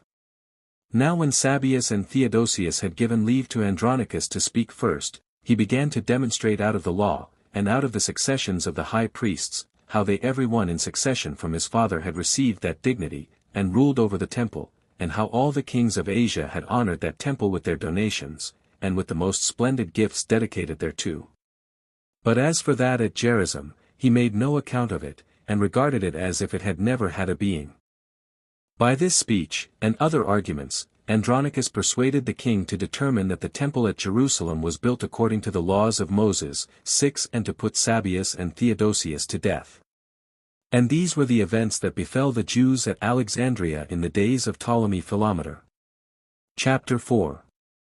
How Alexander honored Jonathan after an extraordinary manner, and how Demetrius, the son of Demetrius, overcame Alexander and made a league of friendship with Jonathan. 1. Demetrius being thus slain in battle, as we have above related, Alexander took the kingdom of Syria, and wrote to Ptolemy Philometor, and desired his daughter in marriage, and said it was but just that he should be joined in affinity to one that had now received the principality of his forefathers, and had been promoted to it by God's providence, and had conquered Demetrius, and that was on other accounts not unworthy of being related to him. Ptolemy received this proposal of marriage gladly, and wrote him an answer, saluting him on account of his having received the principality of his forefathers, and promising him that he would give him his daughter in marriage, and assured him that he was coming to meet him at Ptolemais, and desired that he would there meet him, for that he would accompany her from Egypt so far, and would there marry his child to him. When Ptolemy had written thus, he came suddenly to Ptolemais, and brought his daughter Cleopatra along with him, and as he found Alexander there before him, as he desired him to come, he gave him his child in marriage, and for her portion gave her as much silver and gold as became such a king to give. 2. When the wedding was over, Alexander wrote to Jonathan the high priest, and desired him to come to Ptolemais. So when he came to these kings, and had made them magnificent presents, he was honored by them both. Alexander compelled him also to put off his own garment, and to take a purple garment, and made him sit with him in his throne, and commanded his captains that they should go with him into the middle of the city, and proclaim, that it was not permitted to any one to speak against him, or to give him any disturbance. And when the captains had thus done, those that were prepared to accuse Jonathan, and who bore him ill will, when they saw the honor that was done him by proclamation, and that by the king's order, ran away, and were afraid lest some mischief should befall them. Nay, King Alexander was so very kind to Jonathan, that he set him down as the principal of his friends. 3. But then, upon the 165th year, Demetrius, the son of Demetrius, came from Crete with a great number of mercenary soldiers, which Lasthenes, the Cretan, brought him, and sailed to Cilicia. This thing cast Alexander into great concern and disorder when he heard it, so he made haste immediately out of Phoenicia, and came to Antioch, that he might put matters in a safe posture there before Demetrius should come. He also left Apollonius Daus 7 governor of Celesyria, who coming to Jamnia with a great army, sent to Jonathan the high priest, and told him that it was not right that he alone should live at rest, and with authority, and not be subject to the king, that this thing had made him a reproach among all men, that he had not yet made him subject to the king. Do not thou therefore deceive thyself, and sit still among the mountains, and pretend to have forces with thee, but if thou hast any dependence on thy strength, come down into the plain, and let our armies be compared together, and the event of the battle will demonstrate which of us is the most courageous. However, take notice, that the most valiant men of every city are in my army, and that these are the very men who have always beaten thy progenitors, but let us have the battle in such a place of the country where we may fight with weapons, and not with stones, and where there may be no place whither those that are beaten may fly. For, with this Jonathan was irritated, and choosing himself out 10,000 of his soldiers, he went out of Jerusalem in haste, with his brother Simon, and came to Joppa, and pitched his camp on the outside of the city, because the people of Joppa had shut their gates against him, for they had a garrison in the city put there by Apollonius. But when Jonathan was preparing to besiege them, they were afraid he would take them by force, and so they opened the gates to him.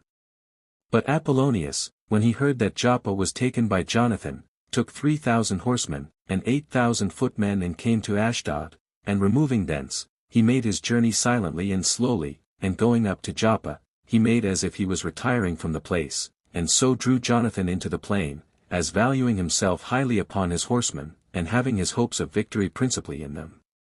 However, Jonathan sallied out, and pursued Apollonius to Ashdod, but as soon as Apollonius perceived that his enemy was in the plain, he came back and gave him battle. But Apollonius had laid 1,000 horsemen in ambush in a valley, that they might be seen by their enemies as behind them, which when Jonathan perceived, he was under no consternation, but ordering his army to stand in a square battle array, he gave them a charge to fall on the enemy on both sides, and set them to face those that attacked them both before and behind, and while the fight lasted till the evening, he gave part of his forces to his brother Simon, and ordered him to attack the enemies, but for himself, he charged those that were with him to cover themselves with their armor, and receive the darts of the horsemen, who did as they were commanded, so that the enemy's horsemen, while they threw their darts till they had no more left, did them no harm, for the darts that were thrown did not enter into their bodies, being thrown upon the shields that were united and conjoined together, the closeness of which easily overcame the force of the darts, and they flew about without any effect. But when the enemy grew remiss in throwing their darts from morning till late at night, Simon perceived their weariness, and fell upon the body of men before him, and because his soldiers showed great alacrity, he put the enemy to flight. And when the horsemen saw that the footmen ran away, neither did they stay themselves, but they being very weary, by the duration of the fight till the evening, and their hope from the footmen being quite gone, they basely ran away, and in great confusion also, till they were separated one from another, and scattered over all the plain. Upon which Jonathan pursued them as far as Ashdod, and slew a great many of them, and compelled the rest, in despair of escaping, to fly to the temple of Dagon, which was at Ashdod, but Jonathan took the city on the first onset, and burnt it, and the villages about it, nor did he abstain from the temple of Dagon itself, but burnt it also, and destroyed those that had fled to it. Now the entire multitude of the enemies that fell in the battle, and were consumed in the temple, were 8,000. When Jonathan therefore had overcome so great an army, he removed from Ashdod, and came to Askelon, and when he had pitched his camp without the city, the people of Askelon came out and met him, bringing him hospitable presents, and honoring him, so he accepted of their kind intentions, and returned thence to Jerusalem with a great deal of prey, which he brought thence when he conquered his enemies. But when Alexander heard that Apollonius, the general of his army, was beaten, he pretended to be glad of it, because he had fought with Jonathan his friend and ally against his directions. Accordingly, he sent to Jonathan, and gave testimony to his worth, and gave him honorary rewards, as a golden button, 8 which it is the custom to give the king's kinsman, and allowed him Ekron and its toparchy for his own inheritance. 5. About this time it was that King Ptolemy, who was called Philometor, led an army, part by the sea, and part by land, and came to Syria, to the assistance of Alexander, who was his son-in-law, and accordingly all the cities received him willingly, as Alexander had commanded them to do, and conducted him as far as Ashdod, where they all made loud complaints about the temple of Dagon, which was burnt, and accused Jonathan of having laid it waste, and destroyed the country adjoining with fire, and slain a great number of them. Ptolemy heard these accusations, but said nothing. Jonathan also went to meet Ptolemy as far as Joppa, and obtained from him hospitable presents, and those glorious in their kinds, with all the marks of honor, and when he had conducted him as far as the river called Eleutheris, he returned again to Jerusalem. 6. But as Ptolemy was at Ptolemais, he was very near to a most unexpected destruction, for a treacherous design was laid for his life by Alexander, by the means of Ammonius, who was his friend, and as the treachery was very plain, Ptolemy wrote to Alexander, and required of him that he should bring Ammonius to condign punishment, informing him what snares had been laid for him by Ammonius, and desiring that he might be accordingly punished for it. But when Alexander did not comply with his demands, he perceived that it was he himself who laid the design, and was very angry at him. Alexander had also formerly been on very ill terms with the people of Antioch, for they had suffered very much by his means, yet did Ammonius at length undergo the punishment his insolent crimes had deserved, for he was killed in an opprobrious manner, like a woman, while he endeavored to conceal himself in a feminine habit, as we have elsewhere related. 7. Hereupon Ptolemy blamed himself for having given his daughter in marriage to Alexander, and for the league he had made with him to assist him against Demetrius, so he dissolved his relation to him, and took his daughter away from him, and immediately sent to Demetrius, and offered to make a league of mutual assistance and friendship with him, and agreed with him to give him his daughter in marriage, and to restore him to the principality of his fathers. Demetrius was well pleased with this embassage, and accepted of his assistance, and of the marriage of his daughter. But Ptolemy had still one more hard task to do, and that was to persuade the people of Antioch to receive Demetrius, because they were greatly displeased at him, on account of the injuries his father Demetrius had done them. Yet did he bring this about, for as the people of Antioch hated Alexander on Ammonius's account, as we have shown already, they were easily prevailed with to cast him out of Antioch, who, thus expelled out of Antioch, came into Cilicia. Ptolemy came then to Antioch, and was made king by its inhabitants, and by the army, so that he was forced to put on 2 diadems, the one of Asia, the other of Egypt, but being naturally a good and a righteous man, and not desirous of what belonged to others, and besides these dispositions, being also a wise man in reasoning about futurities, he determined to avoid the envy of the Romans. So he called the people of Antioch together to an assembly, and persuaded them to receive Demetrius, and assured them that he would not be mindful of what they did to his father in case he should be now obliged by them, and he undertook that he would himself be a good monitor and governor to him, and promised that he would not permit him to attempt any bad actions, but that, for his own part, he was contented with the kingdom of Egypt. By which discourse he persuaded the people of Antioch to receive Demetrius. 8. But now Alexander made haste with a numerous and great army, and came out of Cilicia into Syria, and burnt the country belonging to Antioch, and pillaged it, whereupon Ptolemy, and his son-in-law Demetrius, brought their army against him, for he had already given him his daughter in marriage, and beat Alexander, and put him to flight, and accordingly he fled into Arabia. Now it happened in the time of the battle that Ptolemy horse, upon hearing the noise of an elephant, cast him off his back, and threw him on the ground, upon the sight of which accident, his enemies fell upon him, and gave him many wounds upon his head, and brought him into danger of death, for when his guards caught him up, he was so very ill, that for 4 days' time he was not able either to understand or to speak. However, Zabdiel, a prince among the Arabians, cut off Alexander's head, and sent it to Ptolemy, who recovering of his wounds, and returning to his understanding, on the 5th day, heard at once a most agreeable hearing, and saw a most agreeable sight, which were the death and the head of Alexander. Yet a little after this his joy for the death of Alexander, with which he was so greatly satisfied, he also departed this life. Now Alexander, who was called Ballas, reigned over Asia 5 years, as we have elsewhere related. 9. But when Demetrius, who was styled Nicator, 9 had taken the kingdom, he was so wicked as to treat Ptolemy's soldiers very hardly, neither remembering the league of mutual assistance that was between them, nor that he was his son-in-law and kinsman, by Cleopatra's marriage to him. So the soldiers fled from his wicked treatment to Alexandria, but Demetrius kept his elephants. But Jonathan the high priest levied an army out of all Judea, and attacked the citadel at Jerusalem, and besieged it. It was held by a garrison of Macedonians, and by some of those wicked men who had deserted the customs of their forefathers. These men at first despised the attempts of Jonathan for taking the place, as depending on its strength, but some of those wicked men went out by night, and came to Demetrius, and informed him that the citadel was besieged, who was irritated with what he heard, and took his army, and came from Antioch, against Jonathan. And when he was at Antioch, he wrote to him, and commanded him to come to him quickly to Ptolemy, upon which Jonathan did not intermit the siege of the citadel, but took with him the elders of the people, and the priests, and carried with him gold, and silver, and garments, and a great number of presents of friendship, and came to Demetrius, and presented him with them, and thereby pacified the king's anger.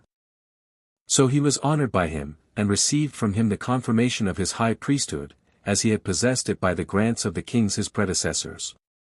And when the Jewish deserters accused him, Demetrius was so far from giving credit to them, that when he petitioned him that he would demand no more than 300 talents for the tribute of all Judea, and the 3 toparchies of Samaria, and Perea, and Galilee, he complied with the proposal, and gave him a letter confirming all those grants, whose contents were as follows: King Demetrius to Jonathan his brother, and to the nation of the Jews, sendeth greeting. We have sent you a copy of that epistle which we have written to Lasthenes our kinsman, that you may know its contents. King Demetrius to Lasthenes our father, sendeth greeting. I have determined to return thanks, and to show favor to the nation of the Jews, which hath observed the rules of justice in our concerns. Accordingly, I remit to them the 3 prefectures, Aphrims, and Lydda, and Ramatha, which have been added to Judea out of Samaria, with their appurtenances, as also what the kings my predecessors received from those that offered sacrifices in Jerusalem, and what are due from the fruits of the earth, and of the trees, and what else belongs to us, with the salt pits, and the crowns that used to be presented to us. Nor shall they be compelled to pay any of those taxes from this time to all futurity.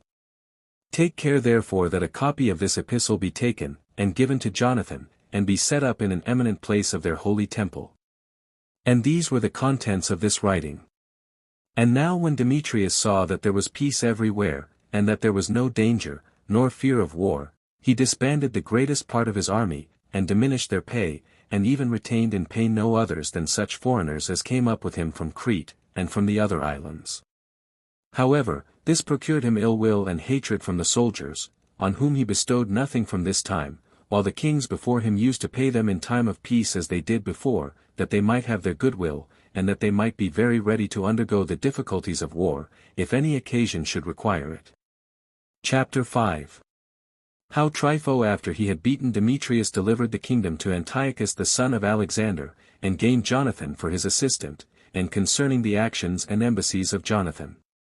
1. Now there was a certain commander of Alexander's forces, an Aponemian by birth, whose name was Diodotus, and was also called Trypho, took notice the ill will of the soldiers bare to Demetrius, and went to Malchus the Arabian, who brought up Antiochus, the son of Alexander, and told him what ill will the army bare Demetrius, and persuaded him to give him Antiochus, because he would make him king, and recover to him the kingdom of his father. Malchus at the first opposed him in this attempt, because he could not believe him, but when Trypho lay hard at him for a long time, he over-persuaded him to comply with Trypho's intentions and entreaties. And this was the state Trypho was now in. 2. But Jonathan the high priest, being desirous to get clear of those that were in the citadel of Jerusalem, and of the Jewish deserters, and wicked men, as well as of those in all the garrisons in the country, sent presents and ambassadors to Demetrius, and entreated him to take away his soldiers out of the strongholds of Judea. Demetrius made answer, that after the war, which he was now deeply engaged in, was over, he would not only grant him that, but greater things than that also, and he desired he would send him some assistance, and informed him that his army had deserted him. So Jonathan chose out 3,000 of his soldiers, and sent them to Demetrius. 3. Now the people of Antioch hated Demetrius, both on account of what mischief he had himself done them, and because they were his enemies also on account of his father Demetrius, who had greatly abused them, so they watched some opportunity which they might lay hold on to fall upon him. And when they were informed of the assistance that was coming to Demetrius from Jonathan, and considered at the same time that he would raise a numerous army, unless they prevented him, and seized upon him, they took their weapons immediately, and encompassed his palace in the way of a siege, and seizing upon all the ways of getting out, they sought to subdue their king. And when he saw that the people of Antioch were become his bitter enemies and that they were thus in arms, he took the mercenary soldiers which he had with them, and those Jews who were sent by Jonathan, and assaulted the Antiochians, but he was overpowered by them, for they were many 10,000s, and was beaten. But when the Jews saw that the Antiochians were superior, they went up to the top of the palace, and shot at them from thence, and because they were so remote from them by their height, that they suffered nothing on their side, but did great execution on the others, as fighting from such an elevation, they drove them out of the adjoining houses, and immediately set them on fire, whereupon the flame spread itself over the whole city, and burnt it all down. This happened by reason of the closeness of the houses, and because they were generally built of wood. So the Antiochians, when they were not able to help themselves, nor to stop the fire, were put to flight. And as the Jews leaped from the top of one house to the top of another, and pursued them after that manner, it thence happened that the pursuit was so very surprising. But when the king saw that the Antiochians were busy in saving their children and their wives, and so did not fight any longer, he fell upon them in the narrow passages, and fought them, and slew a great many of them, till at last they were forced to throw down their arms, and to deliver themselves up to Demetrius. So he forgave them this their insolent behavior, and put an end to the sedition, and when he had given rewards to the Jews out of the rich spoils he had gotten, and had returned them thanks, as the cause of his victory, he sent them away to Jerusalem to Jonathan, with an ample testimony of the assistance they had afforded him. Yet did he prove an ill man to Jonathan afterward, and broke the promises he had made, and he threatened that he would make war upon him, unless he would pay all that tribute which the Jewish nation owed to the first kings of Syria. And this he had done, if Trypho had not hindered him, and diverted his preparations against Jonathan to a concern for his own preservation, for he now returned out of Arabia into Syria, with the child Antiochus, for he was yet in age but a youth, and put the diadem on his head, and as the whole forces that had left Demetrius, because they had no pay, came to his assistance, he made war upon Demetrius, and joining battle with him, overcame him in the fight, and took from him both his elephants and the city Antioch.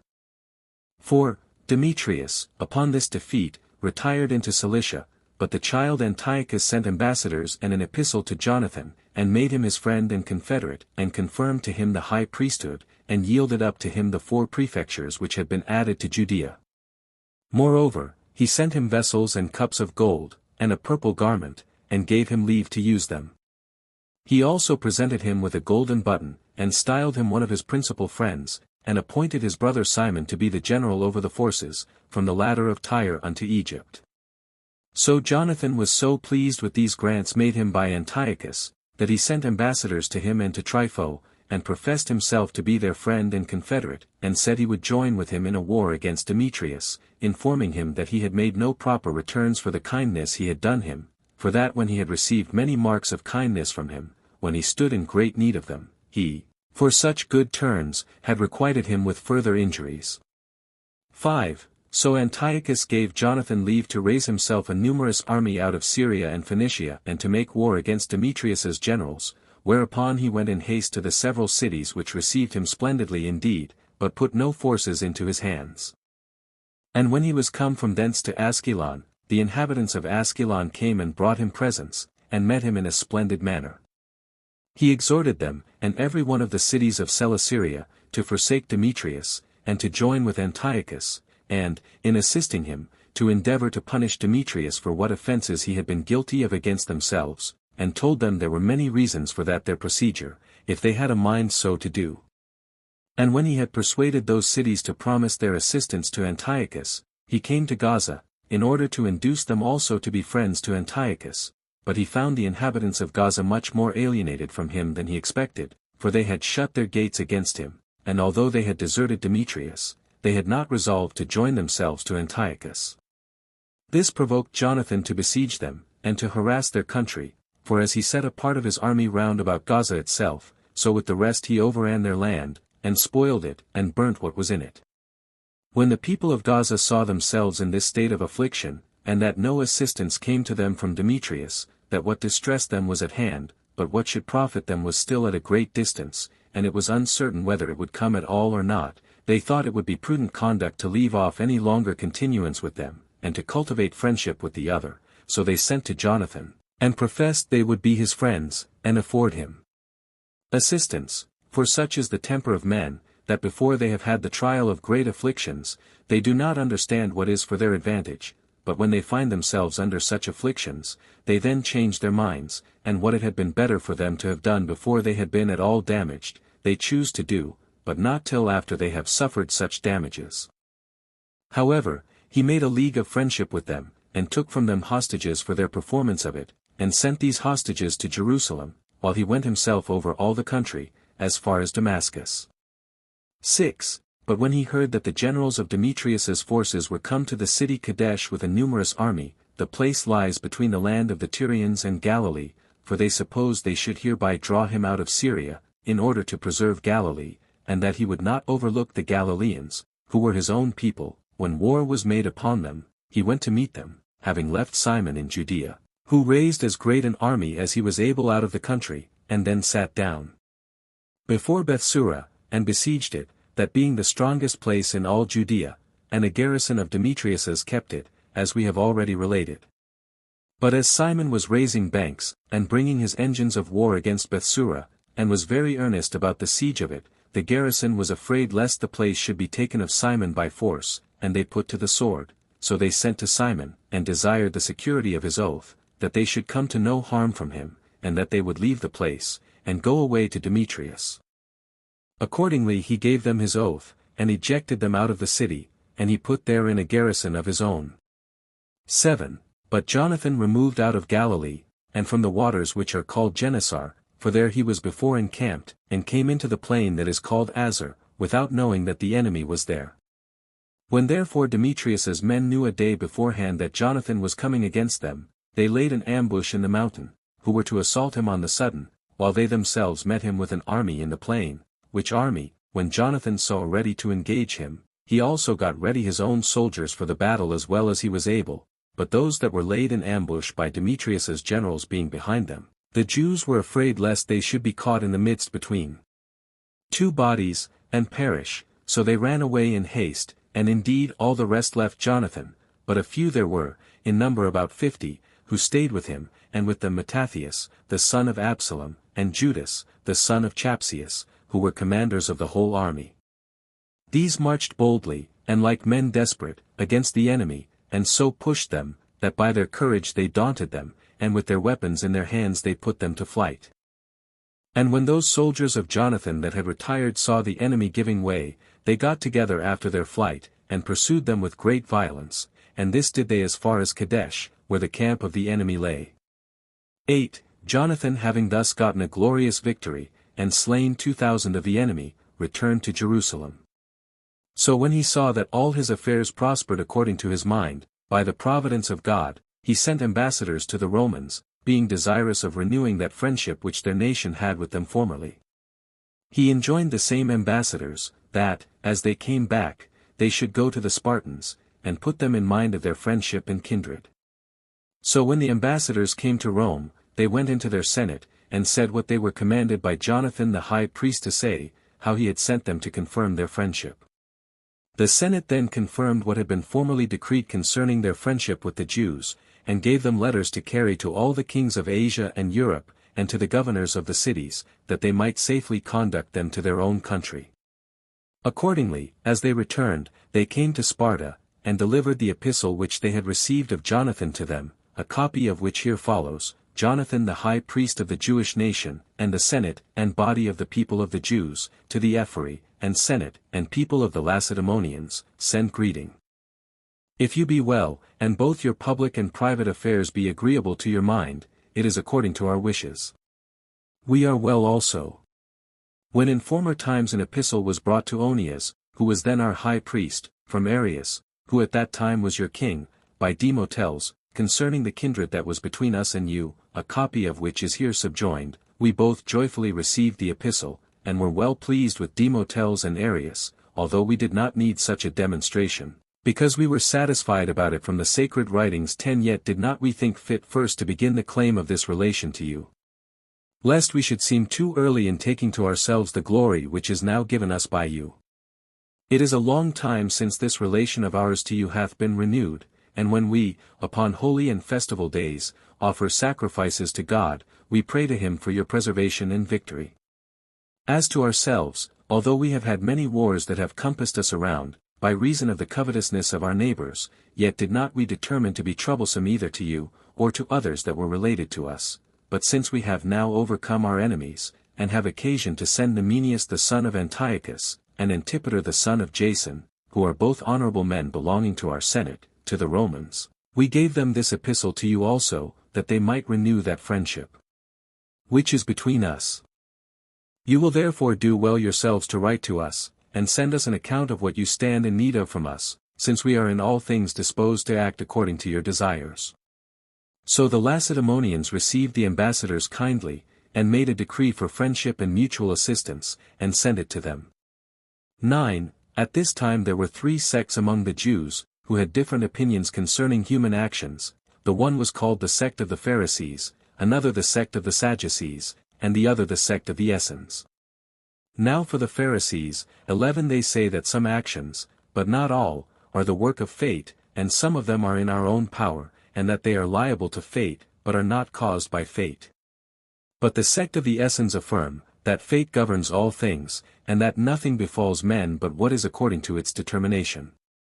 And for the Sadducees, they take away fate, and say there is no such thing, and that the events of human affairs are not at its disposal, but they suppose that all our actions are in our own power, so that we are ourselves the causes of what is good, and receive what is evil from our own folly. However, I have given a more exact account of these opinions in the second book of the Jewish War. 10. But now the generals of Demetrius being willing to recover the defeat they had had, gathered a greater army together than they had before, and came against Jonathan, but as soon as he was informed of their coming, he went suddenly to meet them, to the country of Hamath, for he resolved to give them no opportunity of coming into Judea, so he pitched his camp at 50 furlongs distance from the enemy, and sent out spies to take a view of their camp, and after what manner they were encamped.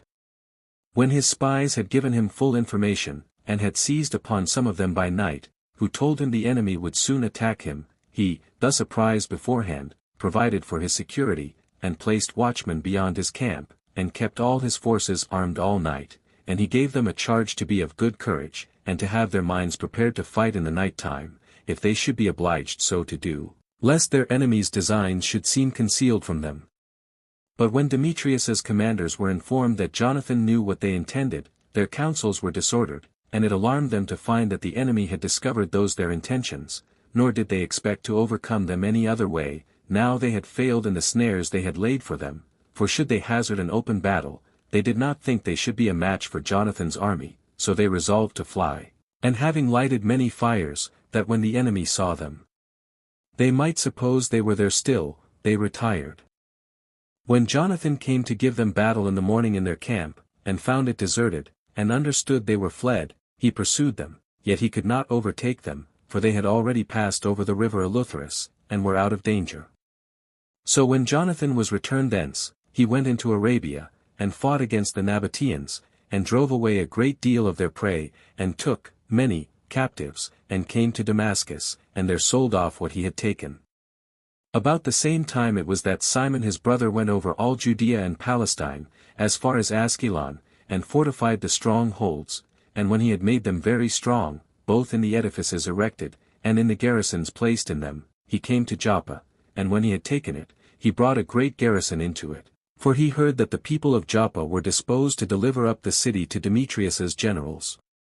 11. When Simon and Jonathan had finished these affairs, they returned to Jerusalem, where Jonathan gathered all the people together, and took counsel to restore the walls of Jerusalem, and to rebuild the wall that encompassed the temple, which had been thrown down, and to make the places adjoining stronger by very high towers, and besides that, to build another wall in the midst of the city, in order to exclude the marketplace from the garrison, which was in the citadel, and by that means to hinder them from any plenty of provisions, and moreover, to make the fortresses that were in the country much stronger and more defensible than they were before.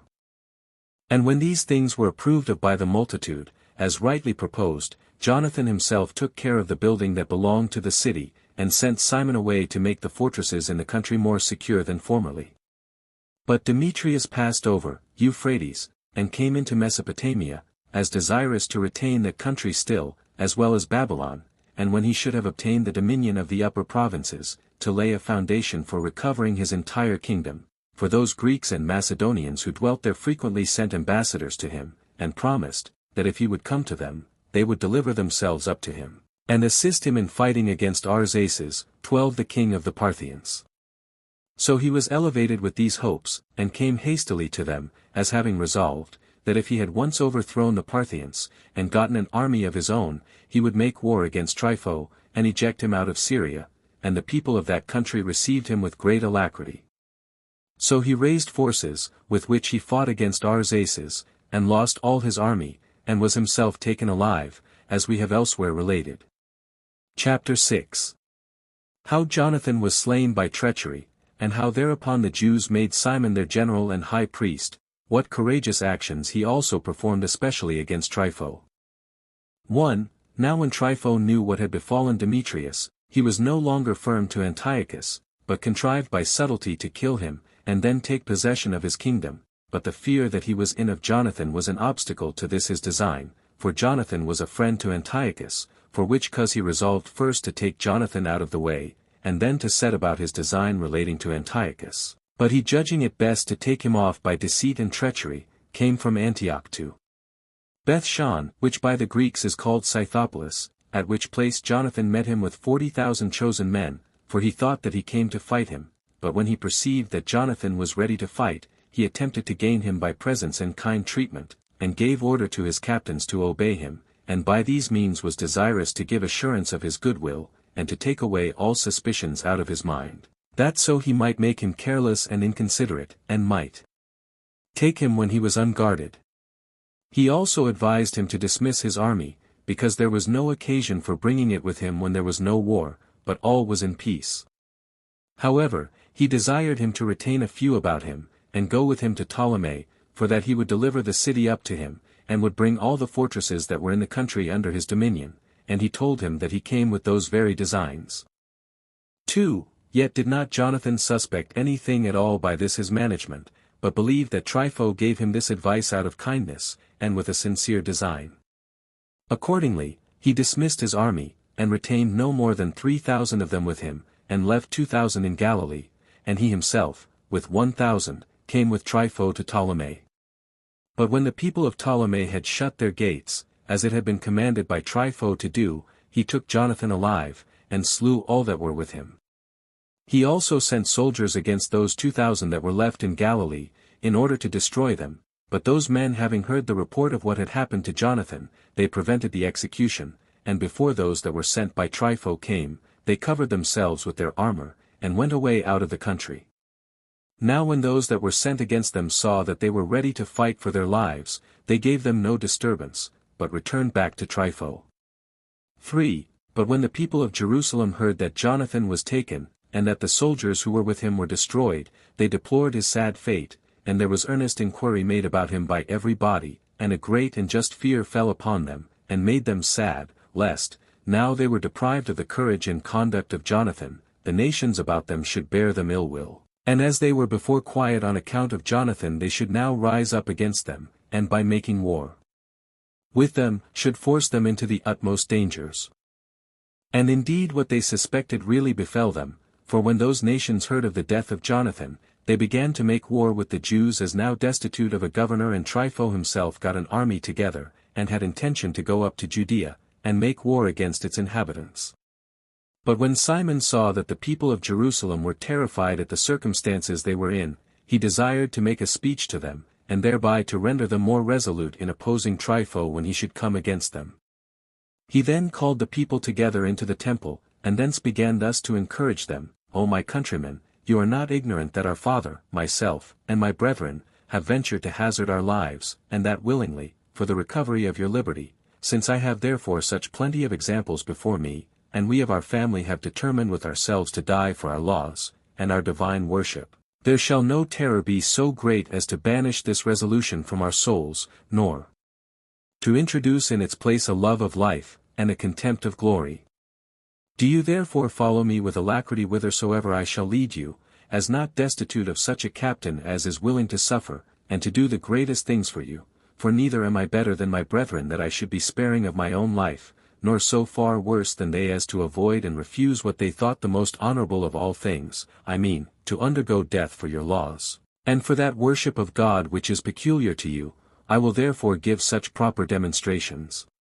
as will show that I am their own brother, and I am so bold as to expect that I shall avenge their blood upon our enemies, and deliver you all with your wives and children from the injuries they intend against you, and, with God's assistance, to preserve your temple from destruction by them, for I see that these nations have you in contempt, as being without a governor, and that they thence are encouraged to make war against you.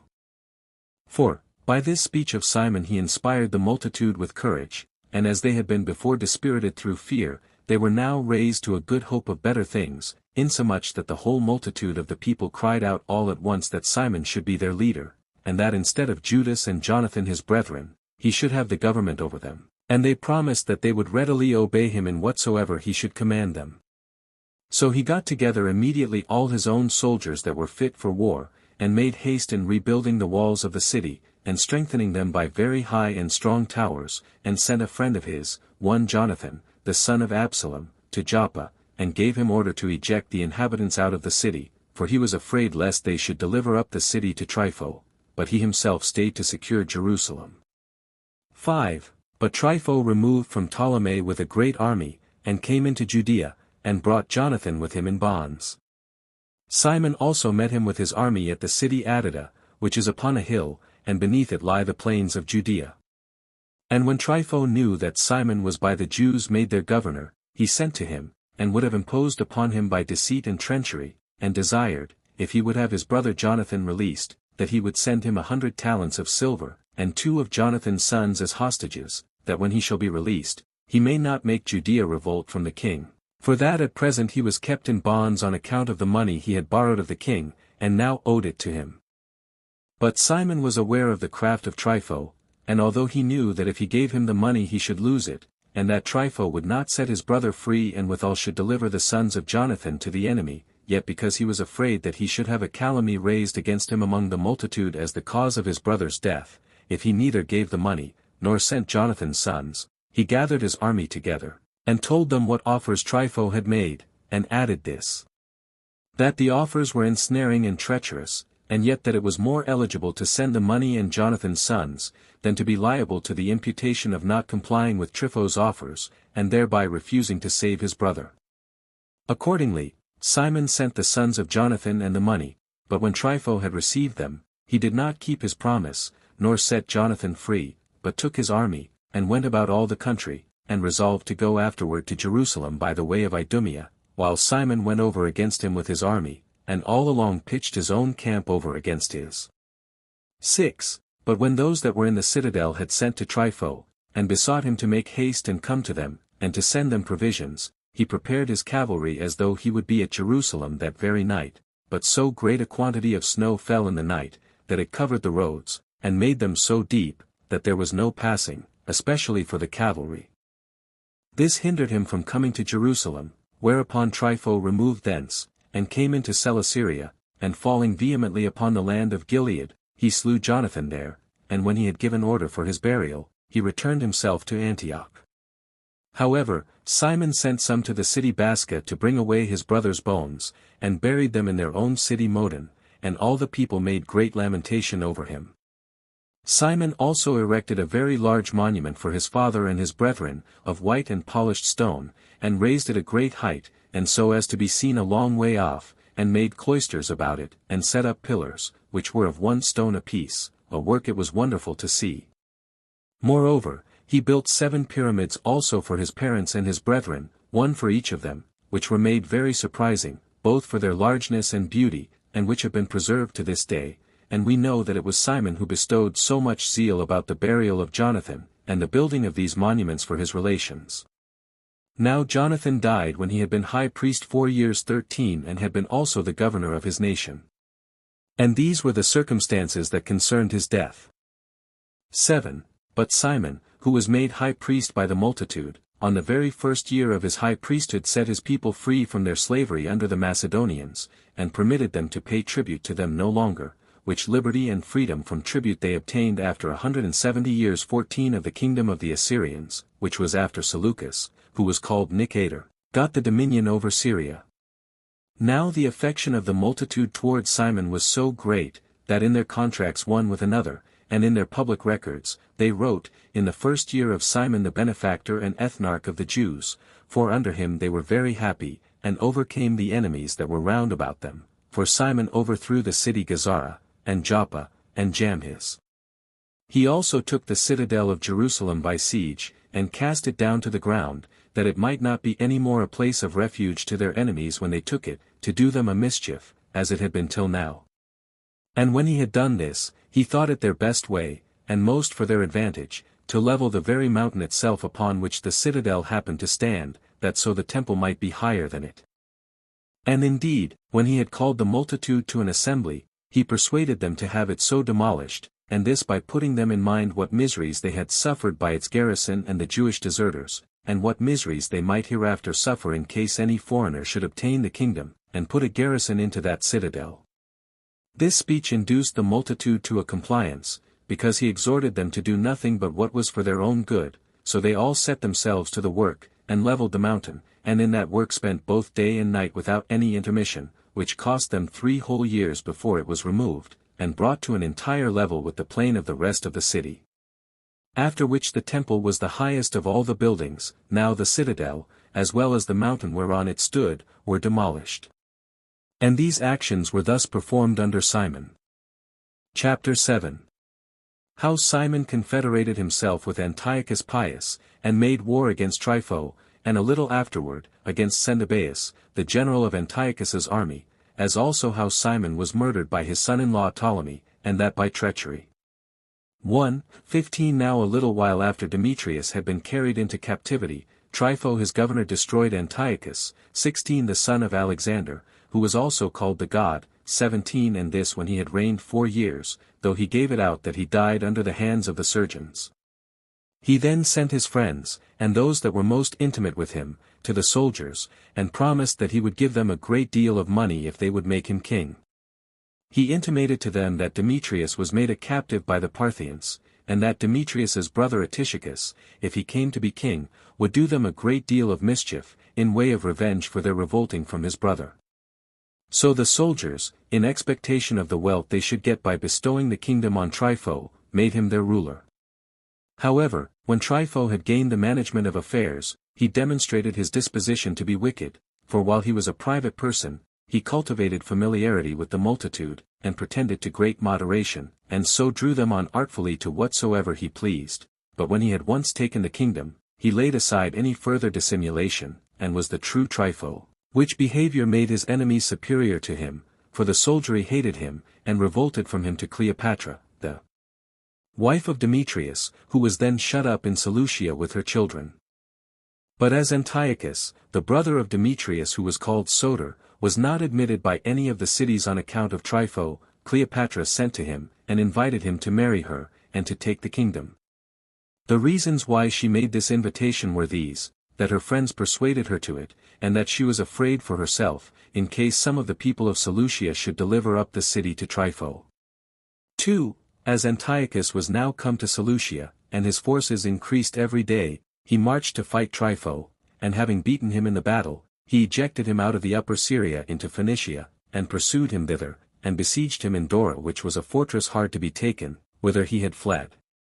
He also sent ambassadors to Simon the Jewish high priest, about a league of friendship and mutual assistance, who readily accepted of the invitation, and sent to Antiochus great sums of money and provisions for those that besieged Dora, and thereby supplied them very plentifully, so that for a little while he was looked upon as one of his most intimate friends. But still Trypho fled from Dora to Apamea, where he was taken during the siege, and put to death, when he had reigned 3 years. 3. However, Antiochus forgot the kind assistance that Simon had afforded him in his necessity, by reason of his covetous and wicked disposition, and committed an army of soldiers to his friend Cendebeus, and sent him at once to ravage Judea, and to seize Simon. When Simon heard of Antiochus's breaking his league with him, although he were now in years, yet, provoked with the unjust treatment he had met with from Antiochus, and taking a resolution brisker than his age could well bear, he went like a young man to act as general of his army. He also sent his sons before among the most hardy of his soldiers, and he himself marched on with his army another way, and laid many of his men in ambushes in the narrow valleys between the mountains, nor did he fail of success in any one of his attempts, but was too hard for his enemies in every one of them. So he led the rest of his life in peace, and did also himself make a league with the Romans. For, now he was the ruler of the Jews in all 8 years, but at a feast came to his end. It was caused by the treachery of his son-in-law Ptolemy, who caught also his wife, and 2 of his sons, and kept them in bonds. He also sent some to kill John the 3rd son, whose name was Hyrcanus, but the young man perceiving them coming, he avoided the danger he was in from them. 18 And made haste into the city, Jerusalem, as relying on the goodwill of the multitude, because of the benefits they had received from his father, and because of the hatred the same multitude bare to Ptolemy. So that when Ptolemy was endeavoring to enter the city by another gate, they drove him away, as having already admitted Hyrcanus. Chapter 8. Hyrcanus receives the high priesthood, and ejects Ptolemy out of the country. Antiochus makes war against Hyrcanus and afterwards makes a league with him. 1. So Ptolemy retired to one of the fortresses that was above Jericho, which was called Dagon.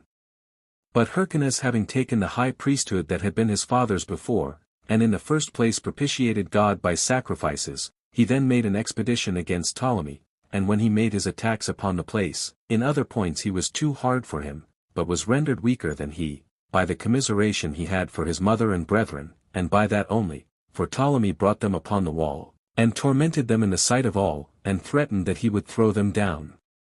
headlong, unless Hyrcanus would leave off the siege. And as he thought that so far as he relaxed as to the siege and taking of the place, so much favor did he show to those that were dearest to him by preventing their misery, his zeal about it was cooled. However, his mother spread out her hands, and begged of him that he would not grow remiss on her account, but indulge his indignation so much the more, and that he would do his utmost to take the place quickly, in order to get their enemy under his power, and then to avenge upon him what he had done to those that were dearest to himself, for that death would be to her sweet, though with torment, if that enemy of theirs might but be brought to punishment for his wicked dealings to them. Now when his mother said so, he resolved to take the fortress immediately, but when he saw her beaten, and torn to pieces, his courage failed him, and he could not but sympathize with what his mother suffered, and was thereby overcome. And as the siege was drawn out into length by this means, that year on which the Jews used to rest came on, for the Jews observe this rest every 7th year, as they do every 7th day, so that Ptolemy being for this cause released from the war, 19 He slew the brethren of Hyrcanus, and his mother, and when he had so done, he fled to Zeno, who was called Catullus, who was then the tyrant of the city Philadelphia. 2. But Antiochus, being very uneasy at the miseries that Simon had brought upon him, he invaded Judea in the 4th years of his reign, and the 1st year of the principality of Hyrcanus, in the 162nd Olympiad. 20 And when he had burnt the country, he shut up Hyrcanus in the city, which he encompassed round with 7 encampments, but did just nothing at the first, because of the strength of the walls, and because of the valor of the besieged, although they were once in want of water, which yet they were delivered from by a large shower of rain, which fell at the setting of the Pleiades. 21 However, about the north part of the wall, where it happened the city was upon a level with the outward ground. The king raised 100 towers of 3 stories high, and placed bodies of soldiers upon them, and as he made his attacks every day, he cut a double ditch, deep and broad, and confined the inhabitants within it as within a wall, but the besieged contrived to make frequent sallies out, and if the enemy were not anywhere upon their guard, they fell upon them, and did them a great deal of mischief, and if they perceived them, they then retired into the city with ease. But because Hyrcanus discerned the inconvenience of so great a number of men in the city, while the provisions were the sooner spent by them, and yet, as is natural to suppose, those great numbers did nothing, he separated the useless part, and excluded them out of the city, and retained that part only which were in the flower of their age, and fit for war. However, Antiochus would not let those that were excluded go away, who therefore wandering about between the whales, and consuming away by famine, died miserably, but when the Feast of Tabernacles was at hand, those that were within commiserated their condition, and received them in again. And when Hyrcanus sent to Antiochus, and desired there might be a truce for 7 days, because of the festival, he gave way to this piety towards God, and made that truce accordingly. And besides that, he sent in a magnificent sacrifice, bulls with their horns gilded, with all sorts of sweet spices, and with cups of gold and silver. 22 So those that were at the gates received the sacrifices from those that brought them, and led them to the temple, Antiochus the meanwhile feasting his army, which was a quite different conduct from Antiochus Epiphanes, who, when he had taken the city, offered swine upon the altar, and sprinkled the temple with the broth of their flesh, in order to violate the laws of the Jews, and the religion they derived from their forefathers, for which reason our nation made war with him, and would never be reconciled to him. But for this Antiochus, all men called him Antiochus the Pious, for the great zeal he had about religion. 3. Accordingly, Hyrcanus took this moderation of his kindly, and when he understood how religious he was towards the deity, he sent an embassage to him, and desired that he would restore the settlements they received from their forefathers.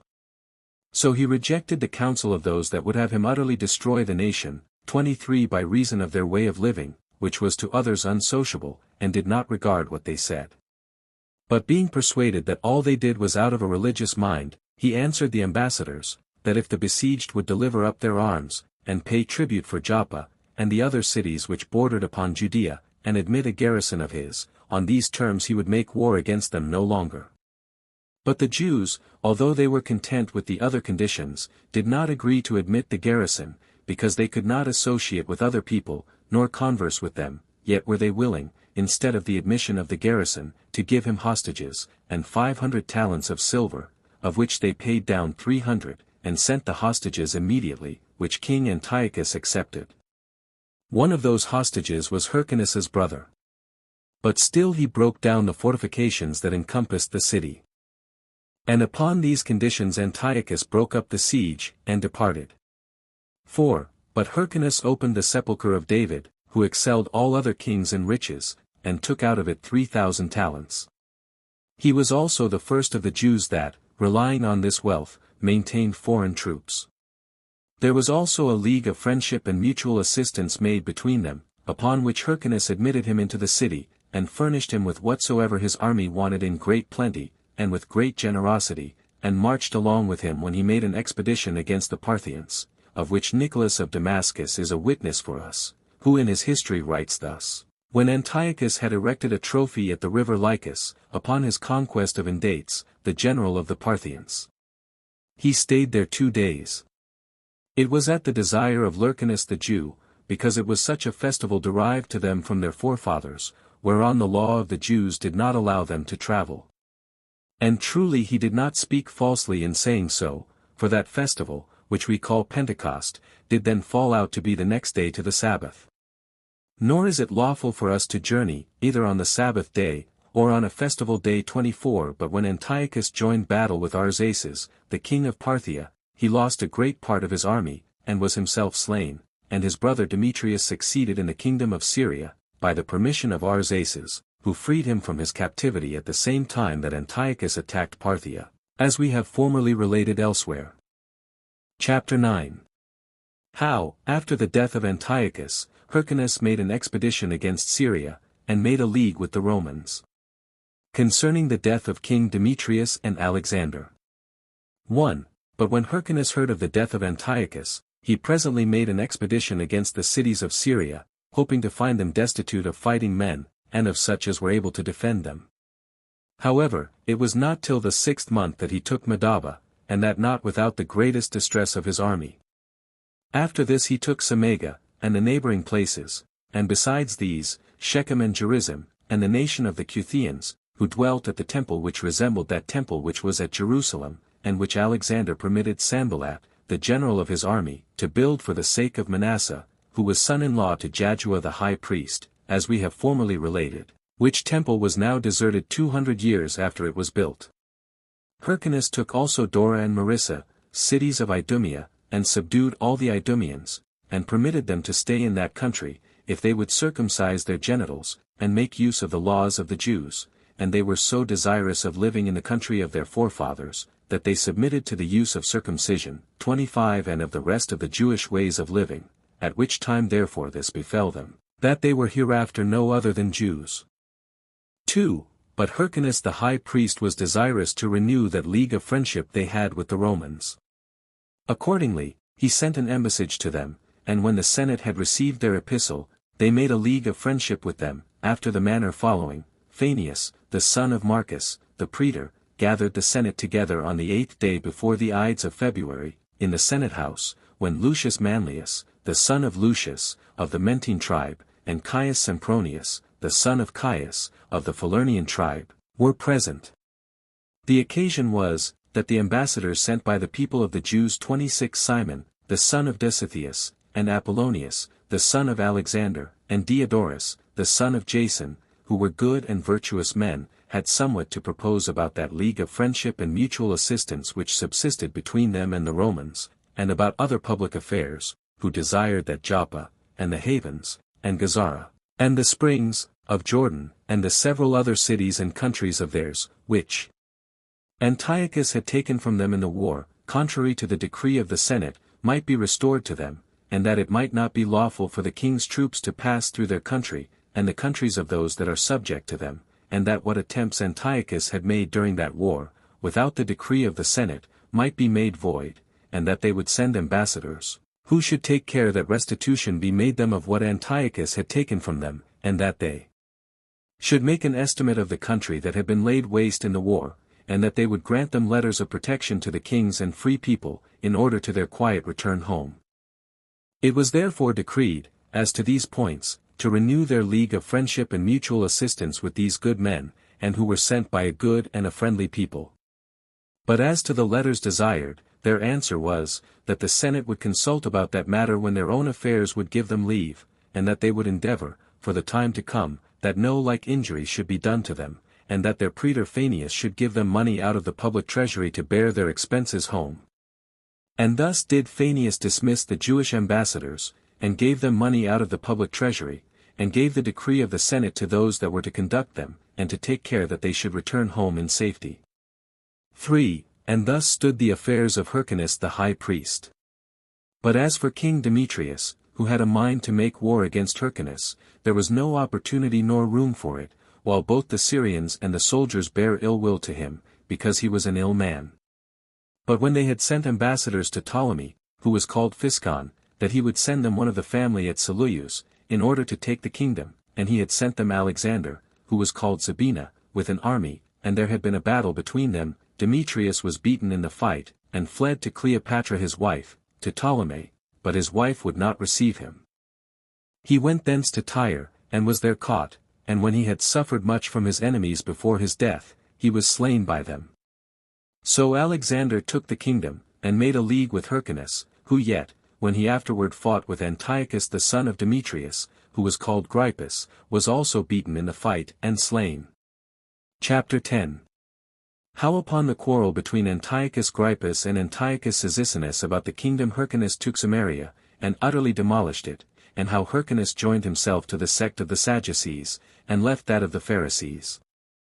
1. When Antiochus had taken the kingdom, he was afraid to make war against Judea, because he heard that his brother by the same mother, who was also called Antiochus, was raising an army against him out of Cyzicum, so he stayed in his own land, and resolved to prepare himself for the attack he expected from his brother, who was called Cyzicenus, because he had been brought up in that city.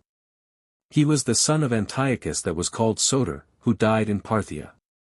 He was the brother of Demetrius, the father of Grypus, for it had so happened, that one and the same Cleopatra was married to two who were brethren, as we have related elsewhere. But Antiochus Cyzicenus coming into Syria, continued many years at war with his brother.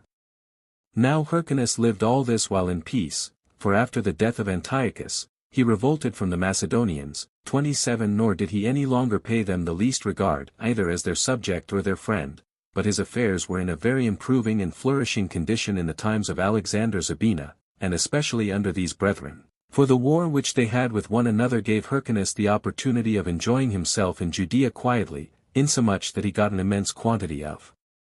money. However, when Antiochus Cyzicenus distressed his land, he then openly showed what he meant. And when he saw that Antiochus was destitute of Egyptian auxiliaries, and that both he and his brother were in an ill condition in the struggles they had one with another, he despised them both. 2. So he made an expedition against Samaria, which was a very strong city, of whose present name Sebaste, and its rebuilding by Herod, we shall speak at a proper time, but he made his attack against it, and besieged it with a great deal of pains, for he was greatly displeased with the Samaritans for the injuries they had done to the people of Marissa, a colony of the Jews, and confederate with them, and this in compliance to the kings of Syria.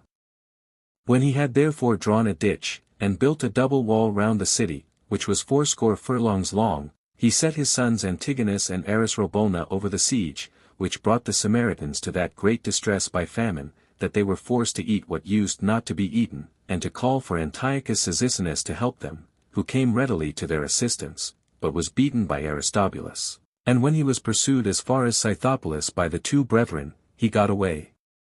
So they returned to Samaria, and shut them again within the wall, till they were forced to send for the same Antiochus a second time to help them, who procured about 6,000 men from Ptolemy Lathyrus, which were sent them without his mother's consent, who had then in a manner turned him out of his government.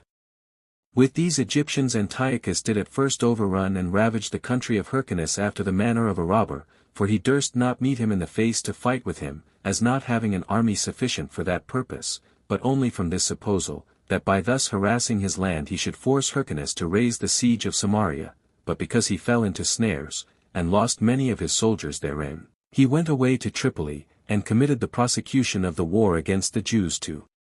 Callimander and Epicrates. 3. But as to Callimander, he attacked the enemy too rashly, and was put to flight, and destroyed immediately, and as to Epicrates, he was such a lover of money, that he openly betrayed Scythopolis, and other places near it, to the Jews, but was not able to make them raise the siege of Samaria. And when Hyrcanus had taken that city, which was not done till after a year's siege, he was not contented with doing that only, but he demolished it entirely, and brought rivulets to it to drown it, for he dug such hollows as might let the water run under it, nay, he took away the very marks that there had ever been such a city there. Now a very surprising thing is related of this high priest Hyrcanus, how God came to discourse with him, for they say that on the very same day on which his sons fought with Antiochus Cyzicenus, he was alone in the temple, as high priest, offering incense, and heard a voice, that his sons had just then overcome Antiochus. And this he openly declared before all the multitude upon his coming out of the temple, and it accordingly proved true, and in this posture were the affairs of Hyrcanus. For, now it happened at this time, that not only those Jews who were at Jerusalem and in Judea were in prosperity, but also those of them that were at Alexandria, and in Egypt and Cyprus, for Cleopatra the queen was at variance with her son Ptolemy, who was called Lathyrus, and appointed for her generals Celsius and Ananias, the sons of that Onias who built the temple in the prefecture of Heliopolis, like to that at Jerusalem, as we have elsewhere related. Cleopatra entrusted these men with her army, and did nothing without their advice, as Strabo of Cappadocia attests, when he saith thus, now the greater part, both those that came to Cyprus with us, and those that were sent afterward thither, revolted to Ptolemy immediately, only those that were called Onias's party, being Jews, continued faithful, because their countrymen Celsius and Ananias were in chief favor with the queen. These are the words of Strabo. 5. However, this prosperous state of affairs moved the Jews to envy Hyrcanus, but they that were the worst disposed to him were the Pharisees, 28 who were one of the sects of the Jews, as we have informed you already. These have so great a power over the multitude, that when they say anything against the king, or against the high priest, they are presently believed. Now Hyrcanus was a disciple of theirs, and greatly beloved by them. And when he once invited them to a feast, and entertained them very kindly, when he saw them in a good humor, he began to say to them, that they knew he was desirous to be a righteous man, and to do all things whereby he might please God, which was the profession of the Pharisees also. However, he desired, that if they observed him offending in any point, and going out of the right way, they would call him back and correct him. On which occasion they attested to his being entirely virtuous, with which commendation he was well pleased. But still there was one of his guests there, whose name was Eleazar, a man of an ill temper, and delighting in seditious practices. This man said, Since thou desirest to know the truth, if thou wilt be righteous in earnest, lay down the high priesthood, and content thyself with the civil government of the people. And when he desired to know for what cause he ought to lay down the high priesthood, the other replied, We have heard it from old men, that thy mother had been a captive under the reign of Antiochus Epiphanes. 29. This story was false, and Hyrcanus was provoked against him, and all the Pharisees had a very great indignation against him. 6. Now there was one Jonathan, a very great friend of Hyrcanus's, but of the sect of the Sadducees, whose notions are quite contrary to those of the Pharisees. He told Hyrcanus that Eleazar had cast such a reproach upon him, according to the common sentiments of all the Pharisees, and that this would be made manifest if he would but ask them the question, what punishment they thought this man deserved. For that he might depend upon it, that the reproach was not laid on him with their approbation, if they were for punishing him as his crime deserved. So the Pharisees made answer, that he deserved stripes and bonds, but that it did not seem right to punish reproaches with death. And indeed the Pharisees, even upon other occasions, are not apt to be severe in punishments. At this gentle sentence, Hyrcanus was very angry, and thought that this man reproached him by their approbation. It was this Jonathan who chiefly irritated him, and influenced him so far, that he made him leave the party of the Pharisees, and abolish the decrees they had imposed on the people, and to punish those that observed them. From this source arose that hatred which he and his sons met with from the multitude, but of these matters we shall speak hereafter. What I would now explain is this, that the Pharisees have delivered to the people a great many observances by succession from their fathers, which are not written in the laws of Moses, and for that reason it is that the Sadducees reject them, and say that we are to esteem those observances to be obligatory which are in the written word, but are not to observe what are derived from the tradition of our forefathers.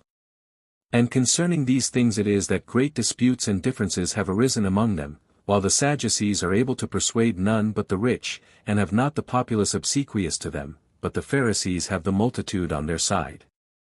But about these two sects, and that of the Essenes, I have treated accurately in the second book of Jewish Affairs.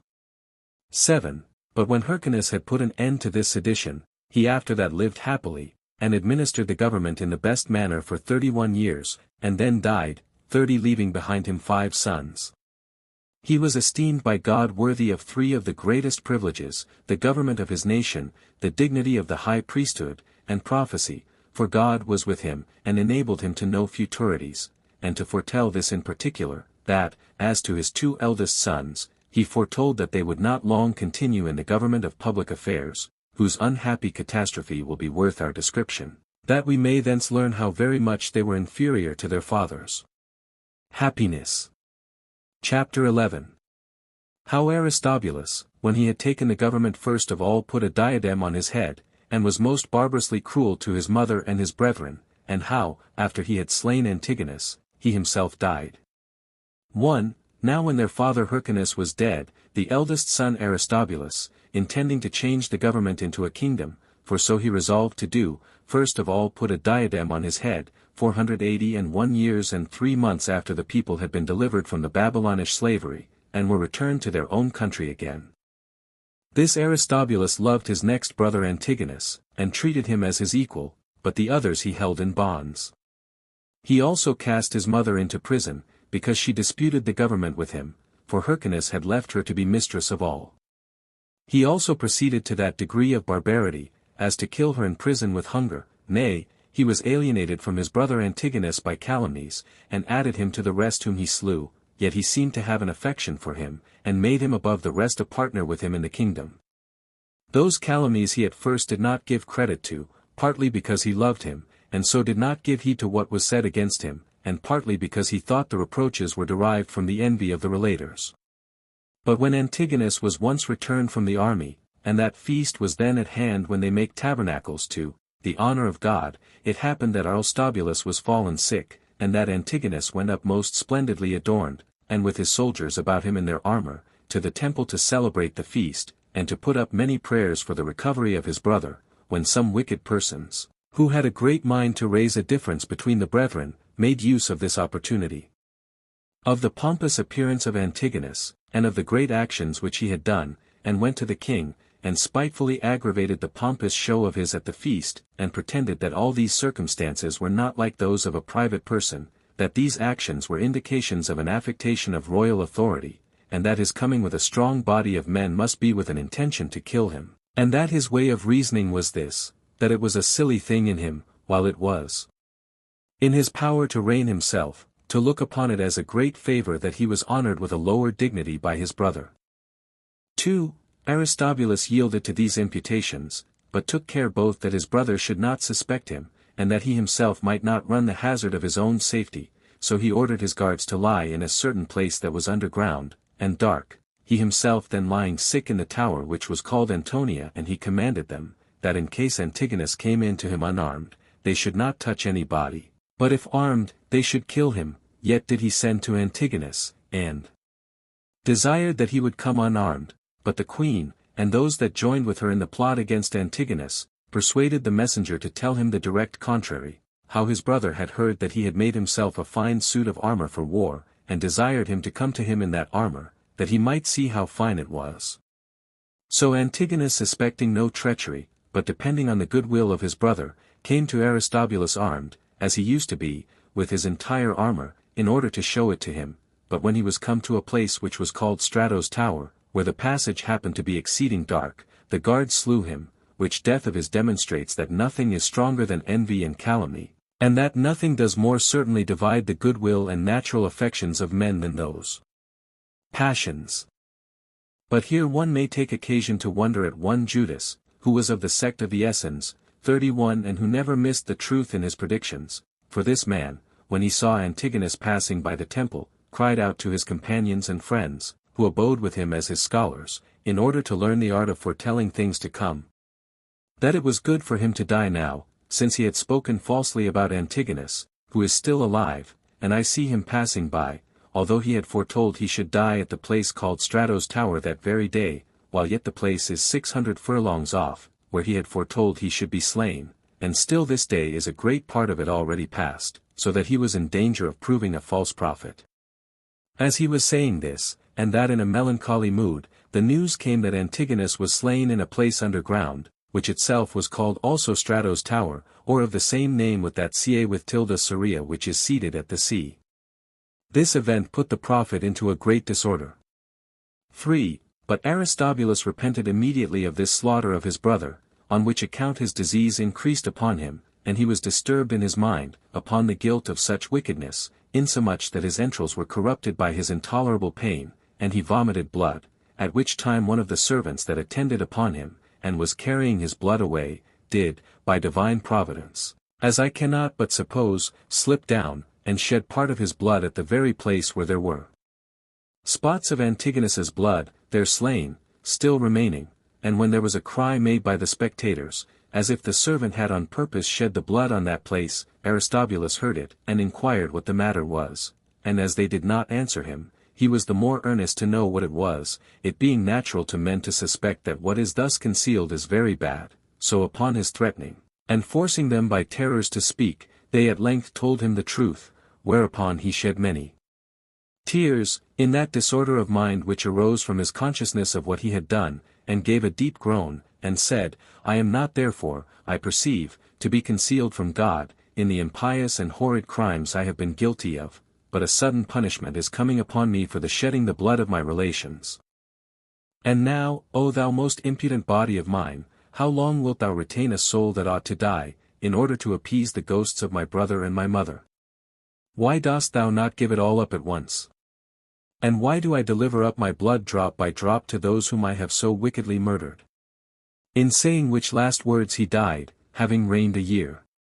He was called a lover of the Grecians, and had conferred many benefits on his own country, and made war against Iturea, and added a great part of it to Judea, and compelled the inhabitants, if they would continue in that country, to be circumcised, and to live according to the Jewish laws. He was naturally a man of candor, and of great modesty, as Strabo bears witness, in the name of Timagenes, who says thus, this man was a person of candor, and very serviceable to the Jews, for he added a country to them, and obtained a part of the nation of the Etrurians for them, and bound them to them by the bond of the circumcision of their genitals. Chapter 12. How Alexander when he had taken the government made an expedition against Ptolemy, and then raised the siege out of fear of Ptolemy Lathyrus, and how Ptolemy made war against him, because he had sent to Cleopatra to persuade her to make war against Ptolemy, and yet pretended to be in friendship with him, when he beat the Jews in the battle.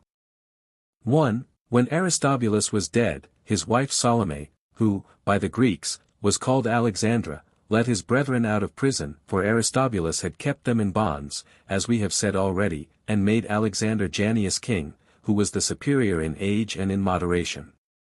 This child happened to be hated by his father as soon as he was born, and could never be permitted to come into his father's sight till he died.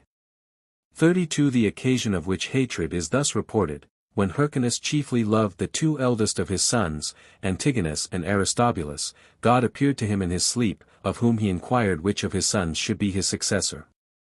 Upon God's representing to him the countenance of Alexander, he was grieved that he was to be the heir of all his goods, and suffered him to be brought up in Galilee. However, God did not deceive Hyrcanus, for after the death of Aristobulus, he certainly took the kingdom, and one of his brethren, who affected the kingdom, he slew, and the other, who chose to live a private and quiet life, he had in esteem. 2. When Alexander Jannaeus had settled the government in the manner that he judged best, he made an expedition against Ptolemy, and having overcome the men in battle, he shut them up in the city, and sat round about it, and besieged it, for of the maritime cities there remained only Ptolemy and Gaza to be conquered, besides Strato's tower and Dora, which were held by the tyrant Zoilus. Now while Antiochus Philometor, and Antiochus who was called Cyzicenus, were making war one against another, and destroying one another's armies, the people of Ptolemy could have no assistance from them, but when they were distressed with this siege, Zoilus, who possessed Strato's tower and Dora, and maintained a legion of soldiers, and, on occasion of the contest between the kings, affected tyranny himself, came and brought some small assistance to the people of Ptolemy, nor indeed had the king such a friendship for them, as that they should hope for any advantage from them. Both those kings were in the case of wrestlers, who finding themselves deficient in strength, and yet being ashamed to yield, put off the fight by laziness, and by lying still as long as they can. The only hope they had remaining was from the kings of Egypt, and from Ptolemy Lathyrus, who now held Cyprus, and who came to Cyprus when he was driven from the government of Egypt by Cleopatra his mother. So the people of Ptolemy sent to this Ptolemy Lathyrus, and desired him to come as a confederate, to deliver them, now they were in such danger, out of the hands of Alexander. And as the ambassadors gave him hopes, that if he would pass over into Syria, he would have the people of Gaza on the side of those of Ptolemy, as also they said, that Zoilus, and besides these the Sidonians, and many others, would assist them, so he was elevated at this, and got his fleet ready as soon as possible. 3. But in this interval Domenitus, one that was of abilities to persuade men to do as he would have them, and a leader of the populace, made those of Ptolemy change their opinions, and said to them, that it was better to run the hazard of being subject to the Jews, than to admit of evident slavery by delivering themselves up to a master, and besides that, to have not only a war at present, but to expect a much greater war from Egypt, for that Cleopatra would not overlook an army raised by Ptolemy for himself out of the neighborhood, but would come against them with a great army of her own, and this because she was laboring to eject her son out of Cyprus also, that as for Ptolemy, if he fail of his hopes, he can still retire to Cyprus, but that they will be left in the greatest danger possible. Now Ptolemy, although he had heard of the change that was made in the people of Ptolemy, yet did he still go on with his voyage, and came to the country called Sycamine, and there set his army on shore. This army of his, in the whole horse and foot together, were about 30,000, with which he marched near to Ptolemy, and there pitched his camp. But when the people of Ptolemy neither received his ambassadors, nor would hear what they had to say, he was under a very great concern. 4. But when Zoilus and the people of Gaza came to him, and desired his assistance, because their country was laid waste by the Jews, and by Alexander, Alexander raised the siege, for fear of Ptolemy, and when he had drawn off his army into his own country, he used a stratagem afterwards, by privately inviting Cleopatra to come against Ptolemy, but publicly pretending to desire a league of friendship and mutual assistance with him, and promising to give him 400 talents of silver, he desired that, by way of requital, he would take off Zoilus the tyrant, and give his country to the Jews. And then indeed Ptolemy, with pleasure, made such a league of friendship with Alexander, and subdued Zoilus, but when he afterwards heard that he had privily sent to Cleopatra his mother, he broke the league with him, which yet he had confirmed with an oath, and fell upon him, and besieged Ptolemy, because it would not receive him. However, leaving his generals, with some part of his forces, to go on with the siege, he went himself immediately with the rest to lay Judea waste, and when Alexander understood this to be Ptolemy's intention, he also got together about 50,000 soldiers out of his own country, nay, as some writers have said, 80,033. He then took his army, and went to meet Ptolemy, but Ptolemy fell upon Asochus, a city of Galilee, and took it by force on the Sabbath day, and there he took about 10,000 slaves, and a great deal of other prey. 5. He then tried to take Sepphoris, which was a city not far from that which was destroyed, but lost many of his men, yet did he then go to fight with Alexander, which Alexander met him at the river Jordan, near a certain place called Sapphith, not far from the river Jordan, and pitched his camp near to the enemy. He had however 8,000 in the first rank, which he styled Hecatontomachi, having shields of brass. Those in the first rank of Ptolemy's soldiers also had shields covered with brass. But Ptolemy's soldiers in other respects were inferior to those of Alexander, and therefore were more fearful of running hazards, but Philostephanus, the campmaster, put great courage into them, and ordered them to pass the river, which was between their camps.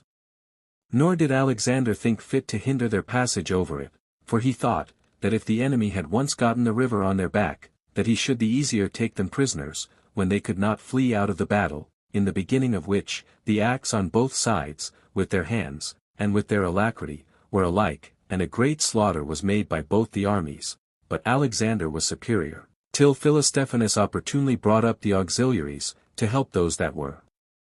giving way, but as there were no auxiliaries to afford help to that part of the Jews that gave way, it fell out that they fled, and those near them did not assist them, but fled along with them. However, Ptolemy's soldiers acted quite otherwise, for they followed the Jews, and killed them, till at length those that slew them pursued after them when they had made them all run away, and slew them so long, that their weapons of iron were blunted, and their hands quite tired with the slaughter, for the report was, that 30,000 men were then slain. Timogene says they were 50,000. As for the rest, they were part of them taken captives, and the other part ran away to their own country. 6. After this victory, Ptolemy overran all the country, and when night came on, he abode in certain villages of Judea, which when he found full of women and children, he commanded his soldiers to strangle them, and to cut them in pieces, and then to cast them into boiling cauldrons, and then to devour their limbs as sacrifices. This commandment was given, that such as fled from the battle, and came to them, might suppose their enemies were cannibals, and eat men's flesh, and might on that account be still more terrified at them upon such a sight. And both Strabo and Nicholas, of Damascus, affirm, that they used these people after this manner, as I have already related. Ptolemy also took Ptolemy by force, as we have declared elsewhere. Chapter 13. How Alexander, upon the league of mutual defense which Cleopatra had agreed with him, made an expedition against Coele-Syria, and utterly overthrew the city of Gaza, and how he slew many 10,000s of Jews that rebelled against him. Also concerning Antiochus Grypus, Seleucus Antiochus Cyzicenus, and Antiochus Pius, and others. 1. When Cleopatra saw that her son was grown great, and laid Judea waste, without disturbance, and had gotten the city of Gaza under his power, she resolved no longer to overlook what he did, when he was almost at her gates, and she concluded, that now he was so much stronger than before, he would be very desirous of the dominion over the Egyptians, but she immediately marched against him, with a fleet at sea and an army of foot on land, and made Chelcias and Ananias the Jews generals of her whole army, while she sent the greatest part of her riches, her grandchildren, and her testament, to the people of Cos. 34. Cleopatra also ordered her son Alexander to sail with a great fleet to Phoenicia, and when that country had revolted, she came to Ptolemy, and because the people of Ptolemy did not receive her, she besieged the city, but Ptolemy went out of Syria, and made haste unto Egypt, supposing that he should find it destitute of an army, and soon take it, though he failed of his hopes. At this time Chelcias, one of Cleopatra's generals, happened to die in Celesyria, as he was in pursuit of Ptolemy. 2. When Cleopatra heard of her son's attempt, and that his Egyptian expedition did not succeed according to his expectations, she sent thither part of her army, and drove him out of that country, so when he was returned out of Egypt again, he abode during the winter at Gaza, in which time Cleopatra took the garrison that was in Ptolemy by siege, as well as the city, and when Alexander came to her, he gave her presents, and such marks of respect as were but proper, since under the miseries he endured by Ptolemy he had no other refuge but her. Now there were some of her friends who persuaded her to seize Alexander, and to overrun and take possession of the country, and not to sit still and see such a multitude of brave Jews subject to one man.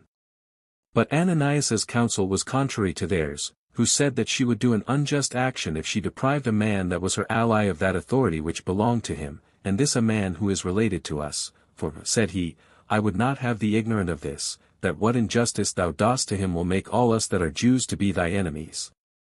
This desire of Ananias Cleopatra complied with, and did no injury to Alexander, but made a league of mutual assistance with him at Scythopolis, a city of Celesyria. 3. So when Alexander was delivered from the fear he was in of Ptolemy, he presently made an expedition against Coelesyria. He also took Gadara, after a siege of 10 months. He took also Areothus, a very strong fortress belonging to the inhabitants above Jordan, where Theodorus, the son of Zeno, had his chief treasure, and what he esteemed most precious.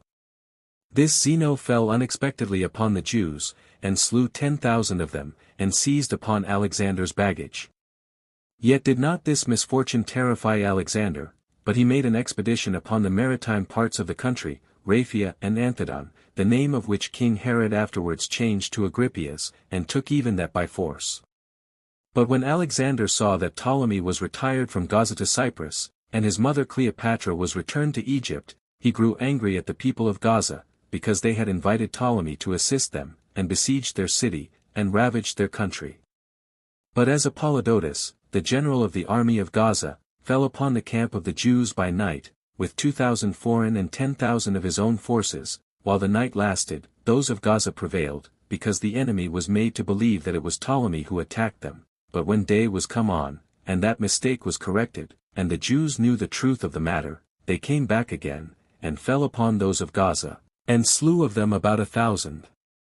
But as those of Gaza stoutly resisted them, and would not yield for either their want of anything, nor for the great multitude that were slain, for they would rather suffer any hardship whatever than come under the power of their enemies, Aretas, king of the Arabians, a person then very illustrious, encouraged them to go on with alacrity, and promised them that he would come to their assistance. But it happened that before he came Apollodotus was slain, for his brother Lysimachus envying him. For the great reputation he had gained among the citizens, slew him, and got the army together, and delivered up the city to Alexander, who, when he came in at first, lay quiet, but afterwards set his army upon the inhabitants of Gaza, and gave them leave to punish them, so some went one way, and some went another, and slew the inhabitants of Gaza, yet were not they of cowardly hearts, but opposed those that came to slay them, and slew as many of the Jews, and some of them, when they saw themselves deserted, burnt their own houses, that the enemy might get none of their spoils, nay, some of them, with their own hands, slew their children and their wives, having no other way but this of avoiding slavery for them. But the senators, who were in all 500, fled to Apollo's temple, for this attack happened to be made as they were sitting, whom Alexander slew, and when he had utterly overthrown their city, he returned to Jerusalem, having spent a year in that siege. For, about this very time Antiochus, who was called Grypus, died 35. His death was caused by Heraclian's treachery, when he had lived 45 years, and had reigned 29. 36. His son Seleucus succeeded him in the kingdom, and made war with Antiochus, his father's brother, who was called Antiochus Cyzicenus, and beat him, and took him prisoner, and slew him. But after a while Antiochus, the son of Cyzicenus, who was called Pius, came to Aretas, and put the diadem on his own head, and made war with Seleucus, and beat him, and drove him out of all Syria. But when he fled out of Syria, he came to Mopsuestia again, and levied money upon them, but the people of Mopsuestia had indignation at what he did, and burnt down his palace, and slew him, together with his friends. But when Antiochus, the son of Cyzicenus, was king of Syria, Antiochus, 37 the brother of Seleucus, made war upon him, and was overcome, and destroyed, he and his army. After him, his brother Philip put on the diadem, and reigned over some part of Syria, but Ptolemy Lathyrus sent for his fourth brother Demetrius, who was called Eucerus, from Cnidus, and made him king of Damascus. Both these brothers did Antiochus vehemently oppose, but presently died, for when he was come as an auxiliary to Laodice, queen of the Gileadites, 38 when she was making war against the Parthians, and he was fighting courageously, he fell, while Demetrius and Philip governed Syria, as hath been elsewhere related. 5. As to Alexander, his own people were seditious against him, for at a festival which was then celebrated, when he stood upon the altar, and was going to sacrifice, the nation rose upon him, and pelted him with citrons, which they then had in their hands, because, the law of the Jews required that at the Feast of Tabernacles every one should have branches of the palm tree and citron tree, which thing we have elsewhere related. They also reviled him, as derived from a captive, and so unworthy of his dignity and of sacrificing. At this he was in a rage, and slew of them about 6,000. He also built a partition wall of wood round the altar and the temple, as far as that partition within which it was only lawful for the priests to enter, and by this means he obstructed the multitude from coming at him. He also maintained foreigners of Pisidia and Cilicia, for as to the Syrians, he was at war with them, and so made no use of them. He also overcame the Arabians, such as the Moabites and Gileadites, and made them bring tribute. Moreover, he demolished Amathus, while Theodorus 39 durst not fight with him, but as he had joined battle with Abidas, king of the Arabians, and fell into an ambush in the places that were rugged and difficult to be travelled over, he was thrown down into a deep valley, by the multitude of the camels at Gaddern, a village of Gilead, and hardly escaped with his life. From thence he fled to Jerusalem, where, besides his other ill success, the nation insulted him, and he fought against them for 6 years, and slew no fewer than 50,000 of them. And when he desired that they would desist from their ill will to him, they hated him so much the more, on account of what had already happened, and when he had asked them what he ought to do, they all cried out, that he ought to kill himself. They also sent to Demetrius Eucerus, and desired him to make a league of mutual defense with them. Chapter 14. How Demetrius Eucerus overcame Alexander and yet in a little time retired out of the country for fear, as also how Alexander slew many of the Jews and thereby got clear of his troubles. Concerning the death of Demetrius. 1. So Demetrius came with an army, and took those that invited him, and pitched his camp near the city Shechem, upon which Alexander, with his 6,200 mercenaries, and about 20,000 Jews, who were of his party, went against Demetrius, who had 3,000 horsemen, and 40,000 footmen. Now there were great endeavors used on both sides, Demetrius trying to bring off the mercenaries that were with Alexander, because they were Greeks, and Alexander trying to bring off the Jews that were with Demetrius.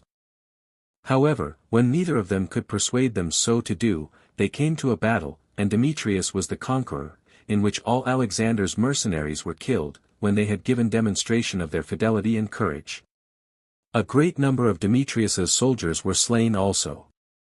2. Now as Alexander fled to the mountains, 6,000 of the Jews hereupon came together, from Demetrius, to him out of pity at the change of his fortune, upon which Demetrius was afraid, and retired out of the country, after which the Jews fought against Alexander, and being beaten, were slain in great numbers in the several battles which they had, and when he had shut up the most powerful of them in the city Bethhom, he besieged them therein, and when he had taken the city, and gotten the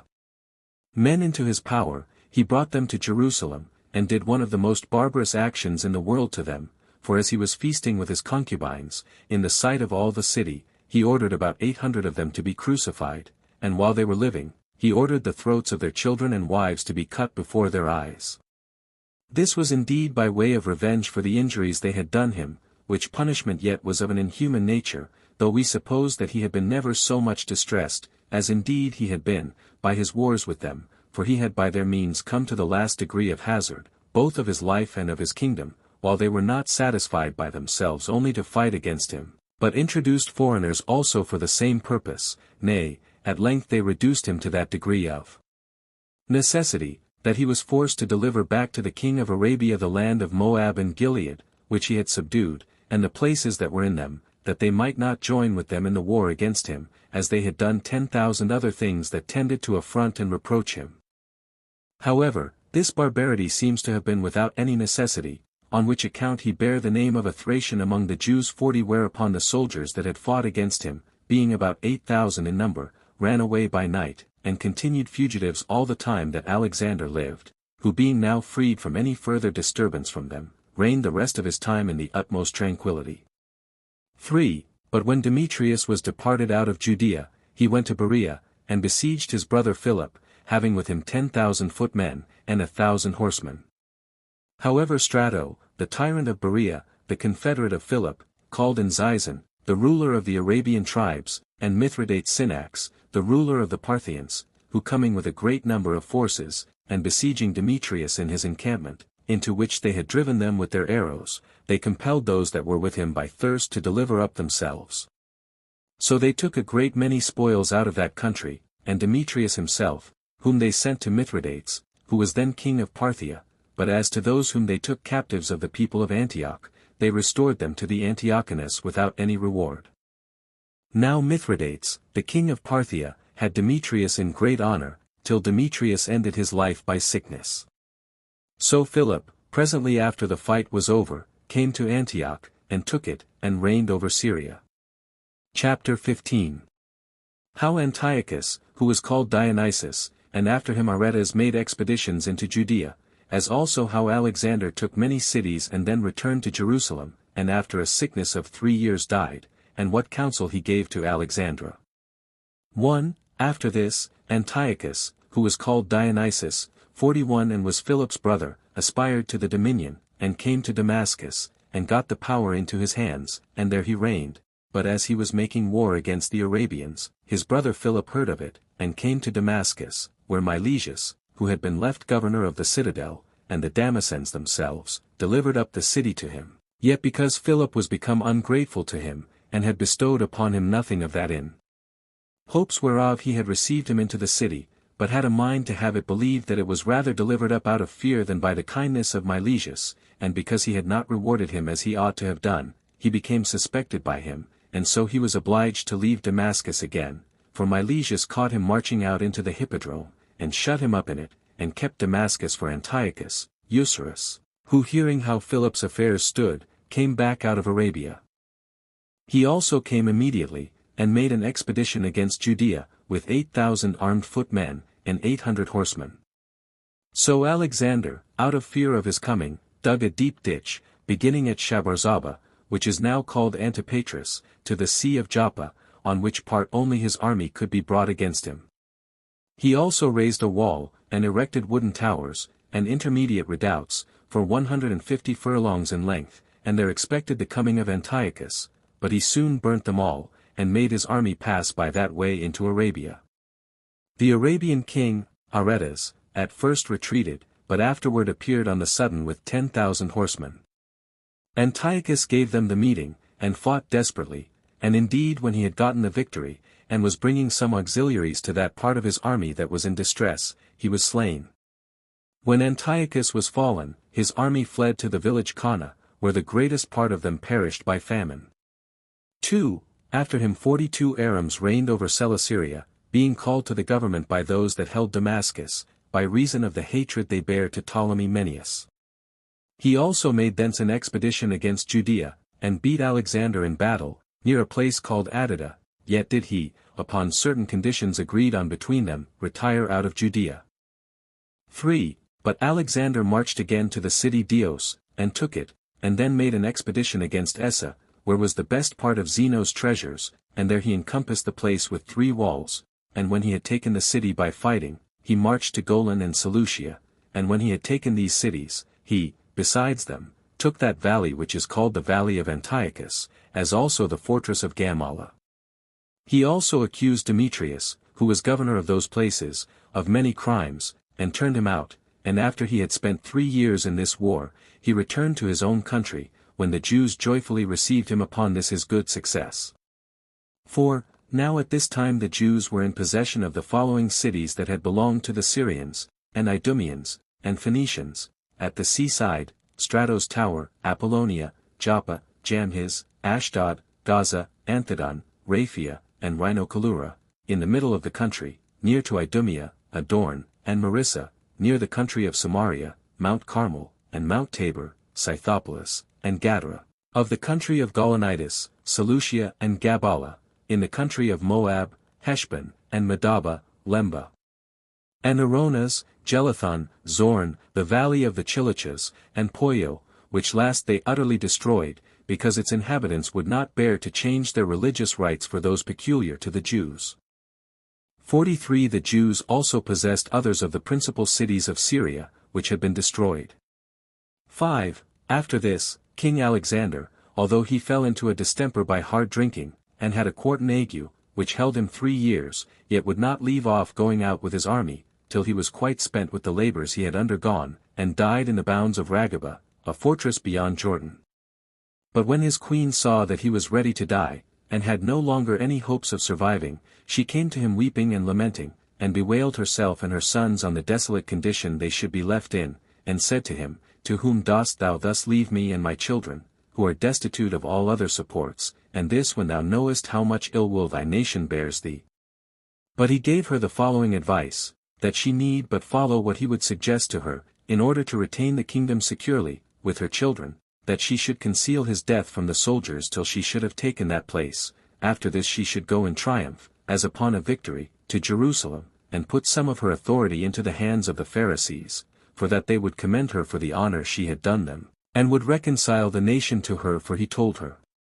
they had great authority among the Jews, both to do hurt to such as they hated, and to bring advantages to those to whom they were friendly disposed, for that they are then believed best of all by the multitude when they speak any severe thing against others, though it be only out of envy at them.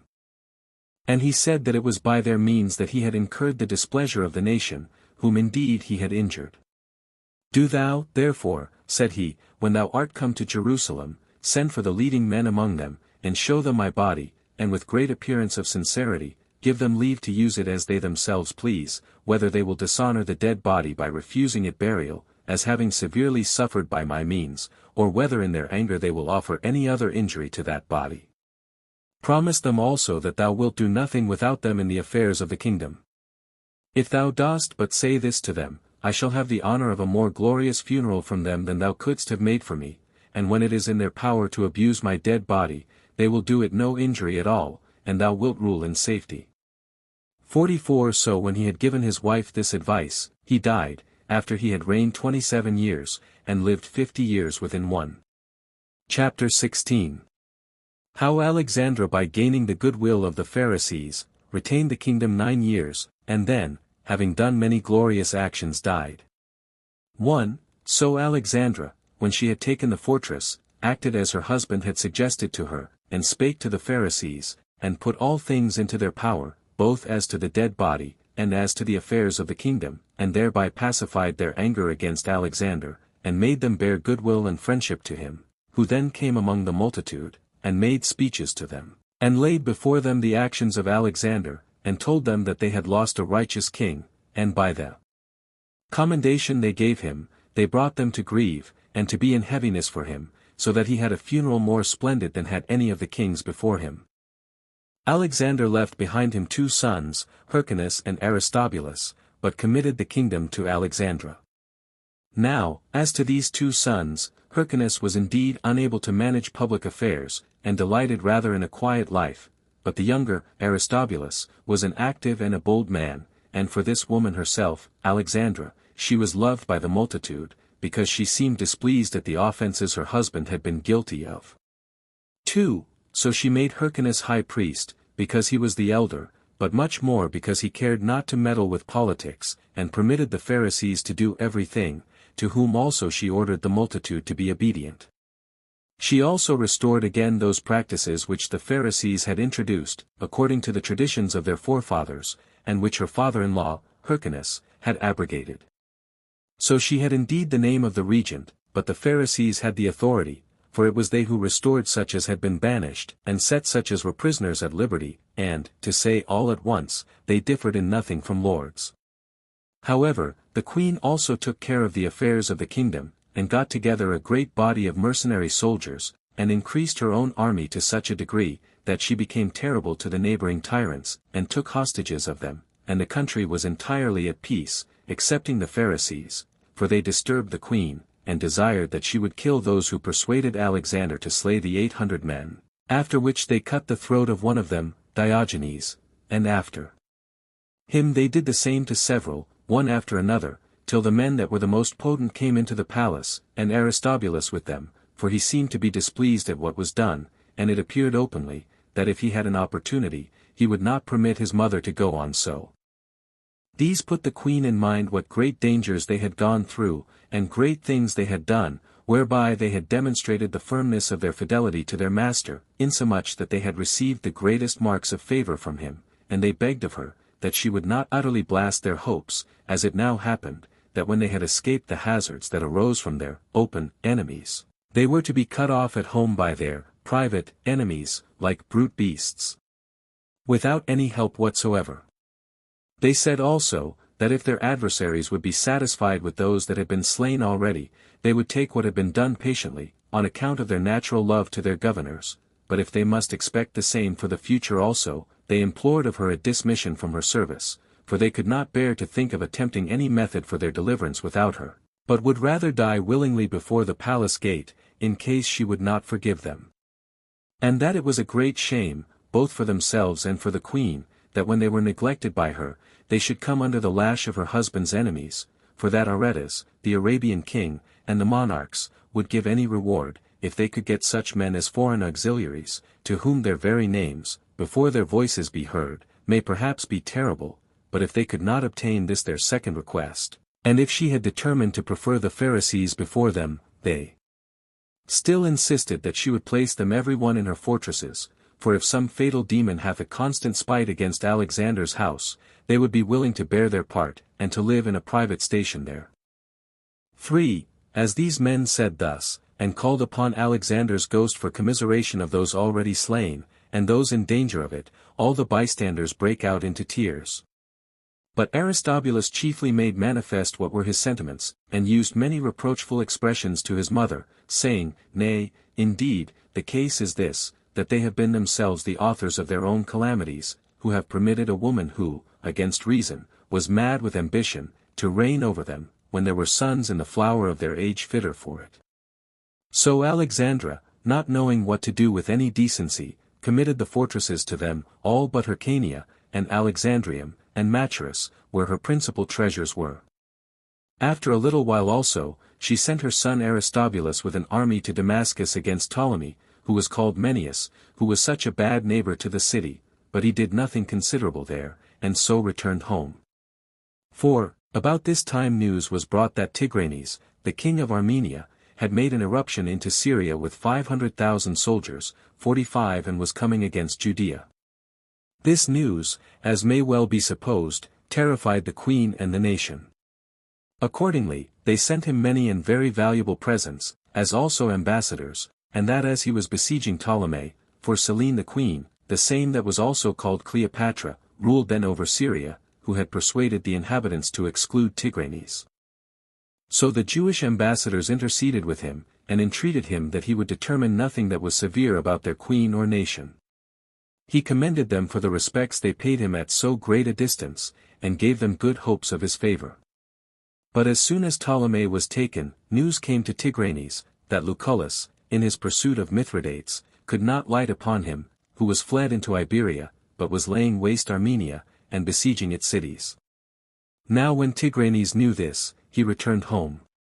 5. After this, when the queen was fallen into a dangerous distemper, Aristobulus resolved to attempt the seizing of the government, so he stole away secretly by night, with only one of his servants, and went to the fortresses, wherein his friends, that were such from the days of his father, were settled, for as he had been a great while displeased at his mother's conduct, so he was now much more afraid, lest, upon her death, their whole family should be under the power of the Pharisees, for he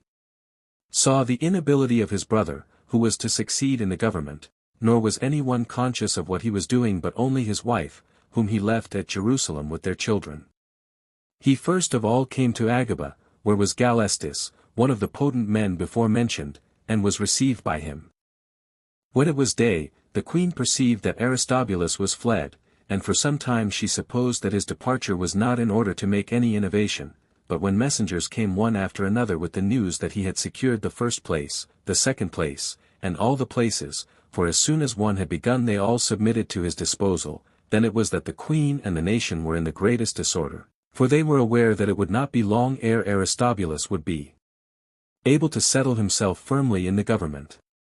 What they were principally afraid of was this, that he would inflict punishment upon them for the mad treatment his house had had from them. So they resolved to take his wife and children into custody, and keep them in the fortress that was over the temple. 46 Now there was a mighty conflux of people that came to Aristobulus from all parts, insomuch that he had a kind of royal attendance about him, for in a little more than 15 days he got 22 strong places, which gave him the opportunity of raising an army from Libanus and Trachonitis, and the monarchs, for men are easily led by the greater number, and easily submit to them. And besides this, that by affording him their assistance, when he could not expect it, they, as well as he, should have the advantages that would come by his being king, because they had been the occasion of his gaining the kingdom. Now the elders of the Jews, and Hyrcanus with them, went in unto the queen, and desired that she would give them her sentiments about the present posture of affairs, for that Aristobulus was in effect lord of almost all the kingdom, by possessing of so many strongholds, and that it was absurd for them to take any counsel by themselves, howsoever she were, whilst she was alive, and that the danger would be upon them in no long time. But she bid them do what they thought proper to be done, that they had many circumstances in their favor still remaining, a nation in good heart, an army, and money in their several treasuries, for that she had small concern about public affairs now, when the strength of her body already failed her. 6. Now a little while after she had said this to them, she died, when she had reigned 9 years, and had in all lived 73. A woman she was who showed no signs of the weakness of her sex, for she was sagacious to the greatest degree in her ambition of governing, and demonstrated by her doings at once, that her mind was fit for action, and that sometimes men themselves show the little understanding they have by the frequent mistakes they make in point of government, for she always preferred the present to futurity, and preferred the power of an imperious dominion above all things, and in comparison of that had no regard to what was good, or what was right. However, she brought the affairs of her house to such an unfortunate condition, that she was the occasion of the taking away that authority from it, and that in no long time afterward, which she had obtained by a vast number of hazards and misfortunes, and this out of a desire of what does not belong to a woman, and all by a compliance in her sentiments with those that bear ill will to their family, and by leaving the administration destitute of a proper support of great men, and, indeed, her management during her administration while she was alive, was such as filled the palace after her death with calamities and disturbance.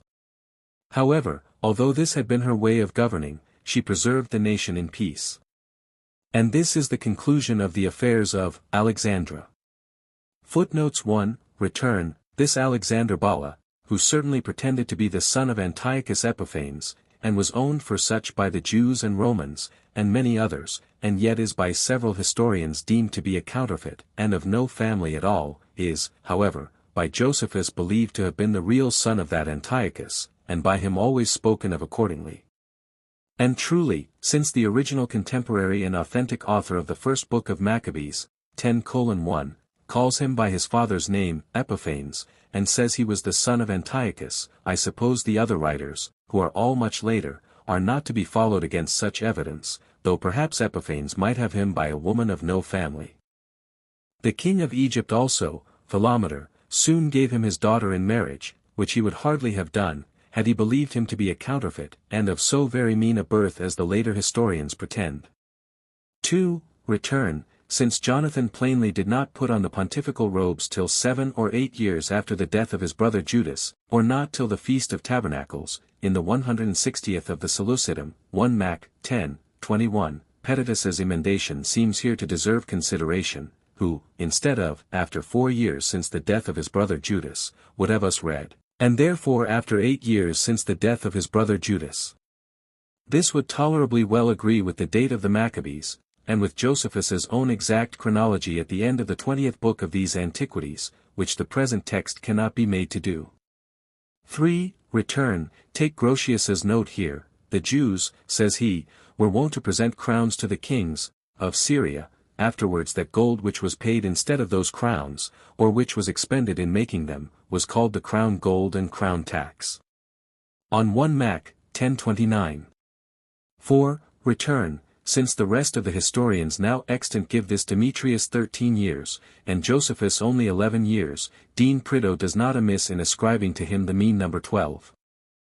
5. Return, it seems to me contrary to the opinion of Josephus, and of the moderns, both Jews and Christians, that this prophecy of Isaiah, 19:19, etc., in that day there shall be an altar to the Lord in the midst of the land of Egypt, etc., directly foretold the building of this temple of Onias in Egypt, and was a sufficient warrant to the Jews for building it, and for worshipping the true God, the God of Israel, therein.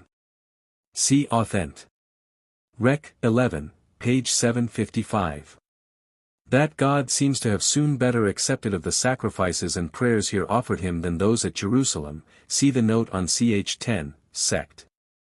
7. And truly the marks of Jewish corruption or interpolation in this text, in order to discourage their people from approving of the worship of God here, are very strong, and highly deserve our consideration and correction. The foregoing verse in Isaiah runs thus in our common copies: In that day shall 5 cities in the land of Egypt speak the language of Canaan, the Hebrew language, shall be full of Jews, whose sacred books were in Hebrew, and swear to the Lord of hosts. 1, or the first, shall be called, the city of destruction, Isaiah 19 verse 18. A strange name, city of destruction, upon so joyful occasion, and a name never heard of in the land of Egypt, or perhaps in any other nation. The old reading was evidently the city of the sun, or Heliopolis, and Unkilos, in effect, and Symmachus, with the Arabic version, entirely confessed that to be the true reading. The Septuagint also, though they have the text disguised in the common copies, and call it Asadek, the city of righteousness, yet in 2 or 3 other copies the Hebrew word itself for the sun, Achars, or Thayers, is preserved.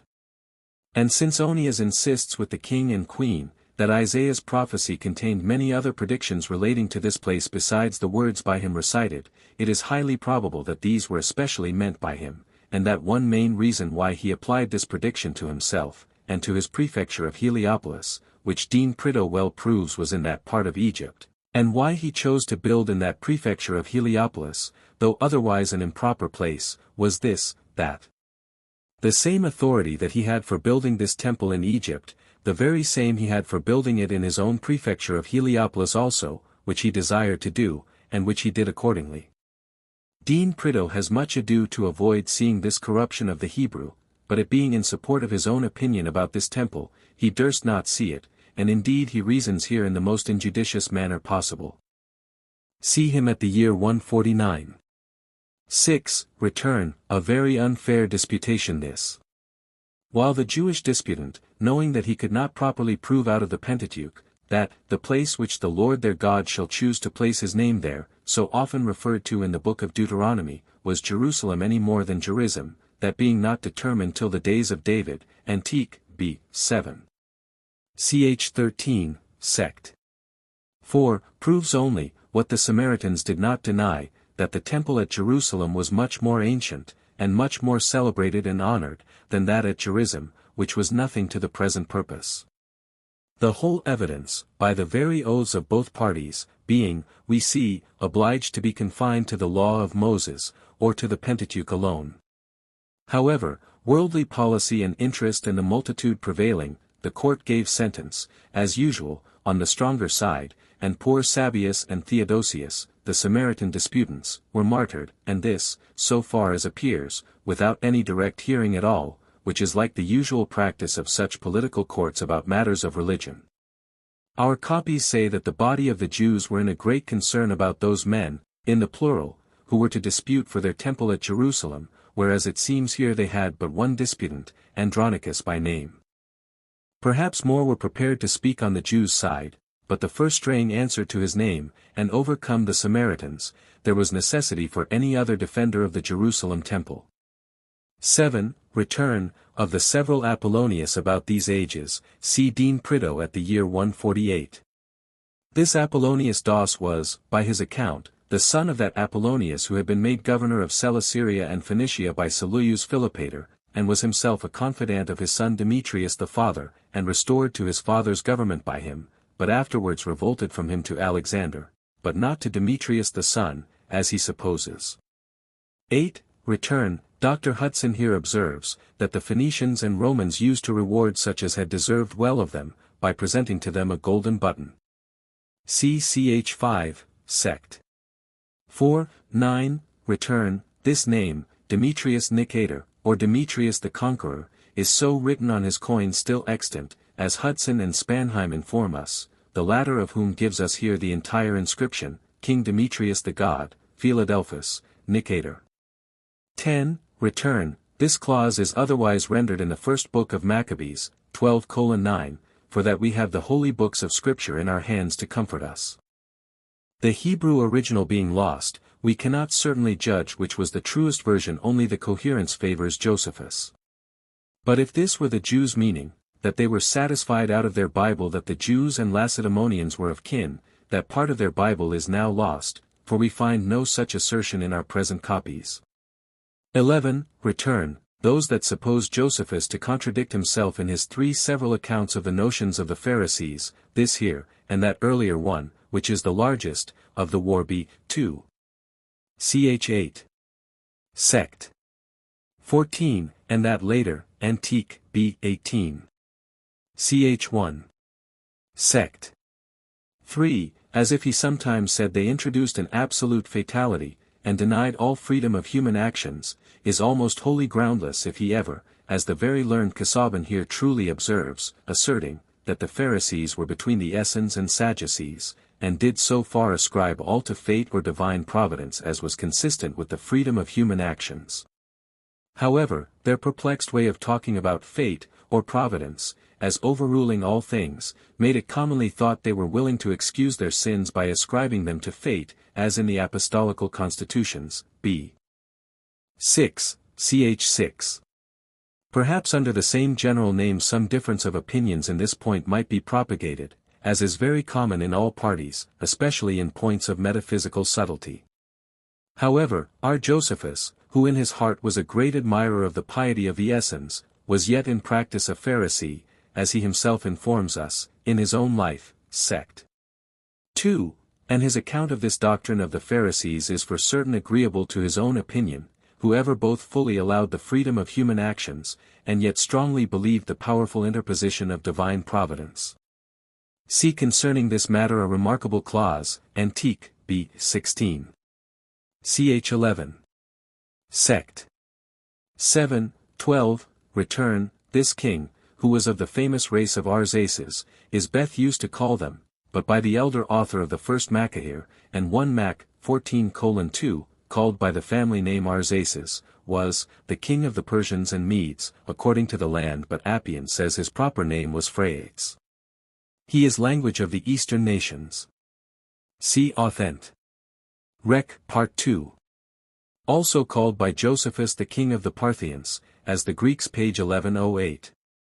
13. Return. There is some error in the copies here, when no more than 4 years are ascribed to the high priesthood of Jonathan.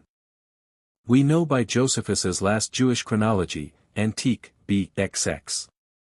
Ch. 10.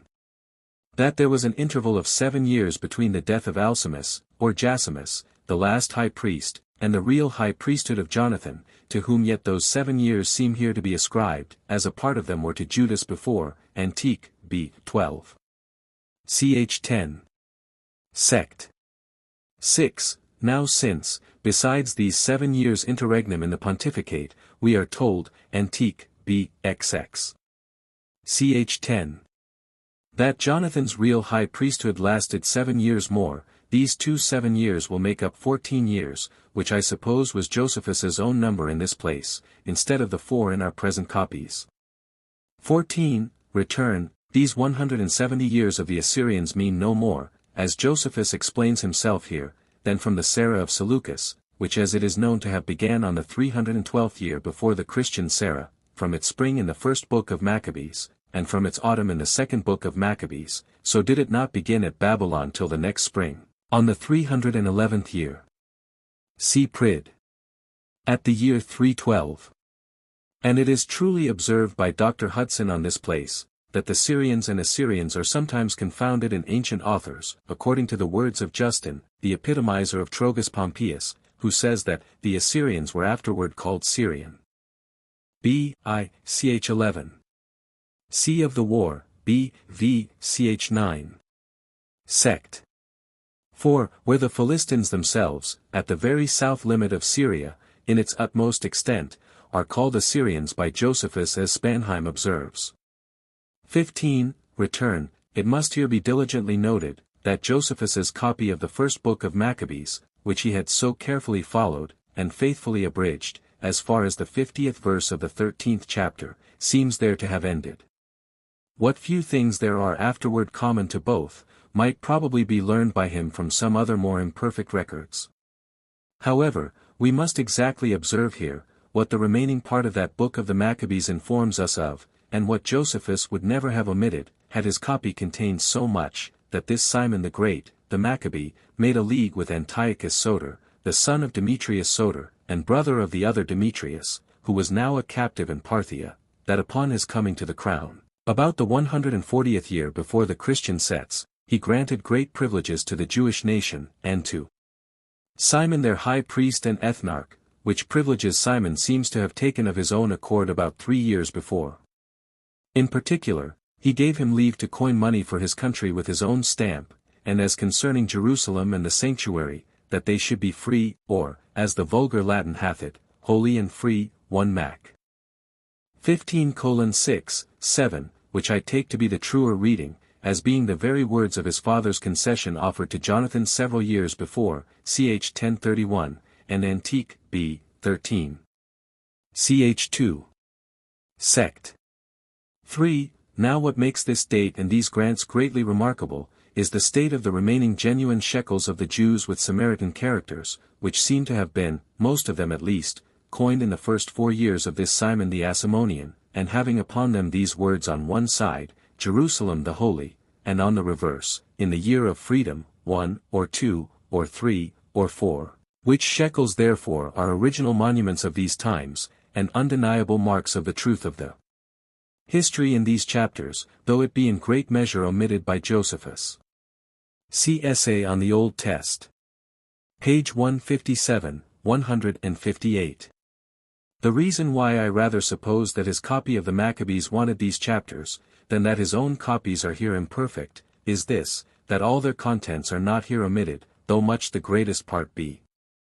16. Return. How Trypho killed this Antiochus. The epitome of Livy informs us, ch. 53, viz.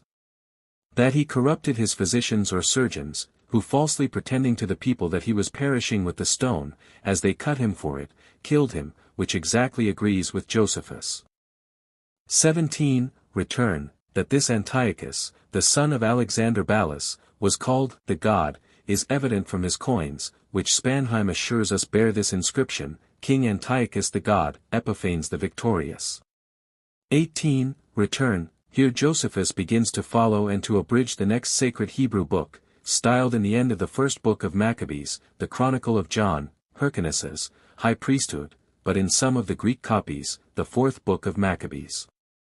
A Greek version of this chronicle was extant not very long ago in the days of Sautes Pagninus, and Sixtus Sinensis, at Lyons, though it seems to have been there burnt, and to be utterly lost. See Sixtus Sinensis's account of its many Hebraisms, and its great agreement with Josephus's abridgment, in the Authent. Rec. Part 1, page 206, 207, 208.